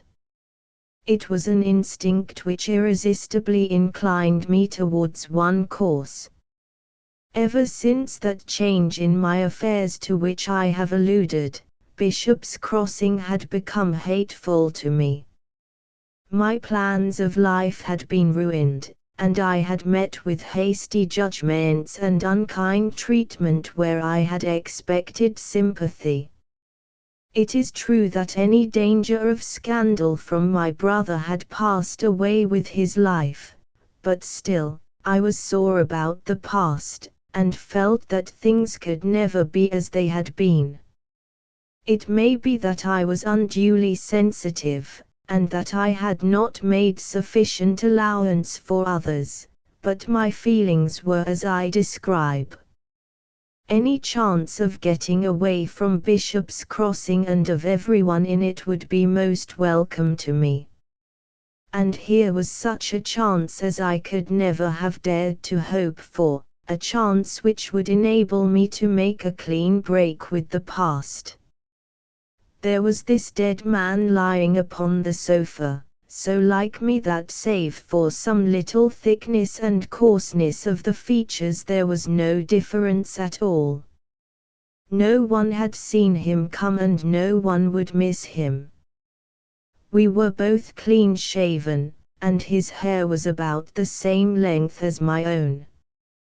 If I changed clothes with him, then Dr. Aloysius Lana would be found lying dead in his study, and there would be an end of an unfortunate fellow, and of a blighted career. There was plenty of ready money in the room, and this I could carry away with me to help me to start once more in some other land.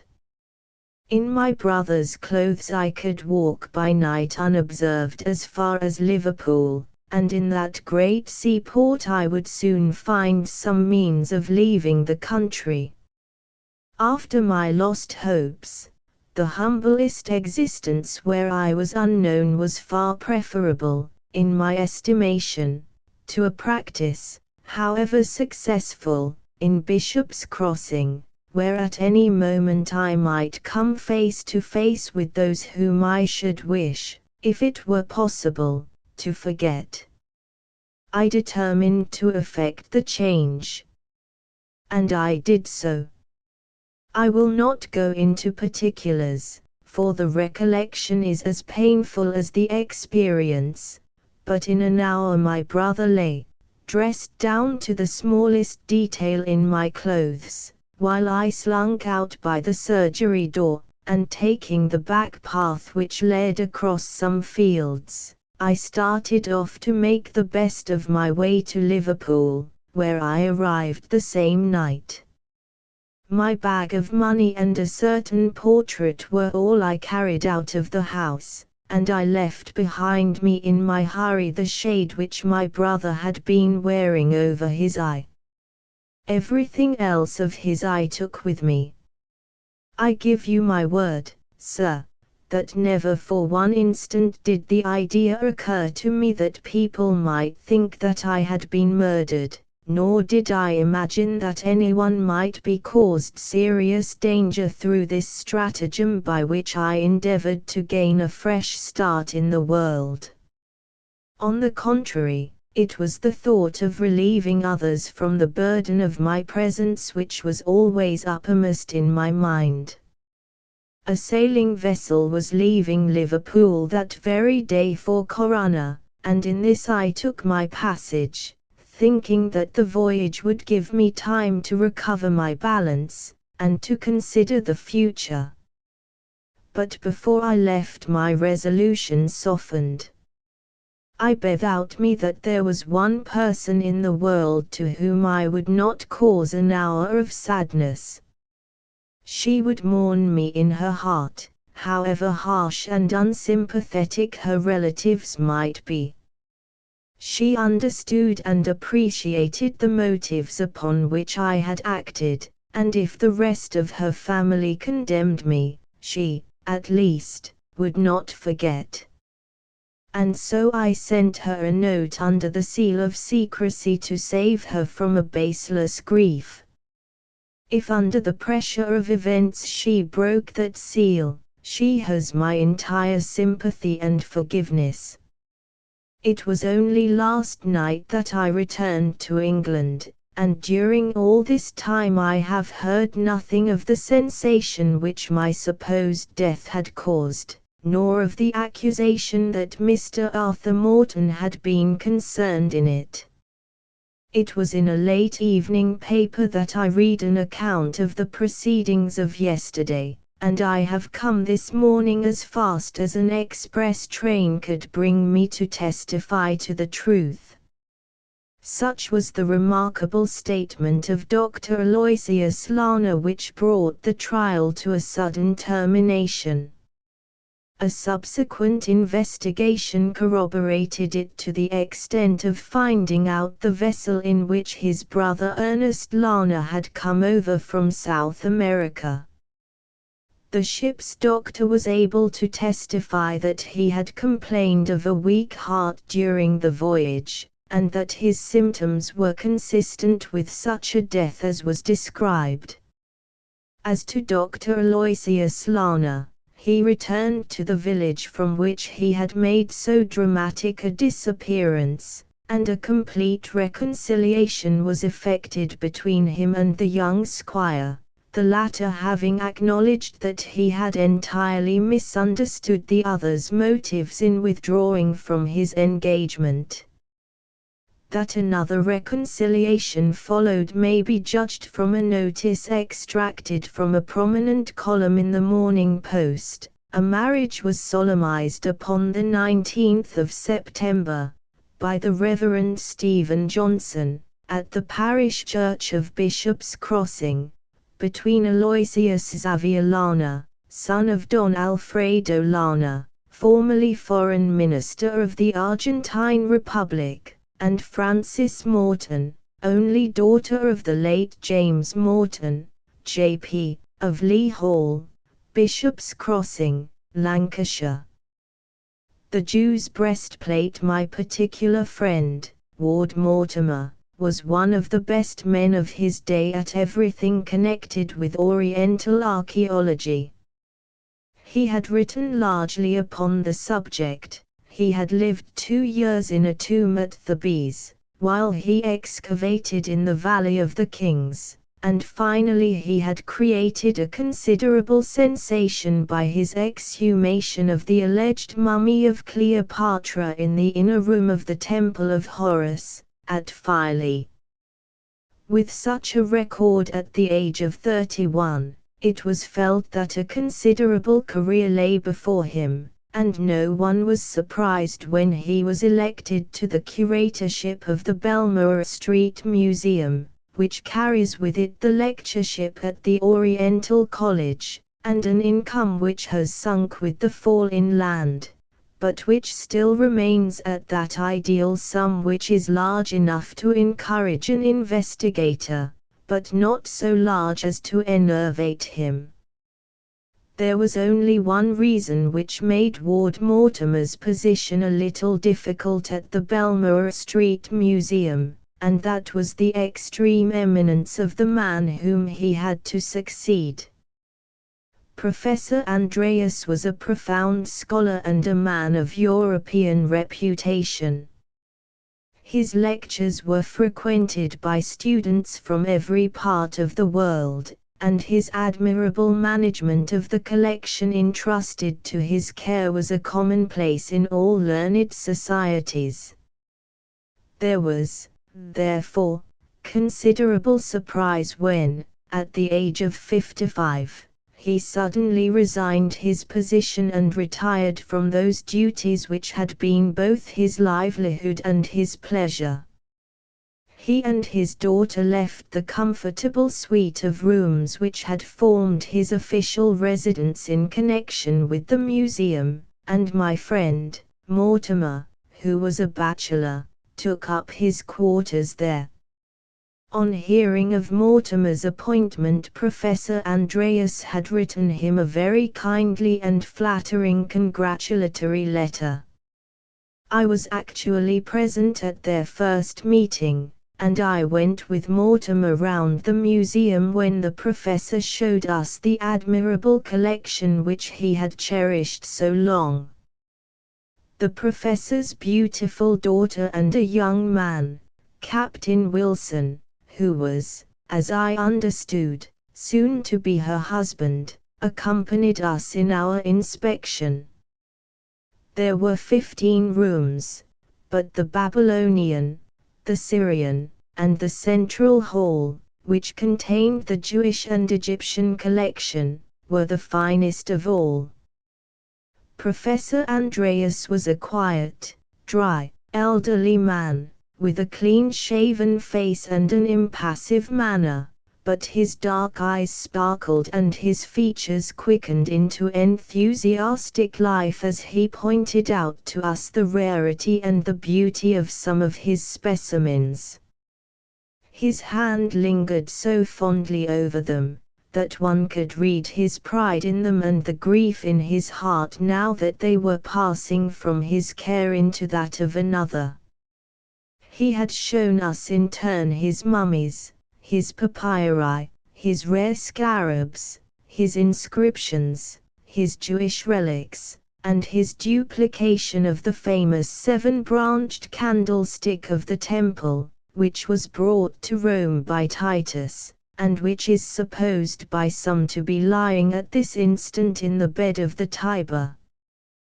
Then he approached a case which stood in the very center of the hall, and he looked down through the glass with reverence in his attitude and manner.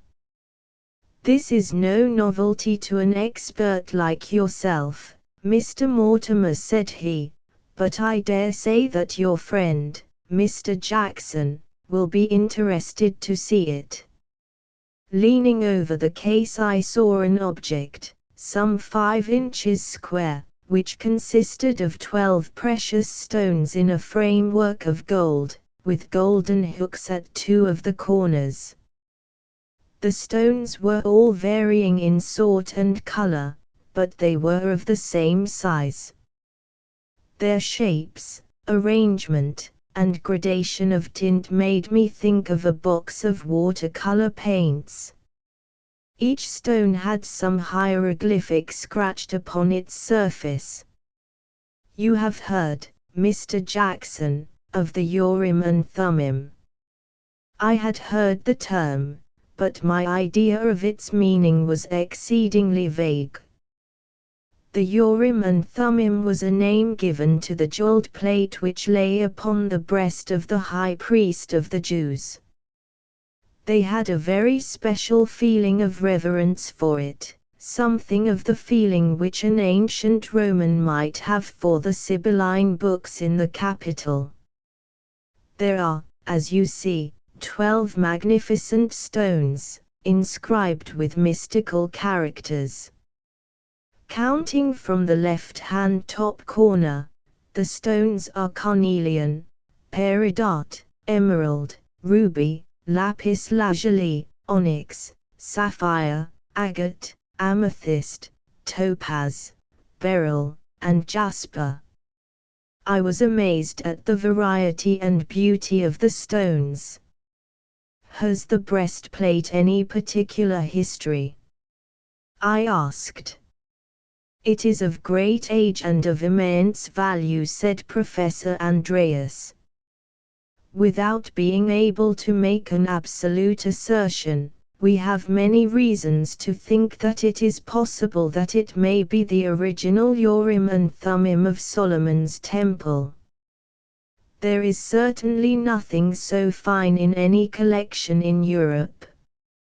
My friend, Captain Wilson, here, is a practical authority upon precious stones, and he would tell you how pure these are.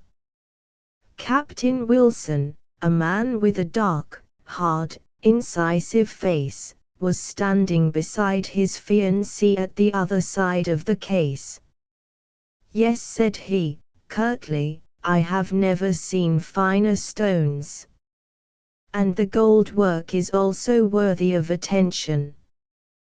The ancients excelled in, he was apparently about to indicate the setting of the stones, when Captain Wilson interrupted him.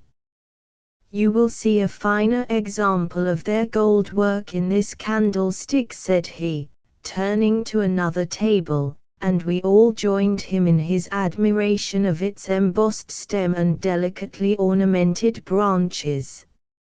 Altogether it was an interesting and a novel experience to have objects of such rarity explained by so great an expert, and when, finally, Professor Andreas finished our inspection by formally handing over the precious collection to the care of my friend, I could not help pitying him and envying his successor whose life was to pass in so pleasant a duty.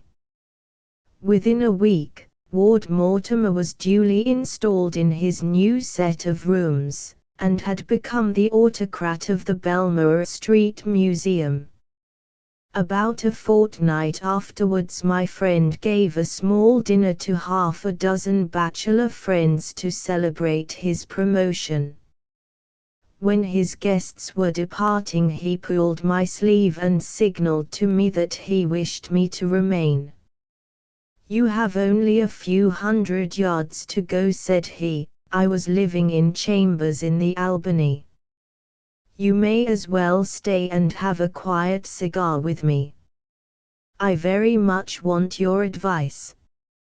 I relapsed into an armchair and lit one of his excellent matronas. When he had returned from seeing the last of his guests out, he drew a letter from his dress jacket and sat down opposite to me. "This is an anonymous letter which I received this morning," said he. "I want to read it to you and to have your advice.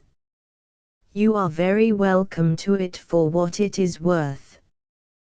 This is how the note runs: Sir, I should strongly advise you to keep a very careful watch over the many valuable things which are committed to your charge. I do not think that the present system of a single watchman is sufficient.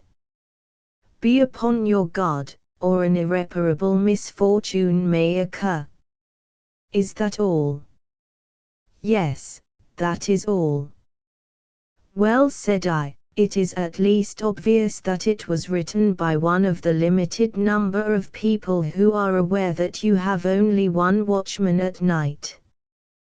Ward Mortimer handed me the note, with a curious smile. "Have you an eye for handwriting?" said he. "Now, look at this." He put another letter in front of me. "Look at the C in congratulate and the C in committed. Look at the capital I. Look at the trick of putting in a dash instead of a stop. They are undoubtedly from the same hand, with some attempt at disguise in the case of this first one. The second," said Ward Mortimer, "is the letter of congratulation which was written to me by Professor Andreas upon my obtaining my appointment." I stared at him in amazement. Then I turned over the letter in my hand, and there, sure enough, was Martin Andreas signed upon the other side. There could be no doubt, in the mind of anyone who had the slightest knowledge of the science of graphology, that the professor had written an anonymous letter, warning his successor against thieves. It was inexplicable, but it was certain. Why should he do it? I asked. Precisely what I should wish to ask you. If he had any such misgivings, why could he not come and tell me direct? Will you speak to him about it? There again I am in doubt. He might choose to deny that he wrote it. At any rate, said I, this warning is meant in a friendly spirit, and I should certainly act upon it. Are the present precautions enough to insure you against robbery? I should have thought so. The public are only admitted from 10 till 5, and there is a guardian to every 2 rooms. He stands at the door between them, and so commands them both. But at night, when the public are gone, we at once put up the great iron shutters, which are absolutely burglar-proof. The watchman is a capable fellow. He sits in the lodge, but he walks round every 3 hours. We keep one electric light burning in each room all night. It is difficult to suggest anything more, short of keeping your day watches all night. We could not afford that. At least, I should communicate with the police, and have a special constable put on outside in Belmore Street, said I. As to the letter, if the writer wishes to be anonymous, I think he has a right to remain so. We must trust to the future to show some reason for the curious course which he has adopted. So we dismissed the subject. But all that night after my return to my chambers I was puzzling my brain as to what possible motive Professor Andreas could have for writing an anonymous warning letter to his successor, for that the writing was his was as certain to me as if I had seen him actually doing it. He foresaw some danger to the collection. Was it because he foresaw it that he abandoned his charge of it? But if so, why should he hesitate to warn Mortimer in his own name? I puzzled and puzzled until at last I fell into a troubled sleep, which carried me beyond my usual hour of rising. I was aroused in a singular and effective method. For about 9 o'clock my friend Mortimer rushed into my room with an expression of consternation upon his face. He was usually one of the most tidy men of my acquaintance, but now his collar was undone at one end, his tie was flying, and his hat at the back of his head. I read his whole story in his frantic eyes. The museum has been robbed, I cried, springing up in bed. I fear so. Those jewels. The jewels of the Urim and Thummim, he gasped, for he was out of breath with running. I'm going on to the police station. Come to the museum as soon as you can, Jackson. Goodbye. He rushed distractedly out of the room, and I heard him clatter down the stairs. I was not long in following his directions, but I found when I arrived that he had already returned with a police inspector, and another elderly gentleman, who proved to be Mr. Purvis, one of the partners of Mawson and Company, the well-known diamond merchants. As an expert in stones he was always prepared to advise the police. They were grouped round the case in which the breastplate of the Jewish priest had been exposed. The plate had been taken out and laid upon the glass top of the case, and the 3 heads were bent over it. It is obvious that it has been tampered with, said Mortimer. It caught my eye the moment that I passed through the room this morning. I examined it yesterday evening, so that it is certain that this has happened during the night.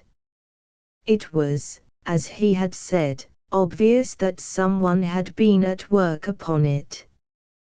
The settings of the uppermost row of 4 stones, the cornelian, peridot, emerald, and ruby, were rough and jagged as if someone had scraped all round them. The stones were in their places, but the beautiful gold work which we had admired only a few days before had been very clumsily pulled about. "It looks to me," said the police inspector, "as if someone had been trying to take out the stones." "My fear is," said Mortimer, "that he not only tried, but succeeded.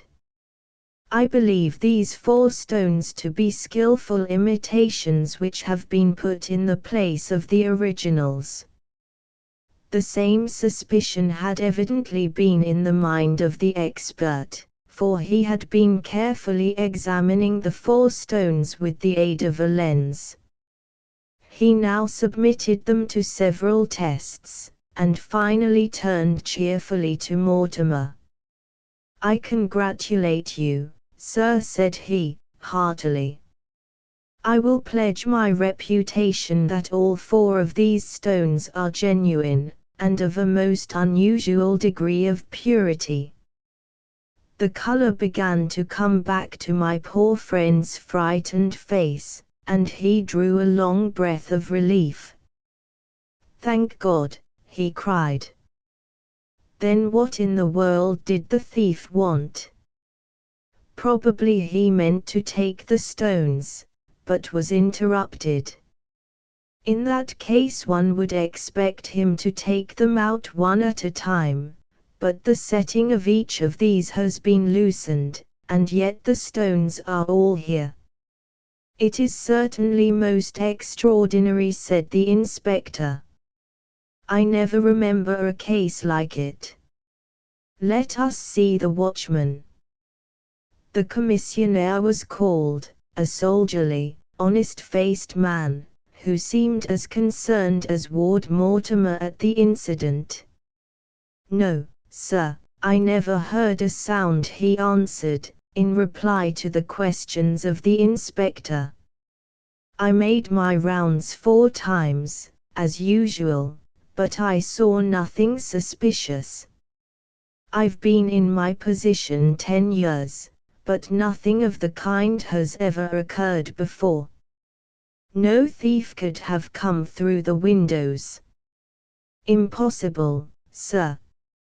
"Or past you at the door?" "No, sir, I never left my post except when I walked my rounds." "What other openings are there in the museum?" "There is the door into Mr. Ward Mortimer's private rooms."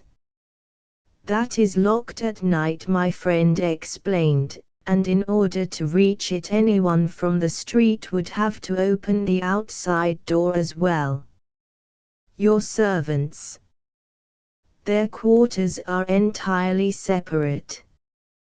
Well, said the inspector, "this is certainly very obscure. However, there has been no harm done, according to Mr. Purvis. I will swear that those stones are genuine. So that the case appears to be merely one of malicious damage. But nonetheless, I should be very glad to go carefully round the premises, and to see if we can find any trace to show us who your visitor may have been." His investigation, which lasted all the morning, was careful and intelligent, but it led in the end to nothing. He pointed out to us that there were 2 possible entrances to the museum which we had not considered. The one was from the cellars by a trapdoor opening in the passage. The other through a skylight from the lumber room, overlooking that very chamber to which the intruder had penetrated. As neither the cellar nor the lumber room could be entered unless the thief was already within the locked doors, the matter was not of any practical importance, and the dust of cellar and attic assured us that no one had used either one or the other. Finally, we ended as we began, without the slightest clue as to how, why, or by whom the setting of these 4 jewels had been tampered with. There remained one course for Mortimer to take, and he took it. Leaving the police to continue their fruitless researches, he asked me to accompany him that afternoon in a visit to Professor Andreas. He took with him the 2 letters, and it was his intention to openly tax his predecessor with having written the anonymous warning, and to ask him to explain the fact that he should have anticipated so exactly that which had actually occurred. The professor was living in a small villa in Upper Norwood, but we were informed by the servant that he was away from home. Seeing our disappointment, she asked us if we should like to see Miss Andreas, and showed us into the modest drawing room. I have mentioned incidentally that the professor's daughter was a very beautiful girl. She was a blonde, tall and graceful, with a skin of that delicate tint which the French call mat, the color of old ivory, or of the lighter petals of the sulphur rose.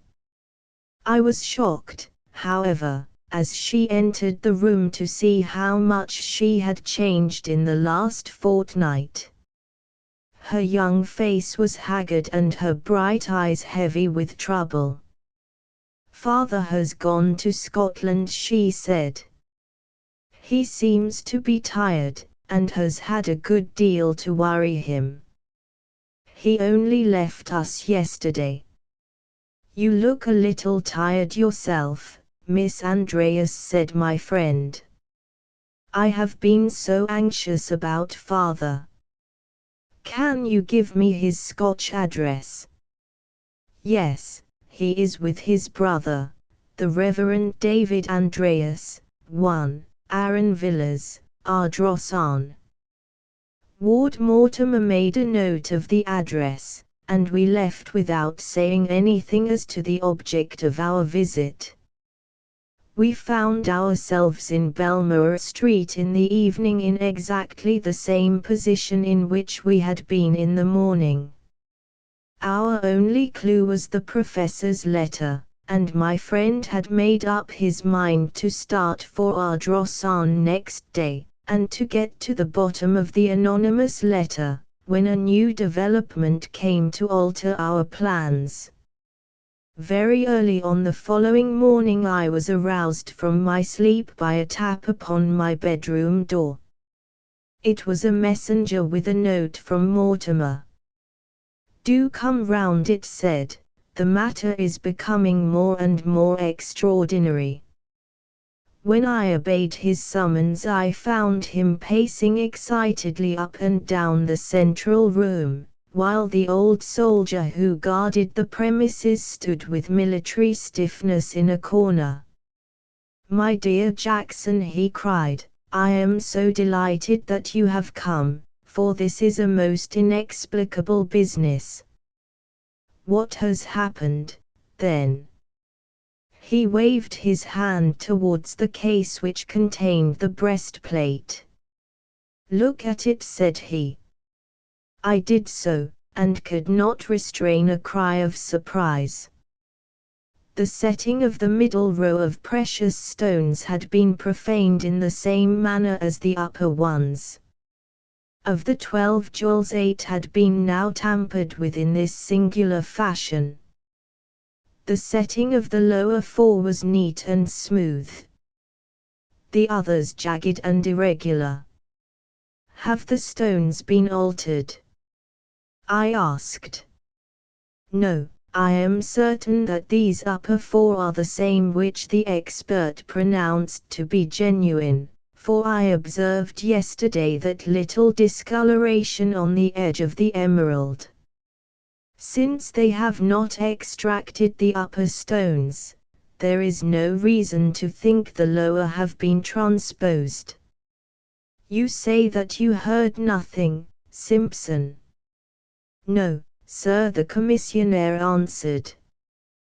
But when I made my round after daylight I had a special look at these stones, and I saw at once that someone had been meddling with them. Then I called you, sir, and told you. I was backwards and forwards all night, and I never saw a soul or heard a sound. Come up and have some breakfast with me, said Mortimer, and he took me into his own chambers. Now, what do you think of this, Jackson? He asked. It is the most objectless, futile, idiotic business that ever I heard of. It can only be the work of a monomaniac. Can you put forward any theory? A curious idea came into my head. This object is a Jewish relic of great antiquity and sanctity, said I. How about the anti-Semitic movement? Could one conceive that a fanatic of that way of thinking might desecrate? No, no, no, cried Mortimer. That will never do. Such a man might push his lunacy to the length of destroying a Jewish relic, but why on earth should he nibble round every stone so carefully that he can only do 4 stones in a night? We must have a better solution than that, and we must find it for ourselves, for I do not think that our inspector is likely to help us. First of all, what do you think of Simpson, the porter? Have you any reason to suspect him? Only that he is the one person on the premises. But why should he indulge in such wanton destruction? Nothing has been taken away. He has no motive. Mania. No, I will swear to his sanity. Have you any other theory? Well, yourself, for example. You are not a somnambulist, by any chance? Nothing of the sort, I assure you. Then I give it up. But I don't, and I have a plan by which we will make it all clear. To visit Professor Andreas. No, we shall find our solution nearer than Scotland. I will tell you what we shall do. You know that skylight which overlooks the central hall? We will leave the electric lights in the hall, and we will keep watch in the lumber room, you and I, and solve the mystery for ourselves. If our mysterious visitor is doing 4 stones at a time, he has 4 still to do, and there is every reason to think that he will return tonight and complete the job. Excellent! I cried. We will keep our own secret, and say nothing either to the police or to Simpson. Will you join me? With the utmost pleasure, said I, and so it was agreed. It was 10 o'clock that night when I returned to the Belmore Street Museum. Mortimer was, as I could see, in a state of suppressed nervous excitement, but it was still too early to begin our vigil, so we remained for an hour or so in his chambers, discussing all the possibilities of the singular business which we had met to solve. At last the roaring stream of hansom cabs and the rush of hurrying feet became lower and more intermittent as the pleasure-seekers passed on their way to their stations or their homes. It was nearly 12 when Mortimer led the way to the lumber room which overlooked the central hall of the museum. He had visited it during the day, and had spread some sacking so that we could lie at our ease, and look straight down into the museum. The skylight was of unfrosted glass, but was so covered with dust that it would be impossible for anyone looking up from below to detect that he was overlooked. We cleared a small piece at each corner, which gave us a complete view of the room beneath us. In the cold white light of the electric lamps everything stood out hard and clear, and I could see the smallest detail of the contents of the various cases. Such a vigil is an excellent lesson, since one has no choice but to look hard at those objects which we usually pass with such half-hearted interest. Through my little peephole I employed the hours in studying every specimen, from the huge mummy case which leaned against the wall to those very jewels which had brought us there, gleaming and sparkling in their glass case immediately beneath us. There was much precious gold work and many valuable stones scattered through the numerous cases, but those wonderful 12 which made up the Urim and Thummim glowed and burned with a radiance which far eclipsed the others. I studied in turn the tomb pictures of Saqqara, the friezes from Karnak, the statues of Memphis, and the inscriptions of Thebes, but my eyes would always come back to that wonderful Jewish relic, and my mind to the singular mystery which surrounded it. I was lost in the thought of it when my companion suddenly drew his breath sharply in, and seized my arm in a convulsive grip. At the same instant I saw what it was which had excited him. I have said that against the wall, on the right-hand side of the doorway, the right-hand side as we looked at it, but the left as one entered, there stood a large mummy case. To our unutterable amazement it was slowly opening. Gradually the lid was swinging back, and the black slit which marked the opening was becoming wider and wider. So gently and carefully was it done that the movement was almost imperceptible. Then, as we breathlessly watched it, a white thin hand appeared at the opening, pushing back the painted lid, then another hand, and finally a face which was familiar to us both, that of Professor Andreas. Stealthily he slunk out of the mummy case, like a fox stealing from its burrow, his head turning incessantly to left and to right, stepping, then pausing, then stepping again, the very image of craft and of caution. Once some sound in the street struck him motionless, and he stood listening, with his ear turned, ready to dart back to the shelter behind him.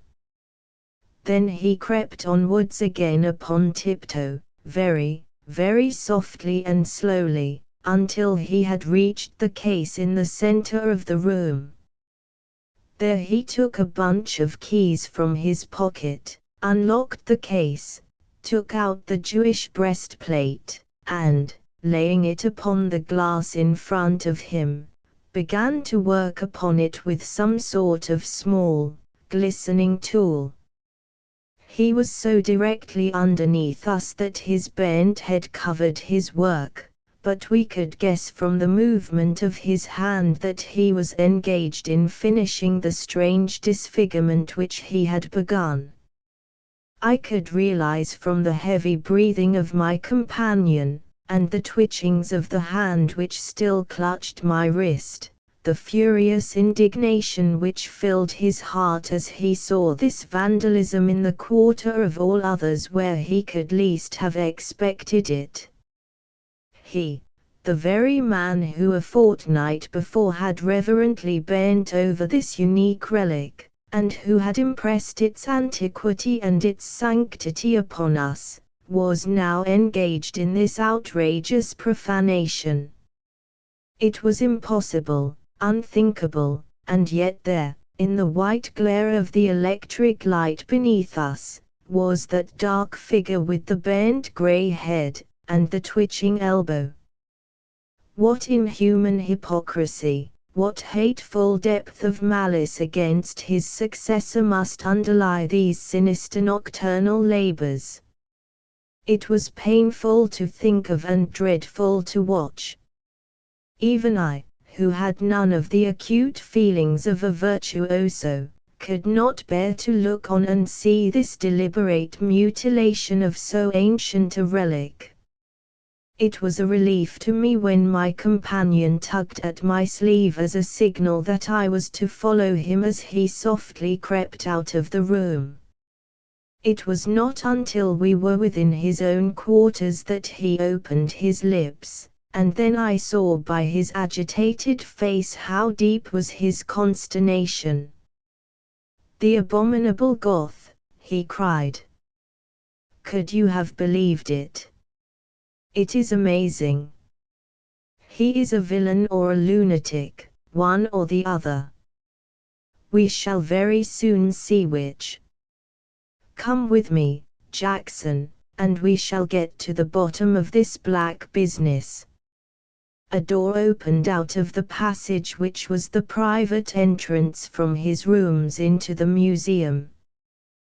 This he opened softly with his key, having first kicked off his shoes, an example which I followed.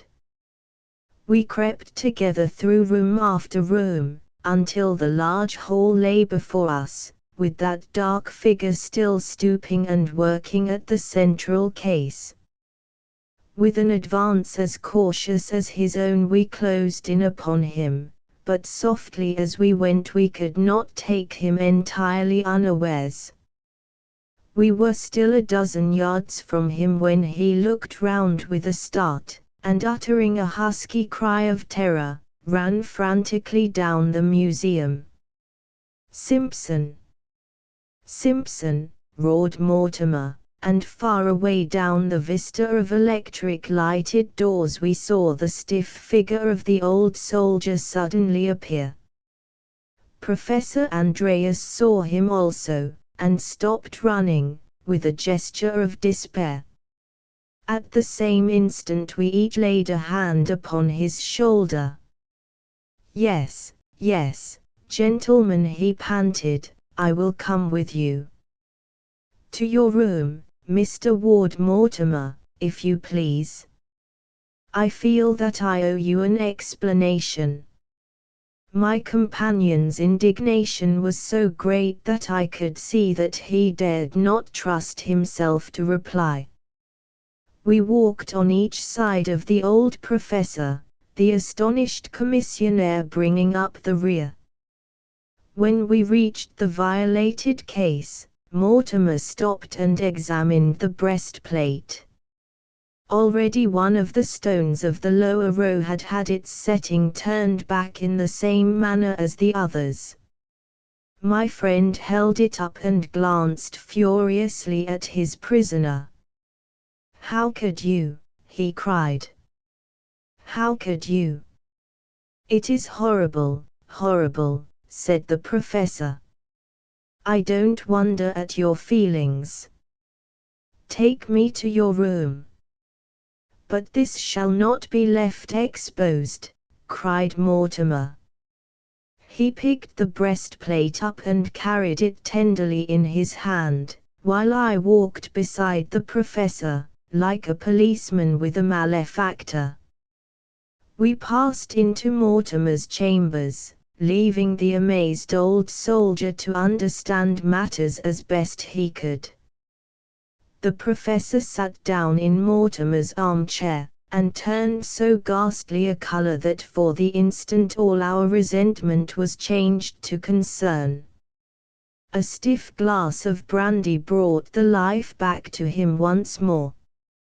"There, I am better now," said he. "These last few days have been too much for me. I am convinced that I could not stand it any longer. It is a nightmare, a horrible nightmare, that I should be arrested as a burglar in what has been for so long my own museum. And yet I cannot blame you. You could not have done otherwise. My hope always was that I should get it all over before I was detected. This would have been my last night's work. How did you get in? Asked Mortimer. By taking a very great liberty with your private door. But the object justified it. The object justified everything. You will not be angry when you know everything, at least, you will not be angry with me. I had a key to your side door and also to the museum door. I did not give them up when I left. And so you see it was not difficult for me to let myself into the museum. I used to come in early before the crowd had cleared from the street. Then I hid myself in the mummy case, and took refuge there whenever Simpson came round. I could always hear him coming. I used to leave in the same way as I came. You ran a risk. I had to. But why? What on earth was your object, you to do a thing like that? Mortimer pointed reproachfully at the plate which lay before him on the table.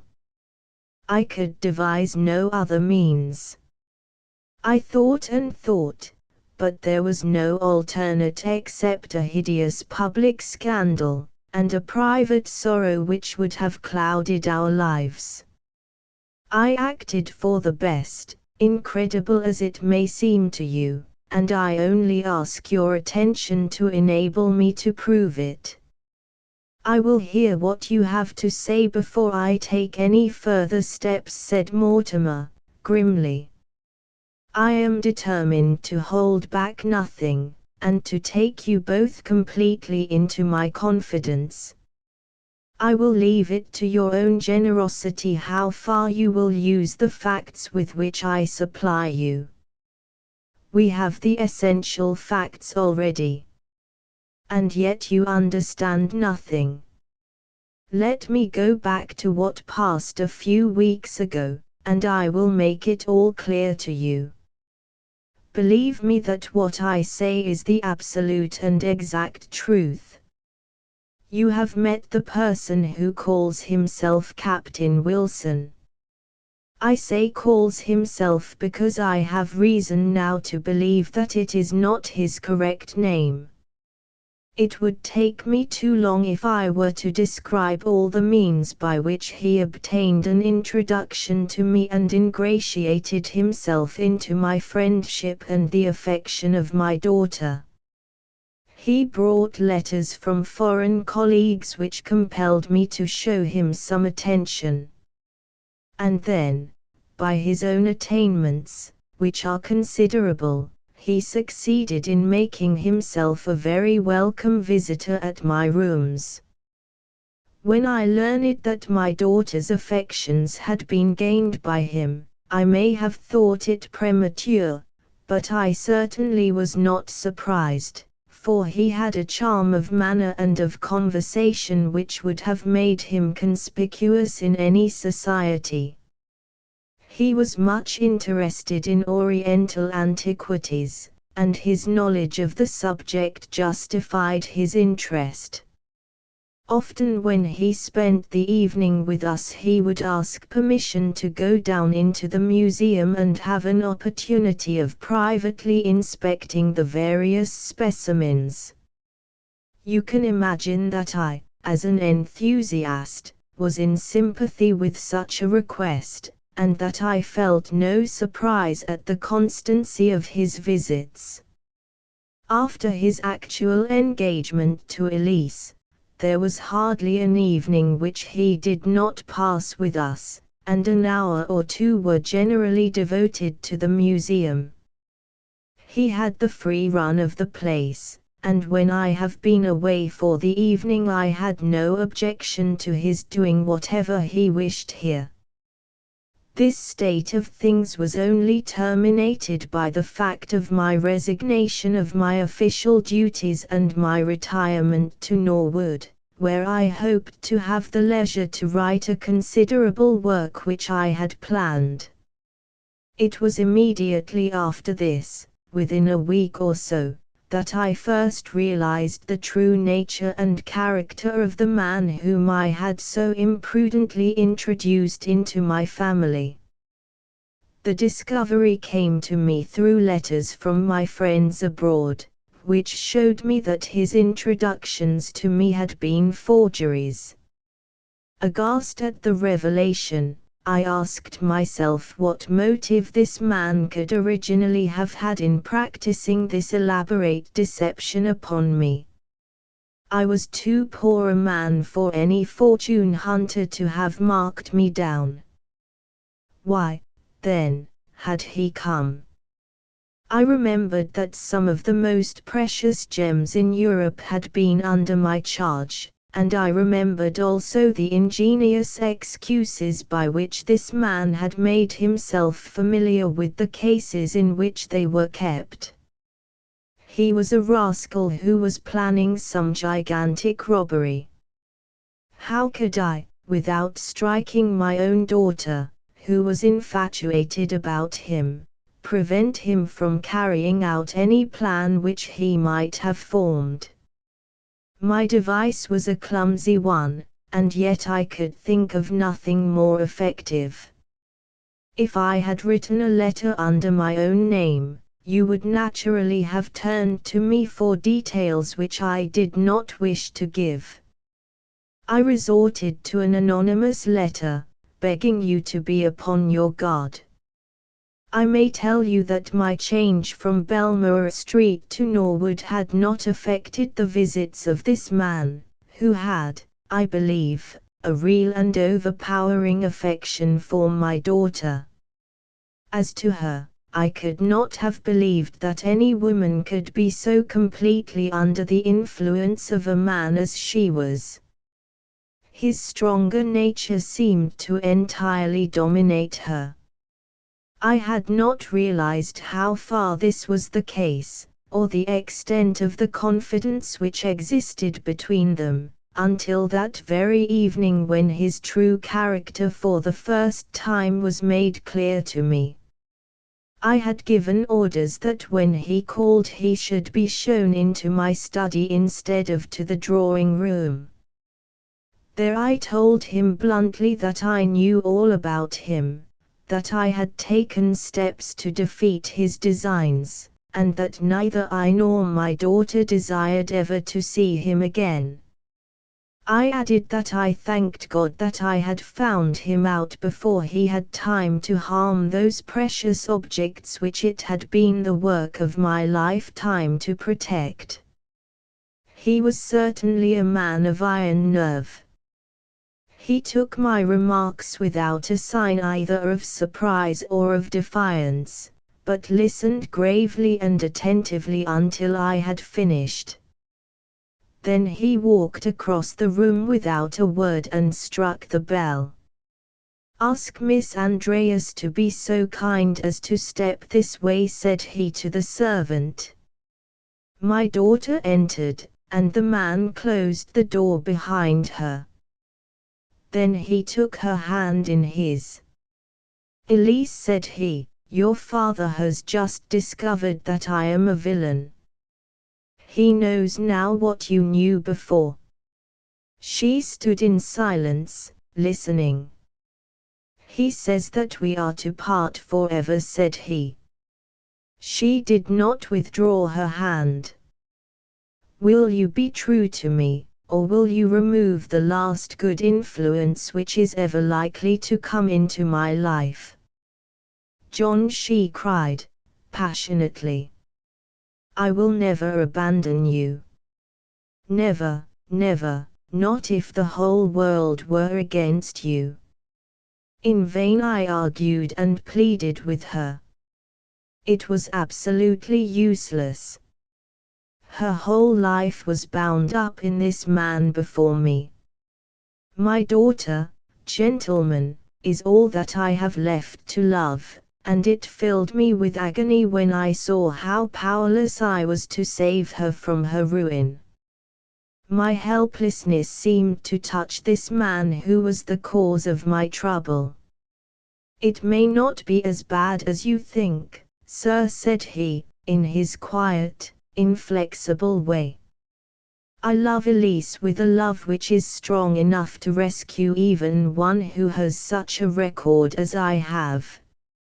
It was but yesterday that I promised her that never again in my whole life would I do a thing of which she should be ashamed. I have made up my mind to it, and never yet did I make up my mind to a thing which I did not do." He spoke with an air which carried conviction with it. As he concluded he put his hand into his pocket and he drew out a small cardboard box. "I am about to give you a proof of my determination," said he. "This, Elise, shall be the first fruits of your redeeming influence over me. You are right, sir, in thinking that I had designs upon the jewels in your possession. Such ventures have had a charm for me, which depended as much upon the risk run as upon the value of the prize. Those famous and antique stones of the Jewish priest were a challenge to my daring and my ingenuity. I determined to get them. I guessed as much. There was only one thing that you did not guess." "And what is that?" "That I got them. They are in this box." He opened the box, and tilted out the contents upon the corner of my desk. My hair rose and my flesh grew cold as I looked. There were 12 magnificent square stones engraved with mystical characters. There could be no doubt that they were the jewels of the Urim and Thummim. "Good God!" I cried. "How have you escaped discovery?" "By the substitution of 12 others, made especially to my order, in which the originals are so carefully imitated that I defy the eye to detect the difference." "Then the present stones are false?" I cried. "They have been for some weeks." We all stood in silence, my daughter white with emotion, but still holding this man by the hand. "You see what I am capable of, Elise," said he. "I see that you are capable of repentance and restitution," she answered. "Yes, thanks to your influence. I leave the stones in your hands, sir. Do what you like about it. But remember that whatever you do against me, is done against the future husband of your only daughter.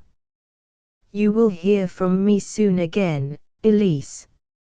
It is the last time that I will ever cause pain to your tender heart." And with these words he left both the room and the house. My position was a dreadful one.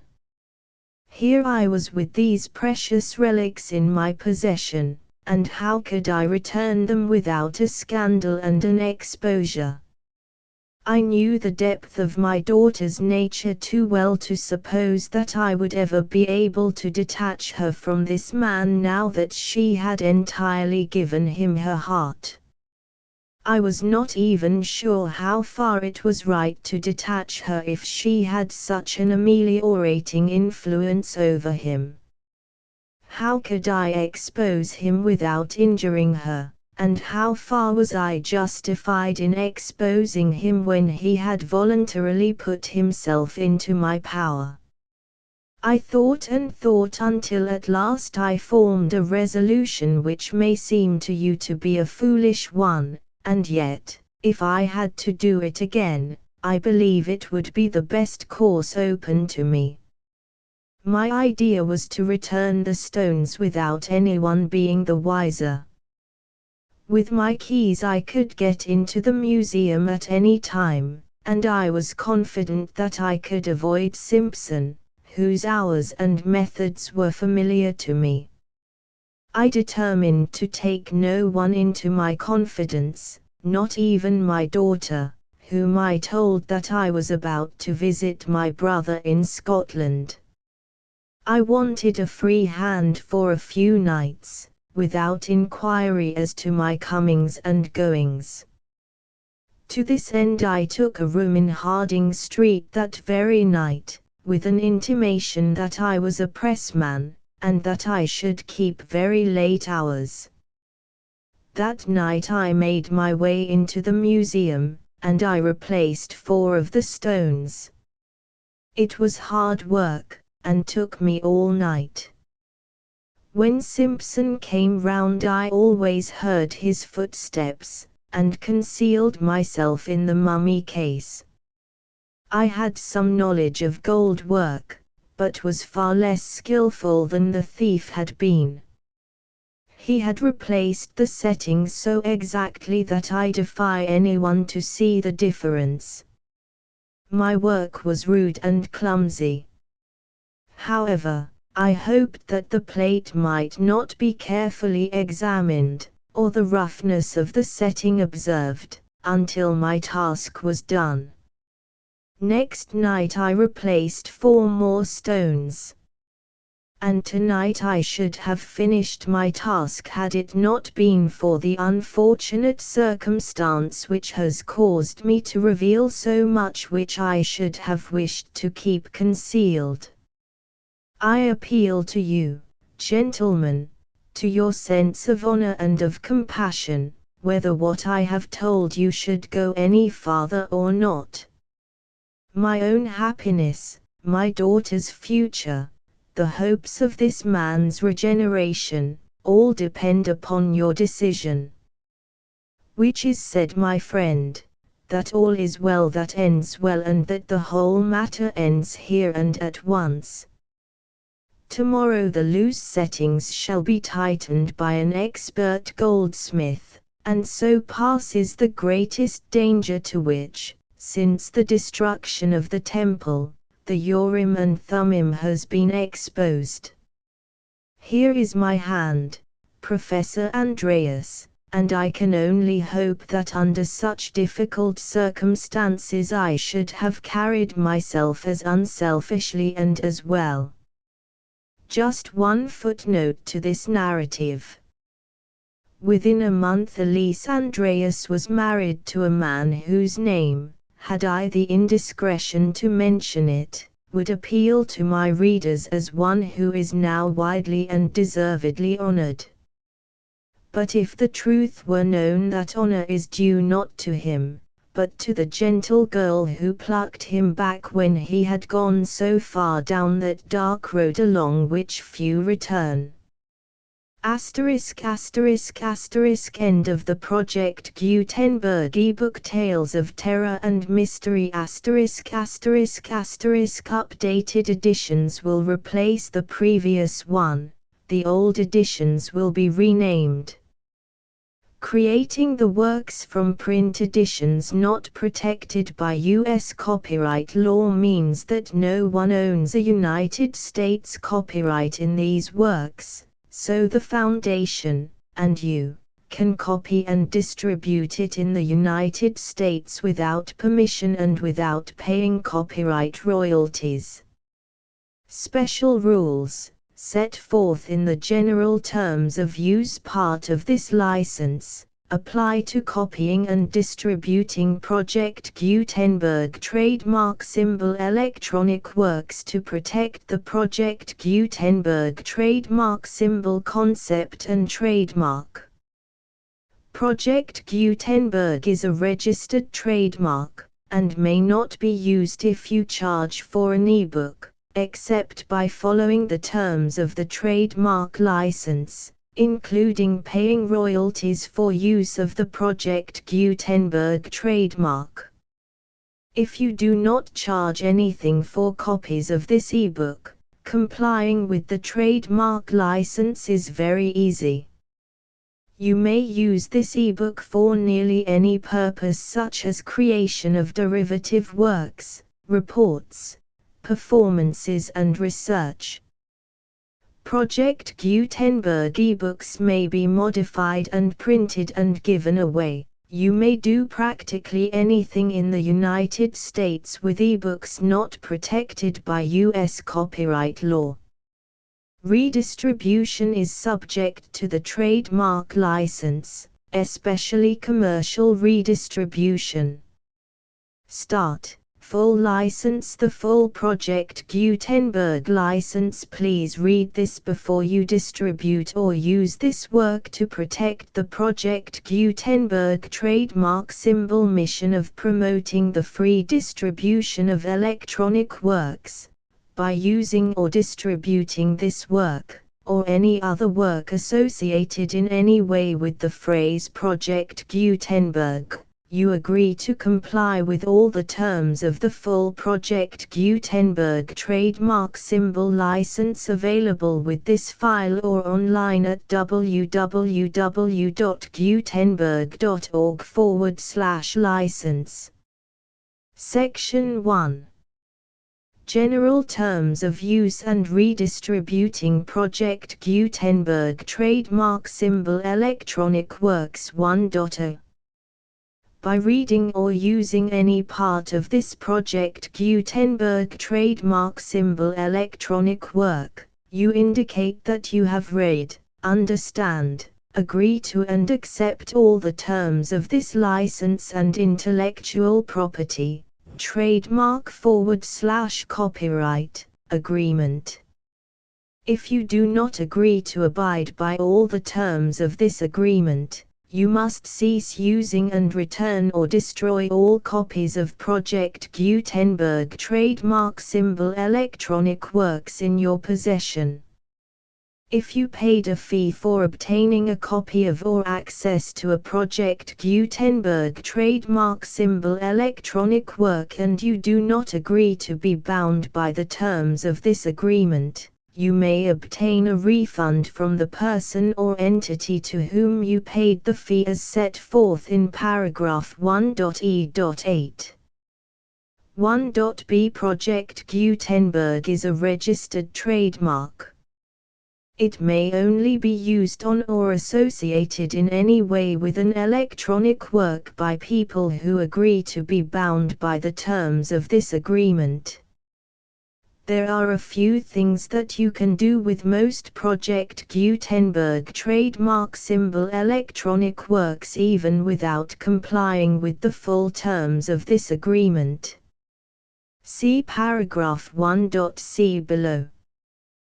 There are a lot of things you can do with Project Gutenberg trademark symbol electronic works if you follow the terms of this agreement and help preserve free future access to Project Gutenberg trademark symbol electronic works. See paragraph 1.e below. 1.c. The Project Gutenberg Literary Archive Foundation, the Foundation or PGLAF, owns a compilation copyright in the collection of Project Gutenberg trademark symbol electronic works. Nearly all the individual works in the collection are in the public domain in the United States. If an individual work is unprotected by copyright law in the United States and you are located in the United States, we do not claim a right to prevent you from copying, distributing, performing, displaying or creating derivative works based on the work as long as all references to Project Gutenberg are removed. Of course, we hope that you will support the Project Gutenberg trademark symbol mission of promoting free access to electronic works by freely sharing Project Gutenberg trademark symbol works in compliance with the terms of this agreement for keeping the Project Gutenberg trademark symbol name associated with the work. You can easily comply with the terms of this agreement by keeping this work in the same format with its attached full Project Gutenberg trademark symbol license when you share it without charge with others. 1.d. The copyright laws of the place where you are located also govern what you can do with this work. Copyright laws in most countries are in a constant state of change. If you are outside the United States, check the laws of your country in addition to the terms of this agreement before downloading, copying, displaying, performing, distributing or creating derivative works based on this work or any other Project Gutenberg trademark symbol work. The Foundation makes no representations concerning the copyright status of any work in any country other than the United States. 1.e. Unless you have removed all references to Project Gutenberg, 1.e.1. The following sentence, with active links to, or other immediate access to, the full Project Gutenberg trademark symbol license must appear prominently whenever any copy of a Project Gutenberg trademark symbol work, any work on which the phrase Project Gutenberg appears, or with which the phrase Project Gutenberg is associated, is accessed, displayed, performed, viewed, copied or distributed. This ebook is for the use of anyone anywhere in the United States and most other parts of the world at no cost and with almost no restrictions whatsoever. You may copy it, give it away or reuse it under the terms of the Project Gutenberg license included with this ebook or online at www.gutenberg.org. If you are not located in the United States, you will have to check the laws of the country where you are located before using this ebook. 1.e.2.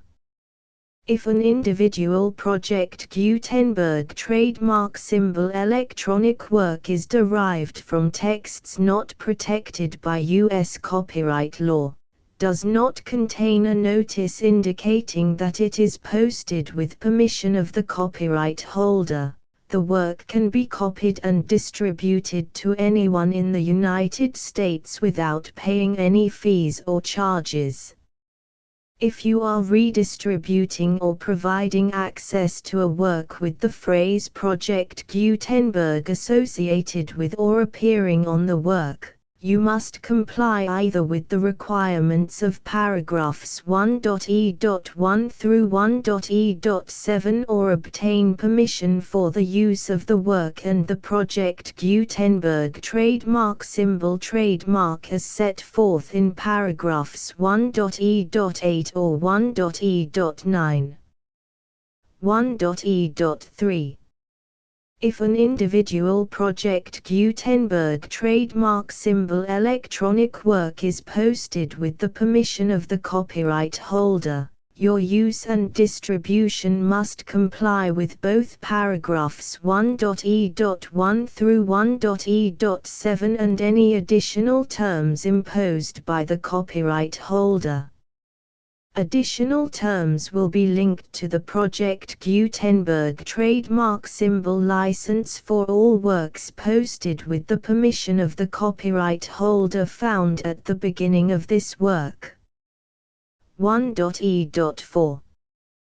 Do not unlink or detach or remove the full Project Gutenberg trademark symbol license terms from this work, or any files containing a part of this work or any other work associated with Project Gutenberg trademark symbol.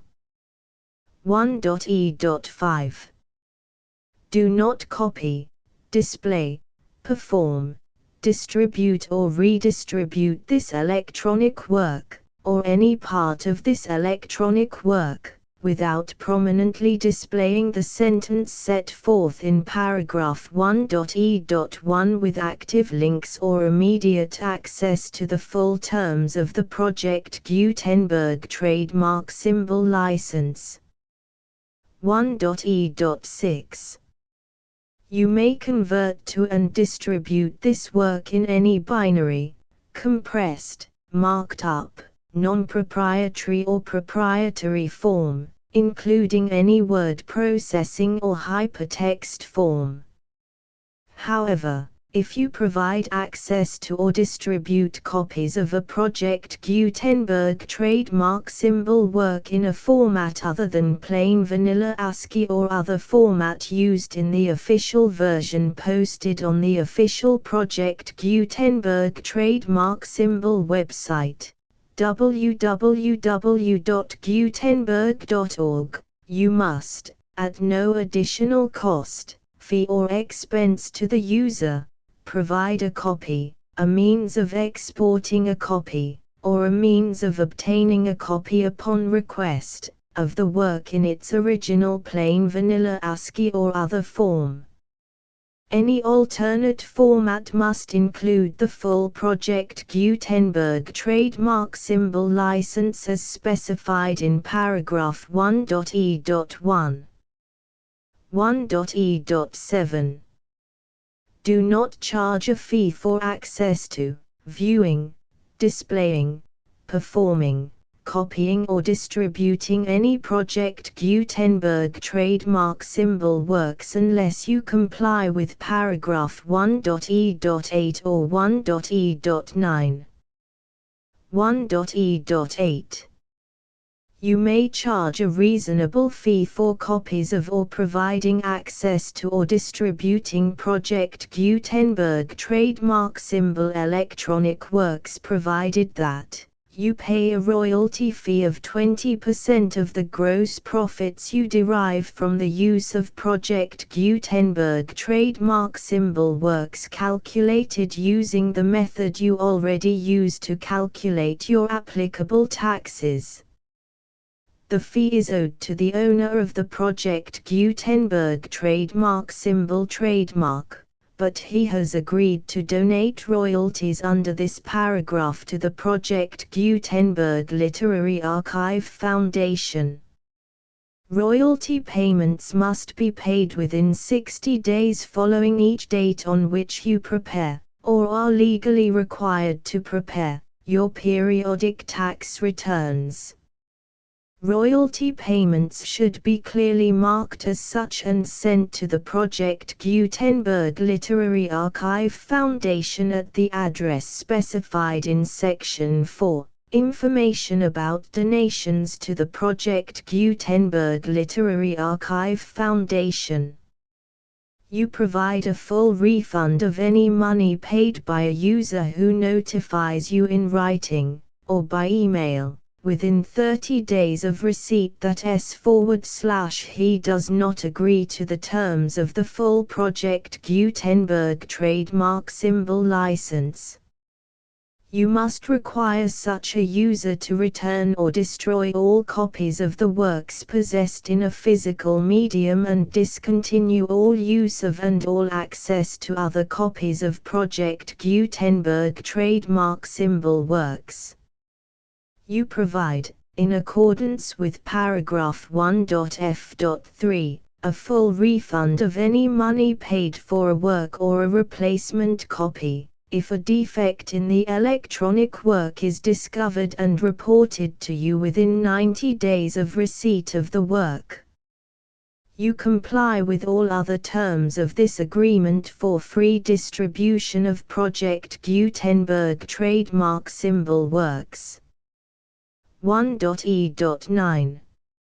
If you wish to charge a fee or distribute a Project Gutenberg trademark symbol electronic work or group of works on different terms than are set forth in this agreement, you must obtain permission in writing from the Project Gutenberg Literary Archive Foundation, the manager of the Project Gutenberg trademark symbol trademark.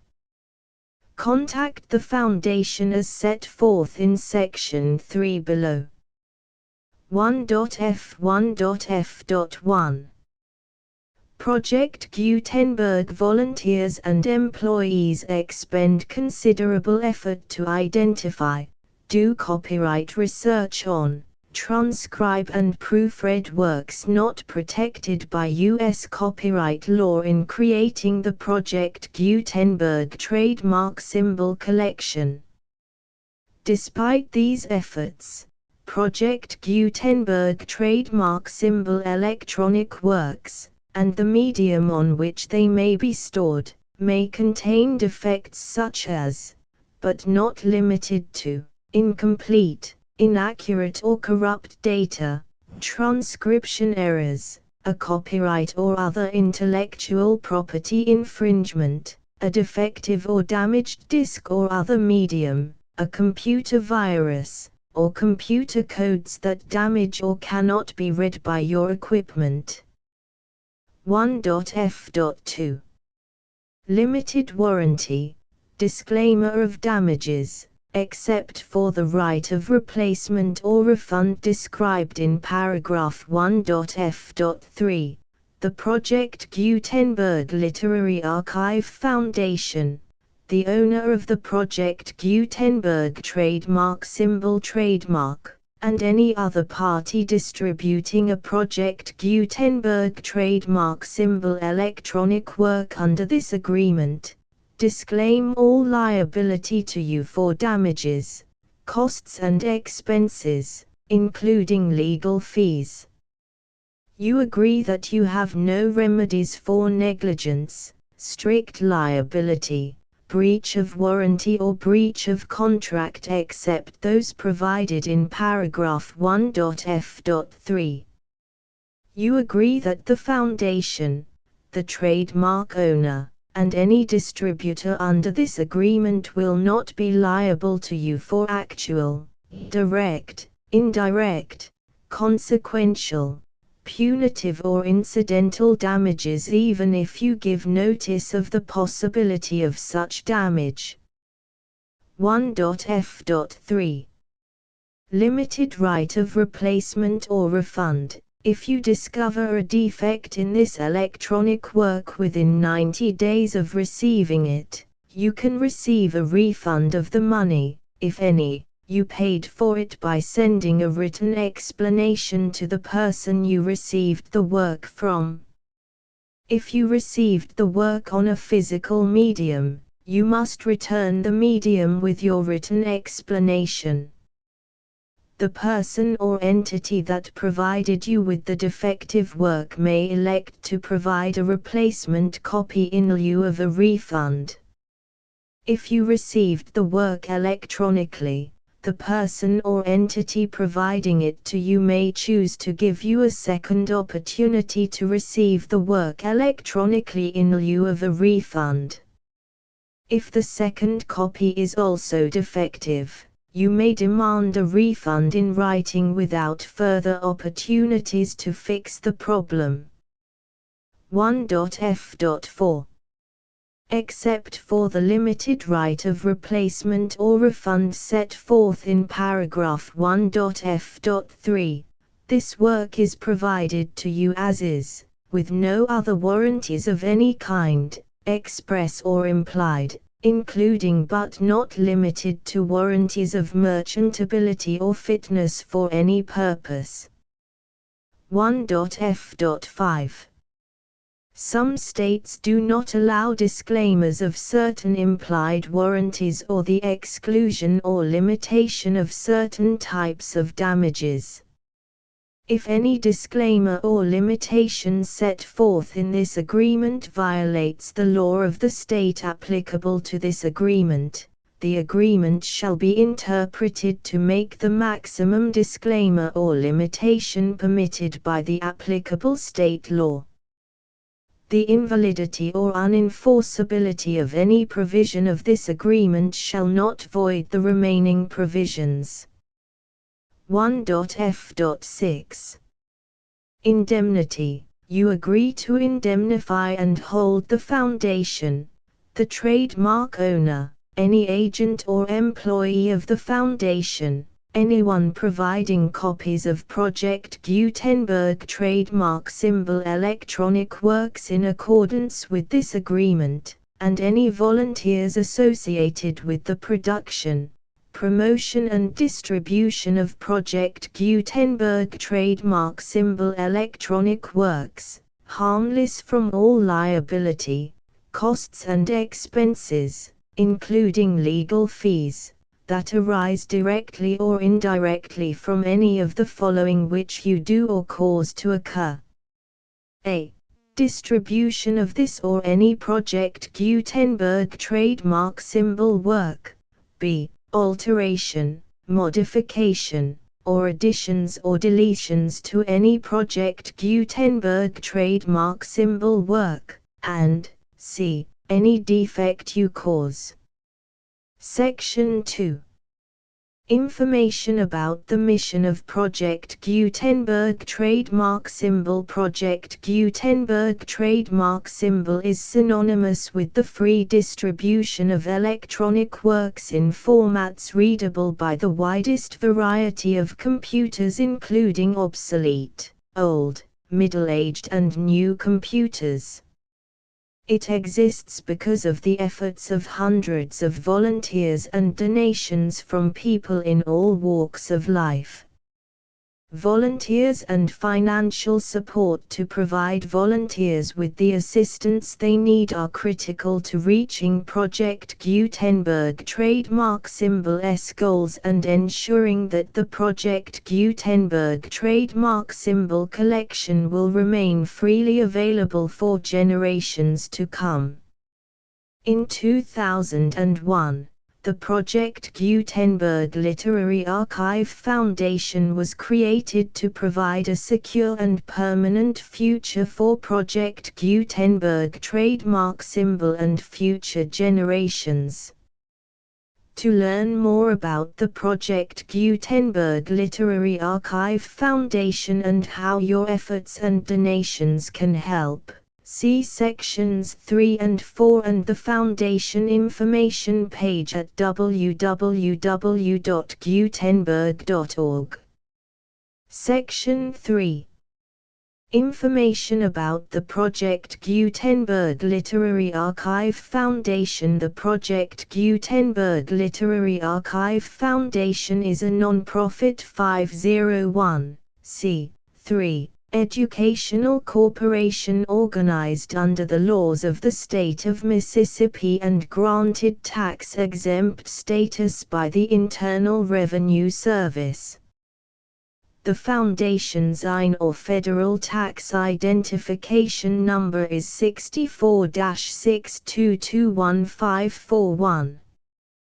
Contributions to the Project Gutenberg Literary Archive Foundation are tax-deductible to the full extent permitted by U.S. federal laws and your state's laws.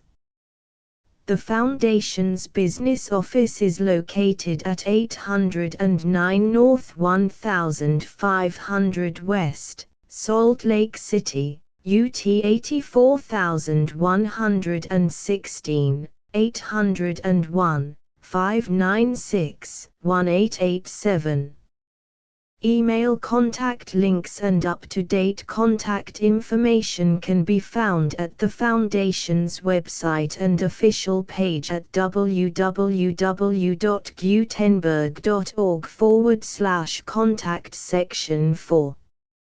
Information about donations to the Project Gutenberg Literary Archive Foundation. Project Gutenberg trademark symbol depends upon and cannot survive without widespread public support and donations to carry out its mission of increasing the number of public domain and licensed works that can be freely distributed in machine-readable form accessible by the widest array of equipment, including outdated equipment. Many small donations, $1 to $5,000, are particularly important to maintaining tax-exempt status with the IRS.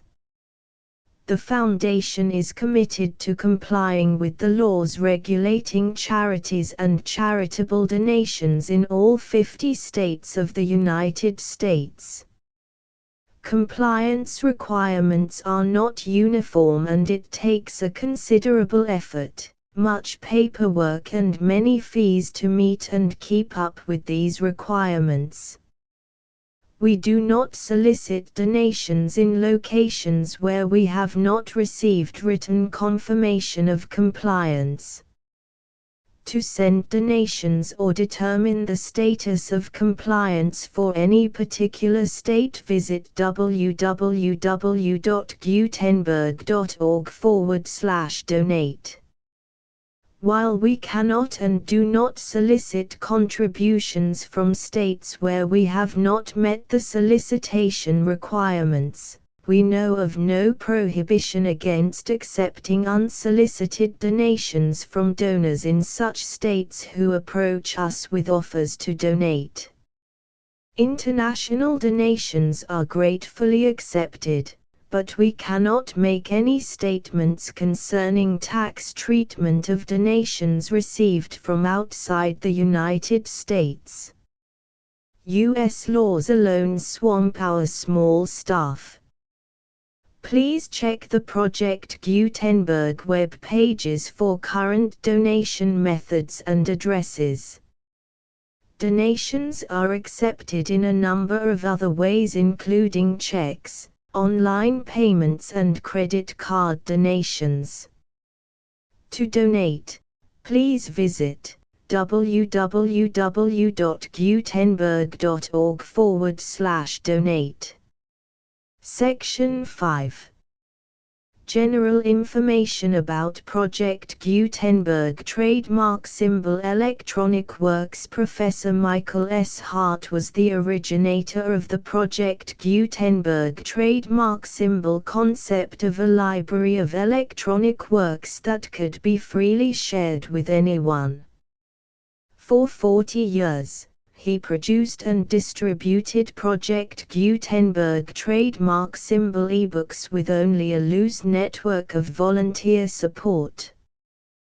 Project Gutenberg trademark symbol ebooks are often created from several printed editions, all of which are confirmed as not protected by copyright in the US unless a copyright notice is included.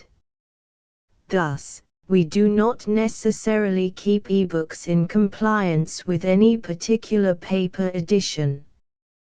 Most people start at our website, which has the main PG search facility, www.gutenberg.org. This website includes information about Project Gutenberg trademark symbol, including how to make donations to the Project Gutenberg Literary Archive Foundation, how to help produce our new ebooks, and how to subscribe to our email newsletter to hear about new ebooks.